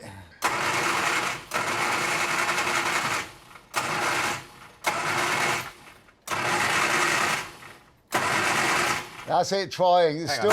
Oops, sorry. That choke there that's actually not on, is it? That's right. On. We know we're so close. Go on. All right, you ready? Yeah, go on. Oh! Come on! Oh! Did that get your hair? Yeah, it cinches me right across the top. Mind your ears. Go, go. Oh, that's almost it. Oh, we are so close.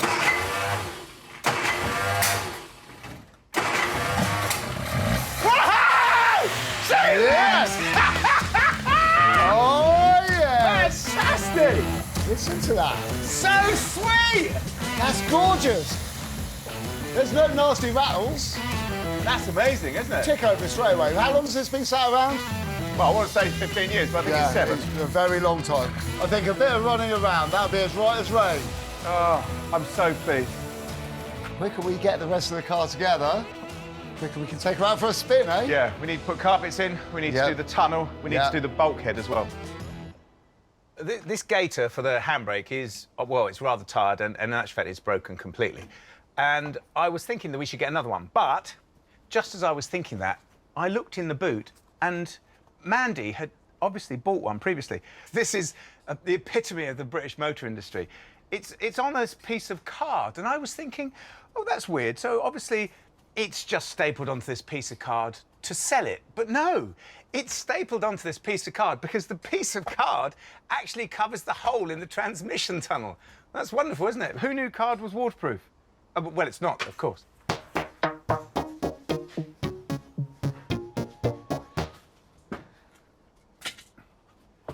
So this is our transmission tunnel. As you can see, it's got padding on the inside to stop the sound. The top of this had been eaten away by rats, and that must have been some time ago because the replacement piece, which was screwed to the bulkhead of the car, was made of cardboard. Not sort of tough cardboard like this, but actually corrugated cardboard from a box screwed to the bulkhead, which was neither soundproof nor particularly waterproof, nor really very rodent-proof either. So I've manufactured one here out of aluminium, and I'm going to bolt this on, and then I'm going to bolt the old tunnel, now cleaned up, no rat grease anymore, back on.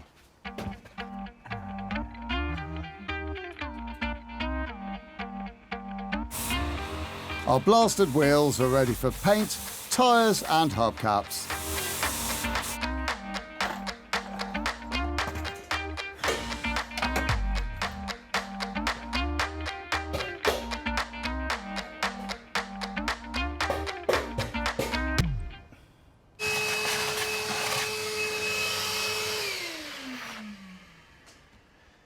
This is going to be one of the happiest days of my life because for the first time I've seen a Triumph Herald that has got a complete floor pan. It's never been welded, it's in perfect condition, it's still on its original coat of paint.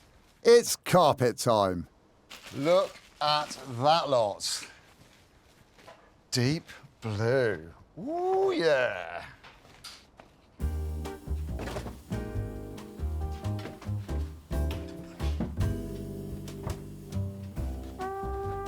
Did they not have the right colour? I thought the darker blue might look quite nice. I think it looks lovely. I'm mucking about.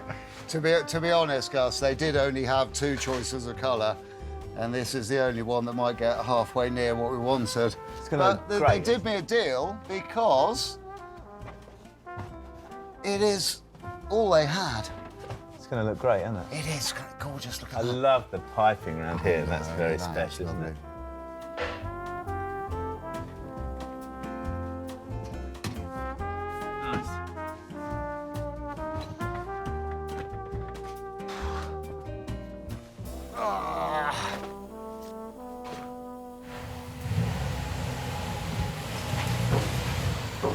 And wow, we've got a car. So what are we in for? We paid $17.50 for the Herald. Service parts were $3.80. Wheel stripping was $50. With carpets and trim, it owes us £2,300. That is a lovely car. Yeah, that's a lovely day, and this is a special day, isn't it? It's sort of religious, because A, you're both knackered, aren't you? Because you've been working on it. Yeah. But B, because you get to reflect on the choices, the things that you did, the things that you didn't do, whether the things that you thought were important were actually important. And it looks great, doesn't it? It does. We chose provenance and originality, and we've done a really nice job on it. We've done it justice, and at the moment, there's a fair chance, because it's so rot-free and because it is so pretty, that on the market today, this could well be one of the best. Yeah. What we've done is the best for this car. We've brought it up so many notches. You open the bonnet, it looks fantastic. It runs really well. It sounds brilliant, the engine, doesn't it? You open the doors, it doesn't smell of rat anymore. It's beautiful in there. It's a good car now, isn't it? It is a really good car, and it's not your average car either. You know, when people think about classic British cars, they think about the MGBs and the Spitfires. They got all the glory. The underdog is the Herald. Should we go for a drive? I think that's a great idea. Yes.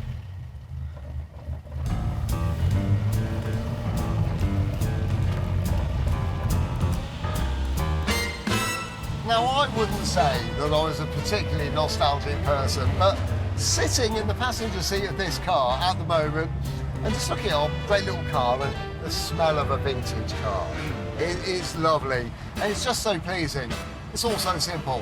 There's enough knobs and buttons and stuff to make it work, but it doesn't have any of that extra clarks that you get in a modern car. There's no LED screen, there's no sat-nav, there's not even anywhere to plug my telephone in, and there's certainly no electric aerial. This is just brilliant. It's brilliantly fun, and it seems like it's just fast enough to have a bit of fun. How is it driving? It's brilliant. I think the combination of all of its parts is fantastic. And just think, so it's a 948 engine, isn't it? Which is probably, I don't know, 40 horsepower.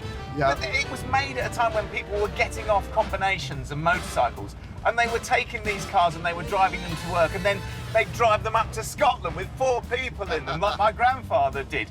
It's just a great package, isn't it? Yes, you've got to be careful with it, you've got to be steady with it, but actually, it's a brilliantly designed car because they work now like they did in 1960. This car drives now like it would have done when it came out the factory, doesn't it? Really chuffed with the way it's turned out. It looks fantastic. It's driving nicely. What could be better? But who's going to buy this car? We've got people that are interested, but as ever with us, there's no one that wants to pay the actual asking price for it. It's difficult, isn't it? People know the classic car market so well. If we put this up for £10 too much, we won't get a sniff. No. But if we're 50 quid below the price that they all know we should be, they'll be climbing over each other to get to us. Yeah, well, maybe that's the answer. But I do think that we shouldn't sell this car short because it's a good one, and we know that, don't we? Yeah. And I think maybe we just bide our time. Yeah, exactly. And biding our time gives us a lot more time to enjoy it. Exactly that. Yeah. Funnily enough, 48 hours later, we get a little visit.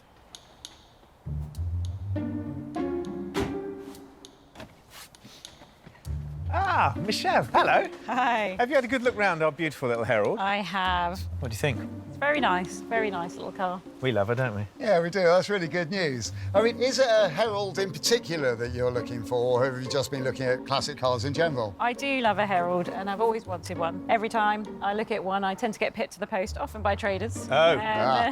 Well, this might be your lucky day, because this is an exceptionally good Herald.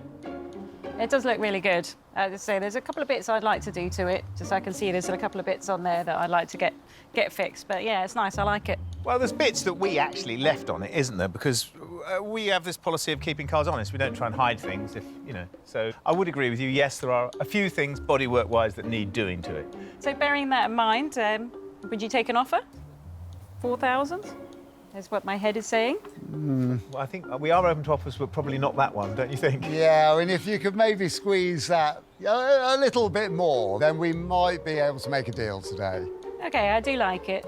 So, 4,250? You think? Go for that? I think we would go for that. Yeah. I think, madam, you have bought yourself a Herald, wouldn't you say? Oh, yeah, definitely. You're a lucky lady. If you'd like to come into our office, we could do the paperwork. Brilliant. 42.50 is decent. We'll not have doubled our money, but it's very close, and we'll have made almost £2,000. That's great, isn't it? Yes, a lovely little success, I would say. What a fantastic car. Oh, it's been a fun one. Cheers.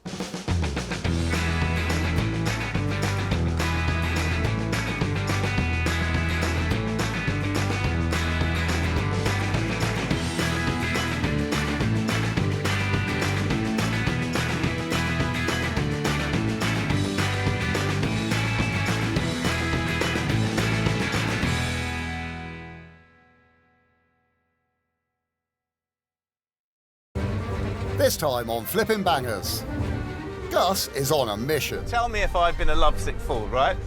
I'm all ears. He sees a diamond in the rough. You're going to love it when you drive it. I don't want to go anywhere near that, because that could blow up in my hands. And if we can smooth off the rough edges, we'll get a chance to shine. We have definitely turned back the clock on this car. It's definitely got a new lease of life.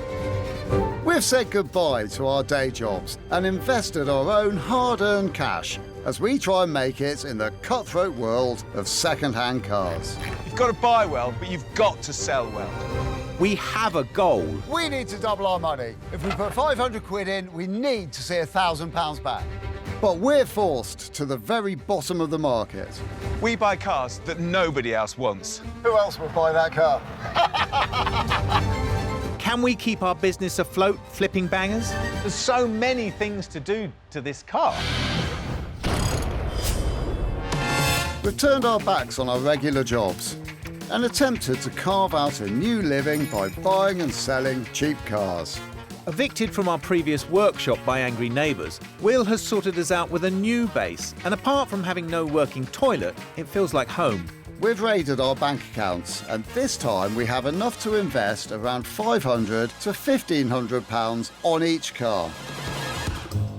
It's time for us to choose a new project. But what will it be? No, I was thinking, I don't want to see anything fancy, nothing fragile. Yeah, I don't want broken, and I definitely don't want rusty. No, I think something strong, some sort of robust engineering. Yeah, quality and substance. I think our collective minds are drifting towards Stuttgart and Munich, aren't they? Yeah, well, we are here to make some money. So let's not mince our words. Let's think BMW, let's think Mercedes. Yeah. So maybe 5 Series or some sort of E-Class. Yeah. I'd say at the moment, A90S 5 Series. It can be a little bit underpriced. Yeah, to sell, yeah. Yeah, maybe you're right. But I just think that 5 Series, E-Class, C-Class, these are the sort of cars that everybody goes for. I think maybe we should go a bit more off-piste. You know what we haven't thrown into the mix? Audi 100. Audi 100 Avant, the estate. Really rare. Yeah. I think they'd be worth more than either of those. Look. Yeah, no, I've not seen one of those for years, and no, I'm sticking with the 5 Series. 5 Series, 5 Series. I can't say it enough. I really like the look of this Audi 100, though. Oh, yeah. Yeah. It's only done 130,000 miles. Is it? Mm. How about you call up the owner of the Audi? Mm. Good idea. Yeah, see if he's got a nice 5 Series. I might call him anyway. After a little spell on the dog and bone, that's phone, we pack up and head off. Which car will we see? A 5 Series that Will wants, or do we disregard his feelings and look at the wonderful Audi 100? Do you remember in the 70s and 80s there was a radio programme where the hapless people used to phone in and confess to sins that they didn't really regret doing, to the accompaniment of tears and strings? Yeah, I do remember. I used to quite like it, actually. Yeah. It was quite good. But what I'm not liking about it at the moment is this is beginning to make me think that you have some sort of something you need to get off your chest, maybe? No. What gives you that idea? Well, nothing, of course. Well, a bit, I suppose. Go on, I know what it is. I know exactly what it is. I've worked out already. Right, so we're off to see a car, yes? Yes. Right. Let me just hazard a guess that it's not the BMW 5 Series that I want. It's that Audi that you want, isn't it, Gus? Okay. Let me tell you the information about the car, and you can tell me if I've been a lovesick fool, right? I'm all ears. Go for it.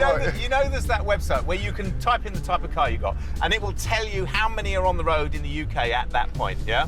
So if you do that to an Audi 100 Avant, it comes up with 25 cars. And in my mind, low supply means high price. Okay, yeah. But that car, it was on auction, this car, and it was bid and sold, but it was never paid for. So I took the opportunity to sneak in and get us a booking for it. Oh, well done you. It was a great point in Audi's development, and I think they're just an underloved car because Audi were trying really hard. They had that whole sort of flush fitting glass and that sort of 0.3 coefficient of drag. You know, they were on fire when they were making these cars. Yeah, they were quite technologically advanced. Yeah. But if I'm not happy with it, then you've got absolutely nothing to worry about, I'm sure. That's exactly what I was hoping you'd say. Oh, well, that is good then. There we are. The owner of the Audi is at work, so we're left to our own devices. Ooh. Look, Matty said he'd left the keys with his sister, so we can get the keys, you can drive it, and then you can see the whole picture. I mean, look at this side. This side looks fantastic. You're creating a diversion tactic, I can tell. Look at those wheels, original wheels. Yeah, lovely. Rare, very rare. Oh, hi. Hi. Matty said he'd left the keys for the car with you. Yes, he has. Let me just grab them Brilliant, for you. thank you. You're going to love it. You're going to love it when you drive it. It's sophisticated. Lovely. There we go. Thank you. I reckon we'll be 10 or 15 minutes. Is that all right? OK, All right. enjoy. Cool. Thank you very much. What, sophisticated like me? No, sophisticated like a sophisticated thing that's sophisticated. Got some nice bits on it, hasn't it? Look, tinted green glass, an electric sunroof. It's got all these period features. Paintwork, not too bad. And the wheels, look at those wheels. They're rare and they're in really good nick. They're good. Admittedly, yes, it's got a load of nice features on your side, but starting around here, there's been some damage on this bonnet, which has been repaired, and the repair's all fallen off. This side of the car actually looks like it's been to war and I'm lost. not looking at that side, I'm looking at this side. And look, it's got its original load liner in there. Brilliant, but look down here. Look at that valance. It looks like they've reversed over a cow twice. OK, let me show you something down here. A piece of beautiful automotive art, which no one can say isn't a brilliant thing. 2.3, 5-cylinder Audi engine. Are you sure? Oh, yeah. Oh, I do know these are good engines. So, I mean, let's see what it looks like. Ooh. That's amazing. The bonnet actually works and stays out. That's handy, isn't it? Yeah. And, oh, actually, it doesn't look too bad in there, which is kind of pleasing to see. I mean, they're sort of bulletproof sort, and if it runs all right, then it's a corker. Yeah. It's just old, isn't it? It is, yeah.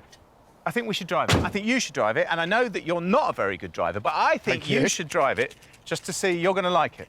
This is a diversionary tactic, Gus. I know what you're doing. I don't know what you're talking about. I mean, anyway, this is supposed to be your treat, not mine. You're going to love it. Well, let's see. It's headlining, right? That is falling down there, and I notice the whole of the back of it's held up with carpet tacks by the looks of it. Yeah, we have. But look what we have got. Look at the grey velour on these seats, which is in fantastic nick, isn't it? Yeah. And look, all this, the dash, it's like a time warp. It's really good, isn't it? I must admit, it is a good period piece. Radio's missing. But what I'm really, really worried about is, like, are our potential buyers going to warm to this car? Because it's not really something they know. Not like a BMW 5 Series. No, but the bare bones of this car are good. I know it's got issues on the outside. I know it's got issues on the inside. But if you take the age of the car, what it is as a whole, I think it's amazing. Is this your last-ditch attempt to try and win me over, is it? Go on, let's have a You go. are, I can tell. Go on, Will, you're going to love it, you're going to love it, you're going to love it. Actually, I think I might. I'm sorry I'm being a bit down on it, but... Ooh. Does sound nice. Does sound nice. The Audi even has a current MOT. What more do you want? I hope you know I'm being really generous letting you drive this car. A, because you're a terrible driver, and B, because I actually really want to drive this car. I know, I'm a really terrible driver, and I know that you really want to drive this car. And you're not actually being generous in letting me drive the car. That's to your own ends, mate. You're just trying to win me over. It's an ulterior motive. And you can't work that one on me. The car will win you over. Well, listen to that engine, it sounds great. Yeah, the engine does sound great. I mean, it's very crisp, and it pulls really nicely. Yeah, I'd say, yeah, cracking little engine. No worries there at all. Well, look, we got no stereo, have we? So we should let that be our in-car entertainment system. Oh, that's a perfect motorist solution, that is. And I don't want to sort of wax lyrical about cars of the 80s or 90s, but I will do a bit. I mean, they built some great cars. Yeah, some really brilliant cars in that period, and this is one of them. It's really solid, really nice. They were trying hard, weren't they? Audi, they were definitely trying to impress BMW and Mercedes with their ability to create a really good car, and they really did create a good car with this. Yeah, it's as tight as a drum. I mean, it's comfortable to drive, and it does feel like the sort of thing you could drive around in all day long. No worries at all. The bare bones of what we've got here, for the age, we've got a really, really good car, haven't we? And it's cool. I think it's cool. Surely sticking to the standard stuff that people like, you know, the mainstream thing, isn't that a better idea? I don't know. I think if you find the car and everything else will work itself out, it'll all fall into place. And no sooner have those fateful words been spoken. The temperature gauge is getting quite warm, Gus. Yeah, I can smell it. Can you? I can smell something. Yeah, you can smell vaporising coolant. Yeah, it smells like it's leaking something somewhere. And in actual fact, there's a little bit of steam coming out of here as well. Oh, dear. Yeah. That's not good. Right, OK, I better find somewhere to pull over a bit sharpish, then. We should have a look, shouldn't we?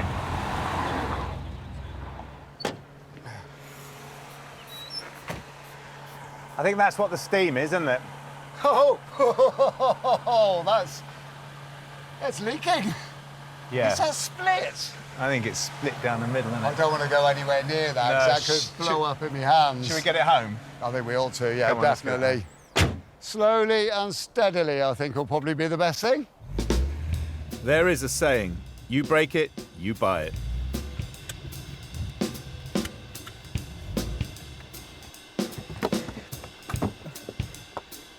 So do we want it or do we not want it? Well, I think you like this car so much, it would be mean for me to say no. So it's a yes. All we've got to do is work out the price and see if we can do a deal, I suppose. £1,200. OK, well, let's go and have a haggle then. Go and sort it out properly. Well, we can put it on the trailer now. Is there something you're not telling me? To show interest in the car, to get the first viewing, I had to show how interested we were, and I sort of had to buy the car. I had to, really. we've owned this car the entire time. You've pulled the wool over my eyes, haven't you? Well, not really, but a bit, yeah. But to be fair, if it wasn't as advertised, we could have cancelled it all, couldn't we? That's funny. That's clever. Right, I'm off to get the trailer, but I think if there are any stinky jobs on this, they might be on your list, not mine. That seems fair enough.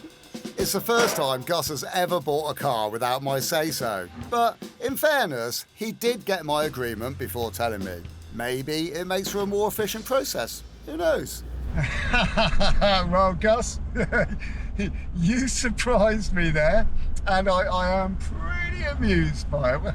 I don't like dishonesty generally, and I certainly don't like dishonesty between us. Yeah. But he was on the phone, he was saying, are you serious? I've got people calling me. Are you serious when you're going to come and see it? And he just lost the sale. And I thought, you know what? It's just easier. It was 1,200 quid. It was just easier to do it. Well, I think you've done the right thing, and I really like the car as well. You've pushed out your intentions that little bit further. You've clinched a deal. We've got a very smart car there. Yeah, I'd like to have met him. That would have been nice. But, you know, it's not. It's just, if it's not to be, it's not to be. But he seemed a very genuine man, I have to say. And I don't think £1,200 is too much. I think it's probably what the car's worth. Not too much, not too little. About right, I think. We've only looked over the Audi quickly, so the next day we come at it fresh. You know, since we got this car in that rather unusual way... Yes, granted. I've actually started to quite like it. Good. Which is, well, it's different, isn't it? I mean, it's a different car. It's quite a cool-looking car.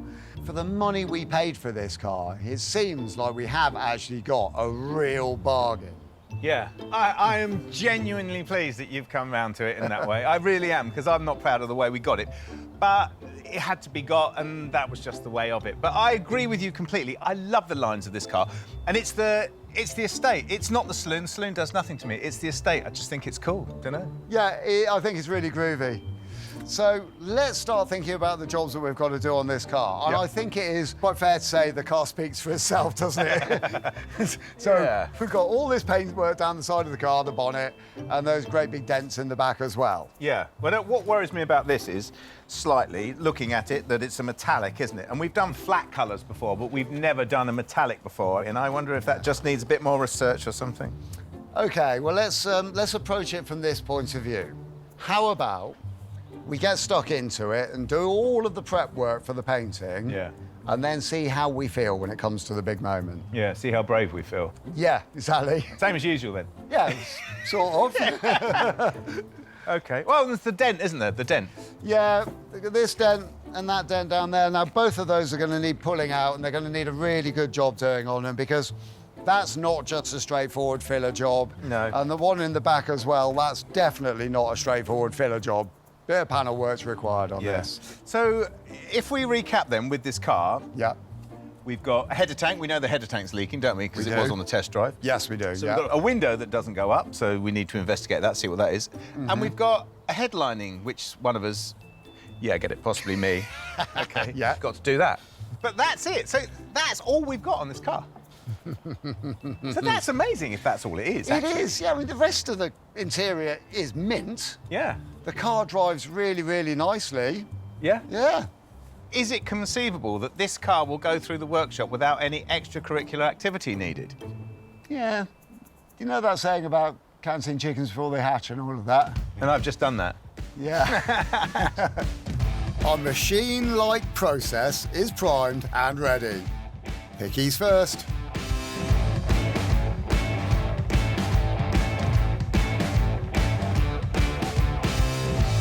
Right, OK, so I've got some really nice pictures of the Audi, which I'm currently putting up on the advert at the moment, and it's looking good. I'm not using the pictures of the side that needs painting, because by the time we sell the car, that will all be done and the car will be MOT'd and ready to go. I have been doing my research because the pricing I'm finding a little bit difficult to work out. There aren't that many of these cars left, so you'd be forgiven for thinking that's going to escalate the value. Totally not true. This is not a Ferrari, this is an Audi. So I've got to come in with a decent price so we make some money. I'm thinking around about the sort of 3,500 quid mark, because that's not too high. Because if it's too high, people would ignore it. If it's too low, people get suspicious. It's a quandary, isn't it? Knowing that our car is going to be very good when it's done, 3,500 would be quite a keen price. People who like these cars, they're not frightened by those figures. So this is my final decision, which I'm going to put in the computer. 3,760 quid. That should do it. That won't frighten people off, and it might draw the right people in. With a completely arbitrary price agreed on the Audi, it's welcomed into the greasy cocoon that is the workshop. And since the Audi's overheating, let's get that sorted, as non-driving trumps scruffy paint. Well, we know from our test drive that the Audi has got a split in its header tank just here. So I'm going to replace it. And they're not difficult to get hold of, and they're not expensive, which is great. But what it's going to do is it's going to mean that this Audi engine, this 5-cylinder engine, is going to run beautifully smoothly and beautifully reliably. Because the person who buys this car isn't going to be buying an estate car to pop down the shops in. They're going to be buying an Audi 100 Avant. They're going to be super cool, and they're going to have their double bass in there and the rest of the band in the back. Or they're going to be surfers, and they're going to put their surfer boards on the back, and they're going to go down to the Witcherings or down to Newquay. That's the plan, anyway. Poor old Gus is away with the fairies today, but he gets the first job, which is removing the header tank, which allows for expansion of the water in the system. He unscrews it and removes the plumbing.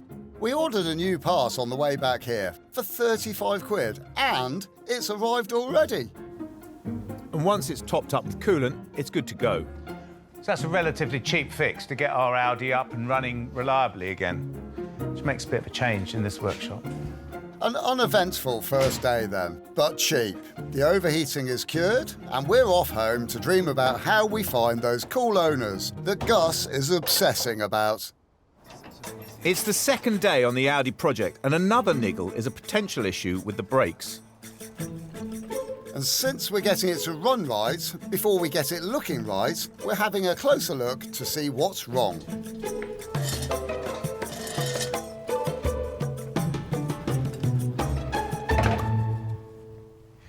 So one of the problems with this car when we were test driving it is that the brakes were binding on, and I figure it's probably the handbrake that's binding on. So we've got a car that's sat for a very long time.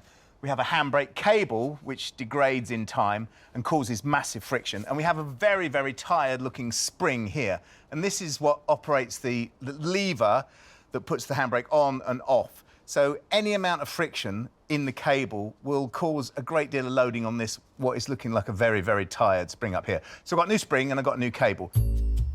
First up, this lot needs to be disconnected from the handbrake up at the front. There's a bolt underneath the car which is responsible for that. So it's out, and if you'd like to accompany me to the bench, I'll show you this cable. So here we have our old handbrake cable. As you can see, if you pull it, there's a lot of friction in the cable. So just think, every time you let the handbrake off, that little spring has got to let this cable all the way back round. And honestly, I think it's going to struggle, because the new one... Oh, hello. Look at that. Easy peasy. That's going to fly off, isn't it? And we've got a new spring to replace our tired old one. So the combination of our new spring and our new cable, I think it's definitely going to do the job. So far, so good. Another £30, that's all. This is going to be a cheap car. So as with everything, there's a bit of creep on this job. I thought it was going to be really easy. I thought I was going to put the spring on, put the cable back on, and everything would be good. But there's a cam in here, this one here, and as you pull on the handbrake, it operates a little rod here which closes up the calipers and applies the handbrake. And on the one that's on the car, this is obviously very worn, and the rod is poking into here, so I can't get this cam on here round far enough to put the pin back in. So I'm going to have to take the caliper apart now and see if I can wiggle it out somehow, put the new one in. In Gus's excitement during the test drive, we didn't notice, but there's a warning light on the binnacle pointing to warm brakes. So I take a look. I see what they've done here. That wire there is where the sensor that goes in the brake pad should plug into the wiring loom of the car. But it seems that they've fitted pads that don't have a sensor on them. So to get around the problem of the light on the dashboard being on, they've actually bridged the contact within this plug to solve that. Now, I have got the correct brake pads. That bit is the bit that should plug into this. Now I've just got to hope that I can clean this up and get this bridging wire out without damaging the socket at all, and hopefully it should all be okay. But if I damage the plug when I remove the bodge, it might break that part of the wiring loom. So gently, gently, dab a lubricant, and then a good pull. So I remove the caliper and I wind back the piston, and this facilitates the new pads which I'm putting in. And then I re-clamp the caliper back on. It's extremely frustrating. It's gonna go on. Right, well, that's the caliper back on, which is great because we've got new pads in there as well, which is only going to help with this car. Just gonna put the cable on now. Oh, yes. Oh, yeah. Oh, that's really good. Right, with quite a lot of struggling, that has just come out. It was quite rusty in there, so I think that should make a good connection when the new one goes in there. Brilliant. I can get on with changing these pads then. Granted, this isn't the most interesting job in the world. A lot of drivers just do brakes at their local fast fit garage and never engage with it. But it's taught us something about the Audi. Yes, it's a well looked after car, but it has been neglected more recently, and shortcuts have been taken to save money. There we go, managed to salvage that connector, and the brake pads are all changed. So, another calm, cheap and peaceful day. Who'd have thought it? It's day 3 on our Audi, and after much procrastination, it's time to face a rather large painting job. The whole side of the car. We need to address the elephant in the room, don't we? Well, this. Yeah, yeah. Which I have been trying to avoid for as long as possible. You and me both, yeah, definitely. Well, it's a big job, isn't it? But once it's done, really good job done. Yeah, definitely worth it. Are you going to do those dents at the back? Yeah, I'll crack on with those. OK, well, I might rub this down. You can probably hear the sigh of pleasure as Will gets to knock things about with a hammer. This dent is not going to be that easy to get out. There's no access behind it, apart from this tiny weeny little gap. I mean, normally you sort of try and use like hammers, dollies, and you can work it from both sides. You know, one's like this. But on this particular occasion, I'm going to be using things more like a slide hammer, and a slide hammer with this sort of tool on the end of it, so I can hook it up in there and gently sort of tease the dent back out into the shape it should be. And then get in there with lever bars and gently manipulate the rest of it to get it as good as I can. Not looking forward to this job, to be honest. A pro repair on this would cost us as much as we paid for the whole car. So I'm going to hammer away until it looks slightly better.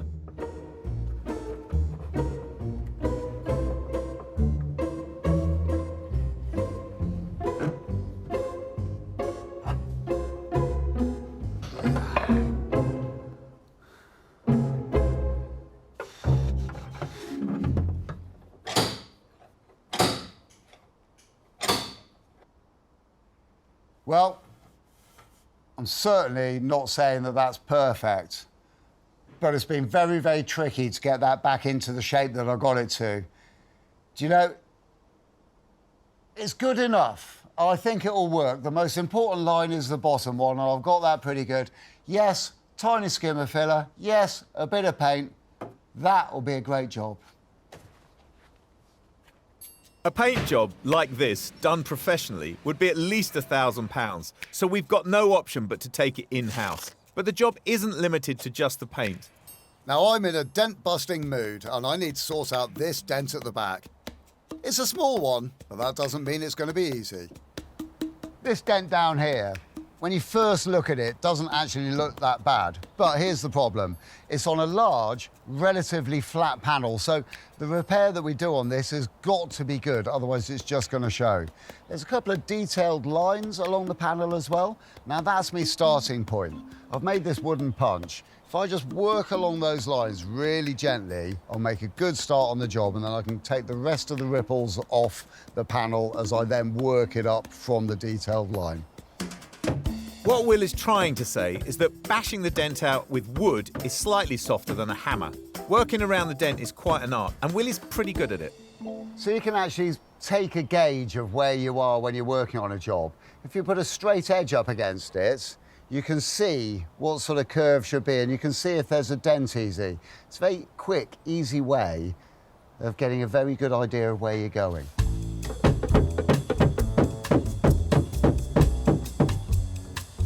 The detailed lines are managing to come out really well. I'm getting a very good edge on those, which I'm measuring with my rule. But there's still a ripple in the panel, which I've tried just tapping gently from behind. But because there's so much spring in the panel, I can't actually work against it. So if I use a dolly, a flat dolly on the outside of the panel and just sort of tap next to it, I can use this as an anvil, something to take the flex out of the panel as I tap it and see if it will just bring it into line. And it's not pretty. Not yet. While Will does that, I'm using the high-pressure airline to clean off the faded lacquer. Right, so I've run my rule up the dented area, and I can see it's coming out really, really nicely. There's very few shallow points. And so I can work out where the shallow points are and the high points are. Flat block with a bit of medium sandpaper on it. Gus is sanding with a bit of 240 grit paper. And I'm priming, ready for filler. We use as little as possible. That is the golden rule. Right, I'm done. Are you done? Huh? You done? Yeah, I mean, I'll say I'm getting there rather than actually done, but yeah, I think we could... Just going to roll it in? Yeah, get it in, get masked up. We could do getting some primer on this as soon as possible now. It's starting to look pretty good. We don't have a lot of drying time left, so the race is on to get the Audi where it's ready for paint. We're quick at masking now. It's a skill that we've definitely improved on.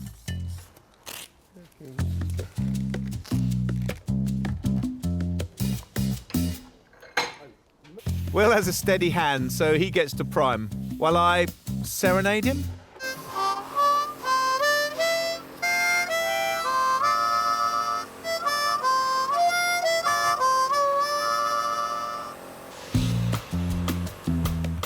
Metallic paint has really put us off in the past. It's a lot more tricky to apply than the solid paints we're used to. Thankfully, the primer has gone on really, really nicely and is all now prepared, ready for the base coat, which is the metallic level. It's quite exciting. The Audi will receive 3 top coats and 3 coats of lacquer once that's dry. The worrying thing is you never know until you've had the patience to step back for at least 5 minutes and wait and see how that coat has gone. It's looking pretty good. The first coat's always a very dust coat, very, very light. You can start to build it.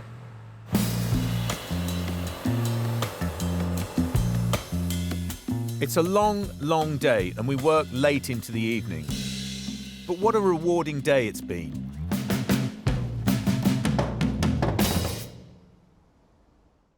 It's day 4 out of 5 on our cool Audi. We haven't spent much, but we haven't tackled any of the truly nasty jobs. Have we been putting them off? As it would seem to me that we've spent an awful lot of time on this car already, and we've only really just got it up to the point where any normal person would buy it.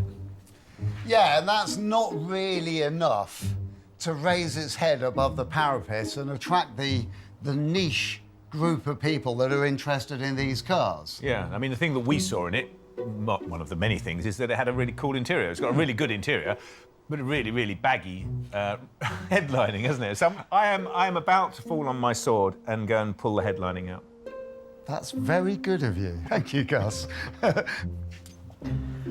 So I would say that the major problem with headlinings is getting them to stay where you want them, i.e. up on the ceiling. Even the Might of Ingolstadt has a problem with it. This is common with Audi 100s. You might not notice it on this car because it's been cunningly concealed with thumbtacks that someone's pushed in through the lining. I don't particularly want to do it because I'm nervous that as soon as I've done it, and it's quite a lot of work to get it out, I'll get it stuck on, put it back in, come in the next day, and it'll be hanging down again. But I'm going to give it a go. This Audi 100 has a desirable electric steel sunroof, but the opening lip is particularly ugly. That's number one target today. One of my failings is that I'm a little bit ham-fisted, but I have to remove the fitting slowly and carefully. Nothing more to it than that. Look at that, the whole of the headlining is made of corrugated cardboard, which I find fascinating and fantastic in one way and deeply, deeply frightening in another.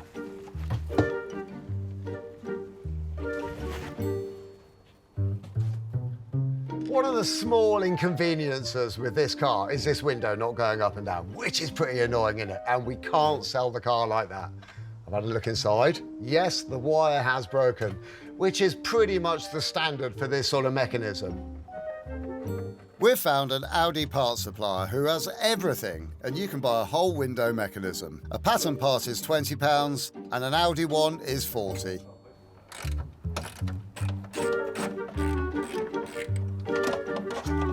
Our budget means we had to go for the cheaper one. This part here is the bit that goes up and down in the slider. It attaches the mechanism to the actual glass in the door. There's a circlip on the other side, which is impossible to get to. But Audi have made it easy for me because the actual door splits in two, so the mechanism all comes out and the glass all comes out on the other bit and gets to the other side, put it all back together, piece of cake. Well, that's the idea anyway. Let's see if it works.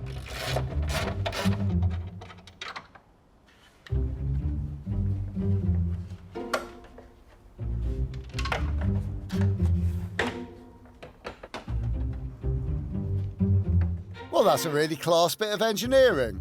The fiddly job is done fast, and once I've connected the motor up, we'll be in business. And now is the moment of truth. Has it fixed the job? Yes. Yes. It's now time for the black art of re-gluing the headlining. I've got my new fabric and the board layer that goes between the lining and the roof. The idea is that we glue the board with contact adhesive, keeping the layers regular and deep. Right, that's the board done. Now I've got to do the lining.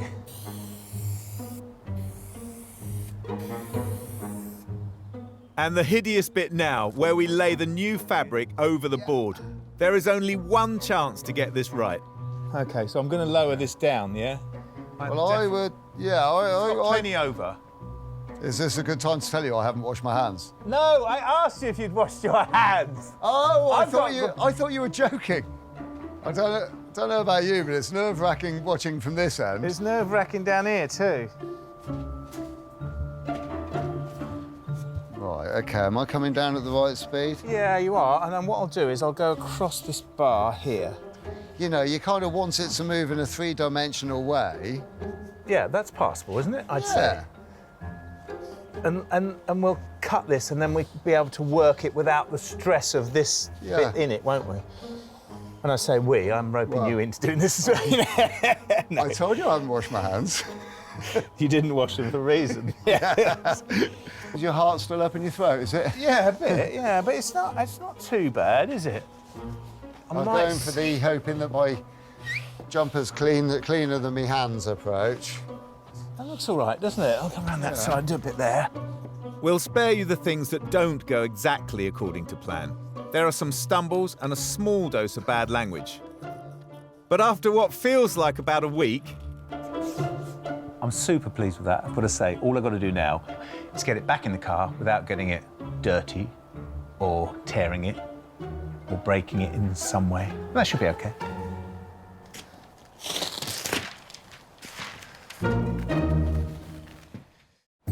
We've gone the wrong way. We have, yeah. Day 5. It's the last one to complete our Audi Avant. Or Avant? That looks great. Yeah, much, much better than it was, isn't it? So much better than it was. And it's upping the value of our car. Exactly that. We've got a lot to do, haven't we? I've got to put that headlining in. Yes, we have. No time to waste, yeah? Cup of tea? Oh, that's a great idea. The really worrying thing about headliners is they have a terrible habit of not staying where they're put once you've got them in the car. The card headlining will attach to the roof with more adhesive and clips. It'll look prettier than the last incarnation.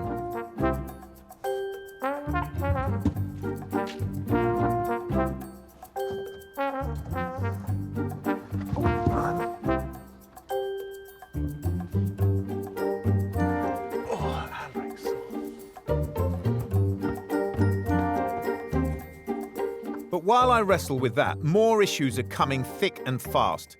Yet another thing we had not spotted before. We've got a problem with the dashboard in our Audi. The LCD screen doesn't work, and worse than that, it actually looks slightly broken as well.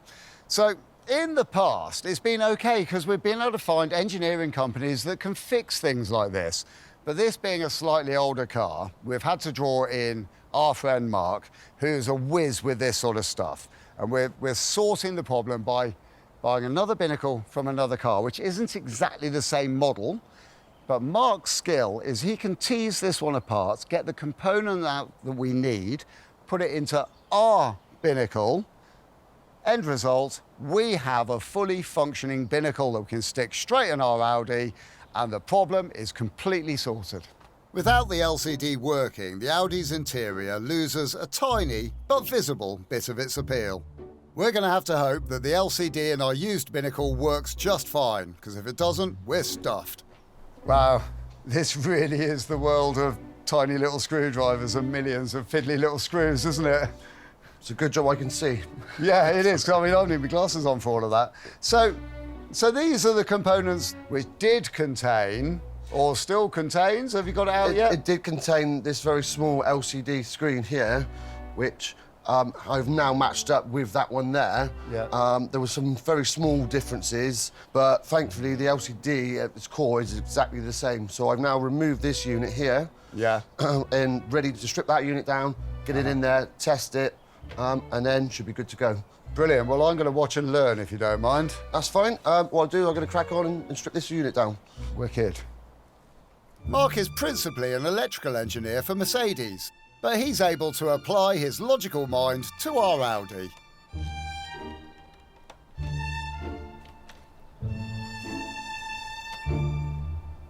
Just going to remove this one. Well, I'm no expert, but it looks like we're getting to the right place at the moment. We're not far off. This is where the business happens. OK. Our dud LCD is revealed. Day runner, yeah. A day runner. Oh, there's a song in that. I'm doing brilliantly with the headlining. Oh, my goodness.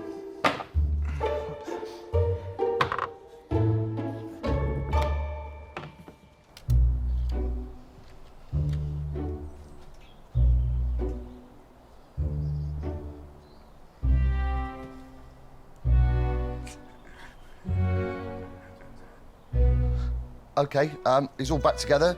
Would you mind passing me the rest of the instrument cluster, please? There you go. I knew what you were wanting there, didn't I? Well, straight down here, yeah? Fantastic, thank you. Cool. I'm a good little helper, aren't I? Not too bad. I love it when I fish for a compliment and it pays off. The new LCD is plugged in and working.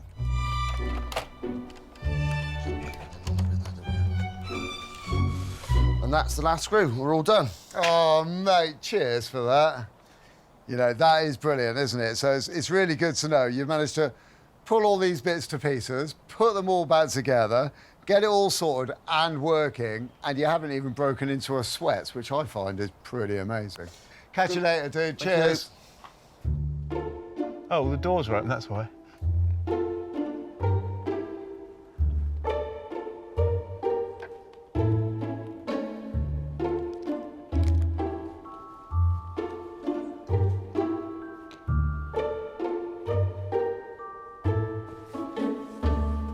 And that looks like a finished car.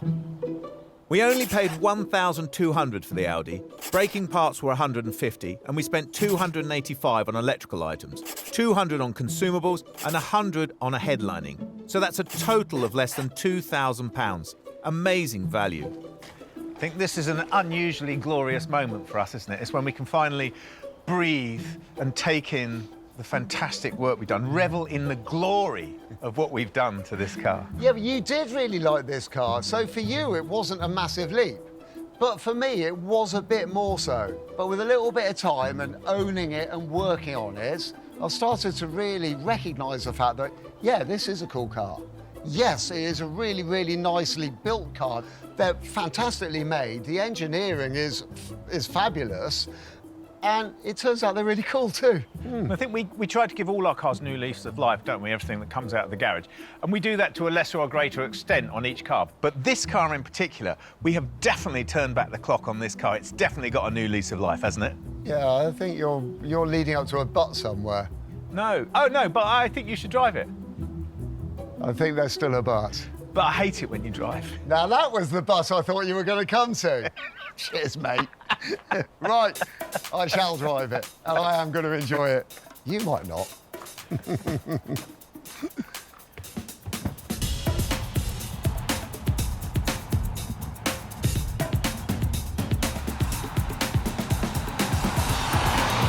I've always liked them, and it's not just the lines of them that I like. It's compliance, the way it sits on the road. I really like. I love this interior, and I think this has held up really well. I love the 5-pot engine. You know, its power delivery. It's brilliant, isn't it? Well, it is quite a special car, and in its day, this was a very special car.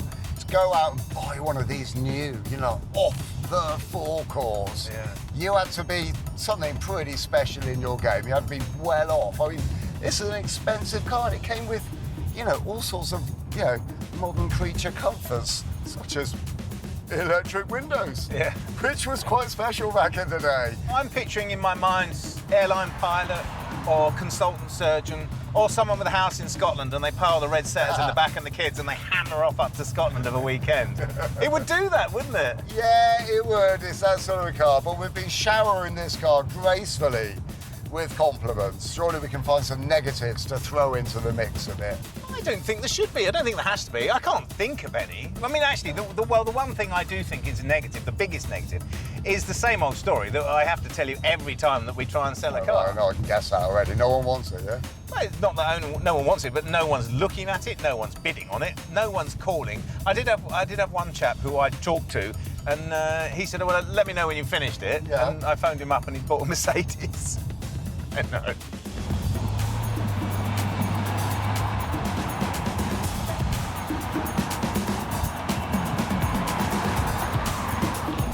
Just to think that we were going to sell this in the time that we've got is naive, because the person will be out there, and the person, when they see this car, they'll want it because it's great. But it's just going to take longer, I think. Well, that is our strong point. We know we've got a good car, and we know if somebody is looking for one and they come and see this one, you know, we have the confidence to know that this one's a corker, and it should then sell. Yeah, it's definitely a good one, isn't it? I mean, it's just purring along, isn't it? It's beautiful. It's not a rattle. No, not a single thing. I mean, it is just as it should be. Yeah.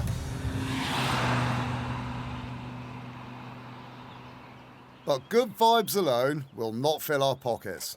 We advertise the Audi, we sit, we wait. It's pretty good, actually, so we seem to have some interest. Interest in what? In the Audi. Oh, good. Seem to have 2 people on the thread at the moment. Right, so option A. Yes. It was a Mr. Burke. Mr. Burke has offered 2,000 quid. OK, well, yeah, I mean, at the moment, that seems attractive, but it's not enough, is it? No, it's not. Well, it's better than option B, which is a Mr. Austin, as it turns out. Oh, that might be him upgrading it. See what you've done there. Well, that's good, isn't it?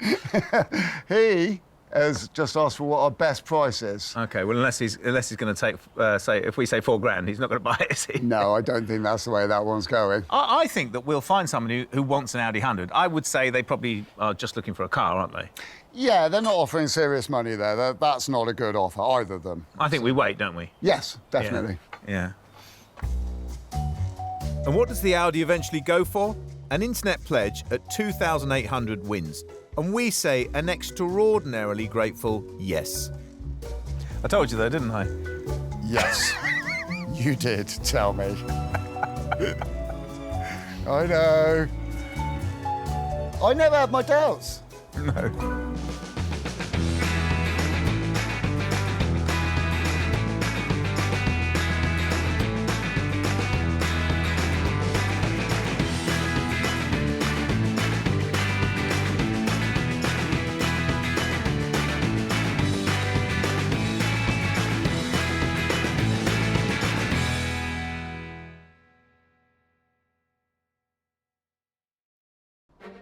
This time on Flipping Bangers, we get to grips with an off-road bargain. I love the buzz of a cheap, cheap car. Cheap, cheap, cheap. Hooray! With jobs that even fools like us can tackle. It's quite pleasing, isn't it? But maybe fools like us should know. Ah, that could be a problem. It's horrible. Cheap does not always equal good. There's work to do all over this car, isn't there? We've said goodbye to our day jobs and invested our own hard-earned cash as we try and make it in the cutthroat world of second-hand cars. You've got to buy well, but you've got to sell well. We have a goal. We need to double our money. If we put 500 quid in, we need to see £1,000 back. But we're forced to the very bottom of the market. We buy cars that nobody else wants. Who else would buy that car? Can we keep our business afloat, Flipping Bangers? There's so many things to do to this car. We've turned our backs on our regular jobs and attempted to carve out a new living by buying and selling cheap cars. Evicted from our previous workshop by angry neighbours, Will has sorted us out with a new base, and apart from having no working toilet, it feels like home. We've raided our bank accounts, and this time we have enough to invest around £500 to £1,500 on each car. What next? Ah, yes, a car. I'm thinking, if we want to make any money at the moment, we could start to have a look at things like 4x4s or SUVs. Yeah, I think it's a good idea. Everyone drives them, don't they? I think if you're thinking of a timeless 4x4, it'd have to be a Defender, wouldn't it? Of course. But, I mean, actually, if you think about it, anything from 83 to present day, doesn't really matter how old they are, all really expensive. Yeah. Well, there are other options. I mean, maybe we could look at Range Rovers. Yeah, if you want that badge. But then again, they're also massively expensive, really expensive to fix, and I think probably go wrong quite a lot. Yeah, I have heard that. OK, well, you know I have a certain penchant for early discoveries, don't you? Really? Yeah. I mean, bizarrely, they are the only Land Rover product that aren't going through the roof price-wise at the moment. Even ones that haven't been driven 1,000,000 miles by you. Which is amazing, isn't it? Because they are really good cars. But do you really want another one in the yard? I know what would happen. If you had one in the yard, you would pick it clean for bits for yours. And that's not a lie. You can't even deny that, can you? Yeah, I probably would, yeah. OK, then. Maybe Freelander. Yeah, don't know much about them. I know the later one's massively popular. You see them about everywhere, don't you? Early Freelanders. They're very good cars. I know they get slated a lot, but in my experience, they're very good, very reliable and long-lasting. Good little trucks. OK, so you want to have a look then, shall we have a look? I do think we should have a look, yes. OK. So I've been looking at Freelanders. Yes, good. Three-door Freelanders. Yeah. Which are nice. I mean, they are pretty much a sort of lifestyle-based car. Yes. As you can imagine. But this one's petrol, which is good, because there's high demand for petrol. Why are you laughing at me I'm so just much? laughing. You're saying it's a lifestyle-style car. You've clearly looked at something on the internet because it's got nothing to do with your or my lifestyle. That's what it said on the advert. Freelander market is quite big, so I've been looking pretty close to the bottom. Hey! And Right. then I decided to look right at the very, very bottom. Hooray! I know. But they're quite affordable, so I thought, you know, let's just go for it. And it's got to be cheap. Cheap, cheap, cheap. I can see exactly what's happening here. You're taking us to the first wreck that you found in a field, and you're trying to dress it up like we've won the lottery. Hey, lucky us. I know, and it is almost as good as that. So it's a bright orange. Of course it is. Three-door Freelander, which used to be a nice little runner. Used to be. Yeah, and then it failed its MOT. Of course. I mean, say hideously would be a fair way of putting it, I suppose.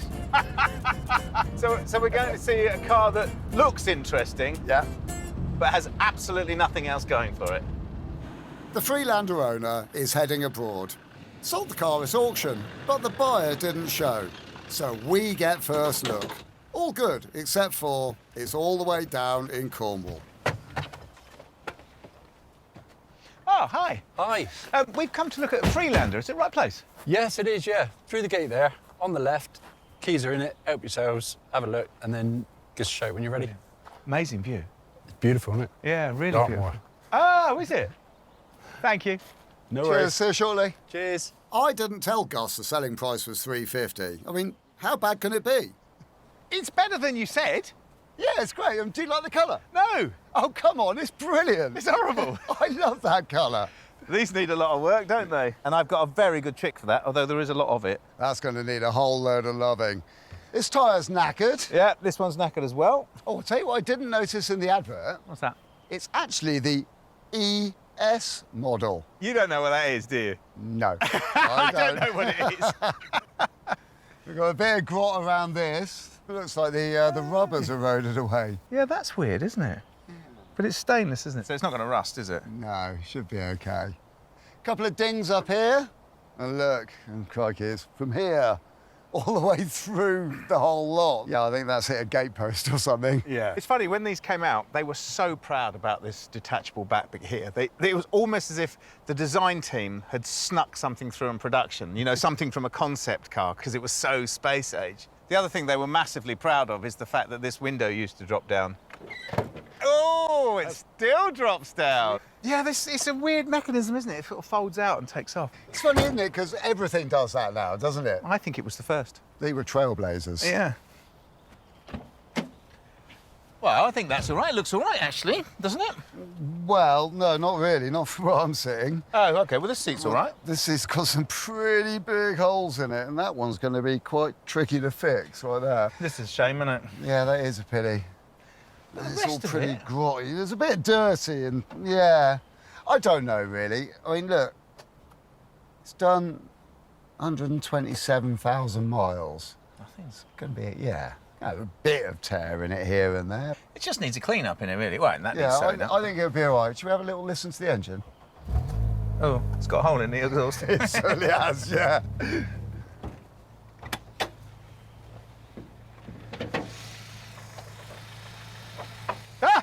It is actually in there. It's just a long way down, isn't it?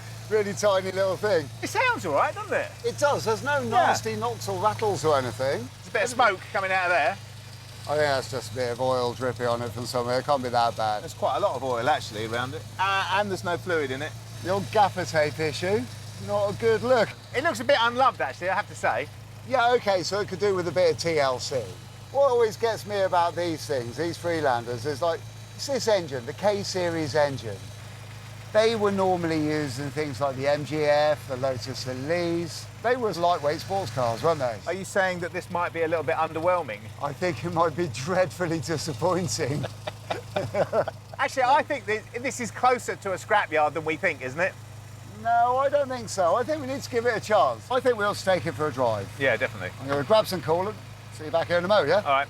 While the coolant is topped up, we reflect on the fact that the Freelander failed the MOT on multiple issues. So aside from whatever they are, we've got a mucky, dented car with a noisy exhaust and bad tyres.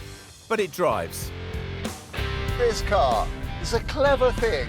A four-wheel drive, lightweight car. Freelanders, I don't know if you know this. I don't. Actually incredibly good off-road. At least they would be if the actual four-wheel drive system was connected, which I didn't tell you about before. But yeah, it does say in the advert that the viscous coupling has got in the centre prop shaft, so it's been taken off.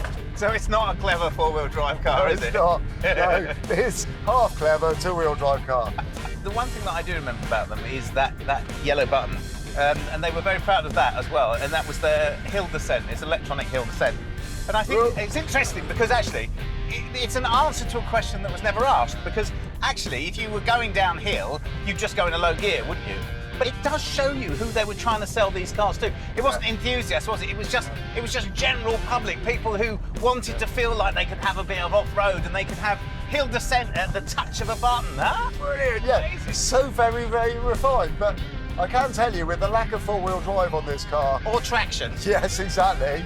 I'm not going to be looking for any hills to try out the descent control on. I suppose it won't work, will it, if only two-wheel drive? No, because we'll end up sliding down the whole thing and wrapping this around some old oak tree.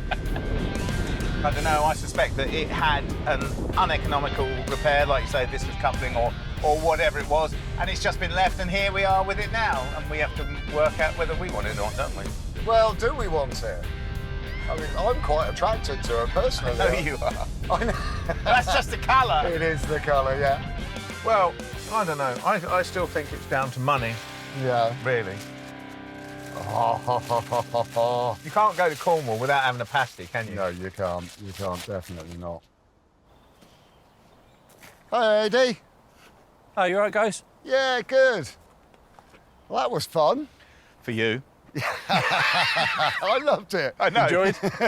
Yeah, it was all right. We're giving it a good old drive around, and yeah, I think we're interested, aren't we? Yeah, definitely, yeah. I know you've had a bit of trouble already, haven't you? We did. We put it online, and the sale was stopped because they believed that the people that were buying it were scammers. Oh, right. And then we had a phone call from you guys. And we're not scammers, are we? No, we are not. You're not scammers, apparently. So this must put us in a pretty good position for getting a good deal out of you. Possibly. But the thing is, with the amount that's wrong with it, I mean, it's really not worth 300. I mean, I think probably 200 for us. It's got no MOT. It's got a lot of stuff wrong with it. We have got a lot of things to do on it. But it's a lovely colour. He's playing, he knows. You can tell I'm ginger, can't you? See, perfect match for the car. Yeah. How about we meet at 250? Personally, I think 250 is about right for it. OK, save me the hassle of getting a load of grief off Gus on the way home. 250, I'm happy with that. Yeah? Yeah. Awesome. Fantastic. OK. These probably cost over 25 grand when new. Can we really have just bought one for 1% of that figure? I love it. I love the buzz of a cheap, cheap car, and I'm never going to get over it. And it starts in my head, and it works its way down and comes out of my toes. In Europe, when they were released, they were the most popular 4x4 for 5 years. We got one on the trailer, it works, and we bought it for less than the price of a radio. That's the sort of deal I like. Yeah. I mean, when you say it works, some of it works, but I think you're right. I think maybe we've fallen on our feet with this car. If we can help it up off its knees, get it back on the road, we could make some money out of that car. And I think we're on a bit of a roll. I'm liking your enthusiasm. But for us and the car, there's a fair way to go. The next day, we look over our new purchase and formulate a plan. Right, so what do we got? Well, we have a very cheap car with a lot of mechanical issues. And we're going to have to work very, very hard on those if we're going to achieve the money that we're chasing on this car. OK, I think we need to have a team talk, because we have a 4x4, which actually isn't a 4x4, is it? I can't help but think it would be better to sell a 4x4 as a 4x4, wouldn't it? Because there's not many of this age that are 4x4s anymore, is there? No. So we need to definitely do that. We do. And there's also the exhaust system, obviously. Yeah. And there does seem to be some noise coming from the suspension as well. Some noise. It's really clattery. It only seems to be on this corner, though. In actual fact, there's work to do all over this car, isn't there? Well, what do you think to the look of the car, then?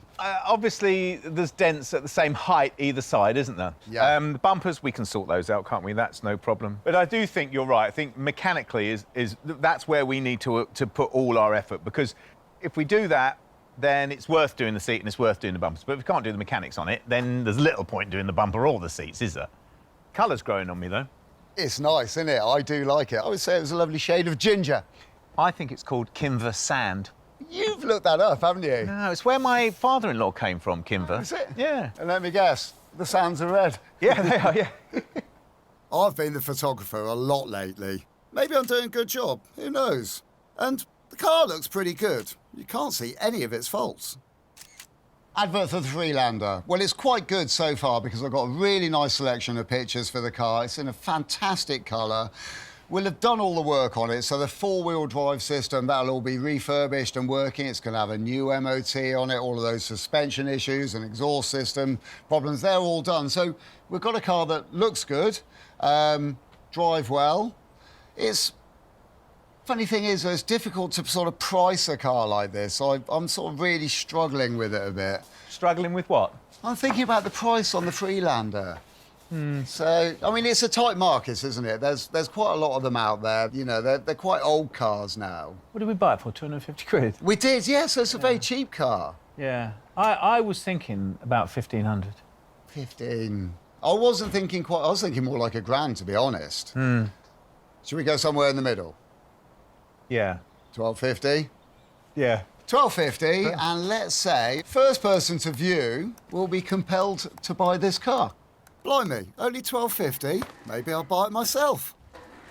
The one thing we both agree on is we need to get the Freelander mechanically straight as a priority. We need to get eyes on that 4x4 system that's missing that prop shaft.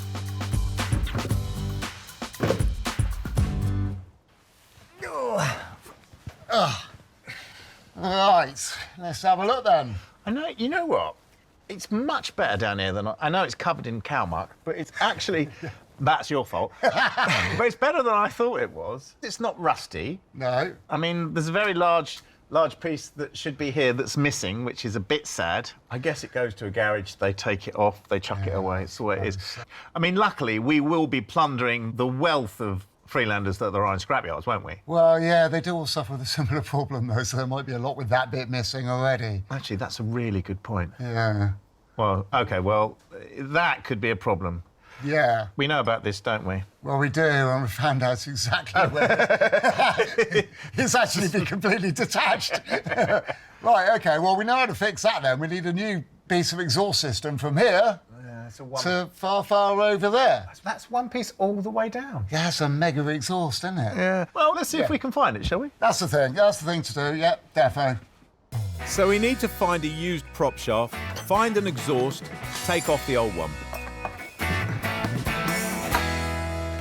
Remarkably, this exhaust pipe has 2 bolts here, and the rest of it is only held on by rubbers, so it's actually quite wobbly. It's not supposed to be quite that wobbly because actually this bit moves independently of this bit where it's broken here, which is why it was making so much noise. So I'm going to take this off and find another exhaust pipe. But I have learnt from taking off lots of very, very rusty nuts that when you just undo them, they tend to break. But if you clean the threads up, then you can get past the really rusty bit here, and you've got a chance of not breaking them.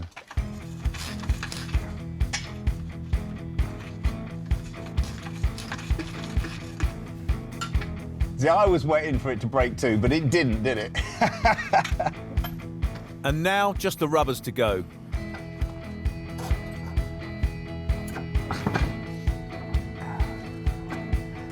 Ah, there's another problem with the exhaust pipe just there.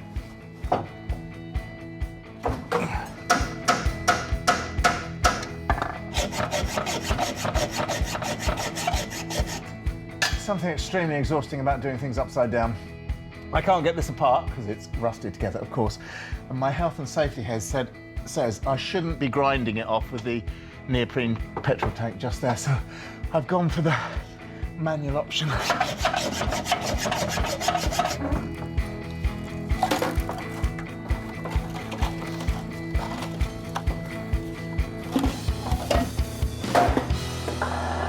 So, after a slightly inelegant removal of the exhaust, we have to wait for some new parts. So I may as well look at these seats. This port seat here is showing signs of extreme wear and tear. Seam has split here, the seam has also split here, and this cheek is quite worn as well. I'm going to give it the TLC that it needs. In order to do that, it has got to come out first. It may seem a bit pointless fixing the seats now, but it's all about improving what we call buyer's expectations. So, I take everything out that needs a bit of TLC. Oh, are you going to clean that? I was hoping to put it on my tomorrow's to-do list. Oh, no, let's go on. Yeah, good plan. So that's an okay day. We've seen the worst of the Freelander, and it's not half bad.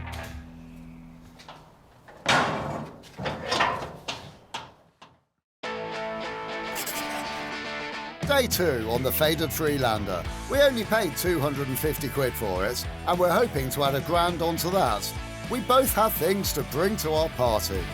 Oh, ANSI roll bar drop link mounts. One for the side that you're on over there, which is the rattly one, sorts out that problem. Yes. Second one, precautionary measure to make sure they're both done and everything's as good as it can be at the front of the car. And they'll look very shiny, won't they? They will do, yes. Well, I've got new exhaust pipe, so I might crack on and put that on, although I suspect it might sound better without it. Oh, yeah. But I better put it on.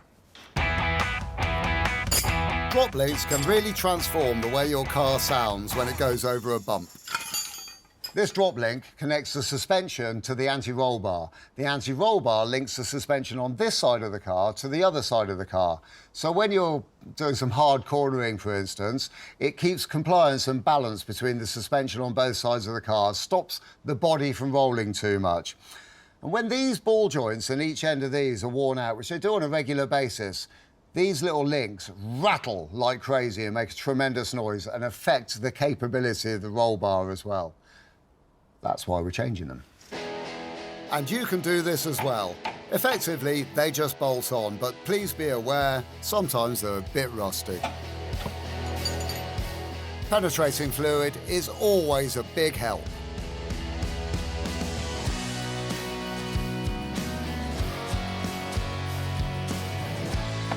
I always find it very, very pleasant when I take something off like this to find that the previous fitter of said components has put a little bit of copper slip on all the threads. It makes it so much easier when you come back to change it in the future. And for an amazingly cheap car, an incredibly cheap job at 25 quid the pair.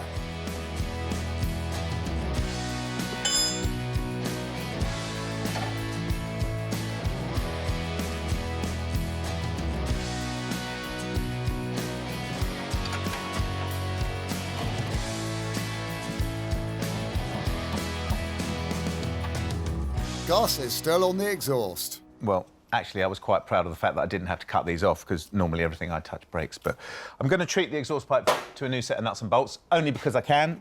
I've got a set in here, which will do the job.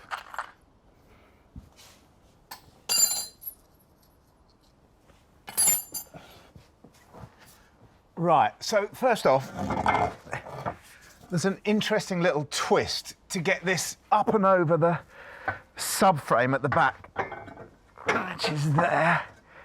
It's quite tight, actually.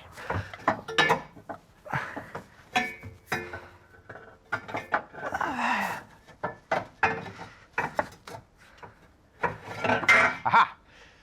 It's in. Then that joins up on there with that gasket. But this is a pattern pipe, so it's not an original manufacturer one. So I'm going to put a little bit of, just a little bit of sealant on here, just in case it's not fantastically flush. Again, we're counting the pennies. The exhaust was only £78. A Land Rover part might be higher quality, but we can't justify the higher cost.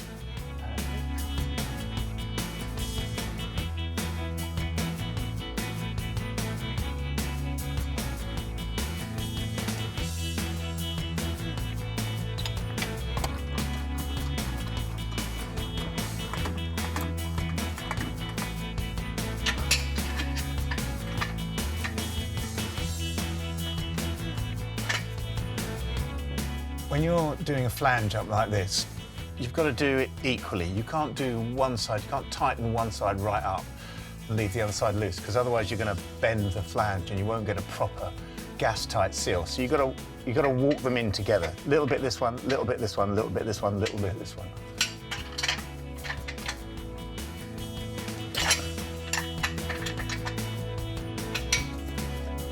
And the back box comes with a kit as well.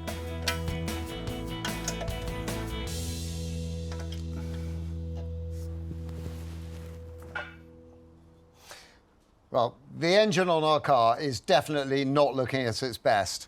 And if we want to sell our car for top money, which is what we do want to do, then we've got to sort these problems.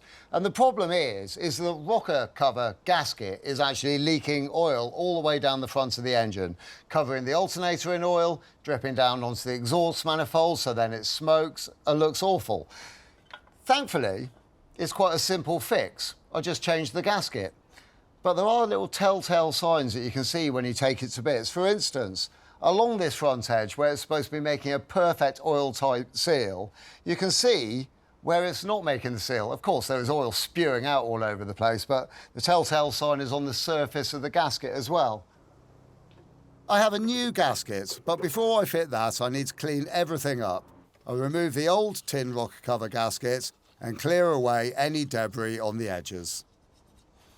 It is essential to get all of the mating surfaces where the gasket goes together super clean. When there's old silicone-based gasket sealant all over the place, I find it's best to scrape it off with a sharp blade, and also be aware that you're not going to let any of those bits drop in the engine. You don't want all those old bits of gasket sealer floating around inside the engine, clogging up filters, and then eventually, in worst case scenario, oil ways as well.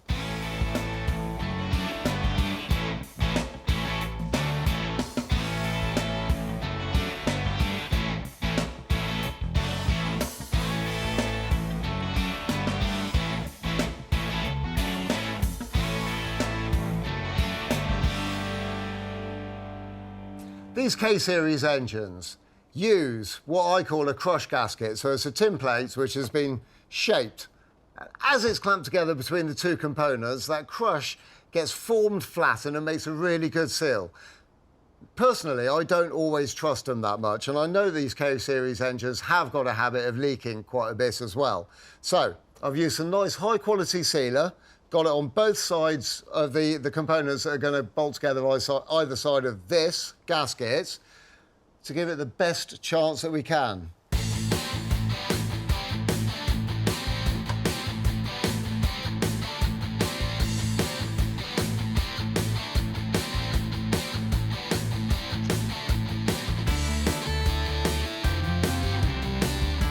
And that is it, job done. Our engine should no longer be spewing oil out all over itself, which means it's going to present well, and it's not going to create a nasty smoke every time oil drips on the exhaust pipe. It's cost me a couple of quid in parts, not very much in time, and it's going to really improve the saleability of our car. Surely something is wrong. How can this car be so easy through the workshop? Oh, that's right, because so far we've only really scratched the surface. One of the most unattractive aspects of the Freelander is the pair of dents on the side, which look unfixable. So we've got an expert in to help us out. Oh, hello. Hello. Oh, you must be Paul then. I am. How are we doing? Wicked. I'm Will. Thank you very much. Yeah, good, thank you. Wow, you found the car then? It's not too bad. I mean, it's obviously taken quite a whack. It's repairable. I've done a lot worse in my time. Well, I think the best thing for me to do is not slow you down by hanging over your shoulder and watching you do what you do and asking zillions of questions. I can kind of leave you to it and see you shortly, We'll yeah? crack on, yeah. Should be good as new. Awesome. See you in a bit. Paul masks up the Freelander.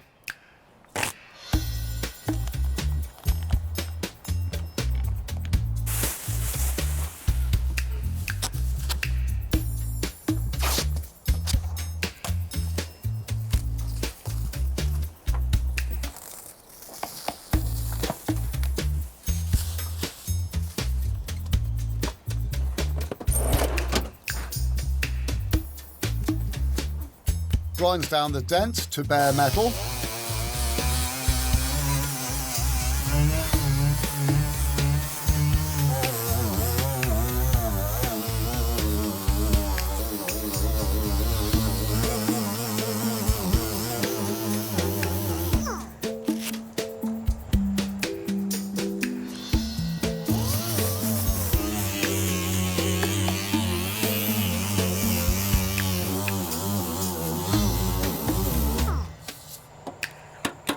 Welds on a lug and uses a slide hammer to gently pull it out.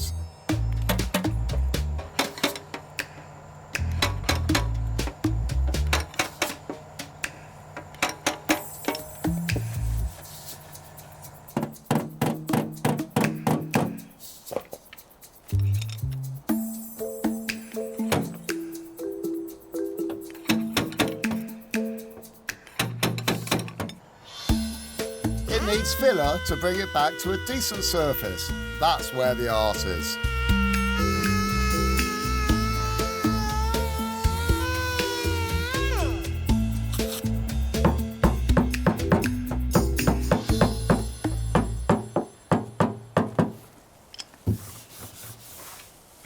That's amazing, isn't it? We're getting there, we're getting there. I mean, I've been trying to keep out of your way, as I said I would, but I've been keeping a bit of a spy on what you've been doing. I love that electric slide hammer. It does its job, it does its job. I mean, have a feel. I mean, you can see the dents. Nearly there, it's nearly there. Yeah. Then it's a final fill. And if you want to learn how to use filler, then just watch this chap go.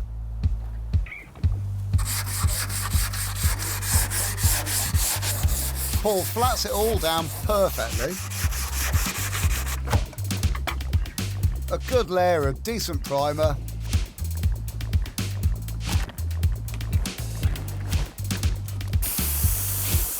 Another masterclass in delicate application.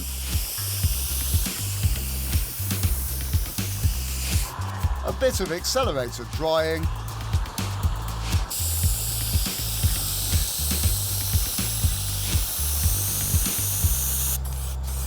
You get the idea. It's very process heavy, but every single process is incredibly important.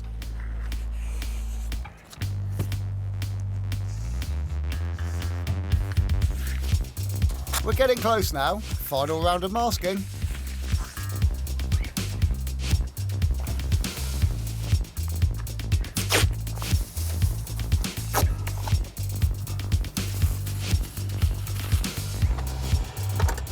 And paint.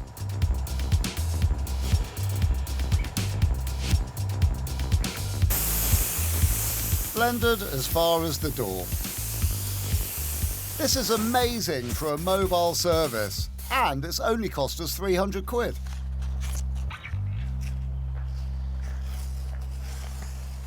Whoa. All done. Wowee. Do you know, that looks absolutely amazing, but it does mean that I've got a massive bone to pick with you. What's that? Now I'm going to have to polish the rest of the car and try and match this standard, which I'm. Wow. It's going to be blooming hard work, isn't it? Like I said, I was going to try, and yeah, there you go. There's the end result. That's brilliant. Thank you. While Will watches someone else do the hard work, I'm popping out. One part we still need is that prop shaft. Our local breaker will have the cars, but will the props already have been taken off, as it's such a common fault?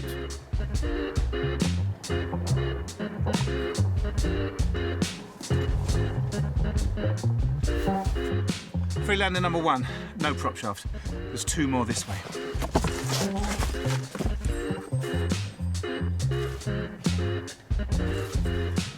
Number 2, no prop shaft. Another one this way. Yes, 3rd car, and there's a whole prop shaft, so it's coming home with me. I've got to get a jack. It's 50 quid, that's fine. That's amazing. So there's 4 Freelanders in this yard, and only one of them has got a prop shaft. So I managed to jack it up, I managed to scrabble around underneath it, and I managed to get it out. It's day 4, and we've got 5 to sort out our Freelander that is literally rough around the edges. Our biggest job is to replace the missing prop shaft.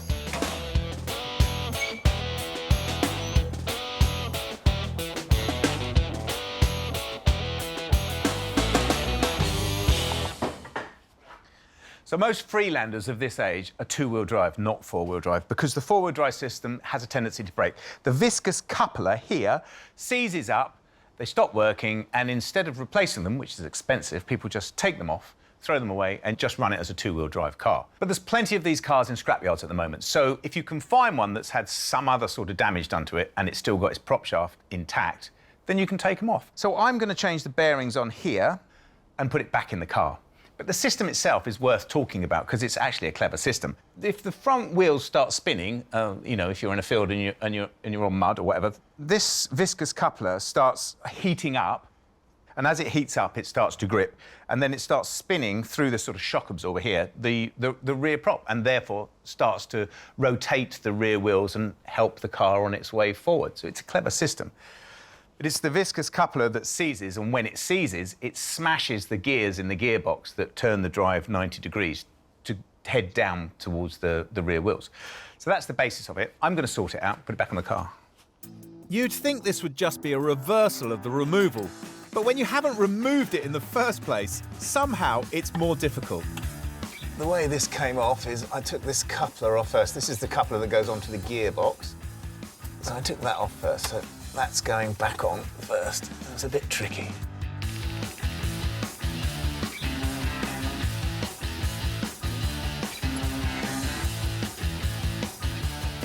Because the wheels are off the ground, I'm actually able to turn it round and get to the other side, which is great.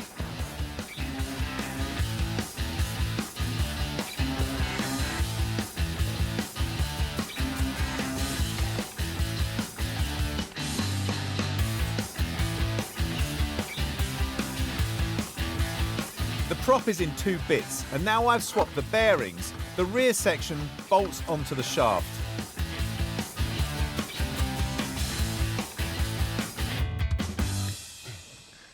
So, to the cosmetics. This poor seat really has seen some hard times. I mean, just look at these splits here and here. But it's not the end of the line for this seat. I could probably fix that. I'm going to give it a go, see how we get on. But it's not that good for the back of the seat, is it? Because the actual leather has worn away on this corner here, and no amount of trying to stitch that back together will really work. So that is in a very, very poor shape. However, I have been a clever chap, and I have been internet shopping, look. It doesn't have the hole for the widget that makes the seat go backwards and forwards, nor does it have the hole for the lumbar adjusting thing either. Now, from what I can make out with these seats, they come apart quite easily. As you can see, this one's coming apart already on its own. This is all bust, so I might have to fix that in some sort of way. They've just got really natty little plastic edges that just hook over the edge. Here we are, so just got to peel one edge away, get it going. There was me thinking it was going to be a piece of cake. And it's totally not. It's quite tricky.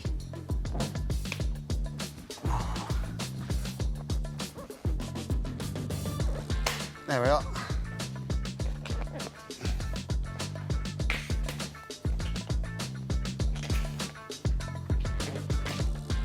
These ones got little pegs that pass through an expanding end on the other side, so you've got to push them through. Sometimes they go through one way, sometimes they go through the other way. That's the little pin. And now the little collet, which has been expanded by the pin in it, is now reduced. So this should now come off like that. Just going to get this one to the last bit of thread, just holding it on there. Then nip round to the other side of it, undo the bolt in the other side, get that all ready so that I've got the smallest amount of time with the whole thing just holding on one hinge. Don't want to do any damage to the mechanism of the seat because that's just going to make more work for me. I managed to strip the base away and then I can hopefully re-stitch the lower units.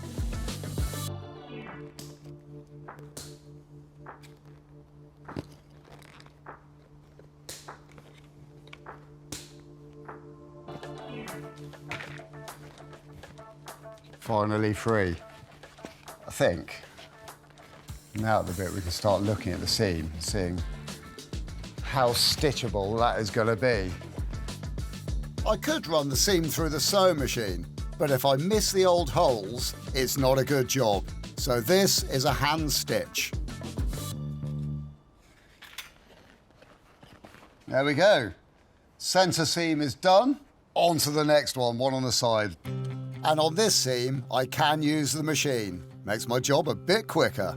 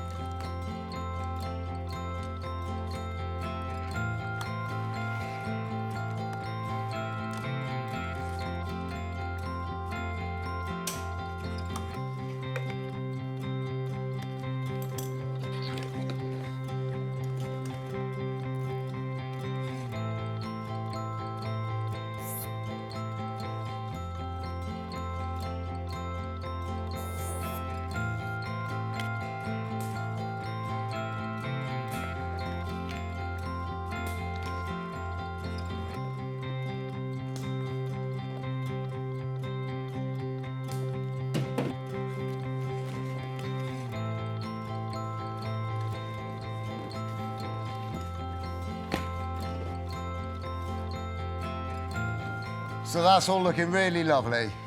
It's just the back of the seat to do now. Shouldn't take me too long. Not a bad day. We've broken the back of the Freelander. Day 5. The Freelander project, unusually for us, has gone pretty well. We've done the mechanicals and some of the cosmetics. Early bath? No. The job list is still long. Do you know what day it is today? Yeah, I know. It's the last day on this car, and there is an awful lot to do. Big day for the Freelander. It is. A clean is on the list, and I volunteer for it. There's a first time for everything, you know.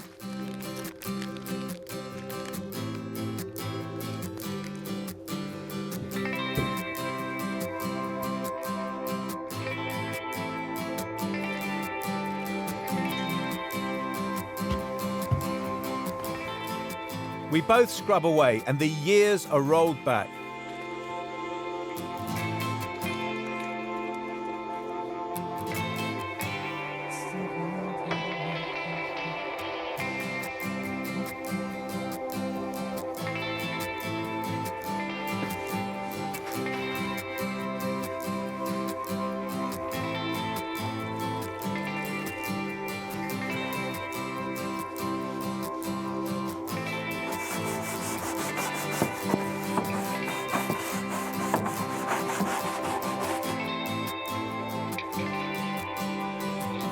So I have had a bit of a thought for our planning, Gus. What's that? Well, maybe we should clean it before we put it in the workshop and take the wheels off. It might help. Yeah.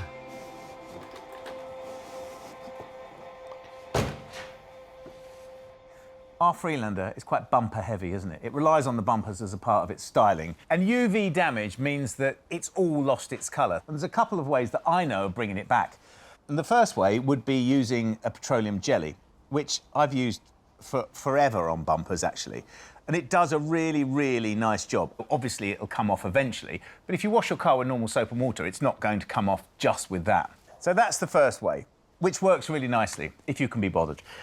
The second way is with a heat gun. So the Vaseline is replacing an oil onto the top to take it back to the true colour. But with a heat gun, you're drawing the oils out, so it's more permanent. But you've got to be careful because the wings on this car are plastic, and I suspect that plastic is thinner than that plastic. So you see what I'm saying? You could go through that. You can damage the lights. You have to be careful. You can even burn the plastic if you're not careful. But we are careful. And with gentle strokes, we bring the as-new look back to the Land Rover with our 20-pound heat gun.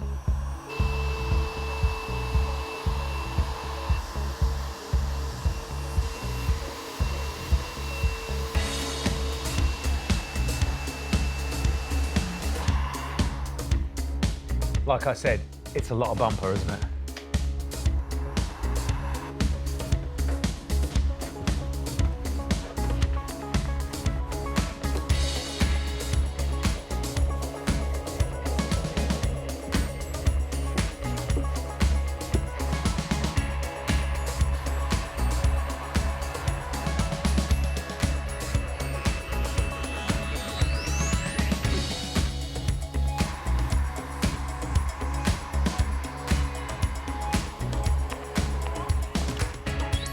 Even the wheels get a proper once-over and some new tyres.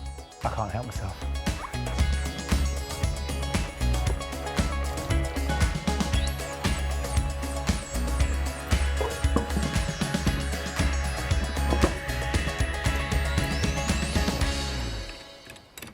And that, my friends, is a £250 Land Rover. Well, it's not £250 anymore. We paid £359 on assorted parts, £300 on dent removal, so it's now £909. Still cracking value. Could you just remind me how old this car is? Well, yeah, I could, but I've got to rely on my numerical and memory skills. Oh, dear. But based on those, not being brilliant, I would say this car is 18 years old, which means it's not the oldest car that we've ever done.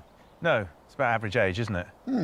I've never particularly liked the design of this car, but I think it really stands the test of time, doesn't it? It really works well now, and I have read that these cars are on the up. Well, that is really good news because, again, relying on my memory and my mathematics, I'm pretty certain that we paid 250 quid for this car. Yeah. Which is amazing, isn't it? You get an awful lot of car for 250 quid. Are you suggesting that we have an eye for design and a nose for a bargain and that our business is going in the right direction? We might be able to pat ourselves on the back and think that our business is actually on course. Are you now regretting standing there, not here, because I'm clearly going to get to the driver's seat before you? I've already covered myself for that one, You and nicked the the door keys, is haven't you? locked and I have the key. Oh, I couldn't do it anyway. We head for a track not far from the workshop to see if the Freelander can still cut it. When Land Rover developers, they weren't thinking of a replacement for the Defender, were they, at all, in any shape or form? But it's still got that Land Rover-y thing going on, hasn't it? Yeah, it's pretty good, actually. I mean, it's fair to say this is more of a soft roader than a proper off-roader. And if you were a shepherd with goats and sheep and string in the back, then, you know, you'd be more in need of the heroic Defender, I would have said. I think we should make up a little scenario, right? So we're going to the supermarket and we're going to buy some biscuits. Yeah. And the road's blocked on the way home, so we've had to go off-road, and here we are. Yeah, well, it's more than capable of handling this sort of stuff. It's got a Gucci little 4x4 self-control system, viscous coupling. It's got electronic hill descent for when the going gets tough, going down hills. You know, it's a good little car, very capable little car. I think, as a word of warning, if we hear any nasty, graunchy noises, we should definitely stop, because we're only really here to make sure it all works, aren't we? We are, yeah. I don't want this to be a very expensive day out, but it is kind of nice to know that our whizzy little 1800 engine that's sitting in front of us at the moment is very capable of pulling along this very lightweight, nimble 4x4. I think we should try and enjoy ourselves, and we should definitely try and get it dusty. Oh, I think we're going to be able to work very well at that. It's going to be dust-tastic the whole way. The Freelander performs so well and looks so good, we up the price to £2,000. But the calls don't exactly tumble in. So have you had any meaningful contact about this car? We have had a couple of people paying compliments to us online. Well, that's nice. It is, isn't it? And amazing. A couple of my mates are interested. Oh, dear. Yeah, because they're my mates. They don't want to pay what we want for the car. So I think maybe what we should do is relist it, but relist it as an auction and just see what happens. Isn't that going to take a really long time to sell, though? Well, I don't see why it should take any longer. It's got to go because we need another car, don't we? So we put it on as an auction and we let the market dictate what we get for it. Yeah, I suppose so. 7 days later, the price reaches £1,650. Let's just hope the buyer turns up.